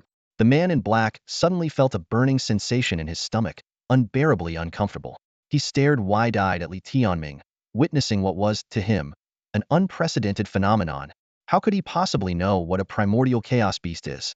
Li Tianming was puzzled, but the immediate danger didn't allow him much time to think. The assassin in black approached with a sinister grin, the dagger in his hand glinting ominously in the dimly lit room. "With the blood nether poison in your veins, you're as good as dead," the assassin taunted, his voice dripping with confidence. Li Tianming felt his entire body paralyzed, unable to move. He realized he couldn't give this cunning youth any more chances. The assassin prepared to decapitate Li Tianming and end the assassination once and for all. Just at the critical moment, Li Tianming, who seemed immobilized, suddenly raised his left hand. The assassin's eyes widened in disbelief as an eerie mystic spirit eye appeared on the young man's palm. Beast energy surged through the illusionary spirit vein, and the assassin was instantly thrown into a state of confusion. He hadn't anticipated falling into Li Tianming's trap, nor could he comprehend how the poisoned youth could still move freely. The assassin was too close to react in time. With a swift motion, Li Tianming's beast claw pierced through his chest, shattering his internal organs. "Die!" Li Tianming hissed through gritted teeth. The assassin's face was etched with disbelief as he slowly collapsed, blood gushing from his body. His eyes rolled back, and soon he was lifeless. Without a moment's pause, Li Tianming swung his right hand, and chains of thunder and fire immediately ensnared the blood nether queen. This powerful companion beast had intended to use its bewitching blood cry to confuse Li Tianming once more, but it fell victim to the illusion of the mystic spirit eye first. With a tearing sound, the sharp chains shredded the blood nether queen into pieces. With its death, All the blood nether bugs turned to ash in an instant. The room was a scene of chaos, blood staining the ground. The heart-pounding battle finally came to an end. The little yellow chick lay exhausted on the floor, having defended Wei Jing against countless blood netherbug attacks. Though he had narrowly escaped death, Li Tianming felt no fear. He was surprised to find an unusual strength within himself, maintaining a remarkable calmness in the face of life and death. However, the crisis wasn't completely over. Wei Jing was still suffering from the effects of the blood nether poison. Although Li Tianming had experienced the poison's torment, the toxins had already dissipated in his body. He feared that his elderly mother might not survive this ordeal. Just then, a middle-aged man in a starry robe suddenly appeared in the room. His eyes were as deep as the cosmos, and he exuded an extraordinary aura. It was none other than Chen Shang of the Star Chamber of Commerce, one of the legendary Star Twins. Apologies for being late, Chen Shang said apologetically. Li Tianming had crushed the protective jade Chen Shang had given him when he was in danger, but even Chen Shang needed time to arrive under such circumstances. I'm sorry, I didn't expect you to be in this situation, Chen Shang explained. The jade was meant for more typical emergencies, like being oppressed by elders or dealing with a sick mother, not for an assassination attempt on an unknown youth. It's all right. What about my mother? She's been poisoned by the blood nether poison. Li Tianming's main concern was his mother's safety. Blood nether poison? I can handle that, don't worry, Chen Shang reassured him. After examining Wei Jing, he said, no worries, the blood nether poison is just an anesthetic. It's unpleasant, but it won't cause permanent harm.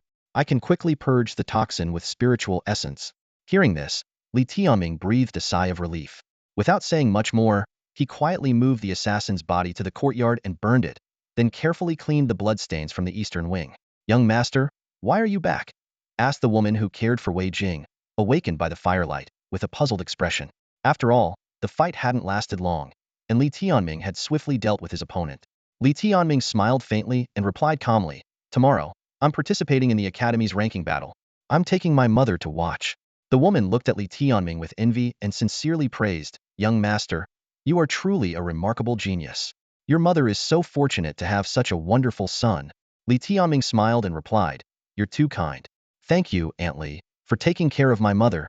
The woman quickly waved her hand. The wages you pay are generous, and your mother is so kind-hearted. Naturally, I will take good care of her. Her attention was suddenly caught by something unusual in the courtyard, and she curiously asked, by the way, young master, what are you burning? Li Tianming's lips curved slightly upward as he casually said, a body. The woman burst into laughter. Young master, you really know how to joke. You can't scare me. Li Tianming smoothly changed the topic. Aunt Li, get some rest. I'll go keep my mother company. All right, if you need anything, just let me know, she replied as she left. Li Tianming watched her leave, reflecting to himself. Ordinary people can be quite endearing in their simplicity, while the wealthy and powerful can be as malicious as demons. At that moment, Chen Shang emerged from the house, his expression grave as he asked, who hired someone to kill you? Who did you offend to provoke the Blood Flower Hall? Li Tianming didn't answer directly but instead asked, how is she? Chen Shang explained, she'll be fine after a night's rest. The main issue is the minor life crisis. Once that's resolved, she'll recover completely. How do we remove this minor life crisis? Li Tianming pressed. Chen Shang hesitated slightly. I can't say much, but there's someone in the Tianfu who can handle it. Li Tianming nodded in understanding and asked, while I'm at the academy, the Blood Flower Hall wouldn't dare act recklessly, right? Indeed, the Blood Flower Hall wouldn't dare trespass into the Yanhuang Academy, Chen Shang confirmed. What about my mother? Li Tianming asked anxiously. Chen Shang reassured him, don't worry. I've arranged for someone to protect her in secret. An assassin of this caliber won't get close to here. Li Tianming expressed his gratitude. Thank you so much. If it weren't for Chen Shang, he might have had to ask Muan for permission to bring his mother into the academy. Chen Shang waved it off. No need to thank me. Your mother and I have some history, so I wouldn't stand by and do nothing. But let's not mention I was here or that there's protection. Understood. Li Tianming agreed. Chen Shang stood to leave. I'll be off. Tomorrow, during the ranking battle, I'll be watching your performance. After Chen Shang left, Li Tianming lay in the courtyard with his little yellow chick, gazing at the stars. He murmured, for a moment, I thought I was going to die. But I survived, and now I feel like I can never die. The little yellow chick looked puzzled. What do you mean?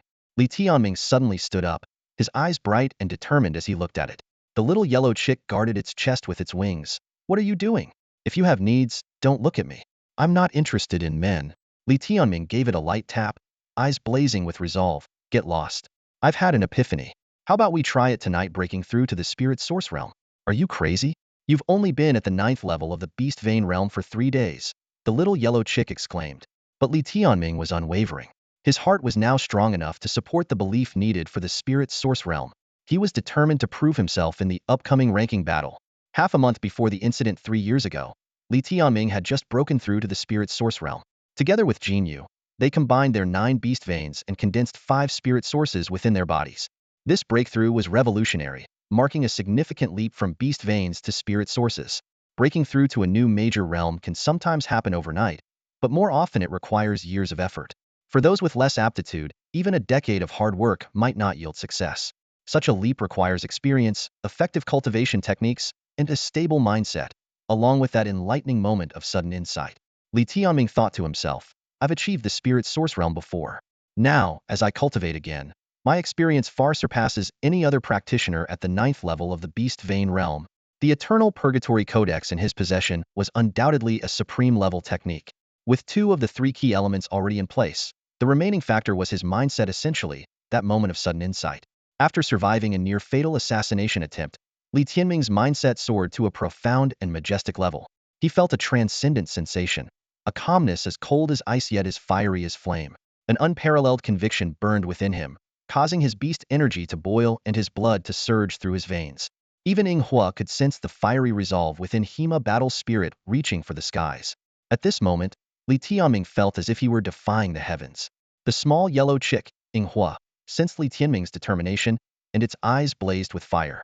In a voice full of fighting spirit, it said, "All right, if you're ready to charge, I'll be with you. Don't back down. Let's begin." Li Tianming sat cross-legged in the deep courtyard, while the yellow chick, like a flame, perched atop his head. As their eternal purgatory beast energy fully connected, the Beastmaster and his companion beast seemed to become one. Li Tianming vividly recalled the time he had previously condensed the spirit source realm. Back then, he and Jinyu took 3 whole months to succeed after countless attempts and missteps. This time, however, as Ying Hua began chanting the Eternal Purgatory Codex and their beast energy surged like flowing magma, Li Tianming suddenly saw a clear path ahead. Unlike the countless detours of the past, covered in flames alongside Ying Hua, he resolutely embarked on this journey. Even if there were mountains of blades and seas of fire ahead, they would forge ahead without hesitation. This extraordinary mindset and conviction were now playing a crucial role. Charge! Li Tianming shouted in his heart. As he said, if he survived today, he would never die. At this moment, surrounded by flames, his heart was like a volcano about to erupt, and his eyes shone like blazing suns.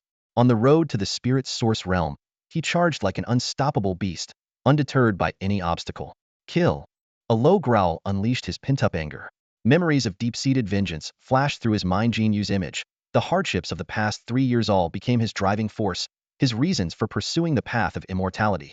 The method for condensing the spirit source was called the source of purgatory. What is purgatory? It is a hell of burning flames, where everything, even yin and yang and reincarnation, is incinerated. It is the mythical fiery hell where nothing exists but fire. As Ying Hua led the operation of the source of purgatory technique and the 18 beast veins converged, the eternal purgatory beast energy surged wildly within their bodies. In that moment, Li Tianming saw the location of the spirit source. He initially believed that since Jinyu had enabled him to create 5 spirit sources, Ying Hua, with its 6-star eyes and status as a 6th-level companion beast, should allow him to create 6 spirit sources. But to his amazement, the spirit source he began to condense was just one, located at the most orthodox position of the Dantian. The number of spirit sources determines a beast master's and companion beast's beast energy capacity and the number of spirit source divine powers they can cultivate. 6 spirit sources allow for the cultivation of 6 divine powers, but with just one, only one divine power can be cultivated. Moreover, with others storing beast energy in 6 spirit sources and himself in only one, he would be at a disadvantage. Since only 3rd level and higher companion beasts can achieve the spirit source realm, there has likely never been a beast master with just one spirit source in history. Li Tianming was surprised to encounter such an unprecedented situation. However, he felt no panic, for he had immense trust in Ying Hua. As the eternal purgatory phoenix, its bloodline was supreme. Even if it was just one spirit source, how could it be ordinary? Perhaps the spirit source born within them was the legendary source of purgatory. Each of them birthed a source of purgatory within their bodies. Li Tianming's in his Dantian and Ying Hua's in its stomach. After all, it was a being capable of devouring the sun, and the source of purgatory in its stomach might well be its true essence. As all the strength within him converged towards this singular source of purgatory, Li Tianming could clearly feel the source of purgatory in his Dantian. which had condensed countless eternal purgatory beast essence, rapidly expanding. Initially only the size of a normal spiritual source, it was now swelling at a visible rate, constantly pushing its own boundaries. The condensation process in the spiritual source realm is far more complex and time-consuming than breakthroughs in the beast vein realm. Ordinary cultivators usually develop their spiritual sources one by one in a steady progression, but Li Tianming had been channeling all his efforts into creating this unique purgatory source from the start. From midnight until dawn, after several hours of relentless refinement, the purgatory source in Li Tianming's Dantian had expanded to an unbelievable extent. As someone familiar with the size and capacity of a standard spiritual source, he realized that the capacity of this purgatory source was now equivalent to the combined total of 7, maybe even 8, normal spiritual sources. This astonishing discovery meant that in a battle of equals, his eternal purgatory beast essence would not only surpass his opponents in essence, but could also easily outmatch those who possessed 7th-tier companion beasts in capacity. Overall, his strength might already rival that of beast masters with 8th-tier, or even 9th-tier, companion beasts. Li Tianming was secretly astounded. He had never heard of such a level of super genius, not even in the history of Shuke Kingdom. After all, possessing a 7th-tier companion beast alone was enough to shock the nation, let alone a terrifyingly intense purgatory source like this. It was enough to make him invincible among his peers, and even capable of challenging opponents of higher realms. However, one question lingered in Li Tianming's mind. How many divine abilities could this purgatory source enable Inghua to summon? Or perhaps, did Inghua not need to seize awakened divine abilities from fierce beasts at all? As their cultivation in the spiritual source realm neared completion, and the purgatory source, akin to a fiery hell, fully formed, Li Tianming seemed to have found the answer. He observed his purgatory source carefully, seeing it as a real purgatory. It had become his core, with 9 beast veins serving as pathways connecting this purgatory throughout his body, linking him and Inghua's purgatory source. Despite Inghua's small size, its purgatory source was identical to Li Tianming's. At that moment, the little yellow chick excitedly exclaimed, "I can feel it. My body is awakening." Li Tianming opened his eyes.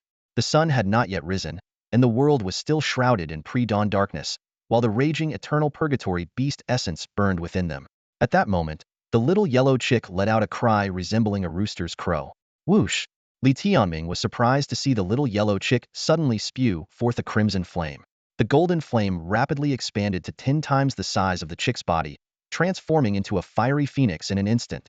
This fiery phoenix soared into the sky, suspended in the air, burning brightly and illuminating the area within a 10-mile radius. The phoenix, a legendary sacred beast, is not only a totem but also a symbol of faith. The Phoenix Hall of the Yanhuang Academy is dedicated to the phoenix, and the mythical descriptions of the phoenix convinced Li Tianming that this was indeed a genuine fiery phoenix. Inghua raised its head and let out a long cry, spewing forth this fiery phoenix. After burning fiercely in the air for a moment, the fiery phoenix was reabsorbed back into Inghua's belly. If achieving the spiritual source realm comes with a divine ability, what I just did should count as one, and it's called Purgatory Fire. The little yellow chick proudly said as it retracted the fiery phoenix purgatory fire. The burn of the purgatory fire is eternal and unextinguishable unless I retract it myself. Li Tianming thoughtfully remarked, this is definitely different from the spiritual source divine abilities of companion beasts. Companion beasts themselves don't have divine abilities. They are obtained by seizing and refining the beast souls of fierce beasts, stored within the spiritual source. But your divine ability is born from your bloodline, more akin to the awakened divine abilities of fierce beasts. Li Tianming had already witnessed the power of the purgatory fire. It's an inextinguishable flame that, once it touches an enemy, is nearly impossible to shake off. Though its true strength still needed to be tested in battle, the awakened divine abilities of this primordial chaos behemoth would undoubtedly be extraordinary. As for whether my purgatory source can still refine fierce beast souls to form spiritual source divine abilities, we'll find out soon enough, the little yellow chick said confidently. I feel it won't be too difficult, but it might not be as strong as my purgatory fire. Li Tianming analyzed. It seems like you possess attributes of both fierce beasts and companion beasts. Fierce beasts can have awakened divine abilities, while companion beasts can refine beast souls to produce spiritual source divine abilities.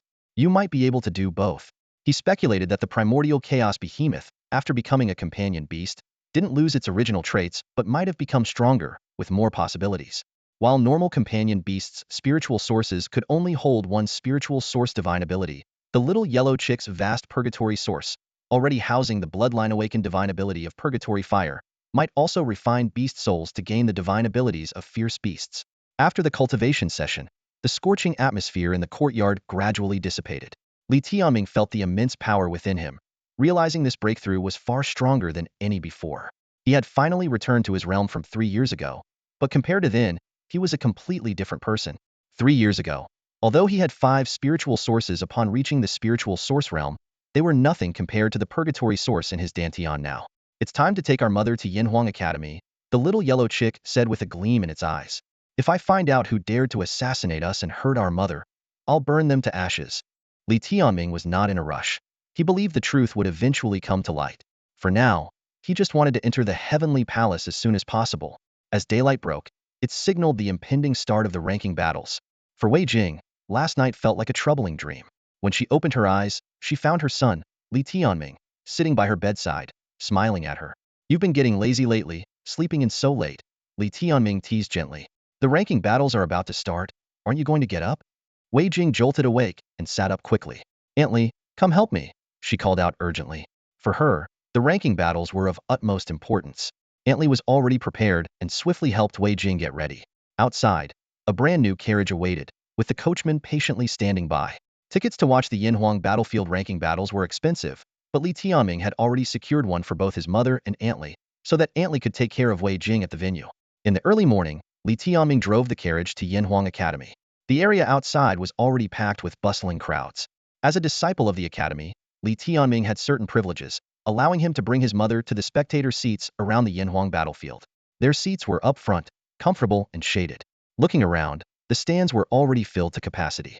The private rooms, no doubt, were also well arranged, hosting various dignitaries and powerful figures from the Zhuge kingdom, though common folk couldn't catch a glimpse. The ranking battles at Yinhuang Academy were primarily for the academy itself, and the esteemed guests in the private rooms were merely there to enjoy the spectacle. On the battlefield, the newly admitted academy disciples, who had passed the trials a few days earlier, were ready. This battle, crucial for resources and honor, would mark their future cultivation like an eternal symbol. The young participants were eager and prepared to fight with all they had. Just as Li Tianming was about to bid his mother farewell and return to his team from the Muwan class, a graceful female voice called out from behind him. Turning around, he saw the elegant Lady Xuelan approaching, surrounded by a group of noble women. They were heading towards the private rooms and happened to pass by. Upon seeing Li Tianming and Wei Jing, Xuelan paused.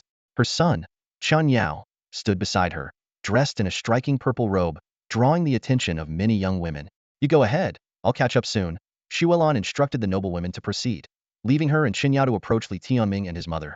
Jing, Xuelan greeted warmly as she reached Wei Jing, affectionately taking her hand. Why didn't you come to Chen Yao's in that night? I had a room prepared for you, but you never showed up. Wei Jing's expression remained calm, her tone distant. Something came up. Later, Tianming managed to get some money, so we bought our own place and didn't want to trouble you. You're too polite with me, Jing, Xuelan sighed. Shaking her head, Wei Jing merely smiled slightly, unwilling to engage in further pleasantries with someone she had lost faith in. Xuelan suddenly changed the subject, her tone tinged with superiority. However, the place you bought is actually part of our Xingqian Commerce's properties. The implication was clear. Even if Wei Jing didn't accept her charity, she couldn't escape Xuelan's influence. Li Tianming narrowed his eyes and asked cautiously, you know where we're staying? Chun Yao interjected coldly. What are you trying to say? Li Tianming didn't respond directly, but he pondered internally. Sometimes, a woman's malice can be more dangerous than a serpent's bite. Could it be that Chen Shang's devotion to his mother was something Xuelan sensed, prompting her to hire assassins to eliminate Wei Jing? This possibility couldn't be ignored. Mother, we should go, Chen Yao said impatiently. We still need to visit the elders at the Xing Mansion and Tianji Palace. I heard important figures from the Zhuge royal family are also here. The ranking battles are about to start, so let's not waste time with irrelevant people. Xuelan gently patted her son's shoulder, feigning reproach. Yao, mind your manners. Aunt Jing was once a dear friend of mine. You mustn't be rude. Chun Yao shrugged dismissively, mocking. What kind of friends? She and that servant next to her look more like sisters. With that, he turned and left. Xuelan quickly apologized to Wei Jing. Jing, it's my fault for not raising him better. Kids born with a silver spoon are hard to discipline. Their tempers are quite something. Don't take it to heart. Sometimes I envy you. Like with your son. Though a bit rough around the edges, he's obedient and easy to manage. Wei Jing was already tired of the conversation. At that moment, Li Tianming suddenly spoke up. Aunt Lan, can I ask you a question? What is it? Xuelan looked at him curiously. Li Tianming met her gaze steadily and asked, word by word, do you know what the Blood Flower Hall is? What? Li Tianming asked with a puzzled expression, his brow slightly furrowed. Xuelon shook her head, her tone somber. The Blood Blossom Hall is a taboo topic, something normal people dare not discuss. But with my status, it's natural for me to have contact with them. Li Tianming replied in a deep voice. Well, then, Aunt Lan, please go ahead. I won't see you off. Xuelon shot him an annoyed look. Don't talk nonsense, child. I still have something to say to your mother. Li Tianming's gaze was intense as he looked directly at Xuelon. Aunt Lan, is Chun Yao aiming to take first place in the ranking battles to enter the Celestial Palace? Yes, so what? Xuelon sensed the boy was targeting her, and her tone became wary. Li Tianming spoke bluntly. Aunt Lan, there's no need to pretend. Your insincerity only makes my mother look down on you. Everyone has their own fortunes. If you think you're happy and doing well, there's no need to flaunt it. It only reveals your inner darkness and past failures. Am I right? His words were as heavy as iron. Xuelon's face turned icy, her fingers trembling slightly. How can you speak like that, child? Have you no manners? Even if I'm ill-mannered, I'm still better than Chen Yao, Li Tianming retorted without backing down. You believe you're superior to my mother in every way, which gives you this sense of superiority. But people like you, with such low tastes, might find themselves very disappointed soon. Wei Jing gently tugged at Li Tianming's sleeve, signaling him to stop, but he could no longer hold back. Xuelon was formidable and wasn't afraid of Li Tianming or Wei Jing. She sneered, You, a beast who drugs and defile others, have the right to say such things? Li Tianming replied defiantly, Whether I have the right or not, you'll see soon enough. Let's see who Chun Yao ends up beneath this time. Xuelon laughed disdainfully, covering her mouth as she glanced at Li Tianming, then turned to Wei Jing. Jinger, don't stay silent. Are you trying to compare sons with me? Wei Jing bit her lip, her voice low but firm. Leave, and stop desecrating the memories I have of you. Xuelon, desecrate? Xuelon chuckled coldly. You, in your pitiful state, are the one desecrating yourself, Wei Jing. With that, she gave Li Tianming one last frosty look, snorted, and walked away. Feeling triumphant, Xuelon recalled Li Tianming's words and couldn't help but laugh. Passers-by seeing the radiant Lady Chun Sheng assumed she had some great news. 20 years later, Xuelon reflected on her life.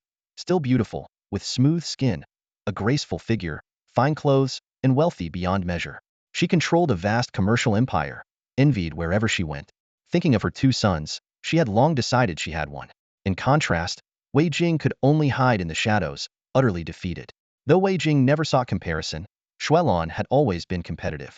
Once a mere supporting role, now she finally reveled in her triumph, feeling no remorse for her current arrogance.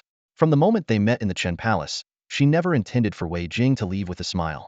The idea that the infamous Li Tianming dared challenge her perfect son amused Xuelon greatly, eager to share with her friends.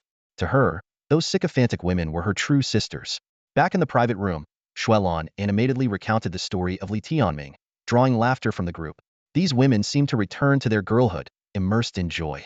Meanwhile, the object of their ridicule, Li Tianming, remained by Wei Jing's side. How are you feeling?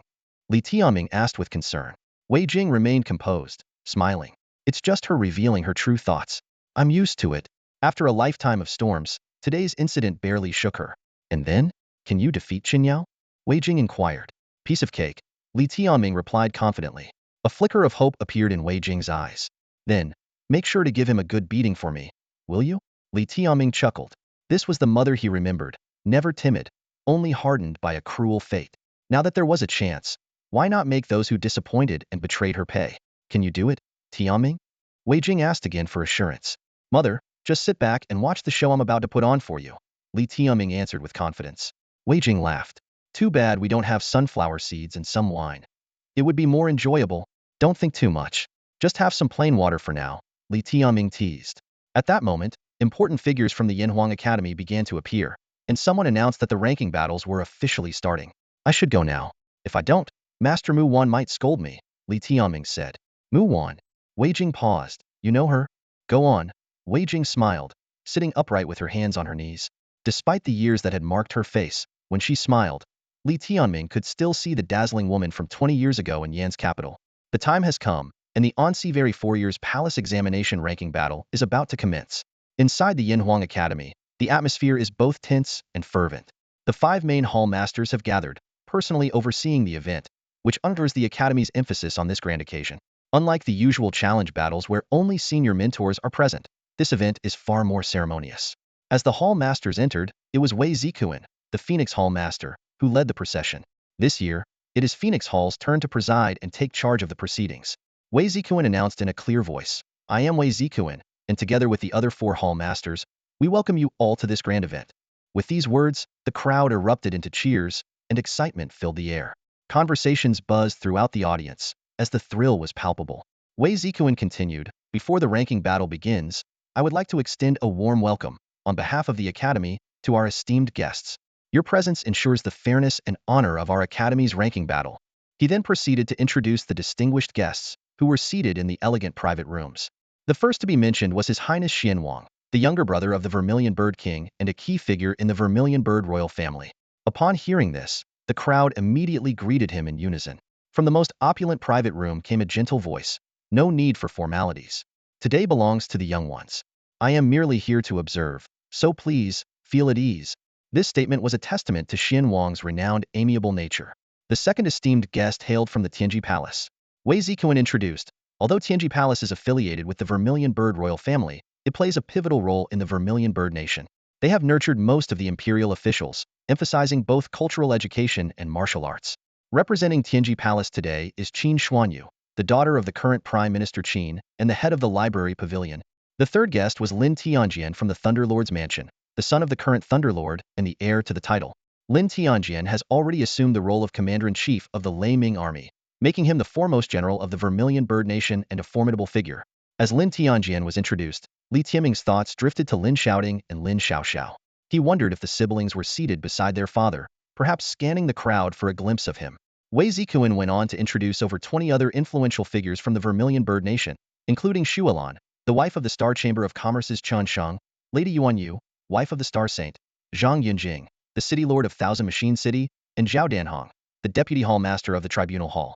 These individuals are the backbone of the Vermilion Bird Nation, holding the reins of power. After the introductions, Wei Zikuan declared, now, let us unveil the new Yanhuang ranking. All eyes turned to the massive stone tablet beside the entrance to the Yanhuang battlefield. This ancient and weathered monument, known as the Yanhuang Stele, symbolizes the spirit of the Academy. The results of the palace examination ranking battle will be inscribed upon it, becoming the first sight for anyone entering the Academy. 4 years ago, Lin Shouting from the Thunder Lord's mansion broke the Vermilion Bird royal family's long-standing dominance at the top of the rankings, becoming the top disciple of the palace examination and causing a nationwide sensation. Li Tianming witnessed this grand event firsthand. Although he himself was only at the bottom of the list, he felt quite content at the time. After all, given his background, gaining entry to the Yanhuang Academy was an achievement in itself, let alone comparing to a prodigy like Lin Shouting. Today, the inscriptions on the stone tablet have been washed clean, leaving the Yanhuang ranking blank. Thousands of fireflies flutter around the monument, their tails glowing with golden flames that flicker in the night, adding an air of mystery to the upcoming ranking battle. These fireflies, originating from a brood of companion beasts, are said to belong to a master of the Tianyi Hall. They will use their unique flames to etch golden names onto the Yanhuang ranking. Amidst the crowd, key figures from various factions, such as Xianwang, Lin Tianjian, and Qin Xuanyu, have already arrived, underscoring the importance of this ranking battle. Each faction is eager for their disciples to claim the top spot and become the foremost disciple. As the host announces the official start of the ranking battle, the atmosphere becomes instantly tense.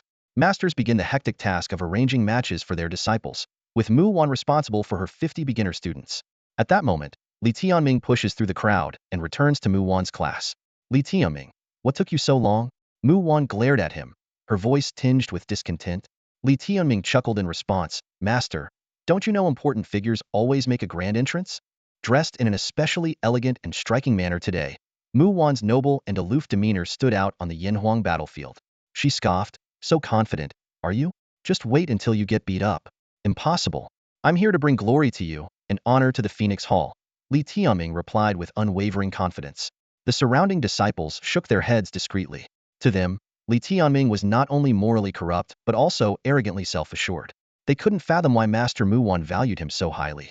Ignoring Li Tianming's boasting, Mu Wan simply instructed, behave yourself.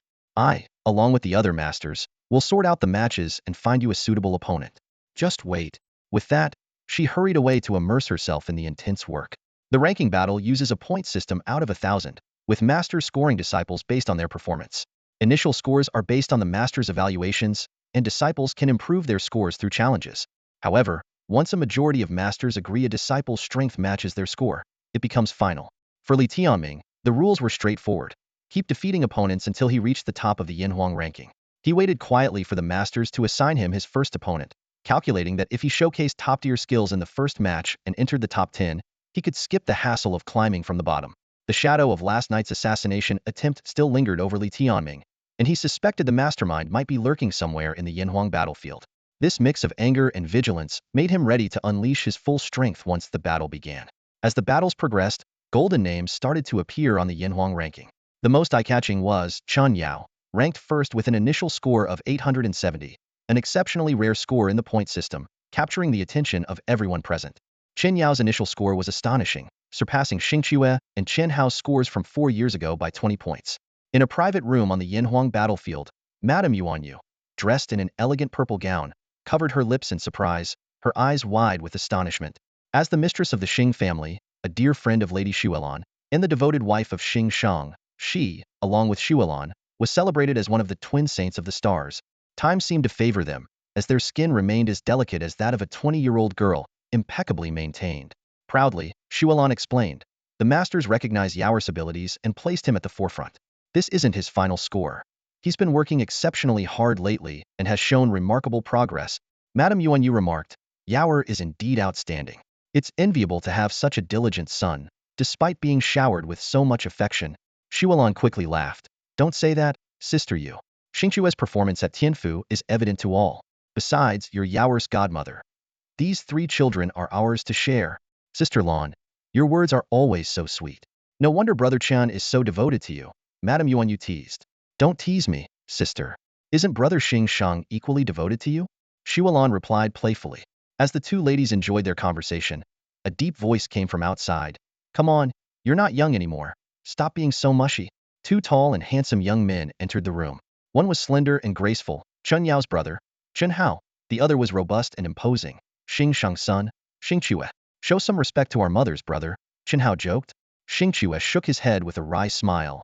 If I show any more respect, they'll turn into young girls. Madame Yuanyu playfully scolded. You naughty child. So rude. Look at Hao, how considerate he is. I wanted you both to support your brother, and now you finally arrive. And Chen Yao has already topped the Yinhuang list. Xing Que calmly analyzed. Being first now doesn't mean much. I've heard that Yao has a tough year ahead, depending on his fortune. Lin Xiaoxiao from the Lei Zun Mansion and Li Shufan from the Tianji Palace are both formidable. Li Shufan is the youngest disciple of Prime Minister Qin and has received his true teachings. Lin Xiaoxiao's current state is comparable to that monster from 4 years ago. Xuelan frowned, sensing the pressure. Are these 2 really that strong?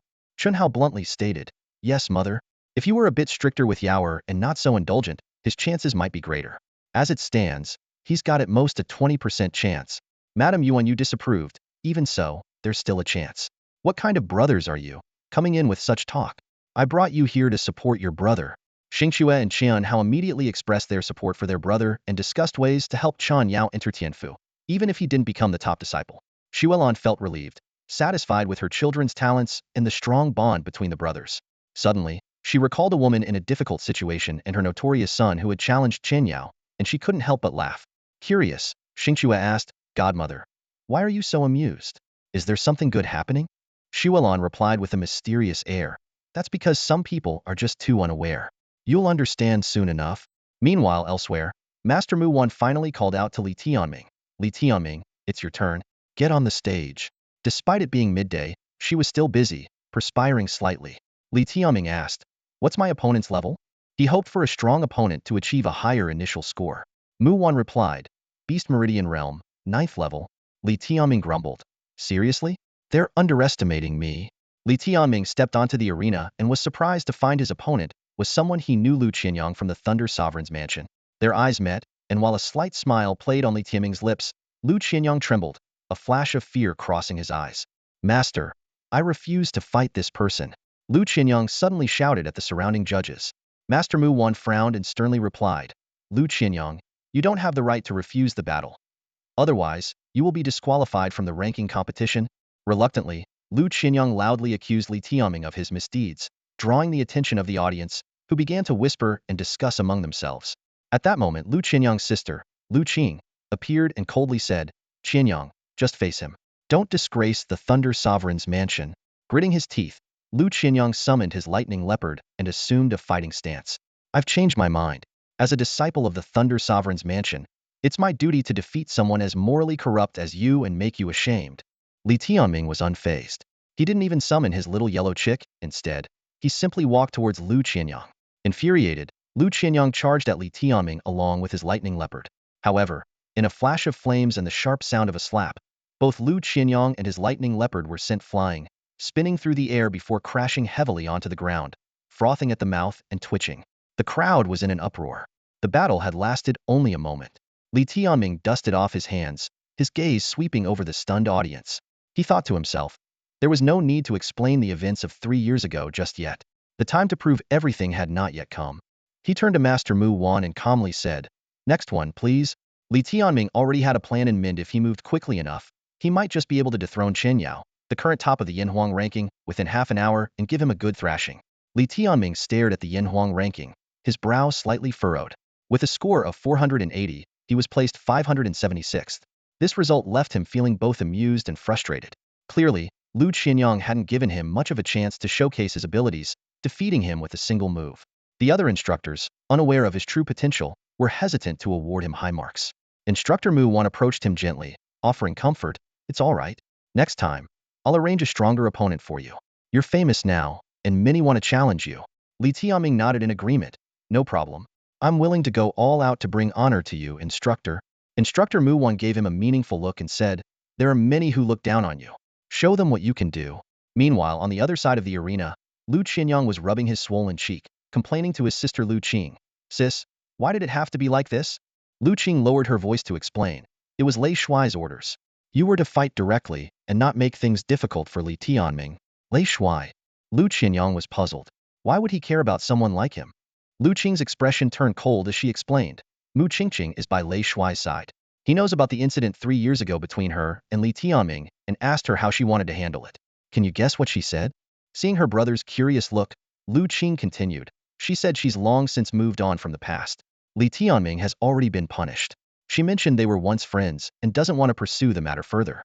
She even expressed happiness at his attempts to reform, hoping the Lei clan wouldn't trouble him. Lu Qianyang was incredulous. How is that possible? 3 years ago, Li Tianming almost ruined her. Lu Qing calmly replied. But Li Tianming also lost his companion beast and was mocked for 3 years. Mu Qingqing's choice to forgive is quite magnanimous. Lu Qianyang was still dissatisfied. Qingqing is too kind. Brother Ting will never forgive him. Is he here? He's in seclusion, Lu Qing answered. However, someone like Li Tianming is insignificant in the eyes of the Lei clan. Nobody cares about him, though Mu Qingqing's decision is a nuisance for your brother-in-law. What do you mean? Lu Qianyang pressed. Lu Qing explained. As long as Li Tianming is around, there's a risk of creating a rift between your brother-in-law and the Lei clan. Even though he's cut ties with him, there's still a chance of being implicated. Lu Qianyang suggested. Why don't we hire Bloodflower Hall to take him out? Lu Qing stopped him. Don't act rashly. Let your brother-in-law decide for himself. Would he kill his own son? We'll see. I think he's lost all feelings for Li Tianming. As the siblings spoke quietly, not far away in a private room, sat a group of people from the Lei clan. They exuded an aura of thunder, commanding respect without effort. Seated in the center was a middle-aged man in a purple robe, with hair like a waterfall and eyes resembling thunder pools. Most striking were his eyebrows, as bold as lightning. This was Lin Tianjian, the first marshal of the Vermilion Bird Kingdom, and the son of Lei Zun, known as the current Lei Shuai. To his right sat a petite and delicate girl, Lin Xiaoxiao, a favorite contender in this ranking battle. Beside Lin Xiaoxiao was a gentle woman in a blue-edged white dress, as graceful as a lotus emerging from water. Mu Qingqing. Lin Xiaoxiao leaned over to Mu Qingqing and whispered, Qingqing, I think this Li Tianming is pretty good. I heard he has a 6th-stage companion beast now. Mu Qingqing smiled and replied, yes, he reached the Spirit Source stage 3 years ago, so it's normal for him to have made some progress. After all, he's 5 years older than you. Lin Xiaoxiao pouted. So what if he's 5 years older? If I face him, I'll teach that scoundrel a lesson for you. Mu Qingqing gently advised, Xiaoxiao, he's had a tough time. It's not easy for him to face life anew. Don't bully him. Will Qingqing still meet him and be friends like before? Lin Xiaoxiao asked curiously, her eyes shining with concern. Mu Qingqing gave a slight smile, her gaze firm. Definitely not. We aren't suited to meet again, nor is there any need. Lin Xiaoxiao nodded thoughtfully. I understand. You're really magnanimous, Qingqing. If it were me, I'd never forgive someone like that. She stood up, straightened her clothes and said, all right, I should go join the battle. Mu Qingqing looked at her warmly, her tone encouraging. Xiao Xiao, aim to be the top disciple like your brother. I've prepared a room for you at the heavenly mansion, so you'll stay with me for now. Lin Xiaoxiao replied confidently. I've seen the skills of Qin Yao and Li Shufan. If they don't have any hidden tricks, I feel there's not much to worry about. At that moment, Lin Tianjin's voice came from above, sounding stern. Don't get arrogant. Go on. Okay.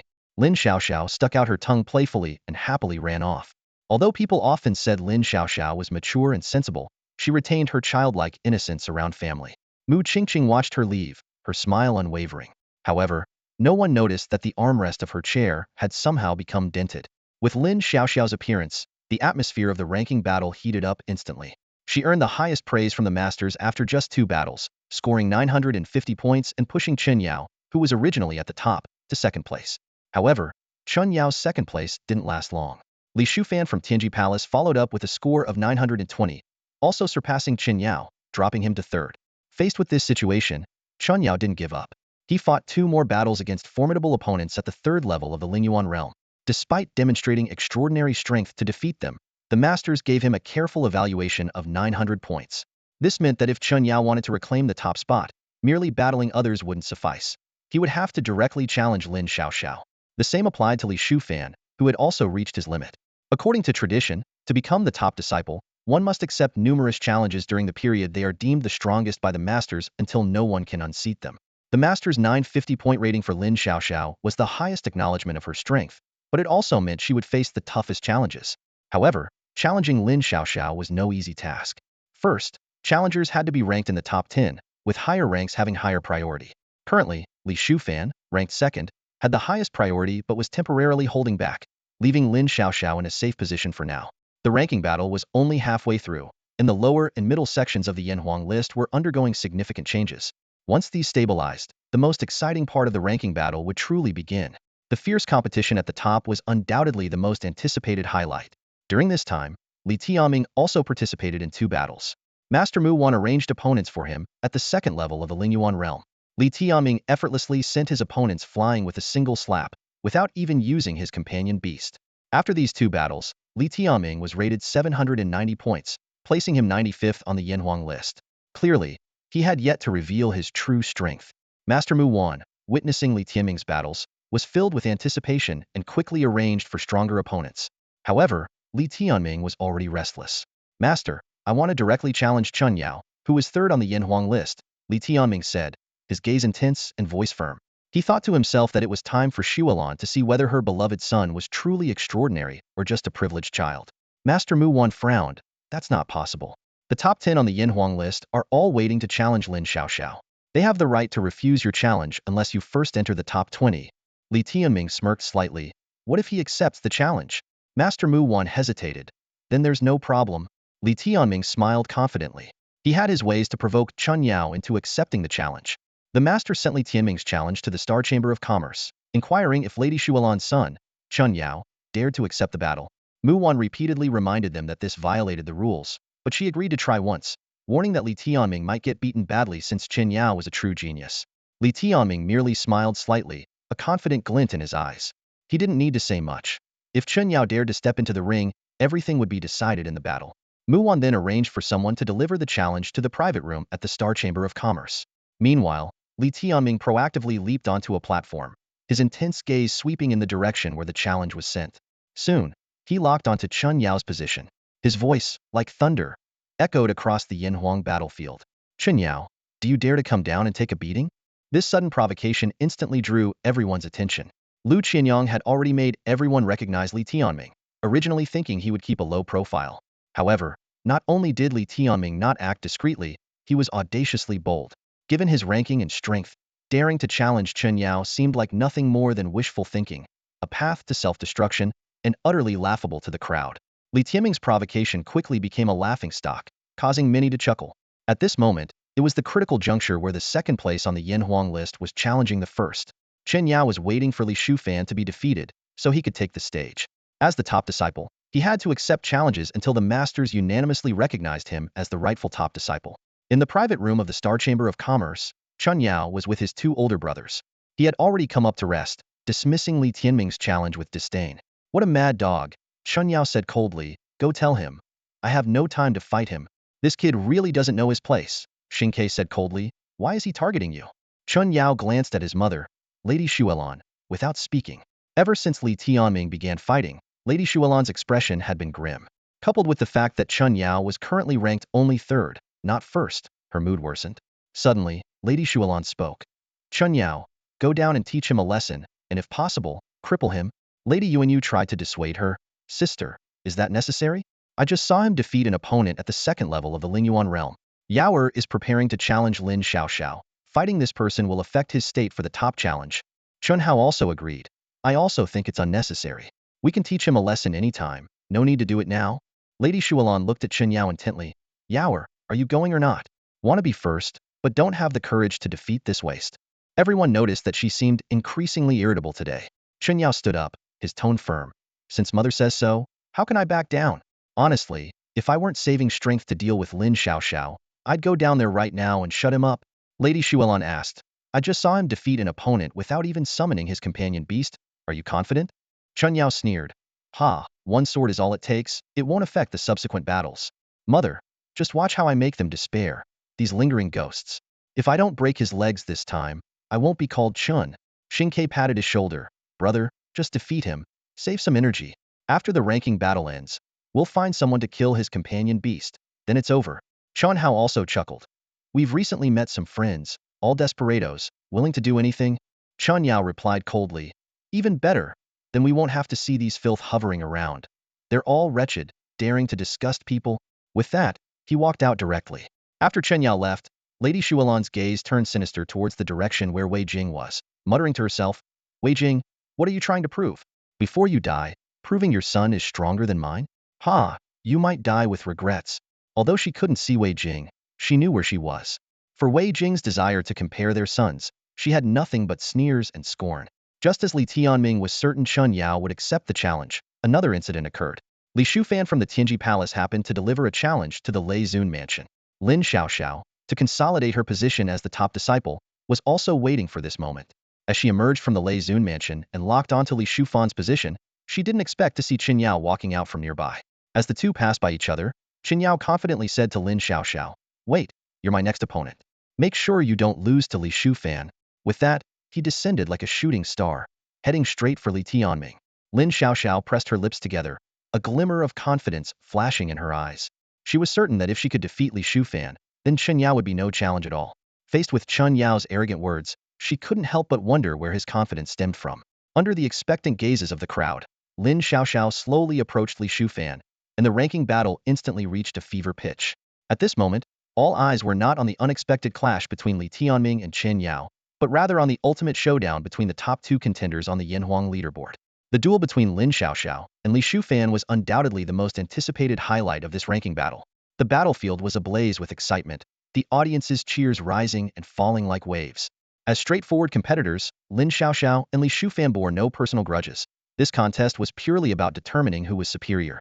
Just as Chun Yao stepped up to Li Tianming, the other side's battle was already in full swing. In contrast, few paid attention to Li Tianming and Chen Yao. Most believed it to be a one-sided match, a mere trouncing. They couldn't help but question. How could Li Tianming, who had been away for 3 years, possibly compare to the true genius of Yindu, the young master of the Star Chamber of Commerce? Chun Yao had never anticipated facing Li Tianming in the ranking battle. Now, looking at him, he found his disgust was even stronger than he had imagined. He thought to himself, you persistent pest, since you've come knocking, I'll teach you a harsh lesson in front of everyone today, including your dying mother. Chun Yao stifled the urge to laugh out loud. He knew well that if he didn't give Li Tianming a severe lesson, he might soon find himself challenged by anyone and everyone. Li Tianming sneered. Madame Shuelon prides herself on being noble, yet her son lacks any manners. Such foul language only reveals your own depravity. 3 years of hardship had tempered Li Tianming's emotions, and his face showed no sign of joy or anger. Beneath his calm smile lay a volcano of simmering rage. After all, he had waited too long for this moment.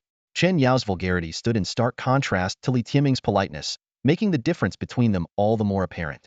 From the looks of disappointment in the crowd's eyes, Chen Yao realized he had lost to Li Tianming in this regard, which only fueled his anger. Chen Yao knew that on the battlefield, words were meaningless.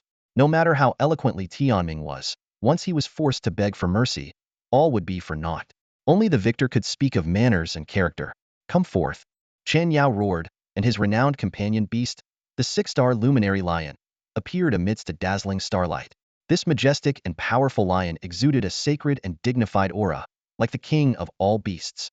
When it crouched before Chen Yao, they complemented each other perfectly, as if a god had descended. The six-star luminary lion, a celestial beast of the star type, wielded the power of the stars, absorbing starlight to grow with limitless potential. Its presence signified Chen Yao's determination to crush Li Tianming. From the fierce gleam in the lion's eyes, it was clear that Chen Yao's emotions had affected it. The lion fixed its gaze on Li Tianming, stars swirling in its eyes, its powerful claws gripping the ground, ready to launch a ferocious attack at any moment. Chen Yao squinted his eyes as a massive beast aura gathered around him, pressing down on Li Tianming with formidable force. Having just witnessed Li Tianming single-handedly defeat a Lingyuan Realm's second-stage opponent, without even summoning his companion beast, Chen Yao couldn't help but feel a sense of alarm. Xuelon had originally deemed Li Tianming to be useless, yet his display of strength left her somewhat disconcerted. Determined to lift his mother's spirits, Chen Yao resolved to take action. Though the battle between Li Shufan and Lin Xiaoxiao was captivating, the audience couldn't help but shift their focus to the impending clash between Chen Yao and Li Tianming. The crowd buzzed with speculation about the deep-seated enmity between the two. However, without knowledge of Wei Jing's involvement, these conjectures were bound to miss the mark. Li Tianming had refrained from revealing his little yellow chick until now, as previous opponents were unworthy. But facing the menacing six-star Yao Lion, it was finally time for its debut. Suddenly, a tiny, delicate yellow chick appeared on Li Tianming's shoulder. This was his mysterious companion beast, making its first appearance in the ranking battle. Most people had only heard rumors about Li Tianming's companion beast, and seeing it now, they found it far beyond their expectations. The chick looked so fragile, seemingly easy for even a baby to crush. How could it possibly compare to the formidable six-star Yao Lion? Even the six-star Yao Lion showed disdain at the sight of this tiny creature, its murderous aura diminishing by half. Only Chen Yao knew that Li Tianming's seemingly insignificant companion beast was anything but weak. Keep your companion beast safe, or I might just slice its head off, and you'll be wailing for years, Chen Yao sneered, realizing that his years of self-restraint were futile against this opponent. He felt that dealing with someone like Li Tianming required no courtesy. Smashing his head in was the only satisfying way. As he spoke, Chen Yao drew his fourth-tier beast weapon, the Star River Sword, from its sheath. The dark blue long sword shimmered with starlight, resembling a brilliant star river. The sharp blade glinted with a cold light, and the green heavenly patterns flickered, releasing a dazzling stellar force that was blinding to behold. Keep your little brother safe, or I might just bite it off, and you'll end up in the palace as a eunuch. The little yellow chick retorted as it appeared, refusing to swallow its pride. It cast a mischievous glance at Chen Yao's lower region, speaking in human tongue, which drew laughter from many tense spectators. Chen Yao was infuriated. He realized that no amount of pre-battle taunting would gain him the upper hand against Li Tianming. With the Star River Sword in hand, and the six-star Yao Lion roaring beside him, there was no better time to fight than now. Brother, for our mother, let's take down this pretty boy, the little yellow chick shouted, its anger boiling. Without needing a reminder, Li Tianming had already locked onto his opponent. With scorching beast energy in his left hand, lightning and fire chains in his right, and flames at his feet, he was ready to strike as soon as Mu Wan announced the start of the duel. Today, he would show Xuelon what true domination meant. With a power akin to 8 or 9 Lingyuan, combined with the eternal infernal beast energy that exceeded normal levels, Li Tianming, though only in the Lingyuan realm first stage, unleashed a suppressive force that even the Lingyuan realm third stage could not withstand. This meant that during his previous battle against the Lingyuan realm second stage, Li Tianming hadn't even used his full strength. Now, with the little yellow chick, he transformed into a fiery shadow, charging towards his opponent with unstoppable momentum. Ha, just posturing, Chen Yao sneered. With the Star River Sword in hand, and the imposing six-star Yao Lion at his side, he appeared elegant and composed under the stellar glow. However, his swordplay was anything but gentle.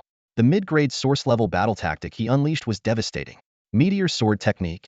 As Chen Yao swung the Star River Sword, a cascade of meteors seemed to fall from the sky, each tracing a blinding path as if truly descending from the heavens, aiming straight for Li Tianming. This dazzling sword technique drew gasps from the audience. At first glance, it seemed Chen Yao had Li Tianming on the ropes. But was that really the case? In the next instant, Li Tianming's lightning and fire chains, like a venomous dragon, repeatedly broke through Chen Yao's swordplay amidst the clash of flames and thunder. Despite Chen Yao's 7-star steps and impressive agility, he seemed to have overlooked a crucial detail. Under the onslaught of absolute power, no matter how dazzling the sword technique or formidable the weapon, nothing could withstand Li Tianming's relentless assault. With a fierce glint in his eyes, Li Tianming executed the full sequence of the Thunderbolt 9 whips for the first time. From the first to the ninth whip, it was as if 9 bolts of lightning descended from the heavens, each strike accompanied by a deafening crack, resonating with the clash of weapons across the entire arena. Spectators initially thought that the meteor sword technique might suppress Li Tianming, but the reality was quite the opposite. Under the ferocity of Li Tianming's Thunderbolt 9 whips, Chun Yao's battle techniques crumbled like dry leaves. It was sheer domination by brute force, and Chen Yao's beastly energy was utterly powerless to resist. As the final whip struck, the Star River sword in Chen Yao's hand was sent flying, slipping from his grasp. He stared in disbelief at his empty hand. The searing pain from his cracked knuckles a stark reminder that what he had just experienced was no illusion. With a cold smile, Li Tianming said, "Nothing is impossible. You're just too weak." Before the words even settled, chains of lightning and fire coiled around Chen Yao like venomous snakes, binding him tightly in 3 loops. The terrifying force immediately took hold, leaving Chen Yao's body covered in blood marks. But it wasn't over yet. With a tug of his right hand, Li Tianming lifted Chen Yao off the ground. Everyone present watched in stunned silence as Chen Yao was not only completely defeated, but also lifted into the air by the chains. Li Tianming swung him down forcefully, slamming him into the ground with a resounding crack, as if Chen Yao's bones had shattered.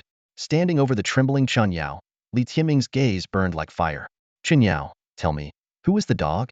He stepped on Chen Yao's face, the pain from his body and face hitting him simultaneously, finally making Chen Yao realize the reality of his defeat had been utterly crushed by Li Tianming. This crushing defeat was catastrophic for Chen Yao. In front of Li Tianming, he was completely powerless. Everything happened so quickly, and Chen Yao's face turned ashen, as if his entire world was collapsing before his eyes. At that moment, the entire arena fell silent. The battle's conclusion came so swiftly that in less than 10 breaths, everything was settled. The audience's attention was still fixed on the epic showdown between Lin Xiaoxiao and Li Shufan, only to be caught off guard by a sensational reversal. Chen Yao, who was once considered unbeatable, now lay helpless like a bound wild dog at Li Tianming's feet, writhing in agony. The chains of thunder and fire were tightly wrapped around his body, and each struggle only intensified the pain, forcing tears to stream down his face. Li Tianming looked down at Chen Yao, his voice cold and sharp. "Chen Yao, tell me, who's the dog now? You're rolling on the ground with me holding the leash, my shoe pressing on your face. Who's the dog now?" His gaze moved beyond Chen Yao, directly toward Xuelon. The pressure of his foot increased, almost flattening Chen Yao's nose. In this moment, Li Tianming wasn't just questioning Chen Yao. He was sending a silent message to Xuelon. "Your arrogance and conceit will ultimately be your downfall." Li Tianming mused that Xuelon could have chosen to stay out of it, but she insisted on tearing down facades and taking pleasure in others' suffering. This behavior not only exposed her inner pettiness, but also desecrated her own status. "Let me go," Chen Yao wailed, tears mingling with blood, his pitiful state a stark contrast to his former dignified image. The spectators were dumbfounded, unable to believe what they were witnessing. Who would have thought that the heir of the Star Chamber of Commerce would fall to such a low? However, the battle was not yet over. All eyes turned to the contest between the 6-star Yaoshi and the little yellow chick, eager to gauge Li Tianming's true prowess. To everyone's surprise, the little yellow chick faced the massive 6-star Yaoshi with apparent ease. It moved with ghostly agility, effortlessly evading every attack. Even the 6-star Yaoshi's full display of its 6 spiritual powers couldn't touch the little yellow chick. This battle undeniably confirmed a truth. In the presence of absolute power, any flashy techniques appeared trivial and ineffective. Li Tianming and the little yellow chick's abilities far surpassed anything Chen Yao and the 6-star Yaoshi could achieve. Li Tianming knew that Madame Xuelon must be furious at this moment, but he was unconcerned, confident that Chen Shang wouldn't mind him teaching Chen Yao a lesson. Right now, his only concern was avenging the slight against his mother. Recalling how Madame Xuelon once flaunted her superiority in front of his mother, Li Tianming felt a surge of satisfaction. He looked around, unable to spot his mother in the crowd, but certain she was proud of him now. In this moment, Li Tianming experienced the thrill of vindication. Those who once looked down on him now had no choice but to regard him with awe. The laughingstock of 3 years ago had become a figure to be feared. However, Li Tianming was well aware that this was merely the beginning, an announcement. His journey was just starting, with many more challenges lying ahead. So far, he's not even worthy to face a true enemy. Li Tianming smiled and lifted his foot from Chen Yao's face. A massive footprint was imprinted on Chen Yao's swollen face, which was nearly unrecognizable due to the swelling. He could only tremble and gasp in pain, tears and blood mixing as they streamed down his cheeks. Remembering his earlier mockery of Li Tianming, Chen Yao felt even more humiliated and upset. Just then, a sharp cry pierced the air. "Yaoer!" Li Tianming recognized the voice as Xuelan's, a cold smile playing at his lips. With difficulty, Chen Yao spoke, his voice filled with agony and resentment. Li Tianming, I will have your life. One day, I'll make you pay 1,000-fold. I'll destroy your entire family. Li Tianming laughed dismissively. Really? I should thank you then. Let me tell you, the person I respect most is Li Yinfeng, who currently serves the Thunder Sovereign's mansion. If you can kill him, I might just be heartbroken enough to quit the martial world. Chen Yao gritted his teeth and said, I'll remember. Li Yinfeng. Unfortunately, several of his teeth were missing, making it difficult for him to speak clearly. At that moment, Xuelan's voice rang out again. Let go of my Yaoer. Let me up there. Li Tianming turned to see Xuelan disheveled, her hair messy, her face ashen, completely devoid of the elegance of a noblewoman, looking more like a shrew. She attempted to rush onto the platform but was stopped by Wei Zikuan, the head of Phoenix Hall. Master Mu Wan, standing nearby, said with a smile, Madame Xuelan, please calm down. I don't think Chen Yao's injuries are too severe, just some superficial wounds. You mustn't interfere with the ranking battle. It would be undignified. At this moment, two young men approached Xuelan, supporting her from either side. These were Xing Ke and Chan Hao, their expressions cold and livid, glaring murderously at Li Tianming. Li Tianming recognized them as peers who were among the top 5 on the Yanhuang list 4 years ago, when he was still at the bottom. Now, they were disciples of the Heavenly Mansion, while Li Tianming was still competing with their younger brother. Wei Zikuan, the head of Phoenix Hall, said, Li Tianming, you've defeated Chen Yao, so don't overdo it. Let him go, and I'll declare your victory. Li Tianming replied with a grin. No problem, Hall Master.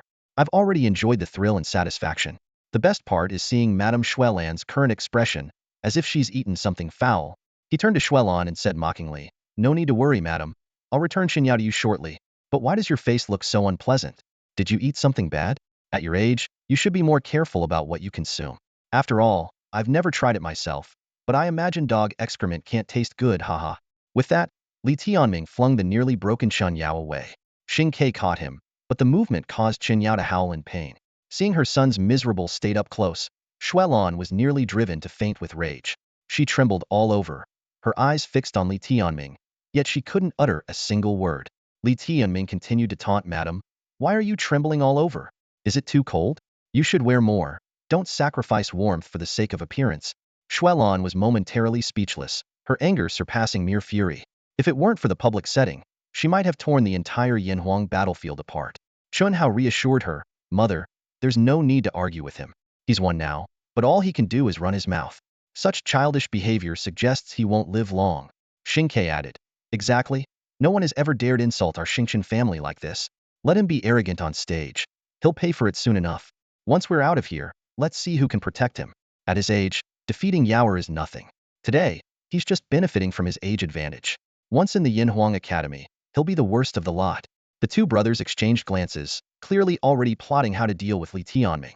Xuelan managed to calm down somewhat, but her expression remained grim. Remembering her earlier words to Wei Jing and seeing Chen Yao's current state, she couldn't help but tremble again, almost spitting blood in anger.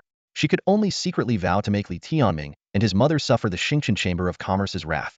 As Xuelan turned to leave, a greater commotion erupted on the battlefield. On another platform, Lin Xiaoxiao had unsurprisingly defeated Li Shufan, solidifying her position as the top disciple. The crowd's attention immediately focused on the victors of both battles. With Li Tianming's victory over Chen Yao, he was now technically third on the Yanhuang list. And with the second ranked having been defeated, did this mean the formidable Li Tianming had the right to challenge the top disciple? Though it seemed unreal, this was the reality. Who was the true top disciple, Lin Xiaoxiao or Li Tianming? The ranking battles were in full swing, with countless contests among the disciples of Yanhuang Academy. However, one battle held more significance than thousands of others combined the fight to determine the top disciple. Initially, everyone thought that the showdown between Li Shufan and Lin Xiaoxiao would be the deciding factor for the top disciple in the palace examination. Unexpectedly, both Li Shufan and Chen Yao were defeated, and a dark horse emerged. Li Tianming made a strong comeback, defeating Chen Yao with unmatched flair. At this moment, he was more qualified than Li Shufan to challenge the top of the Yanhuang list. Lin Xiaoxiao's victory over Li Shufan was anticipated, but Li Tianming's sweeping win over Chen Yao was astonishing. This young man, who was a laughingstock 3 years ago, now seemed capable of reaching unimaginable heights. Although the ranking battles never considered age, Li Tianming was nearly 5 years older than Lin Xiaoxiao, putting them on different levels of talent. Nevertheless, for a young man from a peripheral city to compete with the twin beastmasters of the Lei Zun mansion was already an admirable miracle. Lin Xiaoxiao noticed the battle unfolding nearby, witnessing Li Tianming effortlessly defeating Chen Yao. She understood clearly that the only obstacle in her path to becoming the top disciple was Li Tianming. For those ranked below 5th on the Yin Huang list, there wasn't even a chance to capitalize on any slip-ups. Her desire for the top disciple position was no less than Li Tianming's. My brother brought glory to the Lei Zun mansion 4 years ago, and now my father has high hopes for me. This opportunity is too precious. I cannot let my family down.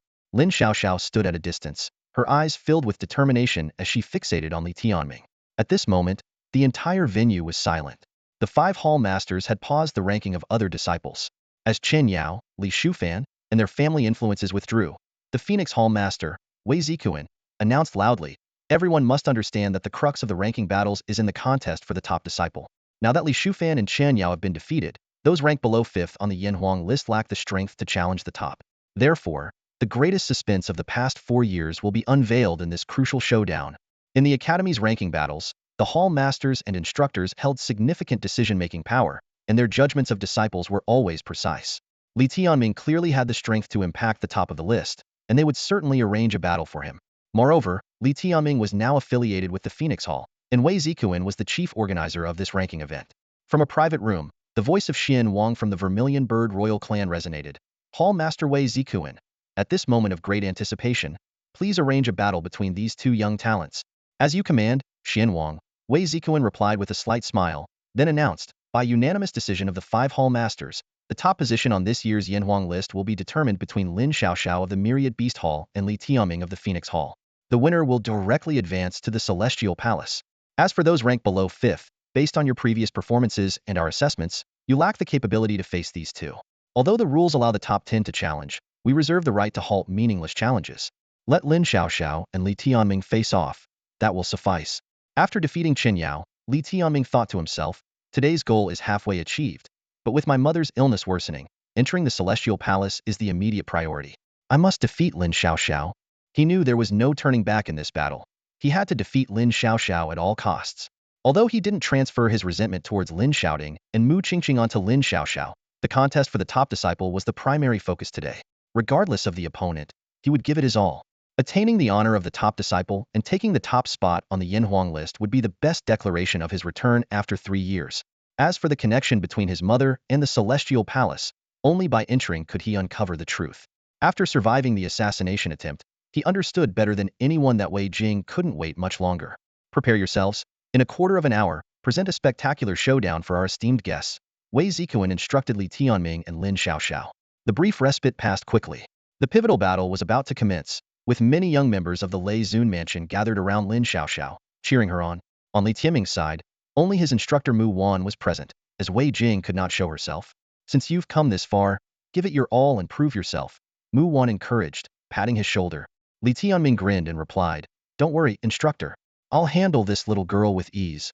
Heh, people as confident and boastful as you often lose the most disastrously in crucial battles. It seems you have no real concept of how tough twin beast masters can be. Mu Wan rolled her eyes, a hint of annoyance in her voice. "Are you still my mentor? Why do you always praise others while belittling me? I want to switch teams. I want to prove you wrong." Li Tianming chuckled in response, a flicker of nostalgia in his eyes. "Actually, I do understand. 3 years ago, I encountered Lin Shouting, who is a twin beast master. At that time, the gap was so large that Lin Shouting could easily defeat us without even needing his companion beasts." Mu Wan suddenly batted her eyes flirtatiously, her enchanting gaze sending shivers down his spine. "Come on, would you really hit me?" Li Tianming's heart skipped a beat, and he softly replied, "Of course not. After all, besides my mother and Aunt Li, you're the only one here who supports me." As the competition was about to begin, a tense atmosphere filled the arena. Li Tianming closed his eyes, feeling the eternal Inferno beast essence burning and surging within him, as if enveloped by flames. Suddenly, an unusual gaze caught his attention. It made his heart tremble, a feeling of familiarity he hadn't experienced in 3 years. Li Tianming opened his eyes, his gaze immediately locking onto the girl in a white dress standing next to Lin Xiaoxiao. Her long hair cascaded to her waist, and her dress fluttered gently in the breeze. Under the warm sunlight, her skin seemed to emit a snowy glow. At that moment, memories rushed back like a tide. Li Tianming recalled the day they first met. Both had received the Yin Huang order and met on their way to Yindu. That day, she was besieged by ruffians due to her beauty, fighting 2 on her own. Just as she was about to lose, Li Tianming arrived like a divine savior, stepping in to help. Back then, Li Tianming thought, how could there be such a beautiful girl in the world? After a fierce battle, they drove off the attackers together, but Li Tianming was left battered and bruised. She carried him to a nearby town for treatment, and that night, though he was unconscious from blood loss, he felt the warmth in her embrace. Later, they discovered they both held the Yinhuang order and decided to travel together. Throughout their journey, Li Tianming clumsily cracked jokes, always managing to make her laugh. Perhaps out of gratitude for saving her life or being moved by his bravery. On the night they both passed the palace examination and became disciples of the Yinhuang Academy, Li Tianming kissed her under the moonlit flowers, and they fell in love. Experiencing the sweetness of first love, Li Tianming gave her everything, even sharing his cultivation resources with her. He once believed she was his destined partner, the one to share his life with. A year of shared days, weathering storms together, left deep imprints of every memory in Li Tianming's heart. Her words, her smiles, often surfaced in his mind. Whether she was scared or happy, Li Tianming was always by her side. They even planned their future marriage and family. At that time, her diligence was her greatest strength. She was more hardworking than Li Tianming in cultivation due to her humble origins. Though she was the daughter of the city lord of Shunfeng City, her mother was merely a servant, and she was killed after giving birth to her. If not for her extraordinary talent, she would have perished long ago. However, life can be absurd. The person Li Tianming trusted the most, whom he thought he knew best, betrayed him without mercy. The emotional torment was far more excruciating than any physical pain. At this moment, Li Tianming couldn't help but wonder. If he hadn't obtained the sacred beast battle soul, if he hadn't shared this secret with her, could their relationship have continued? Fate never gave him the chance to confirm his suspicions.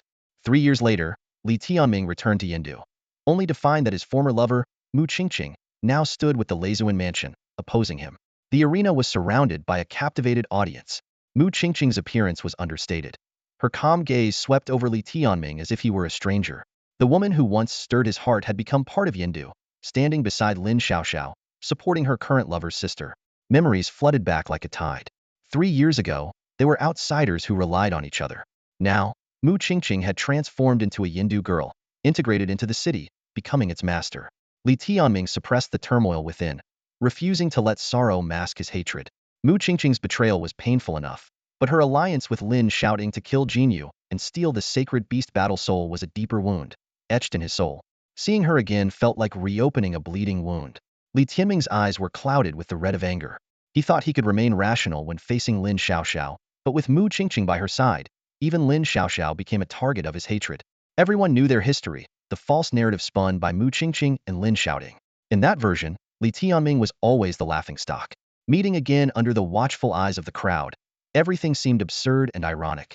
Mu Qingqing's gentle gaze fell on Li Tianming as she softly said, "Long time no see, Li Tianming." Her tone was calm, breaking the silence. According to their fabricated story, shouldn't she show disdain and contempt? Li Tianming scoffed inwardly. Those 4 words were perhaps the most ridiculous greeting. "Long time no see," he replied coldly. "I didn't expect you to come this far," Mu Qingqing said, her attitude lukewarm, maintaining a distance. "Did I disappoint you?" Li Tianming countered. "No, I'm actually happy to see you become a better person. Walk your path well and don't make any more mistakes," Mu Qingqing said, as if encouraging someone who had found their way. "Thanks for the reminder. I certainly won't make any more mistakes," Li Tianming replied, though inside he was screaming. "Meeting you, saving you, was the biggest mistake of my life. Then I wish you great success in the future," Mu Qingqing said, her tone carrying a hint of insincere blessing. "Then I wish you a childless future," Li Tianming retorted coldly, his malice unhidden. The remark landed like a heavy blow, causing an uproar among the crowd. Mu Qingqing and Lin Xiaoting were about to marry, and this was akin to cursing the heir of the Leizuan mansion. Only then did people realize the undercurrents in their conversation. Mu Qingqing shook her head, sighing lightly. "It seems expecting you to let go and start anew is wishful thinking." Lin Xiaoxiao couldn't hold back and interjected, "Sister Qingqing, don't expect someone like him to change. Look at him. He doesn't know gratitude and might even resent you for executing his companion beast." Mu Qingqing smiled gently at her, taking her hand. Her eyes reflected disappointment, as if pitying Li Tianming. Li Tianming had long been in awe of their shamelessness. Lin Xiaoxiao pointed to the largest arena, her tone full of provocation. "Li Tianming, let's settle this. A person of such poor character like you won't have anyone supporting you. Just wait to leave in disgrace, and don't dream of tainting Tianfu." No one to support him? Li Tianming scoffed inwardly. He didn't need many supporters. His mother's presence in the stands was enough. Perhaps Li Yinfeng was also watching from a private box in the Leizuan mansion. If he could still see, Li Tianming only wanted him to regret everything he had done. With the support of Master Mu Wan, Li Tianming felt a surge of joy, thinking he had truly gained an advantage. At that very moment, the voice of Wei Zikuan, the Phoenix Hall Master, echoed throughout the venue. The final battle for the top disciple begins now. As this announcement rang out, the atmosphere of the ranking battle became electric once more. However, an unexpected interruption drew everyone's attention away. Two surprising figures gracefully emerged from the private box and walked directly toward the center of the battlefield.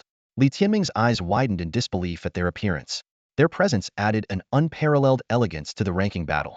Leading the way was the sixth princess, Jiang Qinghuan, followed by none other than the adopted daughter of the Vermilion Bird King Princess Ling. Princess Ling's beauty left everyone breathless. Her looks transcended the mundane, like a celestial being descended to earth. Even standing next to her, the stunning sixth princess, Jiang Qinghuan, seemed to pale in comparison. Li Tianming was stunned. He knew that Jiang Feiling and the Green Princess were in Yindu and was aware of their royal status within the Vermilion Bird clan, but he never expected to encounter them here. Looking up, he confirmed it was indeed them. It dawned on him that the famed Green Princess was actually the illustrious sixth princess, Jiang Qinghuan. Jiang Qinghuan was renowned in the Heavenly Palace, reportedly bypassing the usual examinations and being directly placed there by the Vermilion Bird King. Her ranking on the heavenly talent list must be quite high. Seeing them again after so long, especially Jiang Feiling, left Li Tianming in a daze. Even amidst the crowd, Jiang Feiling exuded a unique, vibrant aura. Just a glance at her could make one forget all other beauties in the world. The first beauty of the Vermilion Bird Kingdom? Li Tianming couldn't help but smile. He believed Jiang Feiling deserved this title. After seeing her, he realized that Mu Qingqing's beauty was merely average, at best on par with the Green Princess, Jiang Qinghuan. He once even mistook the Green Princess for Jiang Feiling's maid, suggesting that if Mu Qingqing stood beside Jiang Feiling, she might also be mistaken for a maid. Jiang Feiling's allure was not just in her appearance but also in her unique aura and demeanor. Her beauty transcended visual impact, touching the heart and resonating with the soul. Not only did men fall for her, but women, even other beauties, found themselves deeply captivated by her. At that moment, Master Mu Wan leaned in and whispered to Li Tianming with a peculiar gleam in her eyes, "That Princess Ling, even I want to possess her, to tease her." Li Tianming was taken aback, surprised by the master's candidness. His gaze returned to Jiang Feiling and Jiang Qinghuan, watching as they approached the battlefield. Li Tianming speculated whether they intended to watch the battle up close or perhaps support Lin Xiaoxiao. In the bustling crowd, Li Tianming's gaze suddenly caught sight of Jiang Feiling. In that fleeting moment, their eyes met. Jiang Feiling called out softly, "Brother Tianming," and immediately began to make her way towards him, pulling Jiang Qinghuan along. The crowd instinctively parted to make way for them. Whispers broke out among the onlookers. Who is the princess calling? It seems like Li Tianming? No way. How would they know each other? Jiang Feiling reached Li Tianming, her face beaming with a bright smile, dimples showing, and her white teeth gleaming in the sunlight. "Brother Tianming, your performance was amazing. I didn't expect you to actually come to Yindu," she said softly. Jiang Qinghuan frowned in displeasure. "Linger, don't bother with this farmer. You heard it yourself. He used to be a scoundrel." Jiang Feiling remained unwavering. "Don't speak nonsense. I can see his heart, it's pure. He's not like the rumors say." She always had her own unique judgment of the world. Jiang Qinghuan covered her forehead in exasperation and glared at Li Tianming. "You little thief, since you're here in Yindu, give back my jade pendant." The crowd fell silent, everyone listening intently to their conversation. Li Tianming raised an eyebrow and asked, "Do I really have to return it?" "Of course." "Too bad I won't." Jiang Qinghuan was furious, clenching her teeth. "Linger, you've seen him. Can we go now? He's about to embarrass himself." "No," Jiang Feiling said firmly, "you go back first. I want to try out my newly awakened ability and support Brother Tianming in battle." Jiang Qinghuan was at a loss for words. She knew Jiang Feiling's impulsive nature all too well, eager to act on her desires without delay. "Hurry up then. This guy has a terrible reputation. Talking to him here is bad for your reputation." "Don't speak nonsense. Brother is a clean person." Jiang Feiling's eyes were resolute. Jiang Qinghuan had no choice but to relent, giving the two some privacy. Jiang Feiling eagerly said, "Brother, after I returned to Yindu last time, the ability in this nail was unlocked. Besides spirit attachment and the time field, I have a third ability now." Li Tianming, unfazed by the intense gazes around him, replied, "Show me." "This ability is similar to spirit attachment. It also needs to attach to you," Jiang Feiling said expectantly. Amidst the watchful eyes of the crowd, Jiang Feiling's body suddenly transformed into countless points of light, gathering behind Li Tianming. With a thunderous sound, a pair of wings formed from light appeared on his back. To everyone's astonishment, Li Tianming took to the air. Though his flight was still awkward, he was indeed airborne. Moments later, he landed clumsily, and the light points coalesced back into Jiang Feiling's form. Brother, the wings of heaven are also at full level. That's great. Jiang Feiling exclaimed excitedly, almost leaping to hug Li Tianming. But she restrained herself just in time and instead hugged Jiang Qinghuan in celebration. Qinger, did you see that? Brother is amazing. The wings of heaven make him fly, and his speed has increased a lot. Jiang Qinghuan closed her eyes and sighed helplessly. She had a hunch that ever since meeting Li Tianming, Jiang Feiling's abilities seemed to unlock extraordinarily fast. Linger, you have your answer. Are we leaving or not? Jiang Qinghuan pouted. No. Jiang Feiling insisted. I still want to support brother in his battles. Brother, Qinger and I are staying at the heavenly mansion. If you can become the top disciple, you can visit us often, she said hopefully. All right, for Linger, I must become the top disciple today, Li Tianming declared with determination, his eyes shining with resolve. Jiang Feiling gave a sweet smile and gently said, I believe in you. Her eyes were full of warmth and expectation. Jiang Qinghuan, however, let out a sarcastic laugh and mockingly retorted, Believe? The only thing he's good at is farming and boasting. If you ever become the top disciple, I'll never interfere when you meet Linger again. Li Tianming was overjoyed at her words and eagerly asked, Are you serious? Jiang Qinghuan rolled her eyes with disdain, replying, With you? Huh. Undeterred, Li Tianming confidently responded, Just you watch. You'll be crying soon enough. Spare me. Jiang Qinghuan, the proud green princess, spat on the ground in contempt, a gesture that drew the attention of onlookers. The crowd couldn't help but stare at Li Tianming with incredulity. They wondered how someone so seemingly ordinary could be so close to Princess Ling. The look in Princess Ling's eyes was unmistakably that of a girl in love. Li Tianming noticed the crowd's gaze and realized that Jiang Feiling's timely presence was likely her way of supporting him. As he faced the potential ridicule of the masses, she appeared as a princess, displaying her closeness to him. This bold move made it clear that no one would dare openly mock him. This realization filled Li Tianming with warmth. Jiang Feiling's thoughtfulness and gentleness made him feel a long-lost sense of comfort. The heart that had been shattered 3 years ago by Mu Qingqing seemed to be healing under the care of this pure-hearted girl. Jiang Feiling's presence brought unexpected benefits for Li Tianming. Those who had mocked him now looked shocked. They couldn't fathom how he had managed to befriend 2 princesses, a feat as unlikely as a toad befriending a swan. Those familiar with Jiang Feiling were especially astonished when they heard about her full mastery of the heavenly wings and spirit attachment. Li Tianming became the center of attention once more, but this time it was due to Jiang Feiling's support, which made people view him in a new light. Those who had previously scorned him now wore uncomfortable expressions. They could only speculate that Li Tianming must have some unique way of charming girls, having won the favor of both Mu Qingqing and the 2 princesses. Mu Qingqing watched the interaction between Li Tianming and the princesses.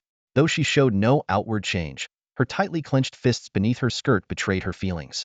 She couldn't accept that Li Tianming was so close to a princess even more remarkable than herself. Lin Xiaoxiao, standing beside her, explained the mysterious background of Princess Ling, mentioning that she was a child found by the Vermilion Bird King, possessing special abilities. Yet, Mu Qingqing seemed not to hear until Lin Xiaoxiao asked if she knew of anything special about Li Tianming. She replied dismissively, I don't really know. We were just acquaintances 3 years ago. At that moment, Wei Zikuan's voice interrupted the scene. Li Tianming, Lin Xiaoxiao, it's time. Everyone's waiting, and not even the arrival of 2 princesses can delay the contest for the top disciple. Jiang Feiling encouraged, Brother, Qinger and I support you. Defeat your opponent and become the top disciple. Li Tianming confidently answered, No problem, I'll make her cry. Jiang Qinghuan rolled her eyes again and taunted, Keep bragging, you're about to blow up the whole Yin capital. Li Tianming remained unfazed and reminded her, Remember what you said? When I become the top, don't stop me from being friends with Linger. With the support of the 2 princesses, Li Tianming stepped onto the battlefield. Across from him stood the irate and puzzled Lin Xiaoxiao. Lin Xiaoxiao didn't hold back, saying, Li Tianming, I've disliked you for a long time. Shameless people like you who still dare to show their face after doing wrong are the ones I despise the most. Today, I'm going to teach you a lesson and make you apologize sincerely to Qingqing. Li Tianming, unfazed, quipped, Aren't you afraid of me, little girl? I carry medicine with me everywhere. Do you have a boyfriend ready to save you at a critical moment? His words stunned the audience, shocked that he would make such a self-deprecating joke in public. Lin Xiaoxiao was thoroughly enraged and coldly replied, Let's see if you're willing to let your companion beast be killed again. She rarely got this angry, but today, This insolent man had ignited a 15-year-old flame within her. It's no big deal. You're so precious that if you succeed, it'll be worth it. It's just a companion beast. I have plenty, Li Tianming said nonchalantly, a dismissive smile on his face. The little yellow chick bristled with anger upon hearing this, nearly toppling off Li Tianming's shoulder as it flapped its wings in indignation, letting out a sharp cry. Lin Xiaoxiao's face flushed with anger, her eyes blazing. Seriously, Li Tianming, I thought we were friends.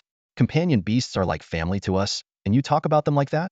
Whoever ends up with you is just unlucky, she snapped through gritted teeth. Li Tianming remained unfazed, shrugging with a carefree attitude. What can I say? I'm just too charming. Companion beasts can't help but flock to me. Lin Xiaoxiao couldn't hold back any longer. Her hands clenched into fists, her body trembling with rage. You're hopeless. I've never met anyone as shameless as you, she shouted. Li Tianming raised an eyebrow, glancing pointedly behind Lin Xiaoxiao. You just need to open your eyes. Shameless people are everywhere, even right beside you. Following his gaze, Lin Xiaoxiao saw Mu Qingqing standing there. This only fueled her anger further, her fists tightening until her nails dug into her palms. As the argument heated up, Wei Zikuan had to step in. Enough, let's settle this in battle, he commanded, reminding them that this was the contest for the top disciple, not a place for personal grudges. Taking a deep breath to calm herself, Lin Xiaoxiao replied through clenched teeth. I've been waiting for this. Despite her youth, her expression was filled with determination and fighting spirit, making her look quite endearing. She nodded to Mu Qingqing, silently promising to teach Li Tianming a lesson. With a leap, Lin Xiaoxiao landed on the largest arena, pointing at Li Tianming with icy resolve. I'm going to teach you a lesson you'll never forget today. Li Tianming smirked, mocking, scary, acting like a shrew at such a young age. How did you manage that? Lin Xiaoxiao chose not to respond, her anger now a focused determination. She decided to let her strength do the talking. After all, she had scored an impressive 950 out of 1,000 in several battles, proving her formidable abilities. Fight! Lin Xiaoxiao declared coldly, marking the start of the battle. The highly anticipated contest for the top disciple was about to unfold. Who would emerge as the most celebrated disciple of Yanhuang Academy? For Li Tianming, this battle was perfect, with Mu Qingqing watching closely. Although he couldn't make her pay just yet, he could at least demonstrate his strength. He mused that her failure to kill him in the past would be her greatest regret. Li Tianming could tell from Mu Qingqing's eyes that she still looked down on him. Perhaps she believed that dual beast masters like Lin Xiaoxiao and her brother Lin Shouting were unmatched. She might think that the 15-year-old Lin Xiaoxiao deserved the title more than an overage academy student like him. With a thunderous roar, Lin Xiaoxiao's two companion beasts appeared before Li Tianming. A fierce golden thunder ape stood by her side, creating a striking beauty and the beast contrast. Meanwhile, a tricolored thunderbird circled above her, its sharp eyes fixed on the little yellow chick on Li Tianming's shoulder, brimming with killing intent. Dual beastmasters are truly gifted, the crowd marveled. Lin Xiaoxiao's abilities far surpassed her peers, leaving even the likes of Li Shufan in the dust. Many recalled Lin Shouting from 4 years ago, also a dual beastmaster, who was unbeatable. The Lei Zun family seemed destined for continued glory with these siblings. Top experts held Lin Xiaoxiao in high regard, believing her performance even exceeded that of Lin Shouting, the top disciple from 4 years ago. If she could surpass Li Tianming, a fellow disciple, her path to greatness would be clear. Facing Lin Xiaoxiao's two powerful beasts, Li Tianming and his lone yellow chick seemed insignificant. The power of dual beastmasters lay in their ability to outnumber and outpower their adversaries, with the beastmaster possessing double the beast energy.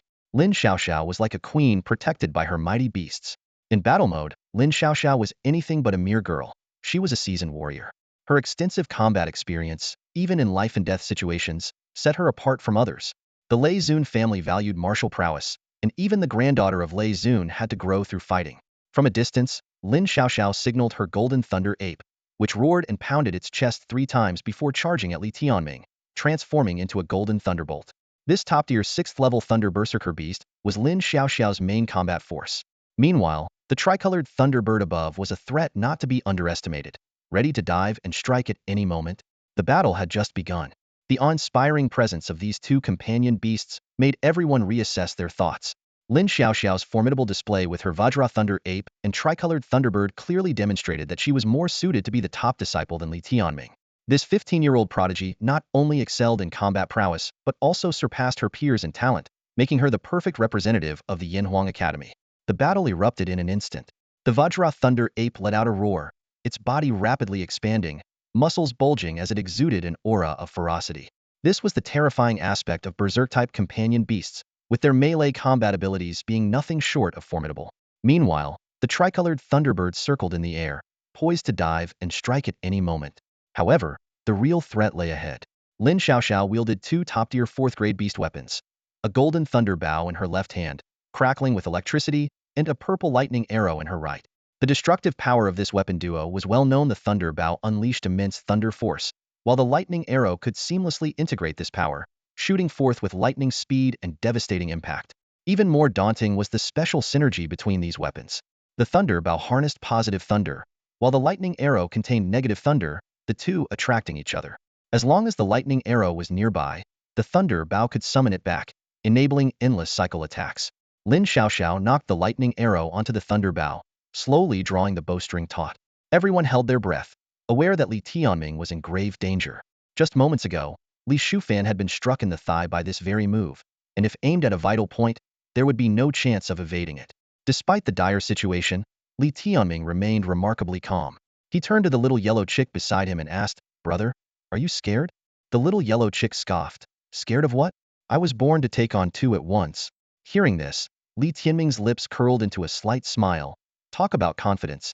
In the blink of an eye, the Vajra Thunder Ape had already lunged at Li Tianming.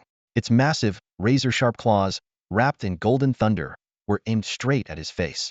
Simultaneously, the tricolored Thunderbird swooped down from the sky in a dive attack.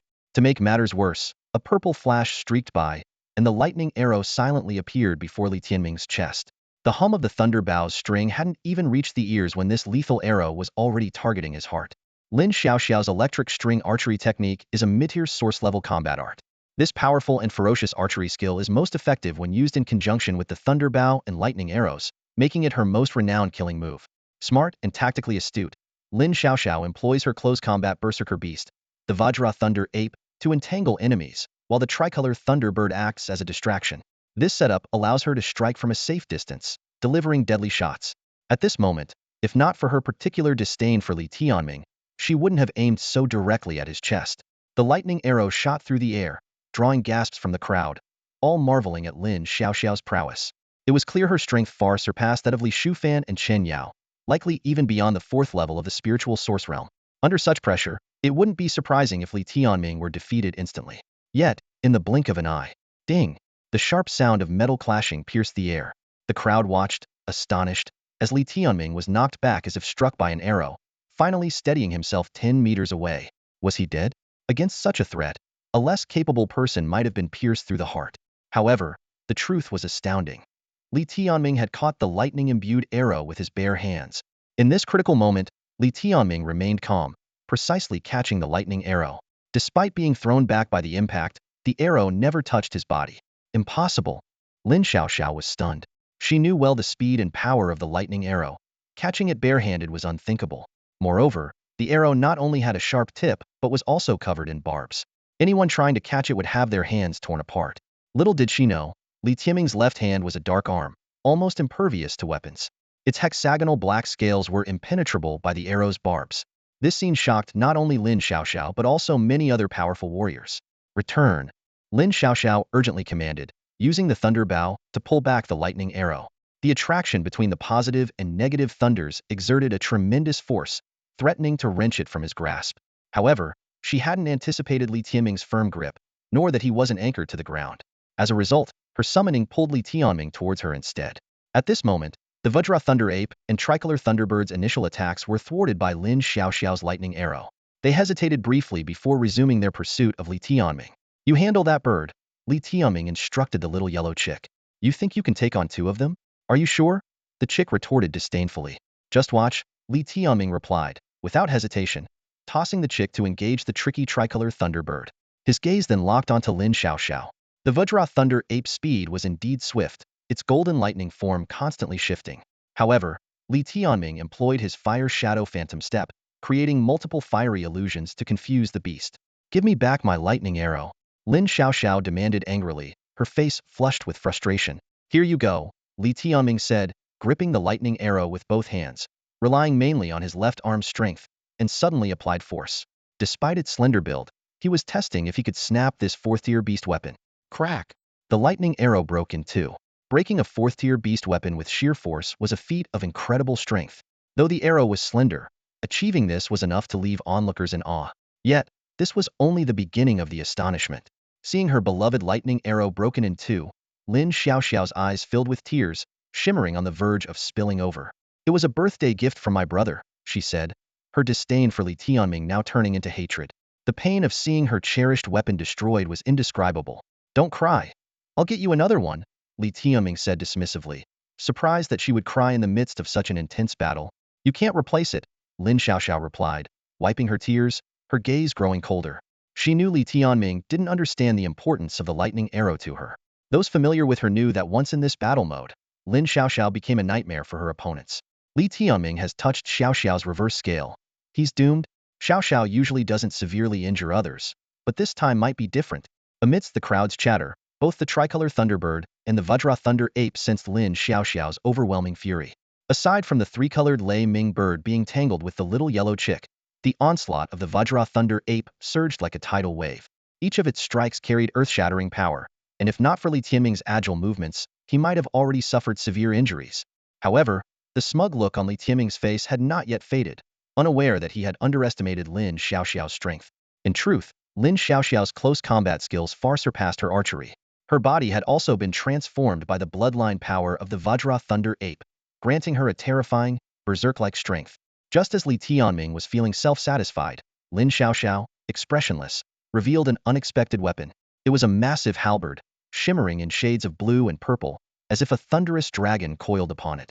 The halberd was enveloped in dense lightning, exuding a menacing aura. This was the standard beast weapon of the Lei Zun mansion, the Thunder Dragon Halberd. The Thunder Dragon Halberd had once been Lin Xiaoting's mighty weapon, which he used to defeat many rivals in the ranking battles, eventually claiming the title of the top disciple. Now, this powerful halberd was in Lin Xiaoxiao's hands. Though petite, Lin Xiaoxiao wielded the enormous halberd with undeniable skill, and no one doubted her ability to handle it. Moreover, she had the formidable Vajra Thunder Ape as her ally. The battle shifted rapidly as the little yellow chick and the three-colored Lei Ming bird clashed in the sky, unable to assist Li Tianming in the short term. In a flash, the Vajra Thunder Ape and Lin Xiaoxiao launched a simultaneous attack. One large, one small, they charged at Li Tianming from the left and right like twin bolts of lightning. Lin Xiaoxiao unleashed a high-grade source-level combat technique sky-rending 3 strikes. This technique resonated with the beast technique sky-rending 3 claws of the Vajra Thunder Ape and the three-colored Lei Ming bird. Li Tianming was immediately thrust into a perilous situation. Lin Xiaoxiao's petite figure leapt high, with the Thunder Dragon Halberd seemingly poised to cleave the heavens. Her beast energy continuously surged into the halberd, generating an overwhelming force. Simultaneously, the Vajra Thunder Ape's sky-rending 3 claws descended fiercely. To make matters worse, Li Tianming was unaware that the Vajra Thunder Ape had already activated its spirit source divine ability, Vajra Berserk, rendering its fur and muscles nearly indestructible.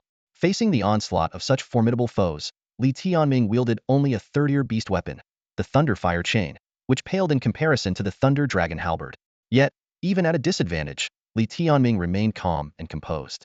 Today, especially in front of Mu Qingqing, he refused to allow himself to be defeated. If he were to fall now, how could he face stronger opponents in the future? Returning to Yin Capital and becoming the top disciple was just his first step. Revenge and reclaiming everything that was rightfully his were his ultimate goals. Having met Mu Qingqing again, he was once more qualified to confront them hidden, perhaps even more advantageously than 3 years ago. The day to avenge Jin Yu might not be far off. Prepared for Lin Xiaoxiao's assault, Li Tianming had more than just the eternal purgatory beast energy from the purgatory source up his sleeve. He also had other trump cards, such as the Dark Arm and the Mesmerizing Eye upon it. Through numerous attempts, he discovered that the Mesmerizing Eye was more effective against companion beasts and fierce beasts, as they were mentally weaker than beastmasters. At this moment, the Vajra Thunder Ape was closing in on Li Tianming, while Lin Xiaoxiao leapt from above, her Thunder Dragon Halberd swooping down. To be fair, her attack was indeed impressive. But Li Tianming smirked internally. Was a pretty strike enough to overpower an opponent? Could the Vajra Thunder Ape withstand his seductive technique? Just as the Vajra Thunder Ape's claws were about to tear into Li Tianming, he suddenly splayed his left hand, revealing a sinister blood-red eye in his palm that locked onto the beast's gaze. With the beast energy activating the illusory spirit veins, the stronger and more adept Mesmerizing Eye unleashed a mental tempest within the Vajra Thunder Ape. The Vajra Thunder Ape let out a low growl and fell into a daze. Its attack power was instantly halved, and its sky-rending 3 claws were interrupted. Seizing this fleeting opportunity, Li Tianming's thunderfire chain coiled around the beast's neck like a serpent, instantly forming a triple bind. "Come here," Li Tianming shouted, mustering all his strength to pull back. The massive Vajra Thunder Ape was yanked down, toppling towards him. Everything happened so quickly that Lin Xiaoxiao was caught off guard by the Vajra Thunder Ape's sudden stupor and never expected it to be ensnared by Li Tianming's thunderfire chain. Li Tianming deftly maneuvered the Vajra Thunder Ape's body between himself and Lin Xiaoxiao. Lin Xiaoxiao's Thunder Dragon Halberd was already descending, and her target shifted from Li Tianming to the Vajra Thunder Ape. She wanted to change her strike, but it was too late. The biggest drawback of the Thunder Dragon Halberd was its lack of flexibility. Once launched with full force, retracting it was nearly impossible. Forcibly reversing the strike could severely damage her own internal organs. But Lin Xiaoxiao had no other choice. She wasn't yet adept at managing such a brute fighting style, and faced with her opponent's sudden counter, she could only try her best to dodge. Despicable, she cursed inwardly. Despite her efforts to alter the attack's trajectory, the Thunder Dragon Halberd still landed heavily on the Vajra Thunder Ape's back. Even the Vajra Thunder Ape, enhanced by Vajra Berserk, couldn't withstand the blow. Its back was instantly torn open with a ghastly wound, blood gushing out like a fountain, staining its golden fur red. The Vajra Thunder Ape let out a heart-rending scream, echoing across the battlefield. This was the result of Lin Xiaoxiao controlling her strength at the last moment. Otherwise, the strike could have severed the Vajra Thunder Ape's head. Despite her efforts, Lin Xiaoxiao was hit by the backlash of the beast energy, causing her to spit out a mouthful of blood. Her lips were stained with it, and her face turned pale. Shock and confusion filled her mind as she struggled to comprehend how Li Tianming managed to achieve all this. However, she had no time to dwell on it. Seizing the moment, Li Tianming skillfully wrapped the thunderfire chains around the neck of the Vajra Thunder Ape, which had already been wounded by Lin Xiaoxiao. It was a rare opportunity. Li Tianming's Heavenfire Soulbind skill activated instantly, securing the ape tightly. What happened next left everyone stunned. Li Tianming, with his relatively small frame, grabbed the chain with one hand and swung the massive Vajra Thunder Ape, slamming it forcefully onto the ground. The entire arena shook, and dust filled the air. "Fly!" Li Tianming roared, swinging the chains again. In the span of just 3 breaths, the Vajra Thunder Ape was hurled to the ground 3 times, each impact creating a deafening crash. The sheer brutality of the scene left the audience reeling. The Vajra Thunder Ape tried to roar in anger, but its voice was choked by the chains around its neck. Its face was already pale, on the brink of suffocation. This demonstrated Li Tianming's masterful use of the Thunderfire chains, which were more versatile than the Thunder Dragon Spear. However, Li Tianming underestimated the beast's strength. As it was slammed onto the ground once more, a terrifying golden lightning erupted from its body. This was its spiritual source ability Golden Arc. The electric current surged along the chains, striking Li Tianming with ferocious power. Quick on his feet, Li Tianming released the chains just in time to avoid the deadly attack. Though he evaded the worst, he realized that this was the Vajra Thunder Ape's last desperate struggle. The beast was already bleeding profusely, with broken bones, nearly incapacitated. As the ground battle reached a pause, the aerial combat intensified. The clash between the tricolor Thunderbird and the small yellow chick was at its peak. The Thunderbird's sky-splitting triple claw was formidable, matching the chick's netherfire ghost claw. Its speed was impressive, keeping pace with the chick in a fierce struggle. However, when the Thunderbird unleashed its spiritual source ability, a mixed lightning explosion of 3 colors aimed at the chick, it was met with a dismissive laugh. "Compete with me in divine abilities?" the small yellow chick scoffed. Under everyone's gaze, the little chick opened its mouth and spewed a phoenix made of blazing flames. This was its divine ability Inferno Fire. The fiery phoenix pierced through the Thunderbird's mixed lightning explosion, crashing heavily into its body. "Burn, you foolish bird!" the chick taunted triumphantly. The tricolor Thunderbird let out a harrowing scream as raging flames engulfed it, plummeting from the sky and rolling on the ground in desperation. It attempted to extinguish the fire by rolling, unaware that the Inferno Fire was an eternal flame, unquenchable unless the chick willingly retrieved it. Lin Xiaoxiao watched in horror, her face as white as a sheet. Though she had caught her breath, she was at her limit. As a warrior, surrendering was unthinkable. She forced herself to pick up the Thunder Dragon Spear, charging alone toward Li Tianming and the small yellow chick. "You've lost. Surrender and spare your companion beast from suffering," Li Tianming advised firmly. Continuing the battle would mean the Thunderbird would be burned alive by the Inferno Fire, the chick's most terrifying and almost unbeatable tactic. Li Tianming did not view Lin Xiaoxiao as an enemy. Today, he sought victory, not her suffering. The resilient young girl had come a long way. Watching the Thunderbird tormented by the Inferno Fire, he was reminded of his own golden feather, feeling a pang of sympathy. After all, 3 years ago, Lin Xiaoxiao was just a 12-year-old girl, innocent of it all. I won't lose to you. I'll never lose to someone like you. Lin Xiaoxiao screamed, her eyes bloodshot, as she once again charged at Li Tianming with her Thunder Dragon War Halberd. Smack! Li Tianming's lightning fire chain struck like a venomous snake, swiftly wrapping around the Thunder Dragon War Halberd. Naive, young, immature. He chuckled inwardly, seeing through Lin Xiaoxiao's reckless hysteria. She was already battered, and her fighting strength was nearly depleted. With a sudden flick, Li Tianming sent the Thunder Dragon War Halberd flying out of her grip, embedding it into the ground outside the arena, right in front of Mu Qingqing. The war halberd vibrated intensely, causing Mu Qingqing's hair to flutter. Lin Xiaoxiao stood frozen, her defeat inevitable. She turned to her two severely injured companion beasts, tears streaming down her face. I admit defeat, she croaked, looking helplessly at Li Tianming. You should have surrendered sooner, Li Tianming said to the little yellow chick. Yinghua, spare her companion beasts. The little yellow chick rolled its eyes and retracted its inferno flames. No worries, they won't burn to death. At worst, they'll look like bald vultures for a few months. The once magnificent tricolored thunder lawnbird was now charred black and would likely remain bald for some time, even after cleaning. The battle for the top disciple had come to an end. Lin Xiaoxiao's beasts were gravely injured, and she had conceded defeat, making the outcome indisputable. Yet, this unexpected result left the entire Yinhuang battlefield in an eerie silence, with countless eyes fixated on Li Tianming and the jubilant little yellow chick beside him. In the private room of the Thunder Sovereign's residence, Lin Tianjian, Li Yinfeng, Lu Qing, and others wore grim expressions. In the private room of the Star Chamber of Commerce, Lady Xuelan was seething with rage. The entire Yinhuang battlefield was filled with a begrudging yet undeniable respect. Li Tianming felt elated. Too bad. Like it or not, you have to accept it. At this moment, in the Yinhuang battlefield, he stood unrivaled. He harbored no ill will towards Lin Xiaoxiao, but defeating her was significant.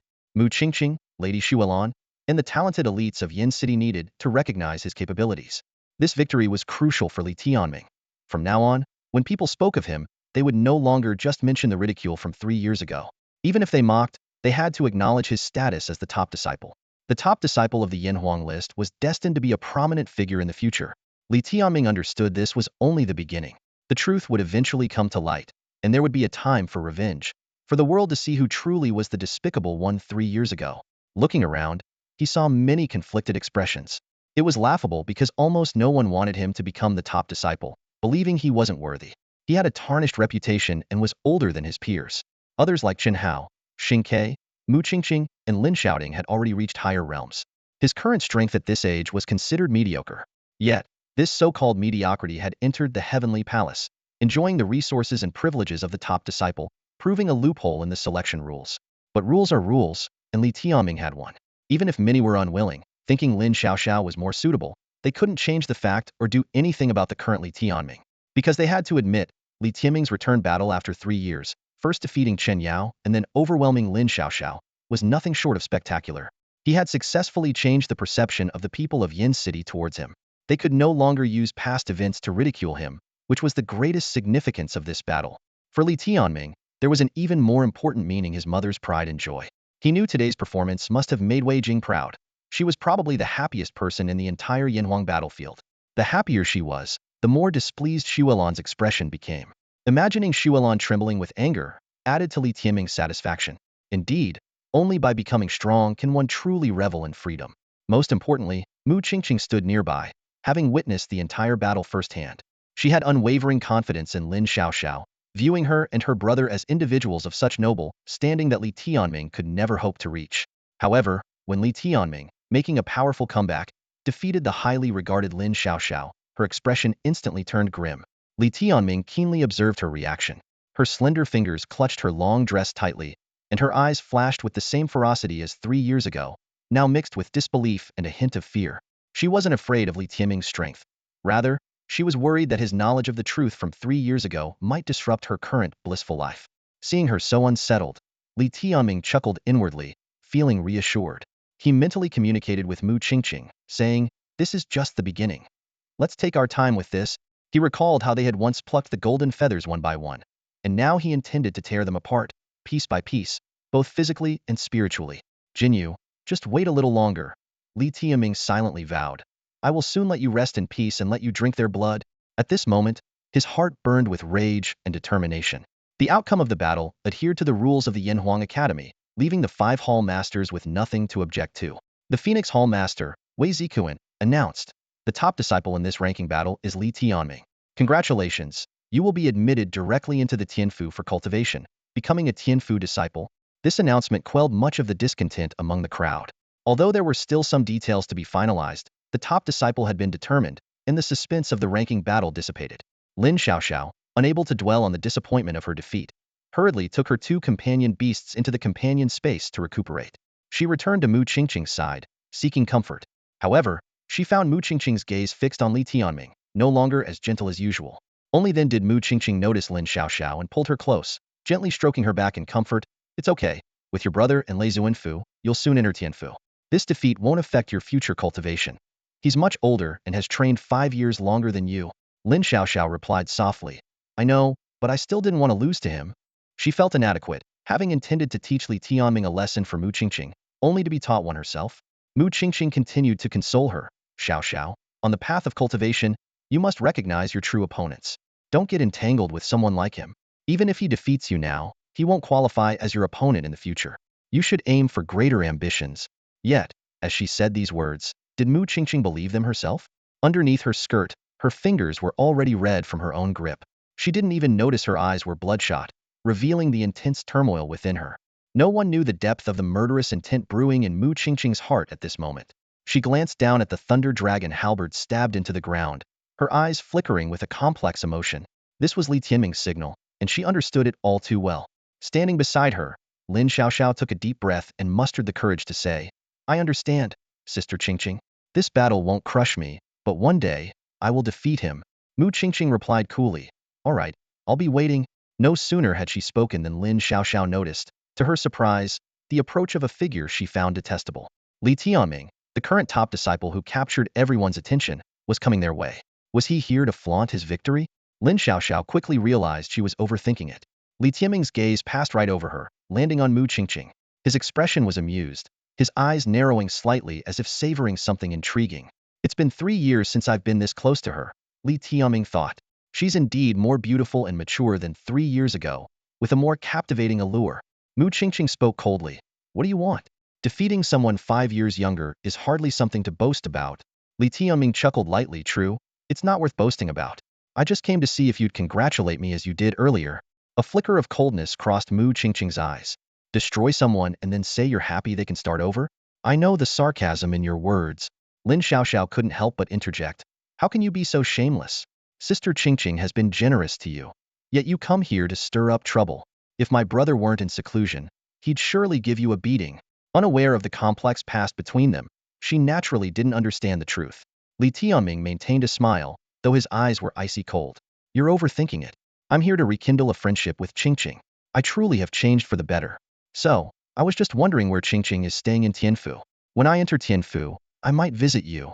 Mu Qingqing suppressed her inner rage, responding in a gentle tone, "It's better not to. It's inappropriate. I can forgive you, but that doesn't mean I want to stay connected." "Oh, that's a pity. I thought I could compete with Lin shouting," Li Tianming said with a light laugh. Lin Xiaoxiao was nearly driven mad with anger. "You toad, dreaming of swan meat.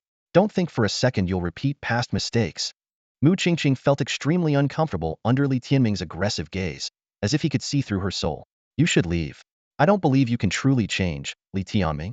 Take care not to destroy yourself again." "I'll remember your advice, Qingqing," Li Tianming said. "Please stop calling me that, will you?" Mu Qingqing finally lost her patience. Li Tianming squinted his eyes, a meaningful smile playing on his lips. "Then what should I call you? How about I give you a new name, like Blood Blossom?" The moment Blood Blossom left Li Tianming's lips, Mu Qingqing's pupils noticeably contracted. This subtle reaction didn't escape Li Tianming's notice, confirming his suspicion. The assassin from the Blood Blossom Hall, sent to kill him before the ranking battle, was indeed hired by Mu Qingqing. Everything clicked into place. Li Tianming didn't say anything further, just looked at Mu Qingqing with an amused expression.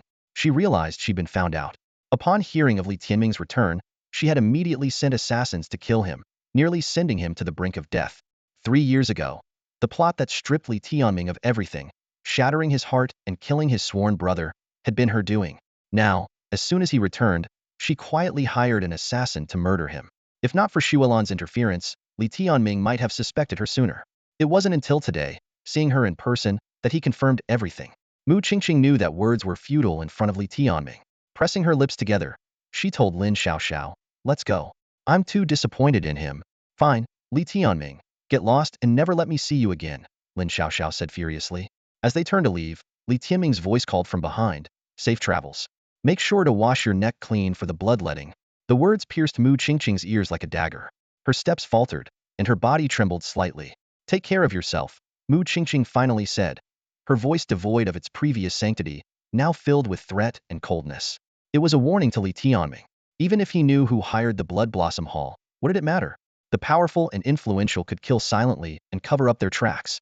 She now has the backing of the Lei Zun mansion, while Li Tianming remains as powerless as he was 3 years ago. They both understand that this separation marks the beginning of an endless conflict. At that moment, a gentle, melodious voice, like the sound of silver bells, came from behind, as if it had the power to cleanse Li Tianming's soul, freeing him from his murderous intent. Turning around, Li Tianming saw Jiang Feiling standing there. Her pure and flawless beauty instantly dispelled the shadow of Mu Qingqing. Although Mu Qingqing was considered a lotus-like beauty by many, she seemed lacking compared to Jiang Feiling. To Li Tianming, Mu Qingqing was a poison in his heart, while Jiang Feiling was like a divine elixir, capable of curing all ills. Failing, Li Tianming beamed, a stark contrast to the cold smile he bore when facing Mu Qingqing.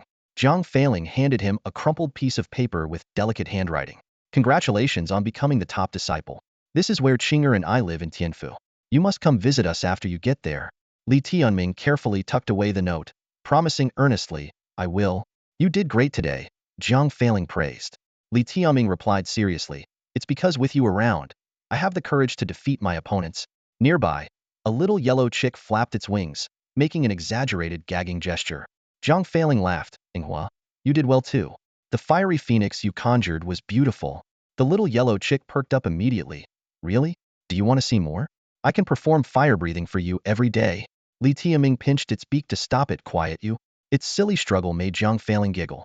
After the laughter, Jiang Feiling's expression turned serious, her bright eyes, clear as a lake, fixed on Li Tianming. There's something I want to tell you.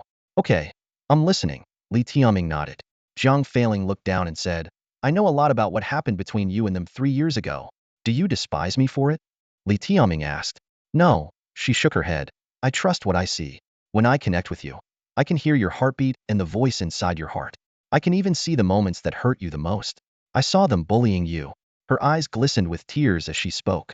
Li Tianming was deeply moved, gazing at Jiang Feiling in astonishment. In 3 years, apart from his mother, she was the first person to shed tears for his plight. Her sincere tears fell not only on the ground, but also into Li Tianming's heart. At that moment, Li Tianming felt profoundly grateful for having such a girl enter his life. Even if their relationship remained only a friendship, he would be content. Besides Wei Jing and his new companion beast, there was no one else in the world who would cry for him. The surge in his heart wasn't from heartbreak, but from the healing of his broken heart. Meeting her gave him a sense of destiny, as if she had been a part of his life for countless years, despite their few encounters. Jiang Feiling looked up, her sparkling eyes meeting Li Tianming's, and softly asked, Can I hug you? During that spirit-binding incident, she saw so much more than she could have imagined. A glint of understanding passed through Jiang Feiling's eyes as she finally realized why she cared so deeply for Li Tianming. When he appeared in Yin City, she supported him without hesitation. Standing by his side as Princess Ling experiencing things firsthand was far more profound than any description Li Tianming could offer, making her the person who understood him best in a short amount of time. I want to hear your heartbeat again, to listen to the voice inside you. Jiang Feiling said softly, her eyes filled with anticipation. Li Tianming smiled gently and opened his arms. Sure. He no longer cared about others' opinions, remembering his mother's words always follow your heart.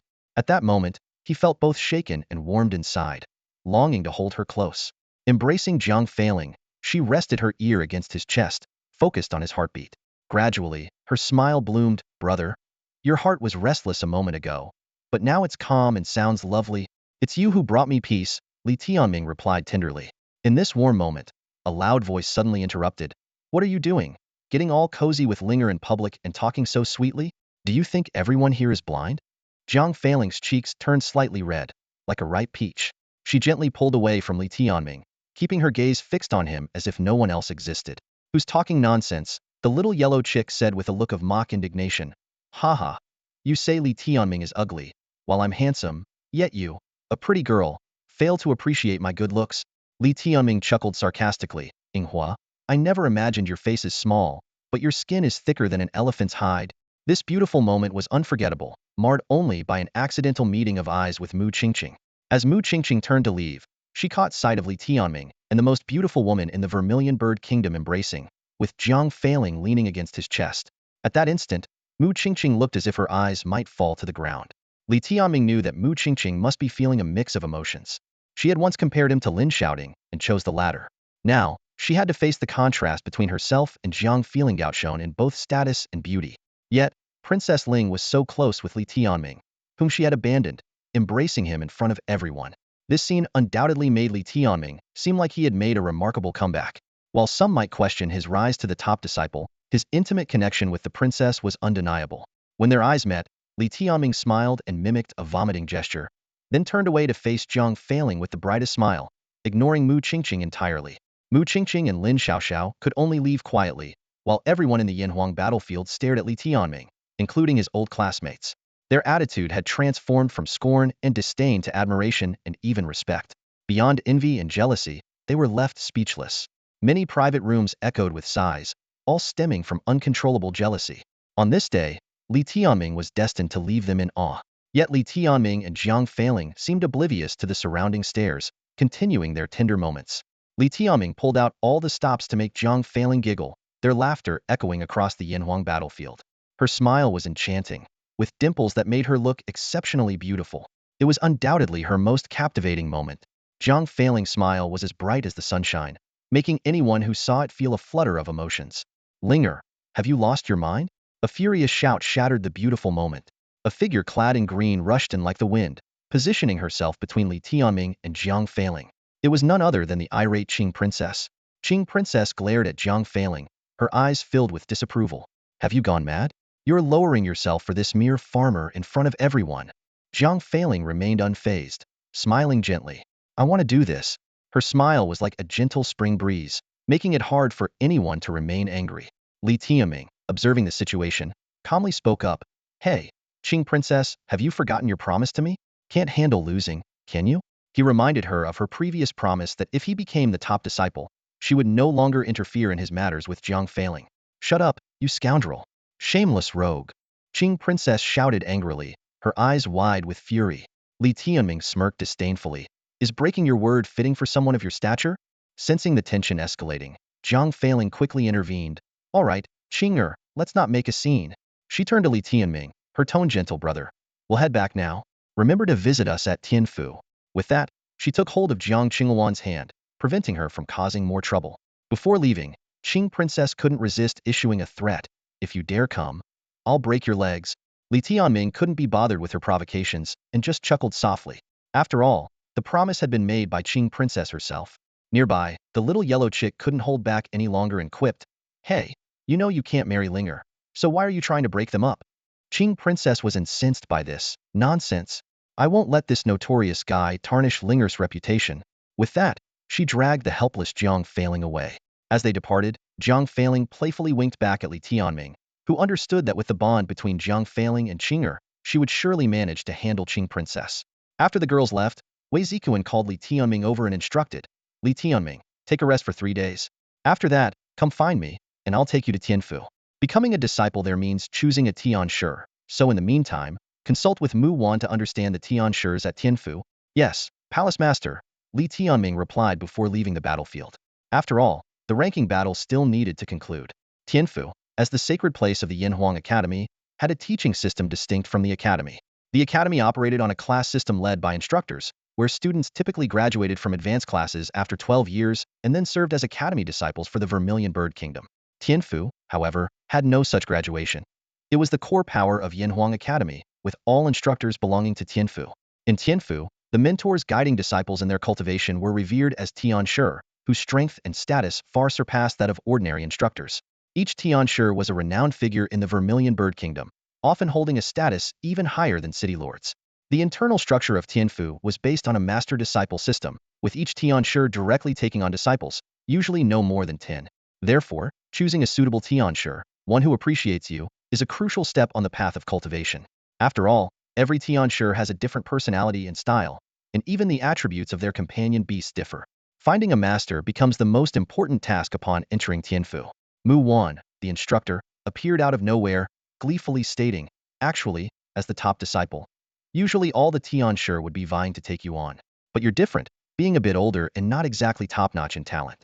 Once inside, it's best to keep a low profile and speak politely. If no Tianshi wants to take you, you might end up back in my class for further training. Then, you'd be a laughingstock again.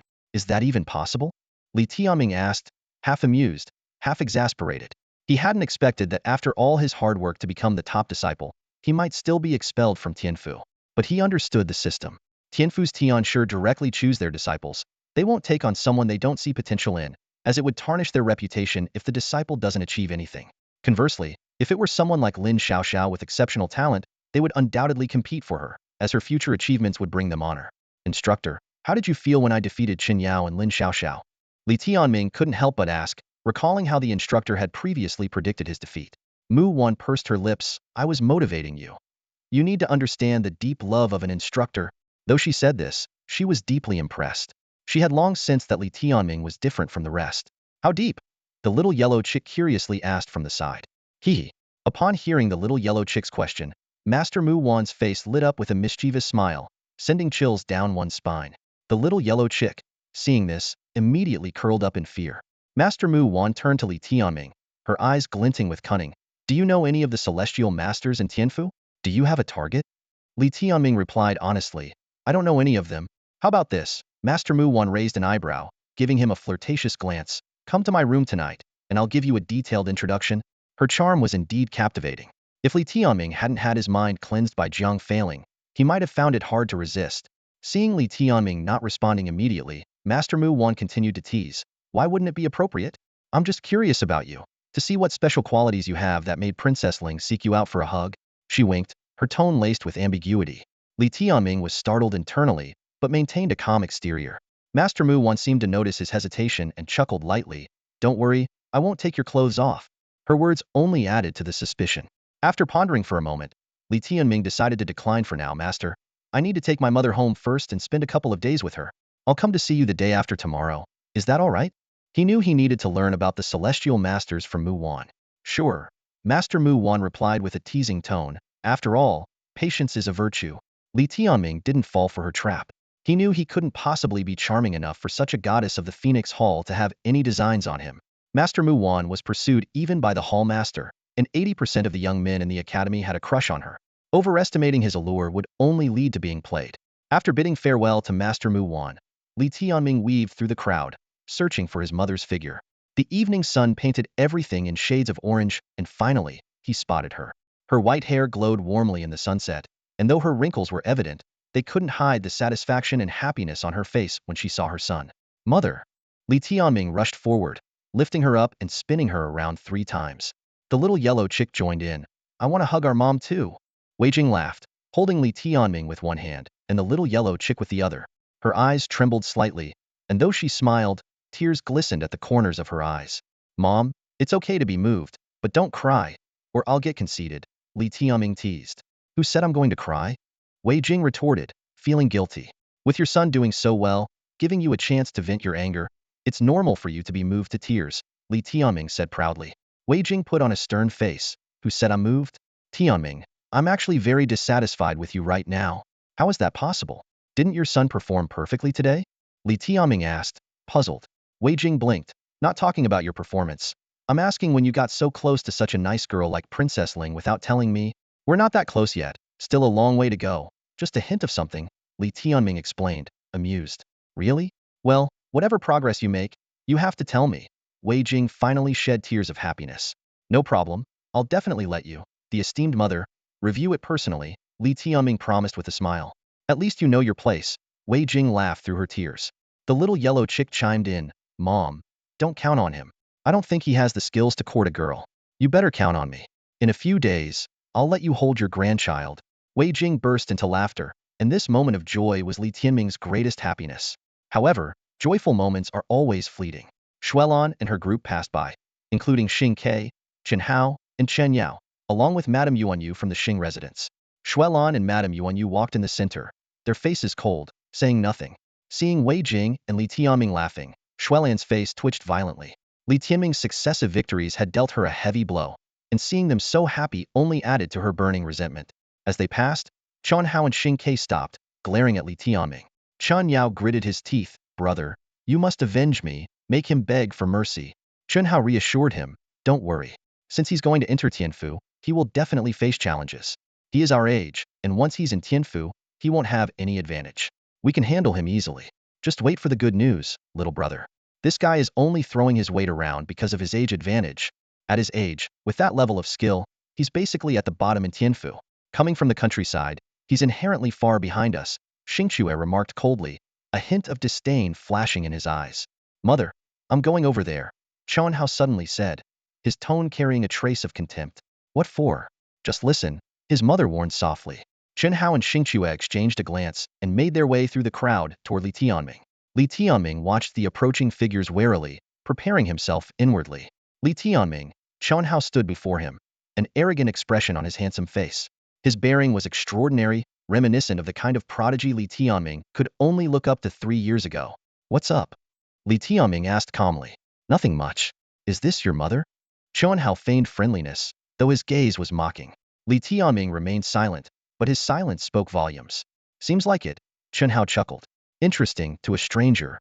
She might look more like your great-grandmother. Spit it out if you have something to say. Li Tianming replied coldly, his eyes sweeping over Xuelan and Madame Yuanyu behind Chen Hao, both observing indifferently. Not really. I'm here to offer you something nice, Chen Hao said, pretending innocence. Do you know the address 187, Jialing Street, East District of Yindu? Li Tianming stayed silent, but his fists quietly clenched. It's a coffin shop owned by our Star Chamber of Commerce, Chen Hao continued with a cruel smile.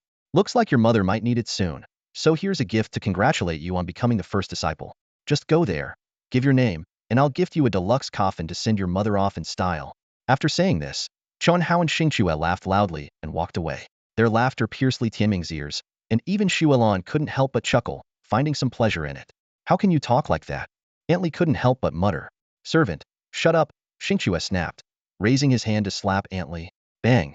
Li Tianming swiftly blocked Xingchue's strike with his left hand. Though his level was far below Xingchue's, the block surprised Zinki's hand felt like it hit solid steel. Chen Hao, Xingchue, let's go, Madame Xuelan said, raising her head proudly like a peacock.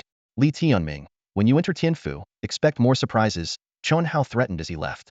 You'll find that opposing us is the most foolish decision of your life. Li Tianming gave no response, simply watching them leave. He knew his mother didn't want him entangled with these people. One day, he would catch up to and even surpass these so-called prodigies, including Mu Qingqing, Jiang Qingwan, Chen Hao, Xingchue, and even Lin shouting. Mother, don't let them upset you, Li Tianming gently reassured. Wei Jing sighed. I'm not angry, just saddened by how harsh and cruel life is. Everything has changed. Madam is right, Aunt Li said sympathetically. We little people feel it even more. We've had it tough, destined to be insignificant ants. Surviving this long hasn't been easy. You've worked hard, Aunt Li, Wei Jing said kindly. It's not hard, Aunt Li replied earnestly. Life is a sea of suffering. Just being alive is good enough. And I'm lucky to have met you and the young master. Now, I just hope the young master can rise to greatness and the madam can live a long life. In this world, good people often suffer, but believe me, one day, you'll be well rewarded. Li Tianming carried Wei Jing on his back, ready to leave. Mother, I'm qualified to enter Tianfu now. Tonight, tell me who can help you solve this life-threatening crisis. Wei Jing hesitated, but Li Tianming insisted, don't worry, no matter the hardships, no matter how difficult it is, no matter what I have to sacrifice, I will do it. If I can't, I swear, I'll join you on the road to the afterlife. All right, I'll tell you when we get back. Wei Jing finally agreed. She wrapped her arms around her son's neck, resting on his strong back, tears falling onto his ear. Minger, you've truly grown up. I'm so proud of you. My life hasn't been easy, but you are my brightest treasure. Don't say that, Li Tianming stopped and said seriously, your life will not be difficult. You have a long life ahead. All right. Wei Jing tried to control her emotions. Tianming, mother doesn't want to die. She finally broke down in tears. I want to live, to see you marry and have children, to see you achieve wealth and honor, to see you take revenge and reclaim what's yours. I don't want to die. Li Tianming said nothing, silently carrying his mother forward. A fire burned within him, and from that moment on, he vowed to fight until nothing was left standing. During the day, the city of Yindu was bustling with excitement, as the name of the first disciple, Li Tianming, spread throughout the city and even across the country. Everywhere, from street corners to tea houses and taverns, people were fervently discussing this uniquely gifted individual. The scandal from 3 years ago was brought back into the spotlight, making him an absolute hot topic and fueling even more widespread discussion. At this moment, it seemed that everyone in Yindu knew of Li Tianming. Opinions about him varied, but one thing was certain. Almost everyone felt sorry for Lin Xiaoxiao. Given her age and talent, she was the one truly deserving of the first disciple title. By evening, a group of people had submitted a petition to the Yinhuang Academy, requesting a change in the ranking battle rules. They argued that geniuses like Lin Xiaoxiao should not be left to suffer while pseudo-geniuses like Li Tianming reaped the benefits. Whether the rules would change in the future remained uncertain. As night fell, the boisterous city finally quieted down. Li Tianming had achieved his first goal upon entering the Tianfu and asked Aunt Li to prepare a lavish dinner. The family enjoyed a rare moment of peace and happiness together. Since Wei Jing had difficulty moving, Li Tianming fed her himself. When you were little, you were such a picky eater that I had to feed you bite by bite. Now it's the other way around, Wei Jing remarked with a sigh. Li Tianming chuckled. It just shows that what goes around comes around. After dinner, while Aunt Li cleared the dishes, Li Tianming wheeled Wei Jing into the courtyard. The night in Yindu was exceptionally beautiful, with stars forming a fiery red river in the sky, as if flames were dancing among them, illuminating the heavens. Finally, the moment Li Tianming had been waiting for arrived, his mother was willing to share her past with him. He sat on the steps beside Wei Jing, his eyes filled with anticipation. Mother, tell me, now that I'm in Tianfu, how can I help you get rid of this life-threatening curse? The little yellow chick, having eaten too much, lay on the rooftop, burping and gazing at the stars with its feet in the air. Leaning back in her chair, Wei Jing looked up at the sparkling stars, her strands of white hair gently swaying in the breeze. She began to speak slowly. In Tianfu, there's only one person who can help me remove the curse, but even for him, it would be a significant drain. This curse has been dormant in me for 20 years and has taken deep root. Who is this person? Li Tianming asked eagerly. He is the master of Tianfu, the one who controls the entire Yinhuang Academy, Wei Jing replied, her eyes reflecting a complex mix of emotions. Li Tianming was puzzled. But isn't the Yinhuang Palace master the one in charge of the academy? Wei Jing explained. You don't understand. Technically, Tianfu doesn't belong to the academy. Rather, Tianfu controls the academy. The Tianfu master holds more power and status than the Yinhuang Palace master. Li Tianming suddenly realized that the Tianfu master not only surpassed the Phoenix Hall master in status, but also stood above the Yinhuang Palace master. He pressed on, Mother, are you saying it's difficult to ask the Tianfu master for help because removing the curse would deplete his power?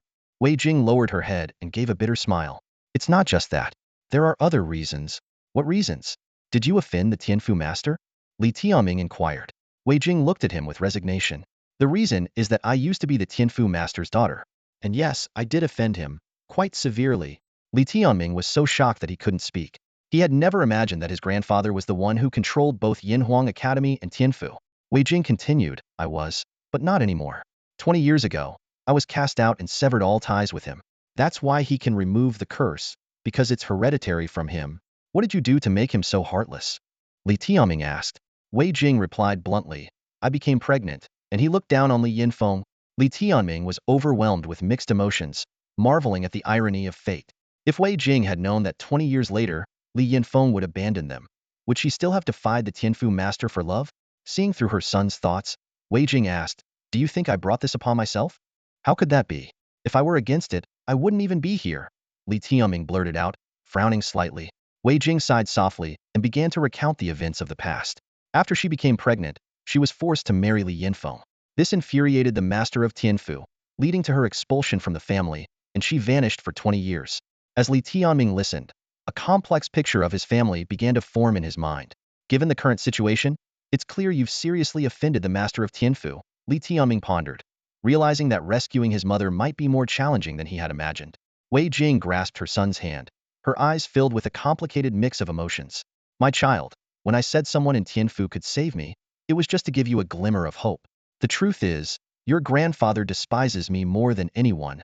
Li Tianming remained unfazed, a faint smile playing on his lips. Don't be so serious. Let me give it a shot. That's just who I am. Even if I end up battered and bruised, I won't turn back. Wei Jing's eyes welled up with tears, her voice choked. Minger, being my child means you're under so much pressure. Stop exaggerating the difficulty. Li Tianming interrupted. Just tell me how I can meet the master of Tianfu. Wei Jing thought for a moment and suggested. Aren't you going to apprentice to a celestial master in a couple of days? If possible, find someone named Mu Yang. If he agrees to take you as his disciple, tell him you are Wei Jing's son. Maybe he can bring you to see the master. Mu Yang. I'll remember that. A glimmer of hope appeared in Li Tianming's eyes. Suddenly, he teased. This Mu Yang. Is he another one of your admirers? Wei Jing quickly denied it, and Li Tianming laughed. Seeing how nervous you are, my mother must have been a great beauty in Yin City. Changing the subject, Wei Jing asked if Li Tianming had seen anyone else. Under her questioning, Li Tianming confessed to meeting Chen Sheng. Wei Jing advised him to avoid further contact with Chen Sheng because he was Shuelan's husband. Li Tianming asked in confusion, "Is that woman still worth your consideration?" Wei Jing replied earnestly, "How others act or think doesn't dictate my behavior. It's enough that I stay true to myself." Li Tianming nodded silently, growing even more respectful of his mother's character. As night fell, Li Tianming decided to visit Master Mu Wan to gather information about the Celestial Masters. He hoped, with some anxiety, to maintain his integrity tonight. With this in mind, he stepped into the sultry night. "Master Mu Wan, I am Li Tianming. I've come to see you." Li Tianming stood outside the door and knocked gently. Inside, the candlelight flickered, but there was no response. He waited patiently for a moment, pondering that he shouldn't rashly seek a mentor, and decided to push the door open and enter. As he crossed the courtyard, he heard the sound of water splashing from the side chamber. It turned out that Master Mu Wan was bathing. Li Tianming had no choice but to wait in the courtyard. Before long, the side chamber door creaked open. In the moonlight, a tall woman emerged wrapped in a bathrobe. Her long, wet hair clung to her fragrant back, and the allure in the misty air was breathtaking. Li Tianming couldn't help but marvel at the unparalleled grace of the master. Quickly turning his head, he said, "Master, I'm here to inquire about the Heavenly Master." "Go ahead and ask," Master Mu Wan said as she walked towards him, a subtle fragrance in the air. "Master, should I perhaps step away for a moment?" Li Tianming said nervously. At that moment, a small yellow chick peeked out from Li Tianming's chest, watching Master Mu Wan with interest. "No need to avoid it, Li Tianming, you're being too timid. If I want to look, I'll look." Master Mu Wan sat beside Li Tianming, reached out, and took the chick, playing with it. "How cute," she said, her eyes shining. The little yellow chick mischievously added, "Master, Li Tianming told me he wants to do some embarrassing things with you, but he doesn't have the courage." Li Tianming quickly stuffed the chick back into his companion's space. "Is that really what you think?" Master Mu Wan looked at him with a teasing smile. "No, I'm a gentleman, skilled at maintaining composure," Li Tianming explained. "Can a gentleman do embarrassing things?" "All right, I'm just teasing you. Wait for me a moment." Master Mu Wan got up and went into her bedroom, soon returning in proper attire. "People outside must be blind. You're such an innocent young man, yet someone believes you'd harass others," Master Mu Wan remarked.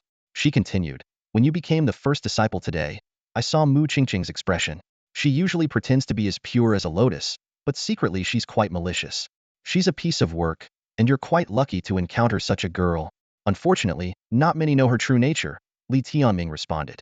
"So I'm quite looking forward to seeing what you do next. Make sure to take care of yourself," Master Mu Wan advised. "Thank you for the warning, Master." Master Mu Wan handed Li Tianming a list. "This is the list of the current Heavenly Masters, 18 in total. You should get to know them. But honestly, just a glance will do, because it's unlikely anyone's interested in you." "What do you mean, Master?" "I heard from Wei Zikuan that he probed around, and so far, no one plans to take you as a disciple. So, there's a good chance you'll be quite embarrassed tomorrow. Since the establishment of the Yanhuang Academy, we've never had a first disciple return to the academy for lack of a Heavenly Master mentor. You might just become a laughingstock." "Congrats," Master Mu Wan said with a smile. "Then it's their loss for missing out on a peerless talent," Li Tianming retorted. "Such confidence," Master Mu Wan remarked, impressed. "With you by my side, Master, my confidence naturally grows," Li Tianming said as he browsed the roster. "That means we have a connection. Tianming, let me tell you, if no one takes you, I will. I'll provide you with resources, ensuring your treatment is no less than that of a Heavenly Master's disciple. In a couple of years, when I become a Heavenly Master, I'll take you to the Heavenly Palace," Master Mu Wan suddenly offered. "Are you serious, Master?" Li Tianming looked up at her. "Do I usually joke about such things?" Li Tianming knew she was earnest this time and sincerely expressed his gratitude. "Thank you, Master. No need to thank me. I'm interested in your young, handsome, and vigorous physique," Master Mu Wan said, licking her lips with a mischievous grin. Li Tianming said with a serious expression, "It seems that for the sake of my cultivation, I must swallow my pride and offer my pure self to the Master." Hearing this, Mu Wan couldn't help but pinch his ear playfully, laughing.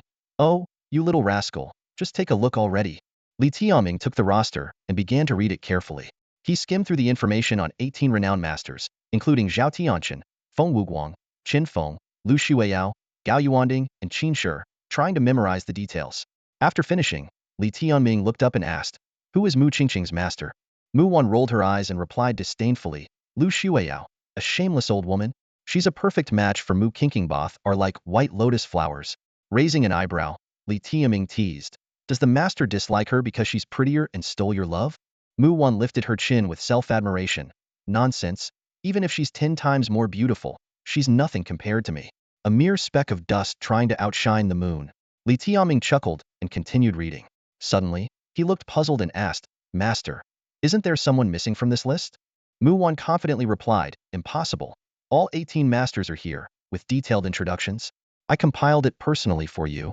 Li Tianming noticed Lu Shuiyao's description included an absolute ugly duckling. Definitely don't become her disciple, but he insisted, "There's definitely someone missing." "Who?" Mu Wan asked curiously. "Mu Yang," Li Tianming said, looking directly at her. Mu Wan froze for a moment, then couldn't help but pinch his face, laughing. "Where did you hear that name, you fool?" Li Tianming asked, confused. "What do you mean? Isn't there a master named Mu Yang?"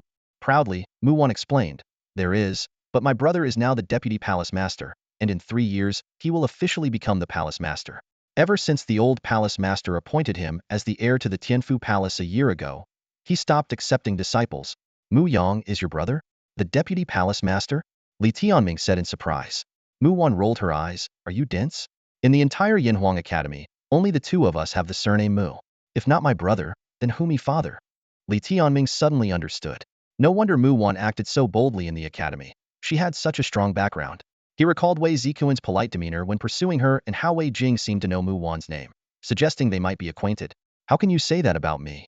I'm so gentle, and you describe me as bold." Mu Wan pretended to be angry. "My mistake." Li Tianming quickly apologized, though he was thinking that Wei Jing probably didn't anticipate that Mu Yang was no longer a master but the deputy palace master and the appointed heir to the Tianfu palace. Li Tianming tentatively asked, "Master, do I still have a chance to become your brother's disciple? Can you pull some strings? Maybe by acting cute with him?" Mu Wan refused without mercy. "Don't even think about it. Not even acting cute or anything else would work with him." Li Tianming was at a loss. Without becoming Mu Yang's disciple, meeting the palace master would be difficult, and Wei Jing couldn't hold out for much longer. He considered telling Mu Wan he was Wei Jing's son and asking her to relay a message to Deputy Palace Master Mu Yang. Mu Wan continued, "Don't even think about my brother. He only has 3 disciples, and they could be the next palace masters. The requirements to be his disciple are sky high. Even the Yinhuang palace master's son wanted to be his disciple, but he refused." Li Tianming thought to himself that Wei Jing indeed hadn't expected Mu Yang to be doing so well. Suddenly, Mu Wan laughed and said, "You know his 3rd disciple." "Who?" Lin shouting. Li Tianming felt a pang in his heart, though it wasn't unexpected. After obtaining the sacred beast battle soul, Lin Shouting's talent soared, making it normal for the future palace master to value him. As the current top genius of Tianfu, it made sense for the next palace master to accept him as a final disciple. With the apprenticeship ceremony tomorrow, Li Tianming still had no concrete plan. Seeing this, Mu Wan started recommending various masters, hoping he could perform well and secure a position as a disciple. Late into the night, Li Tianming continued studying the roster. Early the next morning, Wei Zikuan came to find him. At that moment, Li Tianming suddenly realized that Wei Zikuan's appearance seemed similar to his mother's. Both shared the surname Wei. An idea crossed his mind that he wouldn't have dared consider 3 years ago. Could the Phoenix Hall master be a relative? As soon as Wei Zikuan met up with him, he laid it all out bluntly. "Mu Wan has probably told you to prepare yourself. It's very possible that not a single celestial master will be willing to take you as a disciple today." Li Tianming's expression remained unchanged as he responded simply, "Understood." In his mind, he thought that if others didn't see his worth, he wouldn't regard them highly either. He had never apprenticed under anyone, and wasn't eager to respect a celestial master who didn't meet his standards. "Follow me," Wei Zikuan said, turning around. Li Tianming followed closely behind. As they walked, Li Tianming sized up the aloof hall master. It was said that Wei Zikuan came from a prestigious family within the Heavenly Palace and had been a prodigy in his youth. Now, not yet 40, he was one of the 5 hall masters, a well-known figure in Yin City. "Hall master, may I ask you a question?" Li Tianming inquired from behind him. "Go ahead," Wei Zikuan replied without turning his head. "I heard that the palace master of Yinhuang is your elder brother?" Wei Zikuan glanced back at him. "Yes, any problem with that?" "No," Li Tianming said with a slight smile. He quickly processed the information in his mind. The palace master of Yinhuang Academy was named Wei Tianxiang, in his 50s, and a master-level figure in the Zhuge Kingdom. It was widely believed that Wei Tianxiang was the one controlling Yinhuang Academy, holding a high status. But now it seemed that the position of the head of the Heavenly Palace was even more significant. The head of the Heavenly Palace also bore the surname Wei, suggesting that he, Wei Tianxiang, and Wei Zikuan were likely from the same family. This led him to suspect that the Wei family might be the most powerful family in Yinhuang Academy, possibly controlling the entire academy. However, the specific relationship between his grandfather, the head of the Heavenly Palace, and Palace Master Wei Tianxiang remained unclear. As they traversed the vast grounds of Yinhuang Academy, disciples they passed looked on with envy and jealousy.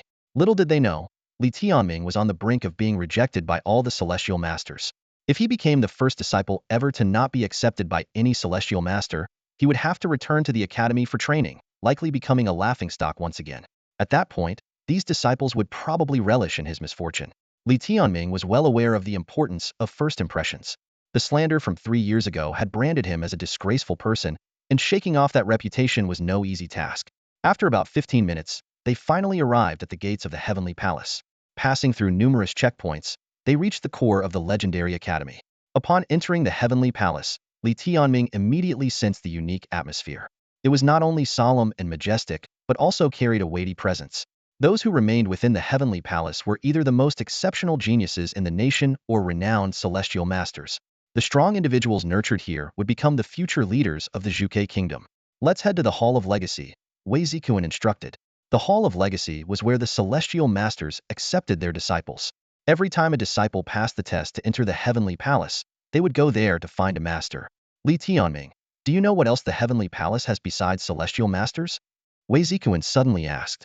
After a moment of thought, Li Tianming replied, the Academy's top disciples.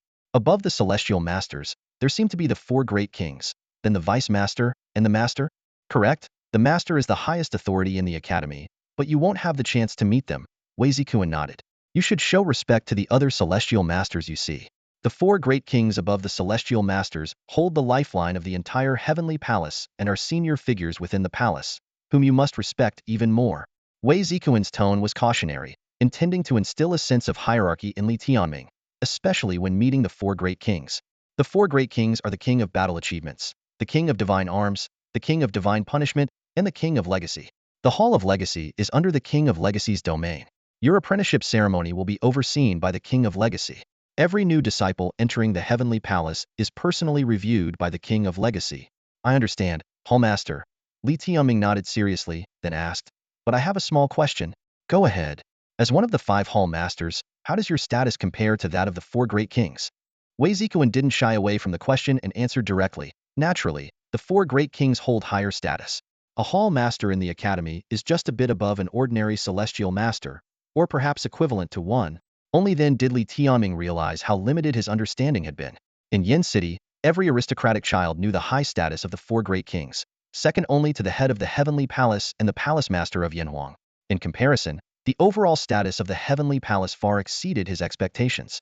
He had previously thought the Heavenly Palace was part of the Academy, but it turned out to be the other way around. The Academy was part of the Heavenly Palace. Soon, they arrived at the Hall of Legacy. The walls were black, the architecture grand and imposing, exuding an invisible pressure and aura. Such an atmosphere was enough to instill a sense of awe in any new disciple. The time has come. The Celestial Masters are likely all here, Wei Zikuan said as he stepped into the hall. Follow me in. No need to be nervous. Li Tianming followed, his eyes scanning the surroundings. He noticed that the Heavenly Palace was indeed sparsely populated. They hadn't encountered a single person on their way. At this moment, he felt both nervous and eager. Awaiting him in the Hall of Legacy were figures who were the movers and shakers of the Zhuge Kingdom, individuals of immense influence and power. These 18 Celestial Masters, along with a Legacy King, preside over the Legacy Hall. Following Wei Zikuan, Li Tianming walked through a dim corridor into a brightly lit grand hall. The flickering candles cast shadows that accentuated the solemn atmosphere.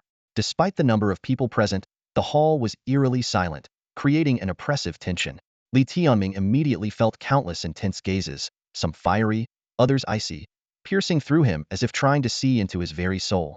The abilities of these celestial masters were indeed extraordinary. Wei Zikuan announced loudly, Legacy King, esteemed celestial masters, I present the first disciple of Phoenix Hall, Li Tianming. Li Tianming stepped forward, maintaining his composure and said, Disciple Li Tianming greets the Legacy King and esteemed celestial masters. His voice was steady, betraying no sign of nervousness. A raspy, coarse voice, reminiscent of an old, fierce man, spoke out, "Thank you, Master of Phoenix Hall. First disciple of the year, Li Tianming. Raise your head so the celestial masters and I can have a look at you." "Yes, Legacy King," Li Tianming replied, finally lifting his head. At the highest point of the Legacy Hall sat a tall, imposing elder. Despite his age, his white hair and youthful face radiated a powerful aura that was both majestic and intimidating.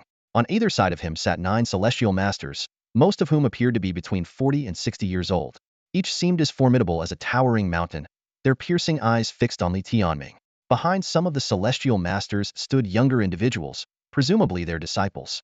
These prodigies were the creme de la creme of the academy, each at least at the 5th level of the spirit source realm, close in age to Li Tianming. They observed him with interest, yet dared not speak in the solemn atmosphere. The Legacy King leaned back in his chair and said calmly, "The first disciple is here. You all should be familiar with him. He was a disciple here 4 years ago. You know his potential, so if anyone wishes to take him as a disciple, make arrangements directly." The 18 celestial masters scrutinized Li Tianming, each a master strategist. However, unlike past years, they did not compete to take the first disciple under their wing. Instead, they opted for silent observation.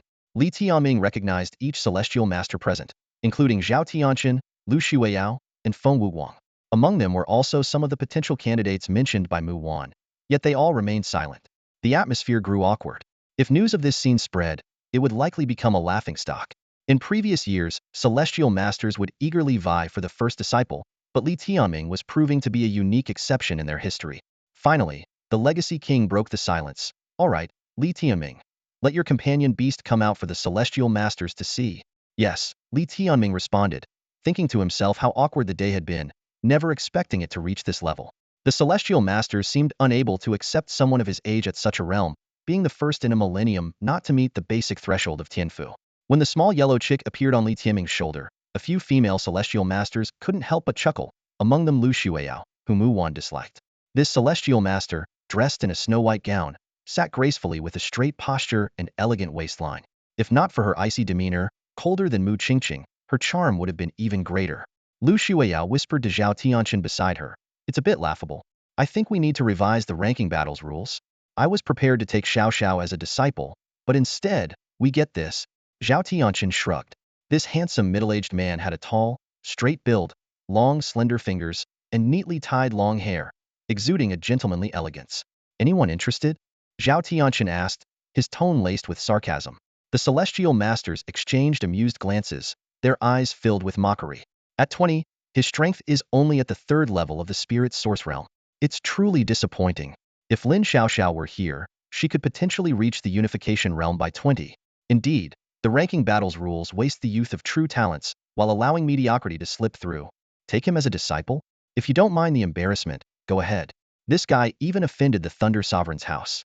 No power, no status, no talenta 000. Their expressions were resigned. None of them had anticipated that the first disciple brought in by the ranking battle would be someone like Li Tianming. From the sneers and mockery of the crowd, Li Tianming could clearly sense their lack of interest in taking him as a disciple. Even if someone initially considered giving him a chance, the prevailing atmosphere had long since dispelled such thoughts. It seemed that the celestial masters had reached a tacit agreement. Since none of them wanted to take him on, they might as well shirk the responsibility entirely. The Heritage King glanced around the room before resting his gaze on Li Tianming. He shook his head helplessly and said, "Li Tianming, how about this? Show us some of your skills. Otherwise, considering your age, you might have missed the prime time for nurturing, and the celestial masters here may not be able to help you." Li Tianming was no stranger to the fickleness of human nature, and the celestial master's ridicule did not surprise him. He maintained a calm demeanor throughout. Initially, he held a glimmer of hope for some of the celestial masters, but it now seemed unlikely that they would grant him a chance. Regardless of how he performed, they probably wouldn't budge. Despite securing the top disciple position through hard work, it was disheartening to find no master willing to accept him. The little yellow chick muttered under its breath to Li Tianming, "What a bunch of jerks."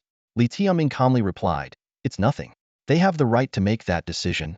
Now, the Heritage King was asking him to showcase his abilities, but the problem was that he had already demonstrated his strength during the ranking battles. Without an opponent, how was he supposed to perform? The Heritage King seemed to realize this issue and addressed the crowd. Someone stepped forward. "I will." At this moment, a burly young man stepped out from behind Celestial Master Zhao Tianqian. His eyes were sharp, and he wore a golden robe, exuding an aura of authority. His golden eyes marked him as a top-tier talent, undoubtedly the most outstanding among the young people present.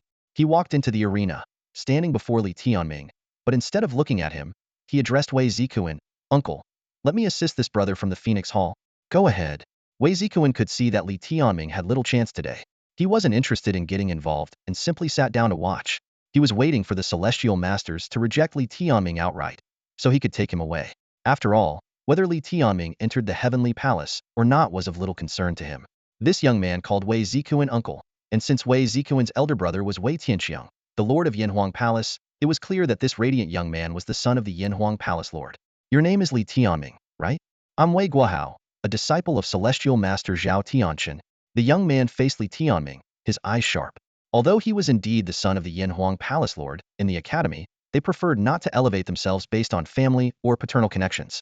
They typically introduced themselves by their Celestial Master's discipleship. Li Tianming had heard of Wei Guohao. As the son of the Yanhuang Palace lord, he naturally didn't need to participate in the qualifying or ranking battles. He likely grew up in the Heavenly Palace, with top-tier potential, just a notch below Lin shouting. "Brother Wei, how would you like to guide me?" Li Tianming asked. Although Wei Guohao volunteered to help him showcase his strength, his true intentions were unclear. "I'm here to help you. Go ahead and attack me with all your might. Show the Celestial Masters your full strength." "I won't retaliate." Wei Guohao spoke with a grandiosity that seemed genuine, but his condescending tone was grating. The Heritage King also urged, "Li Tianming, seize the opportunity." "Yes, your majesty." Li Tianming focused his gaze on Wei Guohao. Undoubtedly, this was someone who had been nurtured by the Heavenly Palace from a young age, equivalent to growing up there. With over a decade of cultivation and top-tier talent, he was not a young girl like Lin Xiaoxiao. His cultivation level was likely at the pinnacle of the spirit source realm, comparable to Qian Hao and Xing Ke. Li Tianming himself was only at the first level of the spirit source realm. Even with the purgatory source, catching up to such an extraordinary peer in a few months seemed unlikely. He could only give it his all. With the Heritage King's permission, Li Tianming, armed with a chain of thunder and fire, sprang into action with the little yellow chick. In the Heritage Hall, they launched a direct attack on Wei Guohao. Li Tianming employed the Shadow Step and Thunder Whip techniques, while the little yellow chick used the Netherfire Ghost Claw. They moved with swift speed, unleashing their full force towards Wei Guohao, who maintained a constant smile. Not bad. When the beast energy bursts out, it's close to the 4th level of the spirit source realm. No wonder you could defeat Xiao, Wei Guohao assessed. At his age, our Heavenly Palace's weakest disciples are nearing the 6th level, let alone him not yet reaching the 4th. Despite Li Tianming showcasing his utmost power, his age was evident, and the Celestial Masters remained visibly concerned. Furthermore, Wei Guohao was far from courteous. He wore a perpetual smile of strategic confidence, akin to an elder watching a child's antics, filled with amusement. To him, Li Tianming's speed seemed almost laughably slow. As he and the little yellow chick launched their attack, Wei Guohao gave a cool smile. His movements were swift as lightning. Just as the little yellow chick's ghostly claw of dark fire was about to strike, Wei Guohao flicked his fingers, unleashing a burst of golden energy. In that split second, the energy collided fiercely with the chick's claws. Bang! With a crisp sound, the little yellow chick was sent flying like a kite with a broken string, repelled by the overwhelming force. Li Tianming chuckled inwardly, realizing that Wei Guohao's claim of not fighting back was clearly false. He had expected Wei Guohao to stand there and take the hits, but it turned out he was far more formidable. "Too weak, you're not up to it," Wei Guohao said with a wry smile, shaking his head as he caught Li Tianming's thunderfire chain with lightning speed. His movements were as swift as a tiger, wrapping the chain around his hand. In an instant, a terrifying force surged through the other end of the thunderfire chain. It felt as if a colossal beast had bitten down on the chain. Before Li Tianming could retract it, the thunderfire chain shattered under Wei Guohao's immense strength. Clang, clang, clang. The third-tier beast weapon broke into rings, scattering across the floor of the Hall of Inheritance. Li Tianming's prized weapon was destroyed in an instant. "Sorry, I didn't expect your weapon to be so fragile. It broke with just a squeeze," Wei Guohao said, feigning regret. Li Tianming was stunned. The loss of the thunderfire chain meant a significant reduction in his combat power. Even more frustrating was that after destroying his weapon, Wei Guohao still wore a smile. Everything happened so quickly, and Li Tianming realized that Wei Guohao wasn't there to let him showcase his strength. On the contrary, his actions were meant to ensure the masters wouldn't consider taking Li Tianming as a disciple. If Wei Guohao had held back even slightly, Li Tianming might have had a chance to demonstrate his full abilities. However, Wei Guohao's approach was to use his decade of cultivation and prowess to completely suppress Li Tianming, leaving him no room to perform. Nonetheless, Li Tianming was not one to be easily subdued. Just as the thunderfire chain shattered, the little yellow chick suddenly appeared behind Wei Guohao, unleashing a flaming phoenix. The light of the infernal fire illuminated the entire hall of inheritance. Wei Guohao quickly turned, seeing the spiritual power unleashed by the little yellow chick, and disdainfully uttered, "Break." He punched out, his powerful strike tearing through the flaming phoenix. However, to his surprise, the shattered phoenix did not dissipate. Instead, it transformed into countless sparks, rushing towards his face. Wei Guohao had to dodge awkwardly, but still, a dozen sparks burned onto him. Even more embarrassingly, he couldn't extinguish the flames with his beast energy. Li Tianming, you! Wei Guohao was both angry and ashamed, hastily tearing at his burning clothes until he had ripped multiple holes, finally freeing himself from the infernal fire. Although not truly injured, Wei Guohao's current appearance was utterly disheveled, starkly contrasting with his earlier demeanor of a senior teasing a junior, evoking amusement. He could have easily overpowered Li Tianming, yet now he looked like a bedraggled beggar, his hair a mess and clothes in tatters. If he hadn't torn his pants in time, even the hair in his trousers might have been singed. "Sorry about that, Brother Wei," Li Tianming said with a cold smirk as he ceased his attack. This was the only moment he gained an upper hand, despite acknowledging the gap in their strength. After all, he had only been retraining for a month, whereas Wei Guohao had been honing his skills for over a decade and was the son of the Yanhuang Palace Master. Making Wei Guohao look so ridiculous was already a decent accomplishment. Wei Guohao's expression shifted from confident to embarrassed in mere moments. Embarrassed in front of the masters, his mood plummeted. Clearly, his earlier arrogance had cost him. "No need to apologize, continue," Wei Guohao said coldly, advancing on Li Tianming, clearly seeking revenge. "No need. My weapon's been destroyed by you, and I've used my strongest technique. I have nothing else to show," Li Tianming said, narrowing his eyes. Although he smiled, he was quite displeased with Wei Guohao. As the son of the Yanhuang Palace Master, suppressing him was one thing, but destroying his weapon upon their first meeting was too much. Without the thunderfire chain and lacking funds, this was a debt he intended to settle with Wei Guohao eventually. Just then, a voice interrupted the tense atmosphere. "That's enough. Wei Guohao, step back." Just as Wei Guohao was about to throw a punch, the booming voice of the King of Inheritance echoed through the air. Wei Guohao had no choice but to suppress his anger, glare fiercely at Li Tianming, and reluctantly retreat behind Zhao Tianchen. This sudden turn of events left Li Tianming bewildered, wondering how he had offended his hot-tempered opponent. Inwardly, Li Tianming was pleased that his abilities had forced Wei Guohao into such a position. The impressive sparring match had caught the attention of the celestial masters present. One of them, a female master named Qin Shi, nodded slightly, clearly impressed by Li Tianming's performance. However, she quickly remembered her rule of only accepting female disciples, and this thought did not meet with any opposition from the other masters. Wei Guohao's current predicament was indeed embarrassing, and was clearly an unforeseen situation. The King of Inheritance remarked, "Li Tianming, your beast companion's divine power is decent. The rest is not worth mentioning." Li Tianming nodded respectfully, fully aware that his skills were not particularly remarkable in the Celestial Palace.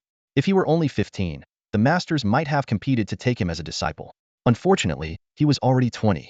The King of Inheritance then issued a final directive. "Let the Celestial Masters decide." The Celestial Masters exchanged glances, their expressions varied. Truth be told, Li Tianming's composure and the fact that he had outmaneuvered Wei Guohao had surprised them. Yet, none of the masters made a decision, as they valued their reputations greatly. A mediocre talent who might provoke the displeasure of the Lei Zun Palace, and a student with a tarnished record from 3 years ago, was not worth taking as a disciple. Lu Shuiyao was the first to speak. "Il pass. I know what happened with my disciple Qingqing back then. Such a disgraceful person, whoever takes him as a disciple is clearly colluding with him." Her words not only stated her position but also pressured everyone else not to accept Li Tianming as a disciple. Wei Zikuan, growing impatient with the pointless charade, stood up and said directly to Li Tianming, "Enough, let's not waste time. Li Tianming, come back to the Phoenix Hall with me and stop embarrassing yourself here." The outcome was decided. Though feeling resigned, Li Tianming did not want to force the issue.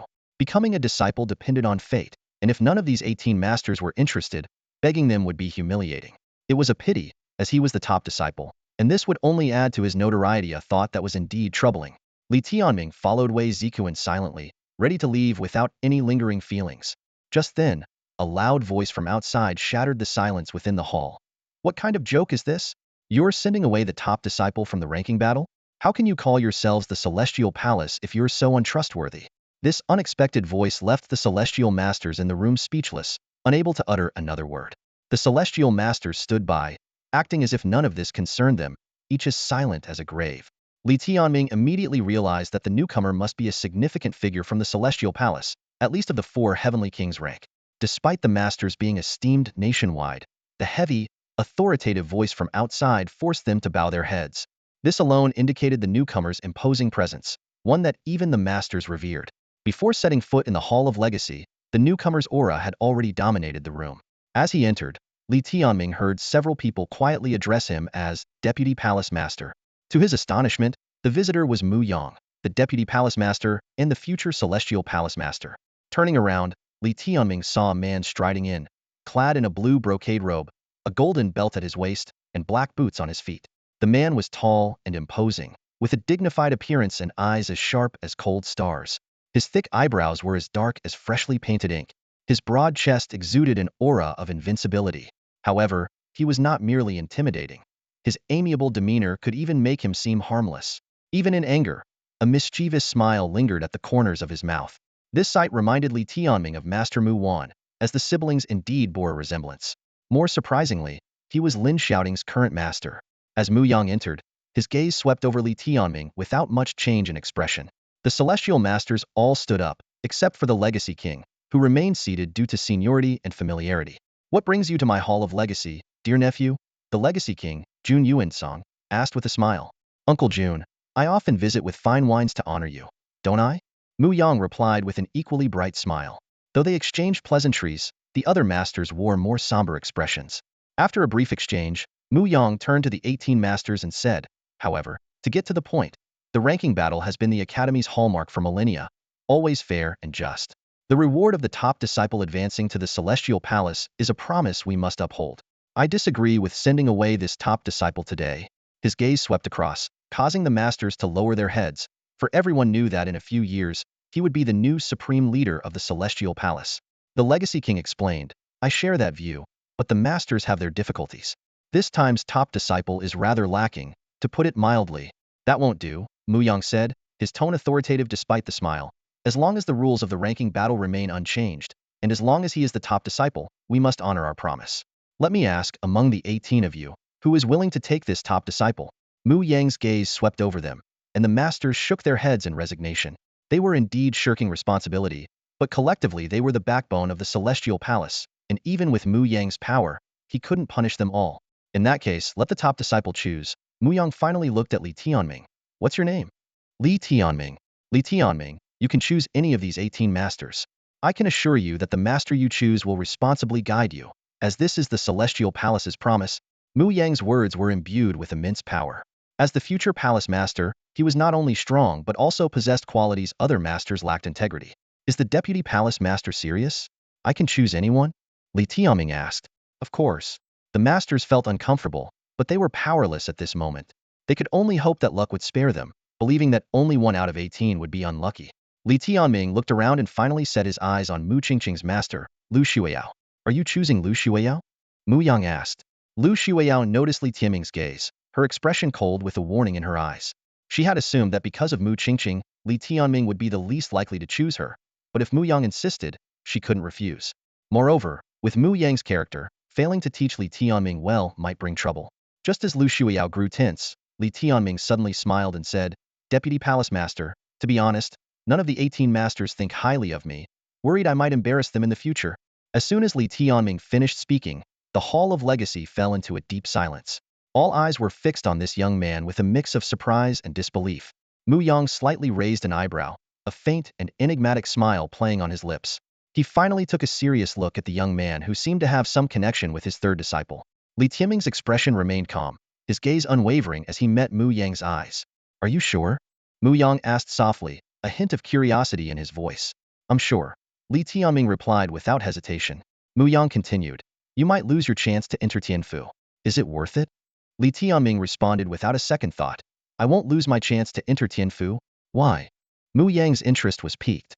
Taking a deep breath, Li Tianming replied with steady determination, "Because I don't want to be a disciple of the Celestial Sect. Instead, I want to be a disciple of the Deputy Master."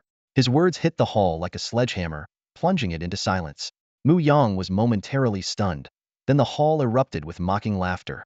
Many celestial masters couldn't help but chuckle, shaking their heads at each other. Lu Shuai sighed in relief, grateful she hadn't taken in this overly ambitious youth. The younger disciples doubled over in laughter, as if they had just heard the most ludicrous joke. Wei Zikuan's face darkened. He was furious enough to want to slap Li Tianming. He scolded, "Li Tianming, stop fooling around and seize the opportunity." Yet, Li Tianming seemed oblivious to the laughter and reprimands around him, his eyes still fixed on Mu Yang. Mu Yang's smile faded as he asked seriously, "Are you sure you know who I am?" "The deputy master, future successor of the master. I certainly know," Li Tianming replied without hesitation. "And you still want to become my disciple?" Mu Yang confirmed. "Am I not qualified?" Li Tianming challenged, a hint of defiance in his tone. Mu Yang was silent for a moment before he slowly said, "At least right now, I don't see that qualification. Here's the deal. Since you're not impressed by the celestial masters and you've set your sights on me, I can't let you return to the academy to cultivate. So, when you truly show the qualifications that make you worthy in my eyes, I'll take you as my disciple. Until then, you can cultivate on your own in Tianfu." Li Tianming nodded slightly, accepting the outcome. But he couldn't resist asking, "Deputy Master, with my abilities, what level of performance would make me worthy in your eyes?" The Hall of Legacy fell silent once more, everyone holding their breath in anticipation of Mu Yang's response. Mu Yang said casually, "That's simple. Let's take Wei Guohao as an example. I almost took him as my disciple back then. If you can completely defeat him, someone of your age, then I think you'll be about ready." His tone was nonchalant, completely unaware of how unbelievable this sounded to Li Tianming. After all, given Li Tianming's current abilities, defeating a prodigy like Wei Guohao seemed like a fantasy. Li Tianming, however, didn't frown. Instead, he smiled slightly and nodded. "Thank you, Deputy Head." He understood that Wei Guohao's strength was at least at the 7th level of the Spirit Vein Realm, recognized as an outstanding genius in Tianfu. Though he had fallen behind, he was confident in himself and the ancient chaotic beast within him, believing that one day he could catch up to and even surpass Wei Guohao. Ridiculous! Wei Zikuan couldn't help but sneer. Seeing that Mu Yang had arranged a place for Li Tianming, he felt there was no point in staying. After casually greeting Mu Yang and the legacy king Jun Yuansong, he turned and left. "Uncle, wait for me." Wei Guohao followed closely behind. As he passed by Li Tianming, he couldn't resist showing a disdainful smile, his eyes full of mockery, as if to say, "You want to become the deputy head's disciple? In your dreams." Mu Yang was quite considerate, handing Li Tianming a key and a simplified map of Tianfu, saying, "This is the key to your residence in Tianfu, with the address engraved on it. Do you have any friends in Tianfu?" "I do." Li Tianming thought of Princess Qing and Zhang Feiling. "Then you should find them soon. The rules in Tianfu are stricter than in the academy, so it's best to familiarize yourself with them before taking any action." "Yes, Deputy Head," Li Tianming replied, feeling a sense of gratitude. Whether it was Chen Shang or Mu Yang, these men who had known his mother, Wei Jing, were all people of outstanding character, far superior to Li Yanfeng. He couldn't help but wonder why his mother hadn't chosen them. Li Tianming felt there was something his mother was hiding, but he couldn't quite figure out what. "Let's go," Mu Yang said briefly to the Legacy King and then left. As he departed, the other masters also dispersed, relieved by what they saw as Li Tianming's foolish decision, feeling as if they had narrowly avoided a scare. After bidding farewell to the masters, Li Tianming hurried to catch up. Although he hadn't succeeded in becoming a disciple, he felt that as long as he stayed close to Mu Yang, he would have a chance to bring up matters concerning his mother. "Deputy Head, wait for me," Li Tianming called out to Mu Yang, who hadn't gone far. Mu Yang turned around and asked indifferently, "What is it?" He appreciated Li Tianming's courage in refusing the masters, but if Li Tianming were to act improperly or cling persistently, he would surely ignore him. Li Tianming took a deep breath and said, "I have a private matter I wish to discuss with you." "What private matter could there be between us?" Mu Yang raised an eyebrow. Li Tianming weighed his options, and the thought of saving his mother prevailed. He looked directly into Mu Yang's eyes and asked, "Do you remember someone named Wei Jing?" "Who?" "Wei Jing." At the mention of this name, Mu Yang visibly trembled. His expression changed abruptly, and he placed a firm hand on Li Tianming's shoulder, exerting considerable pressure. "Say that again." Mu Yang's voice was much heavier. "Her name is Wei Jing," Li Tianming repeated. "Do you know her? Or do you think I'm trying to use her name to threaten you?" Mu Yang's emotions were clearly stirred, though he struggled to contain them. Li Tianming pointed to himself and said, "I am Wei Jing's son." Upon hearing this, Mu Yang released his grip, stepped back, and scrutinized Li Tianming with a trembling gaze. After a long pause, he took a deep breath and said, "No wonder I felt a sense of familiarity when I saw you. So, you are her child. No wonder your personality is so similar." He recalled Li Tianming's earlier actions daring to refuse the masters, unafraid of ridicule, while seeking to become his disciple, all of which demonstrated extraordinary courage. This boldness and independence were exactly like that of the woman he remembered. Muyang squinted at Li Tianming and asked, "So, what else do you want to say?" Li Tianming pondered for a moment before saying, "Deputy Head, I don't know much about my mother's past. I've been training all these years in the hopes of one day entering Tianfu. My mother told me that only by entering Tianfu could I have a chance to save her." "Save her? What do you mean?" Mu Yang's expression was inscrutable, his brow furrowed. Li Tianming took a deep breath, locked eyes with Mu Yang, and asked in a grave tone, "Have you heard of the Xiaoming Jia?" Mu Yang's pupils suddenly contracted, clearly familiar with the term. Li Tianming continued, "She's afflicted with the Xiaoming Jia. When did this happen?" Mu Yang's voice trembled slightly. "It's said to have started from the day I was born, nearly 20 years ago," Li Tianming replied calmly. Mu Yang's eyes widened in disbelief, and he gritted his teeth. Impossible. If she had the Xiaoming Jia 20 years ago, she should have returned by now. No one from the Wei family could endure such torment for 20 years. "Are you lying?" Li Tianming countered. "Why would I have any reason to lie?" Mu Yang fell into deep thought, his eyes bloodshot, muttering to himself. She endured the Xiaoming Jia for 20 years, yet refused to return, refused to yield. The usually composed deputy governor was visibly shaken. After a moment of silence, Mu Yang asked, "Why did you come to me today?" "She's running out of time. She can't hold on much longer," Li Tianming stated bluntly. Mu Yang turned his head, gazing into the distance, and said softly, "Tell me everything." Li Tianming began to explain. "Since I was young, I've asked her how to treat this strange illness. At first, she said there was no cure. Later, to encourage me, she promised to tell me the method if I entered Tianfu. 4 years ago, I got into the academy. Despite some setbacks, I became the top disciple in front of her. She finally agreed to let me strive for her survival and revealed her background, directing me to find you. She said you could take me to the Wei family. Has she returned to Yindu?" Mu Yang asked after a long silence. "Yes." "Is Li Yinfeng with her?" Li Tianming sneered. "Li Yinfeng? He abandoned us long ago and is now the son-in-law of the Lei family." Mu Yang's gaze turned icy. "Are you serious?" "Of course. Since I was old enough to understand, I've been the one taking care of my mother, not Li Yinfeng. That scoundrel. I'll kill him." Mu Yang erupted in fury, exuding an oppressive aura. Li Tianming urgently said, "Deputy Governor, I just want my mother to live. She can't hold on much longer, and I'm running out of time."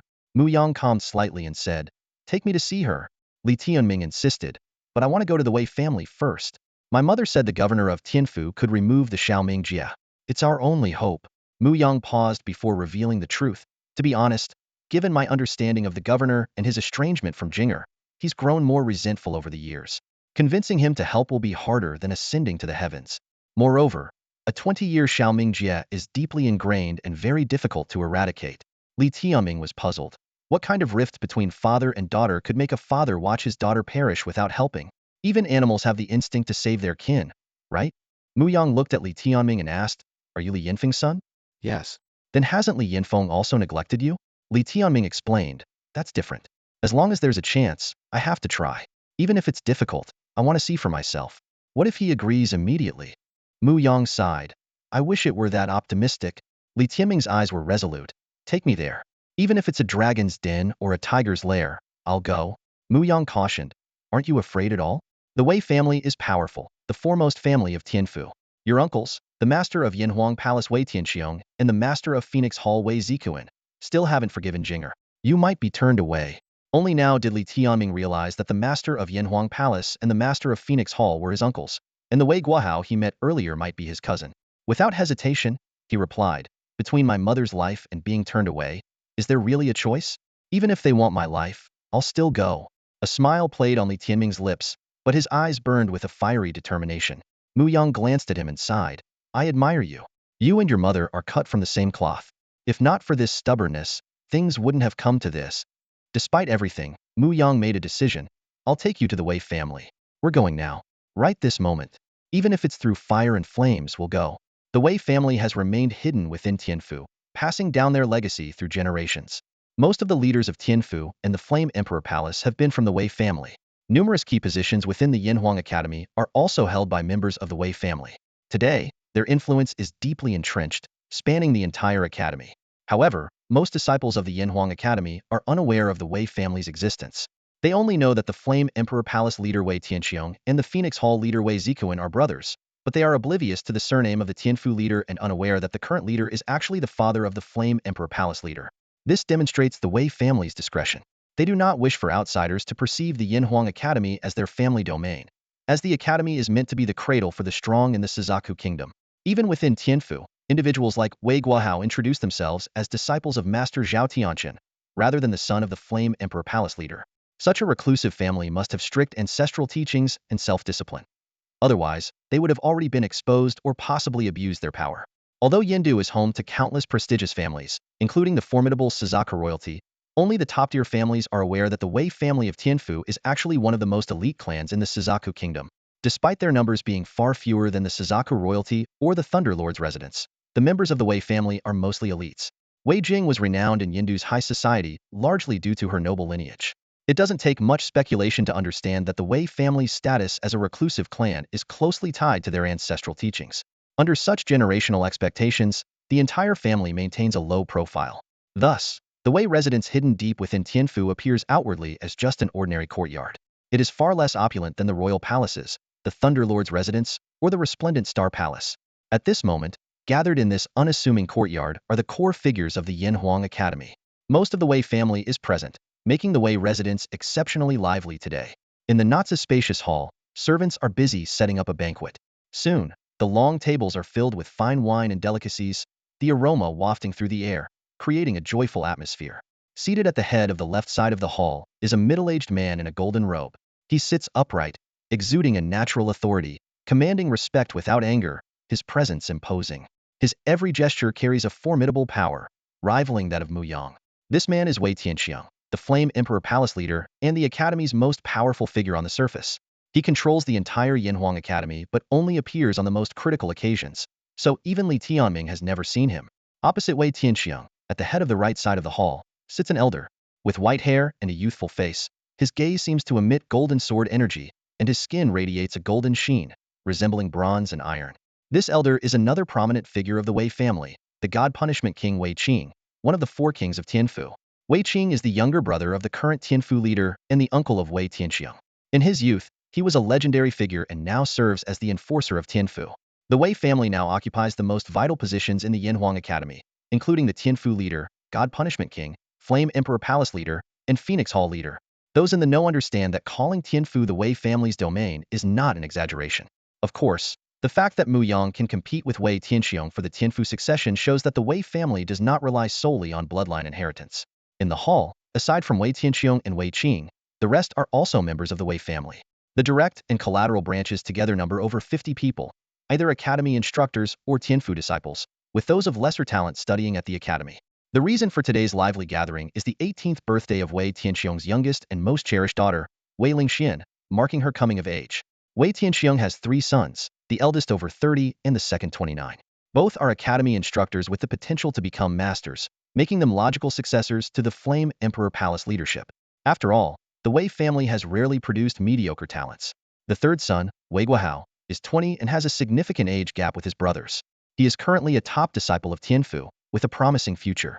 As Wei Tianxiang's only daughter and youngest child, Wei Lingxian has been doted on since birth, known as the Little Princess of Tianfu. Her 18th birthday should have been a celebration for the entire Yinhuang Academy, but the Wei family's customary low profile means that only family members are present today. As the star of the day, Wei Lingxian is dressed in a fiery red dress, adorned with exquisite hair ornaments, and radiates a dazzling brilliance. As a princess of the Wei family, Wei Lingxian was renowned for her striking beauty. What truly captivated everyone's attention were her long, shapely, and powerful legs, subtly revealed beneath her short skirt. Her youthful charm was something to be envied. "Sis, you look stunning today. You've got all the young men in Tianfu head over heels for you," praised a young man in a blue robe standing beside Wei Lingxian. This youth was Wei Qingyi, the eldest son of Wei Zikuan, the Phoenix Hall master. At 17, he too was a disciple of Tianfu, accompanied by several younger siblings. Wei Zikuan had 2 wives, both of equal status, as he hoped to reserve the title of principal wife for Mu Wan, who had yet to agree. Despite this, Wei Zikuan already had 5 children, one more than his elder brother, with the youngest being only 3 years old. "Flattery won't get you anywhere. What are you plotting?" Wei Lingxian teased, rolling her eyes. Wei Qingyi quickly defended himself. "We're siblings. How can you use plotting? I just thought that since you're in a good mood today, maybe you could mention your exceptional brother to Qing Princess. After all, you're all Tianfu disciples." Forget it. Wei Lingxian interrupted. We're not on the same path. She doesn't care about me, and I couldn't care less about her. Turning to the doorway, Wei Lingxian impatiently asked, Where's my third brother? It's my birthday, and he's taking forever. Is he itching for trouble? Wei Qingyi explained. Brother, how might be with Dad? I heard Dad say last night that he was taking the first disciple to the Hall of Legacy before coming back. First disciple? Wei Lingxian scoffed, unimpressed. I watched the ranking battle. It's that Li Tianming, a disgrace. I bet he'll be kicked out of the Hall of Legacy today by the Tianfu Masters. Wei Qingyi chuckled. That would be amusing. Remembering Li Tianming, he continued with some disdain. Sis, why does this laughingstock from 3 years ago attract Qing Princess? Which Qing Princess? Wei Lingxian corrected. I think Jiang Qinghuan doesn't like him either. It's mainly Ling Princess, and I don't know why. Wei Qingyi remarked disdainfully. That's odd. But that first disciple wants to meet Ling Princess in Tianfu today. If he finds out he can't even enter Tianfu, he'll probably be crying somewhere. A toad lusting after a swan. He tried to harass Lin Xiaoting's girlfriend 3 years ago, and now he's after the princesses. He's bound to embarrass himself. Can we not talk about such people on my birthday? It's ruining my appetite, Wei Lingxian said, displeased. Okay, my bad. Wei Qingyi was about to apologize when he suddenly pointed to the entrance. Look, Dad and Brother Hao are back. 2 burly men entered the hall, none other than Wei Zikuan and Wei Guohao. Third brother. What took you so long? We've been waiting forever, Wei Lingxian complained. Wei Guohao smiled. I was just preparing a gift for my beloved sister. And where is it? I'll give it to you later, Wei Guohao diverted, glancing at the topmost seat. Is Grandpa not out yet? Wei Lingxian pouted. I don't know if he'll come out. Let's wait a bit longer. She looked expectantly at the seat, hoping to see her grandfather on her 18th birthday. Just then, the voice of Wei Tianxiang, the lord of Yanhuang Palace, came from above. Don't worry, he'll be here today. He was drinking with the heavenly punishment king upstairs. Wei Zikuan took his seat and offered a toast to Wei Qing, remarking, seeing Shinner turning 18, I bet he'll be quite pleased. Wei Tianxiang agreed.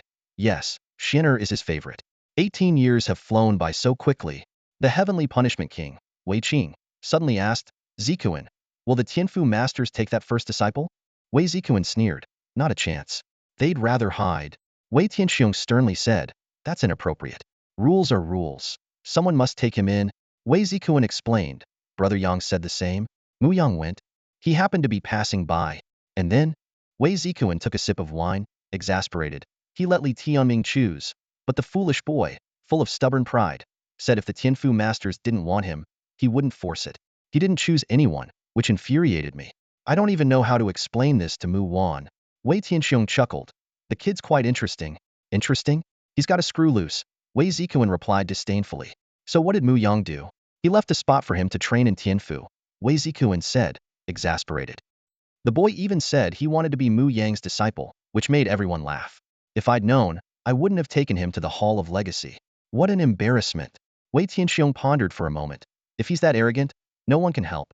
He's in Tianfu now, but if he doesn't pass the annual assessment, he'll be expelled. Wei Zikuan agreed. It's his choice. Without a Tianfu master, it's only a matter of time before he's kicked out. Enough about that fool. Let's focus on Shinner's birthday and enjoy the celebration. Wei Tianxiang looked at Wei Lingxian, laughing among the crowd, with a fond gaze. Ah, youth. Let's just watch them enjoy. Shinner told me she has one big wish for her birthday. What is it? She wants to see her grandfather. Did you tell him? I did. Wei Zikuan grumbled. That old man can really hide away. Not coming out for years, always living in gloom. Wei Tianxiang cut him off. Zikuan, you're not young anymore. Watch your words. All right. The heavenly punishment king, Wei Qing, suddenly sighed. Jinger hurt him too deeply. Wei Tianxiang, looking at his daughter Wei Lingxian, said, Shinner has grown up. Maybe it's a new beginning. I'll have Shinner visit him more often, help him forget about her. Yes. Wei Zikuan agreed. At that moment, the entire hall fell silent. Outside the courtyard, an elderly man with white hair had appeared. The elderly man wore a voluminous white robe, his frail frame slightly hunched, with aged spots dotting his skin. Yet beneath this aged exterior lay an intimidating aura that sent chills down the spine. His gaze was as sharp as a blade. One look from him could render anyone speechless. Even Wei Tianxiang couldn't compare. Grandpa! Great-grandpa! A group of young people rose excitedly, their faces beaming with joy as they welcomed the pillar of their hearts. The newcomer was none other than Wei Tiansong, the true hidden master of the Zhuge Kingdom and the mastermind behind the Yanhuang Academy. Wei Qing, Wei Tianxiang, Wei Zikuan, and others also stood up. Wei Lingshuang and Wei Guohao, overwhelmed with joy, supported Wei Tiansong from either side. Although the old man's steps were steady, he gladly accepted the care of his grandchildren, and a rare smile appeared on his face. Wei Zikuan whispered to Wei Tianxiong, indeed. The iron tree has blossomed. Wei Tianxiong replied helplessly, I should let the children approach him more often. Every time I try, he chases me away. Seeing their father finally smile, the brothers felt a weight lifted from their hearts. With the support of his grandchildren, Wei Tiansong took the seat of honor. Wei Lingshuang cleverly stayed by his side, pouring him a drink. The old man patted his granddaughter's head affectionately and said, I remember when Xin'er was just born. She was only the size of a hand. In a blink, 18 years have passed, and she's grown into a young lady. Wei Lingshuang playfully said, Grandpa, I only wish time could slow down, so you can stay youthful forever and always be by my side. She raised her glass, Grandpa, I toast to you, wishing you happiness as vast as the East Sea and a life as long as the southern mountain. Wei Tiansong laughed, haha, today is Xin'er's birthday. Yet she's the one trying to make me happy first. Wei Tianxiong and Wei Zikuan exchanged smiles, content with this heartwarming scene. Grandpa, where's my gift? Wei Lingshuang asked cheekily. With a magician's flair, Wei Tiansong produced a golden sword, its blade adorned with azure patterns, exuding a fearsome and powerful aura. A fifth-tier beast weapon, the Golden K sword. The young people gasped in awe, their eyes filled with envy. Wei Lingshuang excitedly accepted the gift, thanking him repeatedly. Wei Tiansong cautioned, remember, don't push yourself until you can truly master this weapon. Take it step by step. Wei Lingshuang agreed while looking pitifully at Wei Tiansong, hoping he would often come out to guide her training. The elder lovingly agreed, earning Wei Zikuan's admiration for his granddaughter's skillful persuasion. As the banquet continued in high spirits, a guard quietly entered and whispered to Wei Tianxiong, Lord, the deputy master has arrived. Wei Tianxiong chuckled. Let him in. Ask him if he brought any gifts. The guard replied. He brought a young man and asked me to inform you first. Wei Tianxiong quickly said. No problem. Let him in immediately. Curious, Wei Zikuan asked who it was, and Wei Tianxiong explained it was Mu Yang, and he had brought an outsider. Moments later, Mu Yang entered the lively courtyard with Li Tianming. As Li Tianming observed the simple yet elegant Wei residence, he thought about how this was where Wei Jing grew up. After wandering for 20 years, she must have a deep longing to return home. Mu Yang quietly instructed Li Tianming, don't speak later. I'll do the talking. My master is usually at Tianyun Pavilion, and he won't come out. I'll talk to Wei Tianxiong and take you directly to Tianyun Pavilion. Li Tianming nodded in gratitude and followed Mu Yang into the courtyard filled with laughter and joy. As Li Tianming stepped into the Wei mansion, his gaze immediately locked onto Wei Tiansong, seated at the head of the room. Although they had never met, an instinctive connection through their shared bloodline allowed him to recognize the master of the mansion, his grandfather and Wei Jing's father. Seated beside Wei Tiansong was the Divine Punishment King, whose appearance was even more striking and vibrant. Yet Li Tianming's eyes did not linger on him. Master, you're here, Mu Yang said, somewhat surprised. Wei Tiansong nodded slightly. Yes, it's Xin'er's birthday today. His demeanor towards Mu Yang was noticeably kinder than towards the Wei Tianxiong brothers. Mu Yang understood and with a smile said to Wei Lingxian, Xin'er, Uncle Yang didn't prepare anything this time, but I'll make it up to you next time. Thanks, Uncle Yang, but don't be stingy, Wei Lingxian replied playfully. Don't talk nonsense, Wei Tianxiong immediately reprimanded. Mu Yang laughed heartily. I like Xin'er's straightforwardness. Uncle Yang has better taste than my dad, Wei Lingxian teased, making a face at Wei Tianxiong, which brought laughter to the room. At that moment, Wei Zikuan noticed Li Tianming's presence. Mu Yang, why did you bring him here? He asked, surprised. As the Wei mansion was a private place, even Lin Shouting, a disciple, had never entered. Wei Guohao also seemed puzzled. The mansion was hidden deep within the Tianfu, and Mu Yang had brought the boy who had just embarrassed himself in the hall, Li Tianming. Who is this young man? Wei Tianxiong inquired. Wei Zikuan explained, brother. He is this year's top disciple, Li Tianming. His words only deepened the confusion among the Wei family. Bringing a seemingly insignificant youth to the Wei mansion seemed inappropriate. As everyone curiously regarded Li Tianming, his eyes met Wei Tiansong's. The old man's gaze was calm, yet it felt like a vast ocean. Li Tianming sensed an invisible pressure mounting, as if he were submerged in deep water, struggling to breathe. Wei Tiansong's eyes began to change, and Li Tianming knew that for his mother's sake, he could not afford to lose this silent battle. He forced himself to meet Wei Tiansong's gaze without flinching. Seeing this, Mu Yang quickly explained, Master, I intended to discuss a small matter with you, but since today is Xin'er's birthday, my timing is off. I'll come back in a few days and bring a gift for Xin'er. Wei Tiansong glanced at Mu Yang and closed his eyes. What do you want to say? His tone hinted at an impending storm. and the atmosphere in the mansion grew tense. Should I come back another day? Mu Yang asked tentatively. No need, speak now, Wei Tiansong replied coldly, his tone leaving no room for argument, further dampening the mood of everyone present. Mu Yang hesitated, feeling troubled. He had hoped to discuss the matter privately with Wei Tiansong, but with the entire Wei family present, although they had no decision-making power, their presence would inevitably influence Wei Tiansong's judgment.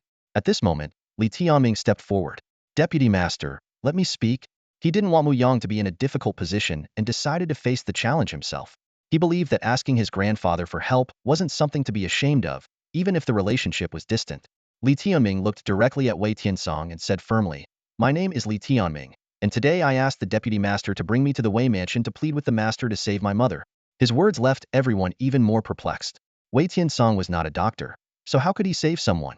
Moreover, it seemed unrelated to him. Wei Tiansong's raspy voice broke the silence, sounding as grating as wood scraping. Your mother? What is her name? Without hesitation, Li Tianming replied. Wei Jing. The moment Li Tianming uttered those two words, the entire Wei residence felt as if it had been struck by a bolt of lightning. The previously quiet atmosphere instantly transformed into boiling lava, with every gaze fixed intently on the young man. Apart from the deputy master, Mu Yang, everyone in the Wei family was left in a state of stunned disbelief. That name had been taboo for 20 years, a subject never to be mentioned in the presence of Wei Tiansong. Yet now, not only was it spoken, but Li Tianming himself stood before them. Wei Tianxiong, Wei Qing, Wei Zikuan, and other key figures of the Wei residence were petrified, their scalps tingling, and they dared not meet Wei Tiansong's eyes. Wei Zikuan was particularly shocked. 3 years ago, he had heard of Li Tianming's name but never imagined he was his nephew. For the younger generation, like Wei Guohao and Wei Lingxian, the details of the past incident were unclear, but they knew a certain aunt had been expelled from the family, disappearing without a trace. Despite having the means to track down Wei Jing, they were strictly forbidden by Wei Tiansong to seek or contact her. Facing the pressure of the entire room, Li Tianming spoke with a steady and sincere voice. My mother was struck by a misfortune 20 years ago, and now she doesn't have much time left. We've returned to Yin City to humbly request the Master's help to save her. If you agree, I am willing to serve the Wei family with utmost loyalty. These words stirred an even greater storm in the Wei residence. Wei Tiansong slowly opened his eyes, and an invisible pressure descended upon Li Tianming. The young man felt as if his insides were collapsing, with his life force and blood flowing in reverse, his entire being on the verge of shattering. In his eyes, Wei Tiansong was no longer a mere elder but a colossal beast, ready to crush him like an ant. Li Tianming gritted his teeth, standing firm against the overwhelming pressure. His fiery gaze met Wei Tiansong's, and he repeated, She doesn't have much time left. I beg you to save her. I am willing to repay this kindness with my life. The room was silent, every eye on Wei Tiansong, awaiting his response. The younger members of the Wei family didn't even dare to lift their heads. Suddenly, Wei Tiansong's raspy and restrained voice broke the silence. Mu Yang. The entire residence seemed to tremble with that single word. Mu Yang responded, Master, I am here. Escort this man and his mother out of Yin City immediately, and never let them return. Wei Tiansong's voice was filled with suppressed fury. This was tantamount to a death sentence for Wei Jing, completely denying Li Tianming's plea. The young man looked on in disbelief, his heart erupting with anger like a volcano. Is this the true nature of the master of Tianfu? Li Tianming glared at Wei Tiansong. To abandon someone in need, you are unworthy of being a father. Li Tianming stood in the center of the Wei family hall, his fists clenched tightly as he struggled to contain his anger. His gaze was fixed on Wei Tiansong, the man responsible for Wei Jing's predicament, seated high above. Wei Tiansong's recent retort had pierced Li Tianming's heart like a sharp blade. How dare you? Shut up. Li Tianming finally burst out, his voice echoing through the hall. The members of the Wei family were taken aback, their faces changing with indignation. They could hardly believe that a young man, barely past his coming of age, would dare speak to Wei Tiansong in such a manner within the Wei residence. Seeing this, Mu Yang quickly reacted. He hurried forward, placing a hand on Li Tianming's shoulder while addressing Wei Tiansong. Master, please don't take it to heart. The boy is just anxious. I'll take him away right now. As soon as Mu Yang placed his hand on him, Li Tianming felt an invisible force sealing his throat, rendering him speechless. Mu Yang felt regretful. Today was supposed to be a rare joyous occasion for Wei Tiansong, but everything was ruined because he brought Li Tianming along. Under the guiding gazes of Wei Tianxiong and others, he promptly began to lead Li Tianming out. Mu Yang was secretly surprised by Wei Tiansong's intense reaction, which was stronger than he had anticipated. He realized that rescuing Wei Jing would be far more challenging than he had imagined. Just as they were about to step out of the hall, Wei Tiansong's deep, raspy voice suddenly rang out, Wait. Yang and Li Tianming stopped in their tracks and turned to face Wei Tianzong. The master's golden gaze, like sunlight, continued to burn into Li Tianming's eyes, yet he did not blink, staring directly at the leader of the Tianfu. Wei Tianzong spoke slowly, his voice resonating through the Wei residence. No one from the Wei family should die disgracefully outside. Bring Wei Jing back to me. If she must die, it will be here. He paused, his gaze sharpening as he fixed it on Li Tianming. What's your name? Li Tianming, he replied through gritted teeth. Wei Tianzong let out a cold laugh. Destiny, is it? Foolish delusion. Don't think you can leave the Wei residence. You'll live your life here in Tianfu. Forget about using our name to deceive others. Li Tianming retorted without backing down. Is the Wei family name so honorable? I might find it disgraceful. Yang was at his wit's end. Just as he was about to speak, Li Tianming managed to provoke Wei Tianzong further. Wei Tianzong stood up and ordered coldly, Tianxiong, have someone prepare the rainforest pavilion for me. Seal it off and throw these two in.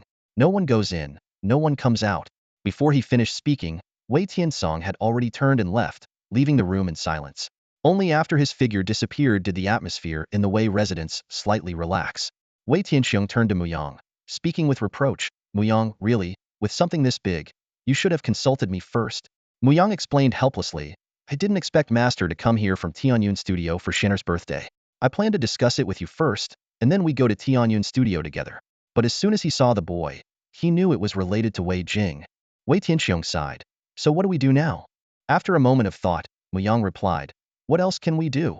I'll bring Jinger back and lock her in the rainforest pavilion. We'll deal with the rest later. Although Wei Tianxiong was dissatisfied, he understood it was the only option for now. After all, this was Wei Tianzong's decision, and they had no choice but to comply. Wei Xiangxing had already instructed the servants to clean up the Yulin pavilion. This beautiful structure, untouched for 20 years, was finally about to be revealed once more. Wei Qing looked at the distant pavilion with a frown, puzzled. Was his father's decision to help or not to help? Wei Xiangxing sighed, his eyes filled with complex emotions. Who knows? Today, I finally made him happy, and now it's all turned sour again. If Wei Jing comes back, I fear this household will have no peace. Weiziken, standing nearby, asked quietly, they say second sister has a grave illness and doesn't have much time left? Let's wait until Yang brings her back. Wei Xiangxing replied, then asked, do you think father might forgive her? Weiziken's eyes darkened, and he shook his head. How could he? She hasn't returned for 20 years, and now she comes back seeking help as she's dying. Look how irritable he is today. Is it possible? And what about you? Weiziken turned his gaze to Wei Xiangxing. Wei Xiangxing was silent for a moment before slowly saying, I think it would be better if she didn't come back. Big brother. I feel the same way. Weiziken agreed. She ruined father to this extent. There's no forgiving that. At this point, Wei Xiangxing noticed that Yang had not left and asked, Yang, does our conversation upset you? Yang replied expressionlessly, that's your opinion, not mine. I'll go find Wei Jing now. With that, he turned and left, leaving Li Tianming to face the Wei family alone. Wei Xiangxing glanced at Li Tianming and said to Wei Guohao, take him to the Yulin pavilion. We don't need this embarrassment here. Yes, father, Wei Guohao replied, walking up to Li Tianming and saying coldly, follow me, and you'd better behave. There's no escaping this time. Act up and you'll get beaten. Wei Lingshuan followed, mocking, what a spoilsport. We worked hard to celebrate and make grandfather happy, and you ruined it all. Led by Wei Guohao, a group of younger members of the Wei family surrounded Li Tianming, escorting him to the Yulin pavilion. On the way, Wei Lingshuan introduced him to the others. Haven't you heard of the infamous Li Tianming? 3 years ago, he was already a disciple at the academy. He tried to pursue Mu Qingqing, Lin Shouting's girlfriend, and when he failed, he drugged her. Fortunately, Lin Shouting arrived in time and killed his companion beast. Viking Ei exclaimed exaggeratedly, oh my, such a person exists? That's disgusting and terrifying. Wei Guohao sneered. It's disgraceful to have someone like him related to us by blood. Wei Lingshuan smirked. I guess that's why his mother was kicked out by grandfather. Maybe she's just like him. Li Tianming abruptly turned around, his eyes blazing as he glared at Wei Lingshuan. Do you believe I won't slap you so hard you can't speak? Wei Lingshuan pretended to be frightened and hid among the crowd. Everyone was momentarily stunned, then burst into laughter. Haha, Sister Xuan, you better hide. If he's saying such big words, he must be strong. Yeah, maybe he's a hidden genius, pretending to be weak. Just because he looks like he's at Lingyuan Realm Level 3, he might explode in a single move and take Sister Xuan down instantly. By then, we might all be shocked. Should we give him a performance of being shocked right now? Come on, everyone, together. They exaggeratedly mimicked being shocked, praising. Wow, I didn't expect Li Tianming to be so strong. Oh my. He took Sister Xuan down in one move. He blew and sent Brother Hao flying. My goodness, he blew up a cow by its tail, turning it into a balloon. Amazing, I'm shocked, aren't you? Viking Yi laughed so hard he almost doubled over, and Weiling Xuan was equally amused. Weigo Hao turned back to look at the silent Li Tianming, smiling as he asked, why aren't you saying anything? Li Tianming? Are you numbing yourself? Fantasizing about the day you can really defeat us and get your revenge? Li Tianming replied coldly, say whatever you want. Weigo Hao continued to taunt, haha, such imagination. I feel like many new academy entrants truly don't understand the gap between them and those of us who've trained in Tianfu since childhood. Wei Guohao sneered at Li Tianming, his eyes full of disdain. Let me put it this way, Wei Qingyi is 17, at the 5th level of the Spirit Source Realm, 3 years younger than you, yet could easily crush you. Everyone here is more talented than you. Do you understand the gap now? Li Tianming remained unfazed and responded calmly, I understand. I admire you all, truly. You're all prodigies. However, in his heart, he was calculating. Since he could return to Yindu and secure the position of first disciple, catching up to these so-called geniuses would only take a month or two. Then, they could talk about winning and losing. Li Tianming wasn't in a hurry. Even if he had to stay at the Wei Mansion temporarily, he could continue to train and grow stronger. Since these people put on such a dramatic show in front of him, it wouldn't be long before he'd show them what true amazement was. At his current rate of progress, it might not even take a month. Could the Wei Mansion really hold him? By this time, they had arrived at the Rainforest Pavilion, which had been abandoned for 20 years. Many servants were busy cleaning it, and guards arranged by Wei Tianxiong were already in place. 2 men took turns on duty, ensuring that Li Tianming and Wei Jing couldn't leave. Wei Guohao looked at Li Tianming with disdain and said, get in there already. Why bother cleaning it? The dirty Rainforest Pavilion matches you perfectly. Li Tianming couldn't be bothered to respond, and simply observed the place that would become his new residence. This was where Wei Jing had lived since she was a child. Wei Guohao turned to 2 middle-aged men who had just been assigned there and instructed, Xiao Gao, Zhao Jin, keep an eye on him. Don't let him step out of the Rainforest Pavilion. An older one will be sent later. They mustn't leave either. Yes, young Master Guohao. The palace master has already instructed us. The 2 men nodded quickly. All right, let's go. It's Shanner's birthday today. Let's continue the celebration elsewhere. Don't come back to this dump, Wei Guohao said, leading a group of young people away with laughter and joy. Their merriment was in stark contrast to Li Tianming's current calmness. Li Tianming walked into the Rainforest Pavilion and found it much larger than he had imagined. If it hadn't been abandoned for so long, it would have been more elegant and comfortable. Among the many furnishings and traces, he seemed to see glimpses of his mother's life. The servants worked efficiently, and within half a day, the Rainforest Pavilion was mostly cleaned. The master bedroom was especially tidied, perhaps under the orders of Wei Tianxiong or Wei Tianzong. Once the cleaning was finished, the servants gradually left. About half an hour later, Li Tianming heard footsteps. He walked out and saw Mu Yang helping Wei Jing as they entered. Mother, Li Tianming called softly. Wei Jing looked up, and a faint smile appeared on her lips when she saw her son. I failed, Li Tianming said quietly. No, you didn't. Wei Jing comforted gently. I really did fail, Li Tianming insisted. Wei Jing looked around, her eyes reflecting complex emotions. No, you didn't.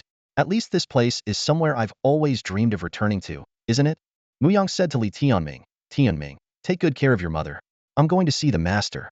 I think I might be able to plead on your behalf. What do you mean? Li Tianming asked. Mu Yang explained, you don't get it. The master isn't truly heartless.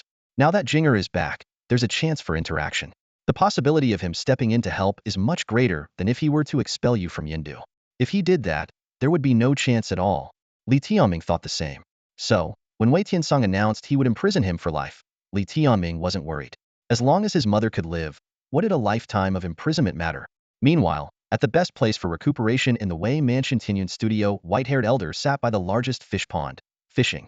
Unfortunately, his unstable mind caused his fishing rod to tremble, making it nearly impossible to catch a fish. The heavenly punishment king, Wei Qing, walked in from outside, stretched, and lay down unceremoniously on the rocks by the shore, his usual imposing image gone. He spoke, brother. Are you going to help or not? You treated Jinger like a treasure when she was young, pampering her for 20 years, letting no one touch her. You can't just watch her suffer and die, can you? Brother, there's no one else here. No juniors. Stop putting on a stern face and just speak your mind. Smack. Wei Tianzong angrily threw his fishing rod on the ground, trembling with rage. You tell me, what makes her so stubborn? She endured the life tribulation for 20 years and still didn't come back. Impressive. Huh? She held on for so long. only to come back begging me in the end. Wei Qing rolled his eyes. Who told you to lose your temper and use harsh words to cut off her path? If I were Jinger, I wouldn't dare come back either. Do you think I'm that stubborn? Wei Tiansong asked, puzzled. What do you think? It's been 20 years. We're almost old and dead. Lighten up a bit, Wei Qing advised. Sure, Jinger has her faults, but think about it. 20 years of life tribulation punishment, isn't that enough? Just give me a straight answer, will you help or not? Wei Tiansong and Wei Qing sat by the fish pond, with no one else around, creating a somewhat tense atmosphere. Wei Tiansong gritted his teeth and said, we've been brothers for 60 or 70 years. There's no one else here, so there's nothing we can't say. Of course, I have to save her. She's my daughter. If I don't save her, what kind of father would I be? Wei Qing raised an eyebrow and asked, then why were you yelling just now? Do I not deserve some respect?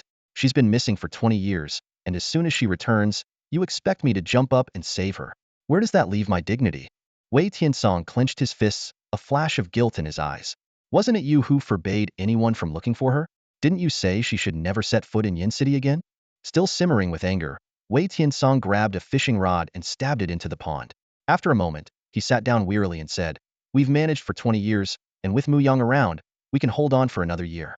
I'll wait for her to come and admit her mistakes and apologize before I save her.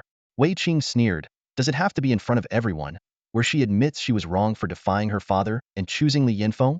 What else? Wei Tiansong retorted. Wei Qing shrugged nonchalantly, do as you wish. After all, it's your daughter who's suffering, not mine. Wei Tiansong suddenly seemed smug. Can your daughter be as beautiful? Isn't she not as beautiful now? Still boasting? Wei Qing couldn't help but laugh at his old friend's conflicted expression. He changed the subject. But your two sons, they seem to really dislike Jinger. None of their business, Wei Tiansong dismissed with a wave. But Mu Yang, he's truly remarkable, holding no grudges. Indeed, Jinger owes Mu Yang a lot, and so do I, Wei Tiansong admitted with a hint of regret. Wei Qing consoled him, that's all in the past. Mu Yang is doing quite well now. Suddenly recalling the young man he met today, he asked, her son, your grandson, what do you think of him? Wei Tiansong was dismissive. Li Yinfeng is a waste. What kind of genius could he raise? Even though he got into Tianfu, he's older and at a lower level than Wei Qing. He's not promising. Wei Qing shook his head. You're wrong about that. You don't know what happened to him 3 years ago. I just found out. What happened? Wei Tiansong was intrigued. Wei Qing briefly recounted the events and added, he's recultivating his level. Even if he started 3 years ago after losing his companion beast, he's made it back to the 3rd or 4th stage of the Lingyuan realm. That's not bad for 3 years. Wei Tiansong remained unimpressed. He didn't grow up in the Wei family, without my guidance, and lost the golden winged rock. With only a fierce beast as a companion, he won't go far. If he can achieve half of what Wei Qingyi has, he'd be doing well. Wei Qing pondered, that's still something. But this kid, he might have character issues, considering the scandal from 3 years ago. That's not right, Wei Tiansong suddenly said. What's not right? I saw him today. He's not that kind of person, Wei Tiansong squinted. Are you sure? I'm sure. This kid has a strong and righteous look in his eyes, not the gaze of a petty person, Wei Tiansong said firmly. Wei Qing showed interest. Well, that's intriguing. Wei Tiansong snorted. The little brat dared to confront me today. I'll have to test him. What do you mean? You'll see. Just then, a knock came from the door, and a voice called out, Master, may I come in?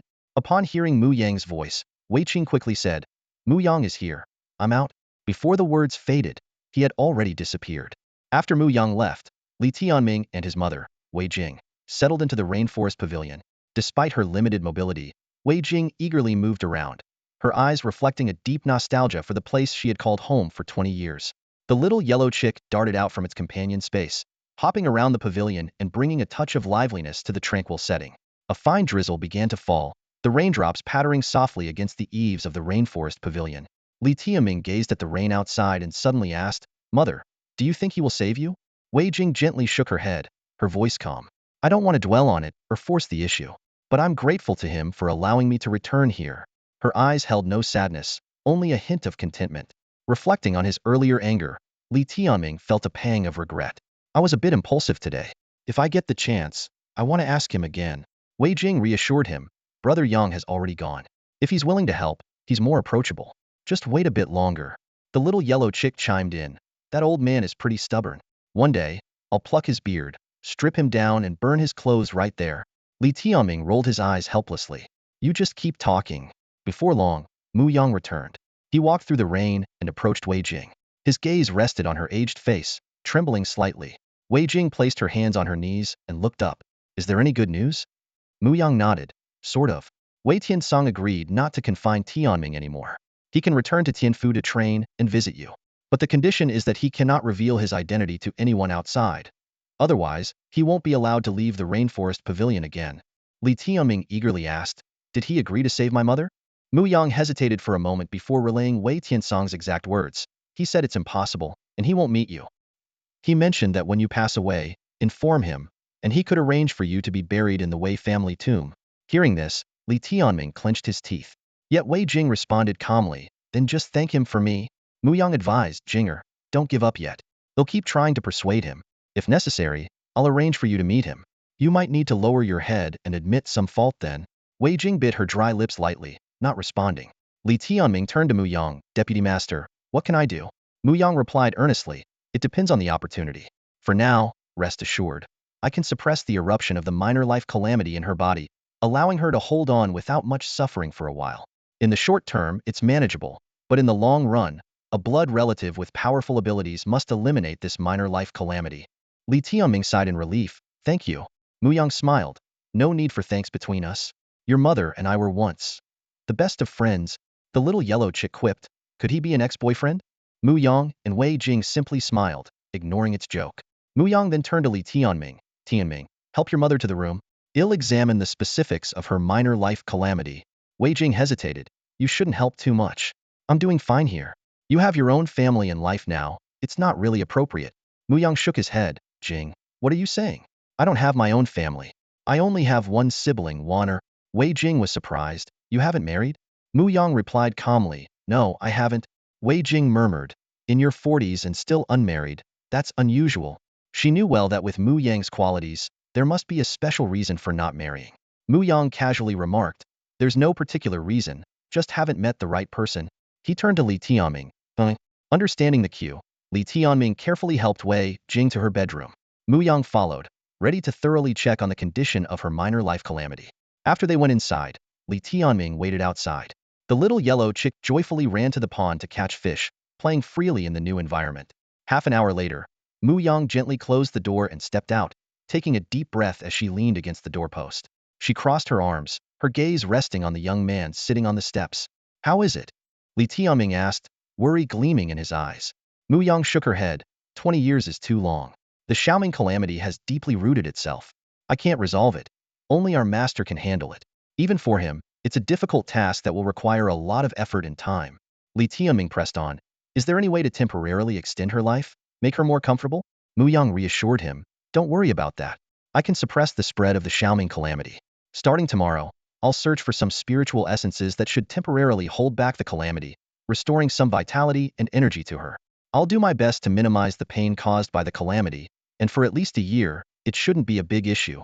Li Tianming felt a wave of relief. Previously, relying solely on his Qingling grass, Wei Jing might not have lasted a month.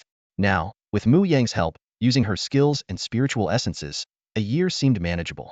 This proved that seeking Mu Yang's assistance today was the right decision. Although he had expressed his gratitude many times, Mu Yang had already become a benefactor in Li Tianming's heart. He pondered that if he wanted to win back Wei Tiankang's favor in the future, he might also need Mu Yang's help. Mu Yang looked at him intently. Leave your mother's matter to me for now. Tianming, I want to ask you about something else. Sure. You probably know that my third disciple is Lin Shouting from the Thunderclap Mansion. I heard you two had some conflict 3 years ago. Can you tell me what happened? Li Tianming countered. Can you trust me over your own disciple? Mu Yang straightforwardly replied. I believe in the truth and facts. Your sister, Mu Wan, was my mentor. She knows the truth. Did she ever tell you about the origin of Lin Shouting's sacred beast battle soul? She did, but I didn't believe it before because I hadn't met you. And now?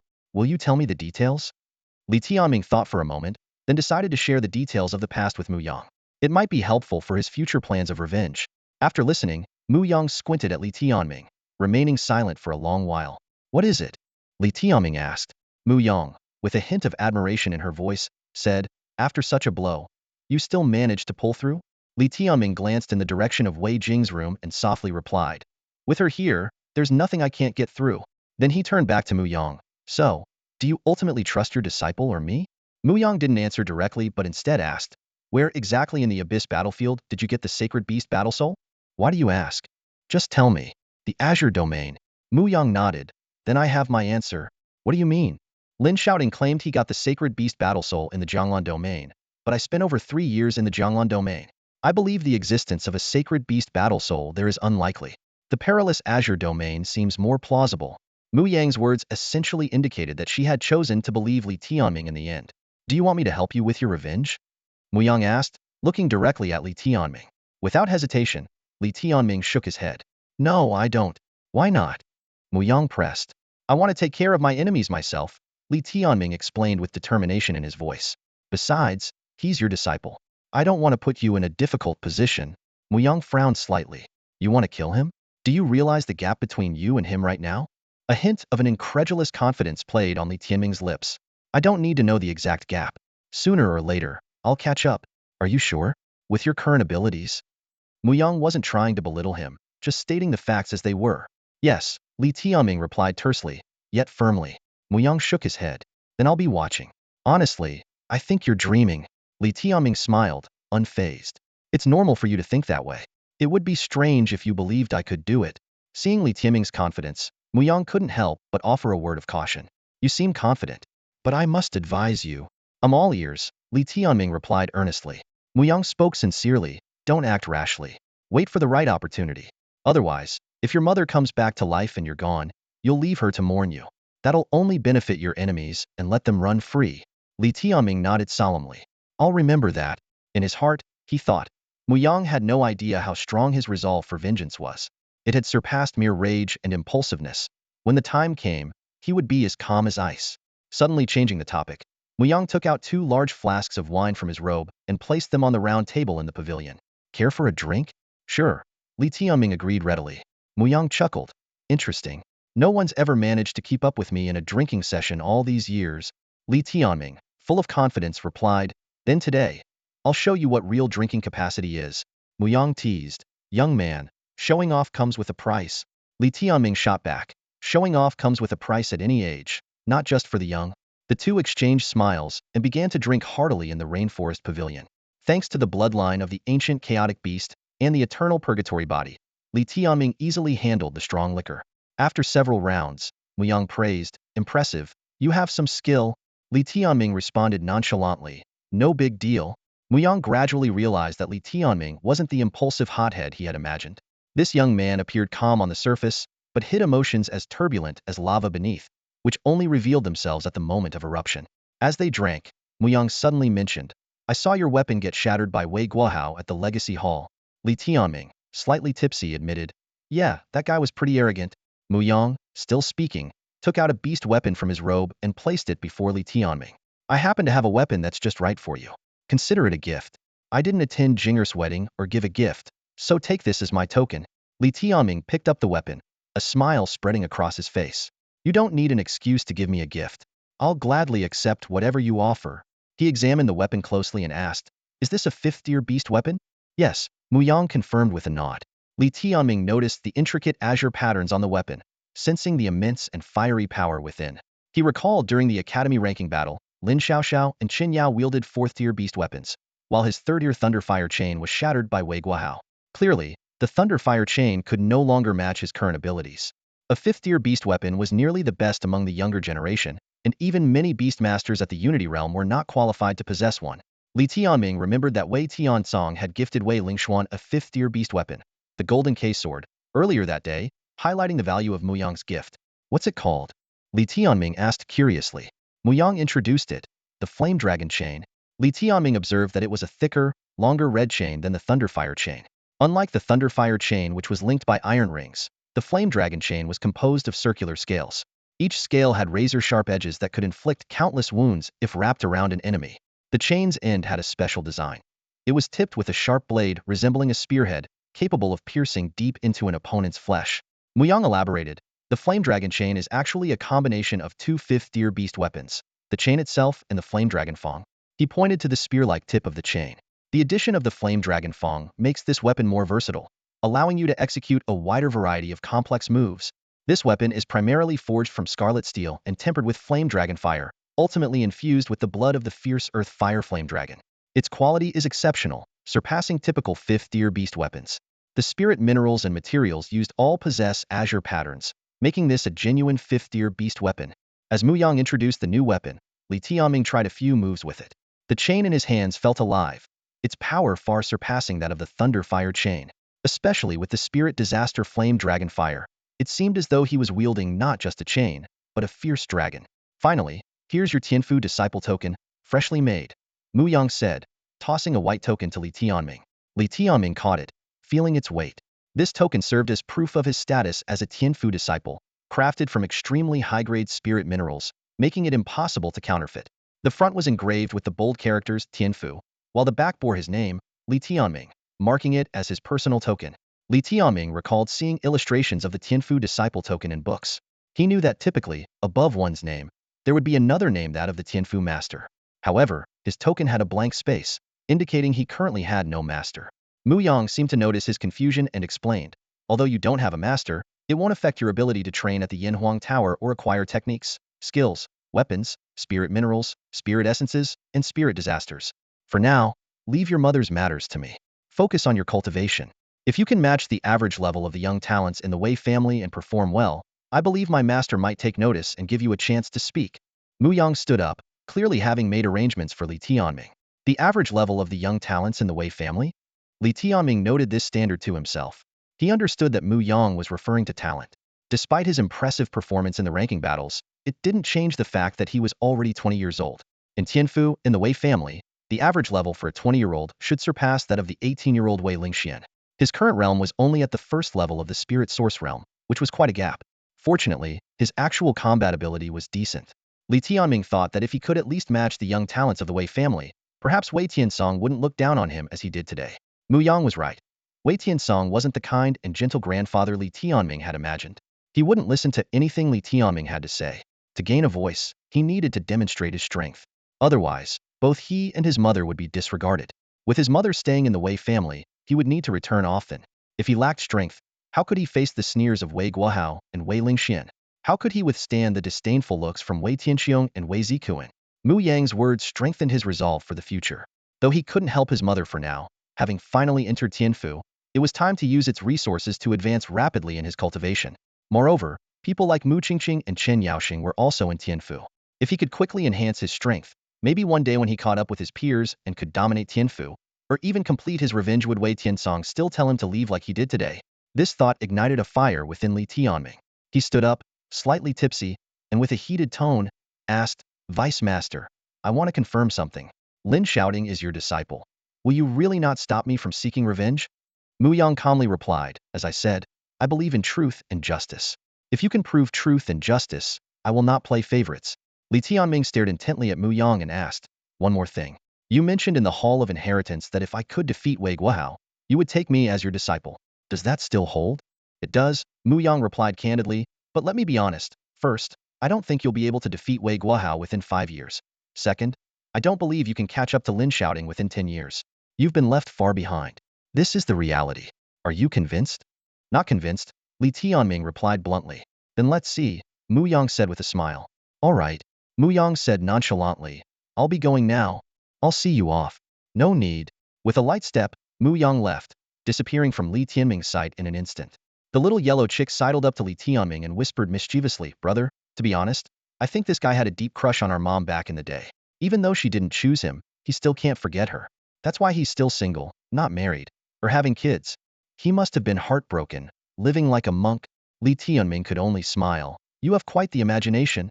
In truth, these were old stories, and as juniors, they didn't need to delve too deeply. Li Tianming only had one question. With both Qinshang and Mu Yang being so outstanding, why did his mother choose Li Yanfeng? If she had chosen them, she surely wouldn't be in her current situation. The little yellow chick continued its cheeky speculation, Brother. How do you think he deals with his needs? As the vice master, does he visit brothels, or does he just handle it himself? Li Tianming teased. Xiaohu, do you know how a chicken becomes bigger and better for stew? What? By being castrated. You're just jealous of my robust assets. The little yellow chick retorted shamelessly. After Mu Yang left, Li Tianming's path of cultivation in Tianfu officially began. The Yanhuang Tower was the most famous training ground for Tianfu disciples and a sacred place in the entire Vermilion Bird Nation. Li Tianming had long wanted to see it for himself and discover what wonders it held. But before that, he wanted to find the Green Princess. Of course, that was just a pretext. He truly wanted to see Jiang failing. Although Wei Tiansong no longer restricted Li Tianming's freedom, it was clear that the Wei residence was not a place he could stay for long. Fortunately, Mu Yang was able to take care of Wei Jing, which provided Li Tianming with some comfort. After bidding farewell to his mother, he settled in a secluded corner of the Tianfu, as arranged by Mu Yang.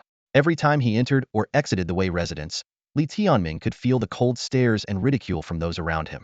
He knew well that the deputy master must have worked hard to persuade the stubborn old man not to imprison him any longer. Remembering Wei Tiansong's resolute tone when he initially wanted to incarcerate him for life, Li Tianming couldn't help but smile wryly. He took out the note given by Jiang failing and, cross-referencing it with the Tianfu map, quickly pinpointed his destination. With the little yellow chick in tow, Li Tianming headed in the direction of Jiang failing. On his way, he thought of Princess Qing's celestial master, Qin Shi. As one of the strongest female celestial masters, Qin Shi hadn't paid him any special attention in the Hall of Inheritance, but her attitude was much friendlier than Lu Xueyao's. Since she mainly took on female disciples, Li Tianming had little interaction with her. In Tianfu, each celestial master had a dedicated palace, while the disciples lived in surrounding courtyards. Li Tianming, being an anomaly with no master to rely on, could only reside in the remote corners of Tianfu, with no one around. His destination was the residence of Celestial Master Qin Shirshiyan Pavilion. In the early morning, the entire pavilion was exceptionally quiet. Following the directions, Li Tianming arrived near the western wing and soon found the courtyard named Qingwanzhai, where Princess Qing and Jiang Failing resided. Just as Li Tianming was about to knock, the door creaked open. A girl in sheer white gauze appeared, stretching and rubbing her sleepy eyes. Despite her tousled hair, her beauty was undeniable, especially as she stretched, revealing her graceful figure, leaving Li Tianming feeling refreshed. "Who is it?" Another voice came from inside. Shortly after, another girl emerged. Compared to Jiang Failing, this girl had a more curvaceous figure, showing astonishing curves for her young age. Jiang Qingwan was clearly not expecting Jiang Failing to open the door so quickly. Caught by Li Tianming's gaze, she froze for a moment before screaming and retreating into the bedroom. "Brother, wait for us a moment." Jiang Failing giggled as she closed the door. Li Tianming cleared his throat, trying to maintain a gentlemanly demeanor. The little yellow chick covered its eyes with its wings, though the gap was suspiciously large. A moment later, Jiang Qingwan reappeared at the door, this time wrapped in several layers of clothing. She glared at Li Tianming fiercely. "Li Tianming, I think those eyes of yours are quite useless. What are you planning to scoop them out and have them with a drink? Like beef meatballs, take a bite, and they burst?" Li Tianming joked. "Stop being disgusting. You're not welcome here, you notorious scoundrel." Jiang Qingwan glared at him. "Qinger, step aside and let brother in." Jiang Failing's voice came. She was now dressed in a light blue short skirt, showing off her long legs, with dimples appearing as she smiled, youthful and charming. Li Tianming gently pushed aside Jiang Qingwan's hand and swaggered into Qingwanzhai. Jiang Failing had already prepared tea in the pavilion's gazebo. "Brother, have some tea," she said, tucking her hair behind her ear as she handed him a cup of fragrant tea. "Thank you, Linger," Li Tianming said, sitting down and marveling at the perfection of such a woman. Leaning against the pavilion's pillar, Jiang Qingwan said mischievously, "Li Tianming, I heard another joke about you. Go ahead, share it with everyone so we can all have a laugh." Li Tianming responded calmly. "The once prominent first disciple, now abandoned by all celestial masters, even the academy is laughing at you," Jiang Qingwan said. "Haha, that's quite amusing," Li Tianming replied nonchalantly. "How can you be so shameless?" Jiang Qingwan said angrily. "Who isn't? You're always interrupting my conversations with Linger. Do you have some ulterior motive, trying to steal her away from me?" Li Tianming retorted with a smirk. "Are you out of your mind? I've never met someone as shameless as you." Jiang Qingwan glared furiously at Li Tianming. "If I don't keep an eye on you, who knows what disgraceful things you might do?" Jiang Failing sat nearby, leisurely brewing tea with a faint, amused smile on her lips. She seemed to find the argument rather entertaining. "You judge me with a petty heart," Li Tianming retorted, not backing down. "If you're a gentleman, then this chicken is too." Jiang Qingwan scoffed, pointing to a small yellow chick beside her. "That's right, I am a gentleman," the little yellow chick interjected proudly out of nowhere. Watching their shameless antics, Jiang Qingwan was so angry she stamped her feet, gritting her teeth in frustration. "Qinger, don't be upset. Sit down and let's talk." Jiang Failing gently took Jiang Qingwan's hand, offering her a way to calm down. Once Jiang Qingwan had settled a bit, Jiang Failing turned to Li Tianming with concern. "Brother, how are things going in Tianfu? Even without a master, I've got the Tianfu disciple token, so it won't affect my future training," Li Tianming replied calmly. "That's impressive, brother." Jiang Failing genuinely praised him. "You call that impressive?" Jiang Qinghuan snorted. Without a master, he'll be at the mercy of anyone in Tianfu. What should we do then? Jiang Failing asked worriedly. Can Qinger protect you? Jiang Qinghuan smirked and said, if he kneels before me and calls me granny 3 times, I might consider it. To me, you only have the appearance of a granny, not the strength. Li Tianming shot back unceremoniously. Jiang Qinghuan was momentarily speechless, realizing that she and this person simply couldn't get along. Despite their differences, through her interactions with Jiang Failing, she learned quite a bit about Li Tianming, including his sacred beast battle soul and that slanderous incident. Just wait to be bullied by Tianfu disciples, Jiang Qinghuan threatened. I'm the only one who can cover for you, yet you dare talk back. Li Tianming remained indifferent. No worries, don't I have your jade pendant? If anyone bullies me, the pendant will do the trick. Jiang Qinghuan was startled and stood up abruptly. I forgot about that. Give it back right now. Return it? Sure. Li Tianming chuckled, swiftly hiding the pendant in his pants. Come and get it yourself. Jiang Qinghuan was on the verge of tears. That was her most precious item, and it ended up in such a place. I'll strangle you. Jiang Qinghuan was furious, and chaos erupted in Qinghuan Pavilion. Despite the commotion, their relationship wasn't damaged. Jiang Qinghuan simply found Li Tianming intolerable. I want to take Linger to the Yanhuang Tower for training, Li Tianming suddenly announced. Fine. Both of you little brats can leave. Jiang Qinghuan was exasperated to tears. She realized she had met her match. Having Li Tianming around was pure torment. Every word he spoke made her tremble with anger. Don't be mad, Qinger. I'll bring you some barbecue when I return. Jiang Failing winked. I'm not eating it. I'm on a diet. Jiang Qinghuan huffed. You could use one. Li Tianming glanced at her. Get lost. And so, Li Tianming and Jiang Failing were promptly kicked out. Li Tianming achieved his goal. Otherwise, taking Jiang Failing away in front of the Qing princess would have been nearly impossible. Brother, Qinger is actually very kind, Jiang Failing said softly after they left the Poem Cloud Pavilion. She felt sorry for you when she heard about your situation. Li Tianming smiled. I know, that's why I dared to joke with her. Otherwise, given her status, she'd have torn me apart by now. Although he and Jiang Qinghuan didn't get along, he always considered her a good person, a friend. Though he couldn't repay her kindness now, he would never hesitate to help if she ever needed him. They walked into a charming garden. The clouds drifted lazily in the sky, and a gentle breeze fluttered Jiang Failing's hair. Her serene smile and ethereal gaze painted a beautiful picture. Li Tianming, equally striking, was tall and graceful, exuding refinement. Together, they seemed like a perfect match. Linger, I have a feeling, Li Tianming said directly. I think you can help me train, especially in the spirit state. I can. Jiang Failing nodded affirmatively. How do you know? Intuition. Perhaps it's the full-level spirit attunement, Jiang Failing explained. Can you do this with the Qing princess? Jiang Failing shook her head. Li Tianming looked at her, and for some reason, her face always felt familiar to him. Whenever he was near her, there was an inexplicable stirring in his heart. They stood together naturally, as if they had been companions for countless years. Perhaps, this was what people called destiny? Even though no one believed in Li Tianming, considering Jiang Failing was a princess and he was a notorious figure, their future seemed impossible. But Li Tianming didn't want to think that far ahead. He just wanted to know her, understand her, and connect with her heart. Let's try the wings of heaven again, Li Tianming suggested. Okay, Jiang Failing agreed. This was her third ability.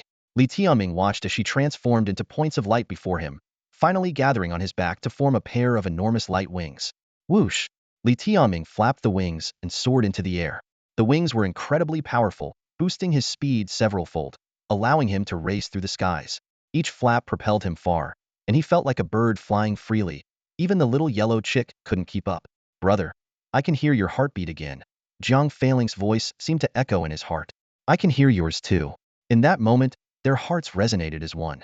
What does it truly feel like to connect with your innermost self? Li Tianming was experiencing it at this moment. Standing beside him was Jiang Failing, whose heart was as pure as a pearl, in stark contrast to his own scarred soul. Despite his young age, Li Tianming had already weathered some of life's fiercest storms. Yet, only when he was near this girl did he feel an unprecedented sense of peace, as if he had found a warm harbor. Brother, what do you think is in my heart? Jiang Failing asked innocently. Thoughts of mischief towards me, Li Tianming replied with a smile. If I were to withdraw the wings of heaven right now, you'd fall straight down. Jiang Failing warned, though her face, unseen, was likely flushed red. Should I perform a triple spin in the air and land with perfect grace? Li Tianming teased. You just end up eating dirt, she laughed back. Who knew Linger could be so ruthless? I have many ruthless sides. Don't be fooled by my harmless appearance. she said with mock seriousness. Then I dare not, lest you end up murdering your husband. In the next instant, Li Tianming's wings of heaven vanished, sending him plummeting to the ground with an awkward thud. Of course, Zhang Feiling had already ensured he wouldn't get hurt, as the descent was from a low height. Li Tianming clambered to his feet, seeing Zhang Feiling standing nearby with a mischievous smile. She shot him a look that seemed to say, "That's what you get for teasing me. Do you dare to speak nonsense again?" she challenged. "No more, I beg your mercy, my queen," Li Tianming pleaded. Clearly, Linger was not just a soft little cotton ball, not so easily won over. Li Tianming couldn't deny his growing affection for her, knowing that as they spent more time together, his feelings would only deepen. She made him realize just how despicable Mu Qingqing, whom he once thought he would protect for a lifetime, truly was. Yet, he also knew that being with Zhang Feiling would not be easy. There were countless obstacles to overcome. In this world, love alone wasn't enough to bring two people together. There were too many barriers and uncertainties. As they appeared together in the bustling heart of the Tianfu, they immediately attracted countless glances. Many believed Li Tianming had no right to accompany Zhang Feiling. Although she lacked a companion beast, her unique abilities were well known throughout Yin City. Numerous talented youths longed to meet her, and most of these talents were gathered at the Tianfu's Flame Yellow Scared Hall. Li Tianming was now standing at the famous Flame Yellow Tower of the Tianfu. Before him rose a towering structure, alternating between layers of golden and black, reaching up into the clouds. The entire tower resembled a majestic mountain. During his time at the Flame Yellow Scared Hall, Li Tianming could see this legendary tower from afar.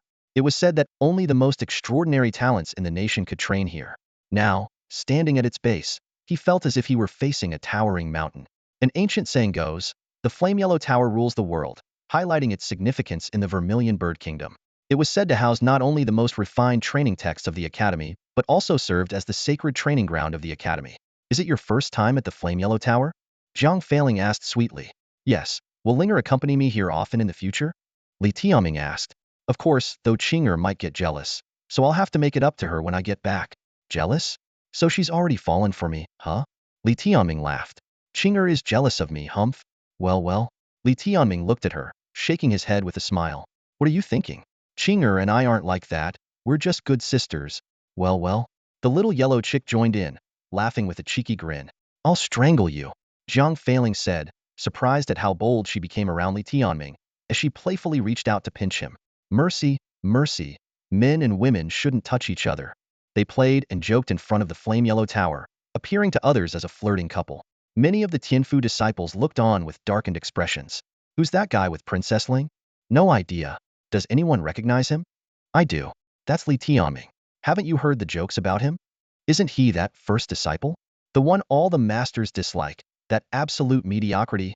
"Yes, the same guy who tried and failed to drug and molest Lin Xiaoting's girlfriend 3 years ago, a laughingstock. I heard there's been a big joke entering Tianfu these past few days, and it's him.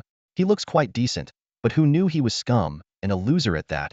A group of Tianfu disciples gathered, arms crossed, watching Li Tianming with mocking eyes. Yet, as Li Tianming and Zhang Feiling continued their playful banter, their brows furrowed deeper.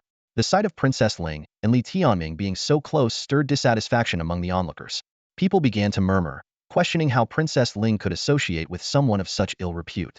Some worried that the innocent princess might be deceived, while others angrily accused Li Tianming of being incorrigible, once again causing trouble for a girl. The scene became chaotic, with many expressing their intention to teach Li Tianming a lesson and rescue Princess Ling from his clutches. They spoke confidently about their own abilities, believing it would be easy to overpower Li Tianming, who was only at the 3rd level of the Lingyuan realm. However, no one acted rashly. They reminded each other to use reason first, to make Princess Ling aware of Li Tianming's true nature. The young people present were all future pillars of the Zhuke kingdom, each with a prestigious reputation and noble status. Even someone like Xingqiu Chenhao was not considered the most elite in Tianfu. Amidst the hesitation, a young man in a green robe stepped forward, silencing the crowd instantly. This was Wei Qingyi, the eldest son of Wei Zikuan, the Phoenix Hall Master from Tianfu Guard Mansion. Beside him was Wei Lingshan, the most cherished daughter of the Yanhuang Palace Master. Having just exited the Yanhuang Tower, they were met with the sight of Li Tianming and Zhang Feiling chatting happily. Wei Qingyi and Wei Lingshan exchanged a glance, clearly displeased by the scene. "I can't understand why Grandpa would release him to disgrace us," Wei Lingshan frowned. "Even if he's forbidden from revealing his identity, if he tries to flaunt it, our family's reputation will be ruined, especially given the scandal with his mother." Wei Qingyi agreed. After a brief discussion, they decided to confront Li Tianming. Wei Qingyi even considered using this opportunity to get closer to Princess Ling. Though Wei Lingshan was indifferent to this idea, she agreed to assist him. With that, Wei Qingyi and Wei Lingshan approached Li Tianming and Jiang Failing with determination. Just as Li Tianming was about to lead Jiang Failing into the Yanhuang Tower, they blocked their path. Li Tianming looked up to find his cousins standing before him. He attempted to bypass them, but they blocked his way again. Is there something you need? Li Tianming asked, puzzled. Wei Qingyi responded with righteous indignation. Yes, we intend to expose your shameless nature and show Princess Ling the filthiness of your heart. Hearing this, Li Tianming couldn't help but retort, are you an idiot? Wei Qingyi was utterly taken aback when Li Tianming dared to look at him with a mocking gaze and even spoke disrespectfully. Being humiliated in front of Jiang Failing, especially by someone like Li Tianming, ignited a furious rage within him, causing him to lose his composure instantly. Li Tianming, you've got some nerve. Today I must, Wei Qingyi began, but was promptly interrupted by Wei Lingxian. Hold your tongue, Wei Lingxian interjected, then turned to Jiang Failing with a concerned expression. Princess Ling, I don't know how you came to know Li Tianming, but you must not be aware of his true nature. Don't let his sweet words deceive you. This man is a shameless rogue, and many people know of his disgraceful deeds. Seeing this, Wei Qingyi quickly chimed in. Exactly, Princess Ling. Do you know the disgraceful thing he did 3 years ago? And just a few days ago, he made a fool of himself in Tianfu as the top disciple. Princess Ling, you probably aren't aware of that, are you? Li Tianming shrugged, looking indifferent and said, then go ahead. Tell me how exactly I embarrassed myself. He thought to himself, these two cousins are indeed arrogant and boring, but he hadn't expected them to be this tedious. Wei Qingyi, even more agitated, exclaimed passionately, you dare speak? 3 years ago, you drugged and assaulted someone, only to have your companion beast killed. Wasn't that scandalous enough? If I were you, I would have ended my own life out of shame long ago. Yet you dare to deceive the innocent Princess Ling. The surrounding Tianfu disciples gathered, eyes filled with disdain. Someone echoed, well said. People like him should just end it, so as not to sully others' sight. Princess Ling, don't let his smooth talk fool you. He's nothing but a scoundrel with no dignity. Wei Lingxian, with her head held high, declared proudly, Li Tianming, just get lost. If you ever approach Princess Ling again, all of Tianfu's disciples will make you beg for mercy. Her words were met with agreement from many Tianfu disciples. However, to everyone's surprise, after hearing these accusations, Jiang Failing did not distance herself from Li Tianming. Instead, she linked her arm with his and leaned gently on his shoulder in front of everyone. She resolutely said, I don't need you to tell me who is good and who is bad. I can judge for myself. Please don't block our way. Wei Lingxian and the others were stunned, never expecting Jiang Failing to defend Li Tianming so ardently and even display such intimacy. Wei Qingyi anxiously said, Princess Ling, do you really not know his ugly side? Jiang Failing responded firmly, my brother is not ugly at all. The ugly ones are those who mock, ridicule, and make things difficult for others. Her words were like a hammer blow, leaving everyone present dumbfounded. Wei Qingyi felt as if he had been struck by lightning, his face turning pale. Li Tianming finally spoke, a smug smile on his lips. No matter how much you slander me, Linger still stands by my side. How does that make you feel? Yes, my character may be poor, and my talent lacking, but Linger likes me nonetheless. Can you accept that? He turned to Jiang Failing and said, Linger, let's go. Don't bother with these people who only spread rumors. I'm so pure, yet they slander me. Truly venomous hearts. With that, he patted Jiang Failing's shoulder, his face full of triumph, and was about to step past Wei Qingyi and into the Yanhuang Tower. The surrounding people were visibly upset. They had assumed that exposing Li Tianming's disgraceful past would drive Jiang Failing away from him, leading to his complete downfall. Who could have predicted the princess would steadfastly side with Li Tianming? The crowd was both angry and helpless, feeling as if a beautiful flower was being placed in cow dung, watching a wild boar about to uproot a cabbage. The frustration was almost unbearable. This frustration was even more intense for Wei Qingyi. Unwilling to blame Jiang Failing, he placed all the blame on Li Tianming. He roared internally. Li Tianming must have used some underhanded means to make Princess Ling disregard her own reputation for him. Seeing such an innocent and lovely princess gradually fall into Li Tianming's treacherous grasp was heart-wrenching. Please step aside. Li Tianming and Jiang Failing, hand in hand, brushed past them with an air of indifference. Stop! Wei Qingyi, completely infuriated by Li Tianming's provocative gaze, erupted in flames of anger. He shouted and suddenly attacked, throwing a punch at Li Tianming. Princess Ling, don't be swayed by him. I'll show you today just how despicable this man truly is. Li Tianming, standing to Wei Qingyi's right, reacted swiftly to the unexpected assault, blocking with his left arm. The powerful beast energy from Wei Qingyi's 5th-level spirit source realm surged forward, an overwhelming force surpassing 4 levels of suppression. Li Tianming's left arm was as solid as a rock, and combined with the ferocious power of the eternal purgatory beast, he easily deflected the sudden blow. However, the immense force still sent him flying backward. In midair, with quick reflexes, Li Tianming reached out and wrapped his arm around Zhang Feiling's slender waist. The two spun gracefully in the air, resembling a pair of dancing butterflies. Zhang Feiling's blue skirt fluttered in the breeze, revealing glimpses of her long, fair legs, sparking the imagination. Their eyes met in midair, and a hint of shyness appeared in Zhang Feiling's clear, water-like eyes before she buried her head in Li Tianming's chest. At that moment, Li Tianming felt an unprecedented stirring in his heart. Compared to a year with Mu Qingqing, the pure and enchanting presence of the girl in his arms was far more captivating and genuine. However, this beautiful scene was soon interrupted by Wei Qingyi. He stormed forward, shouting angrily, "Get your filthy hands off her! Li Tianming, I challenge you. If you're a man, face me openly. If you're a coward, slink away and stop deceiving Princess Ling with sweet words." Wei Qingyi's challenge was met with approval from the onlookers. Jealousy burned in their eyes as they eagerly awaited Li Tianming's embarrassment. Someone shouted, "Brother Wei, I suggest you cripple him. Make sure he can never deceive anyone again." Confronted with the barrage of provocations, Li Tianming reluctantly released Zhang Feiling. At that moment, Zhang Feiling gently tugged at his sleeve, playfully saying, "Brother, I can't stand him. He's so arrogant, pretending to be righteous but only serving his own interests. Please defeat him for me." This coquettish request instantly ignited Li Tianming's fighting spirit. He felt a surge of power coursing through him, ready to take on any challenge for the sake of the girl in his arms. In the face of a beautiful woman's charm, all notions of differences in realms, strength, and talent become insignificant. Li Tianming felt the power surge within him, igniting a fierce blaze that transformed him into a formidable fire god of war. With eyes like burning torches, he stared directly at Wei Qingyi and declared loudly, "Bring it on. I accept your challenge. Today, I'll make sure you leave here with your tail between your legs." His bold words elicited laughter from the crowd. At that moment, Zhang Feiling resolutely stepped beside Li Tianming, glaring fiercely at Wei Qingyi and declared, "Brother, I'll help you." Li Tianming felt reassured, knowing her assistance greatly increased his chances of victory. He was eager to see what kind of fighting power they could unleash together. Zhang Feiling's fingers were like jade, each nail sealing a unique power, with spirit infusion being just one of them. Wei Qingyi sneered, "Ignorance is bliss." He had expected Li Tianming to flee, but was surprised by his willingness to fight. This gave their battle a legitimate reason, no longer a one-sided provocation. Wei Lingxian, standing nearby, tried to console her brother. "Ling Princess, let me handle this. She's just been deceived."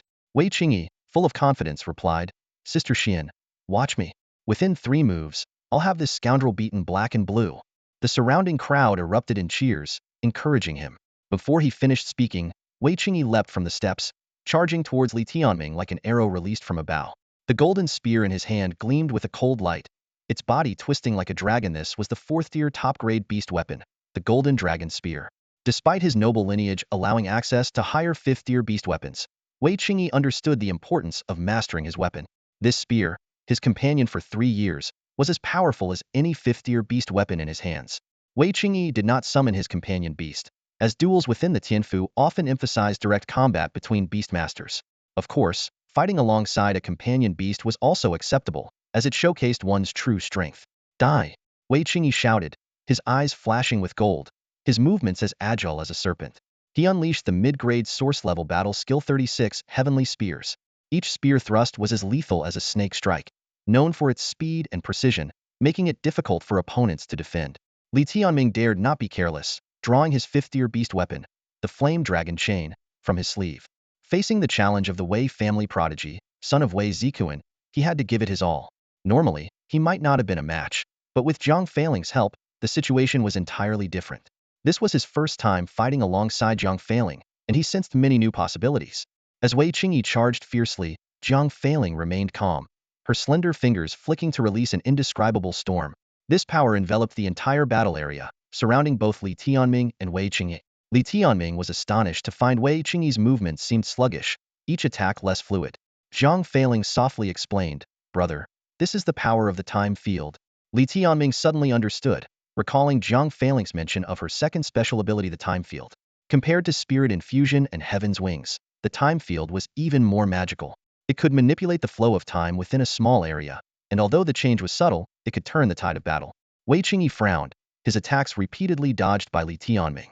The golden light of the golden dragon spear, though fierce, always missed its mark. He couldn't fathom why his attacks had suddenly become so sluggish. Amidst his confusion, Jiang Failing transformed into a beam of light, infusing herself into Li Tianming. Instantly, a radiant glow enveloped Li Tianming, making him seem like a deity descended from the heavens. This infusion was more perfect than before, and the power even purer.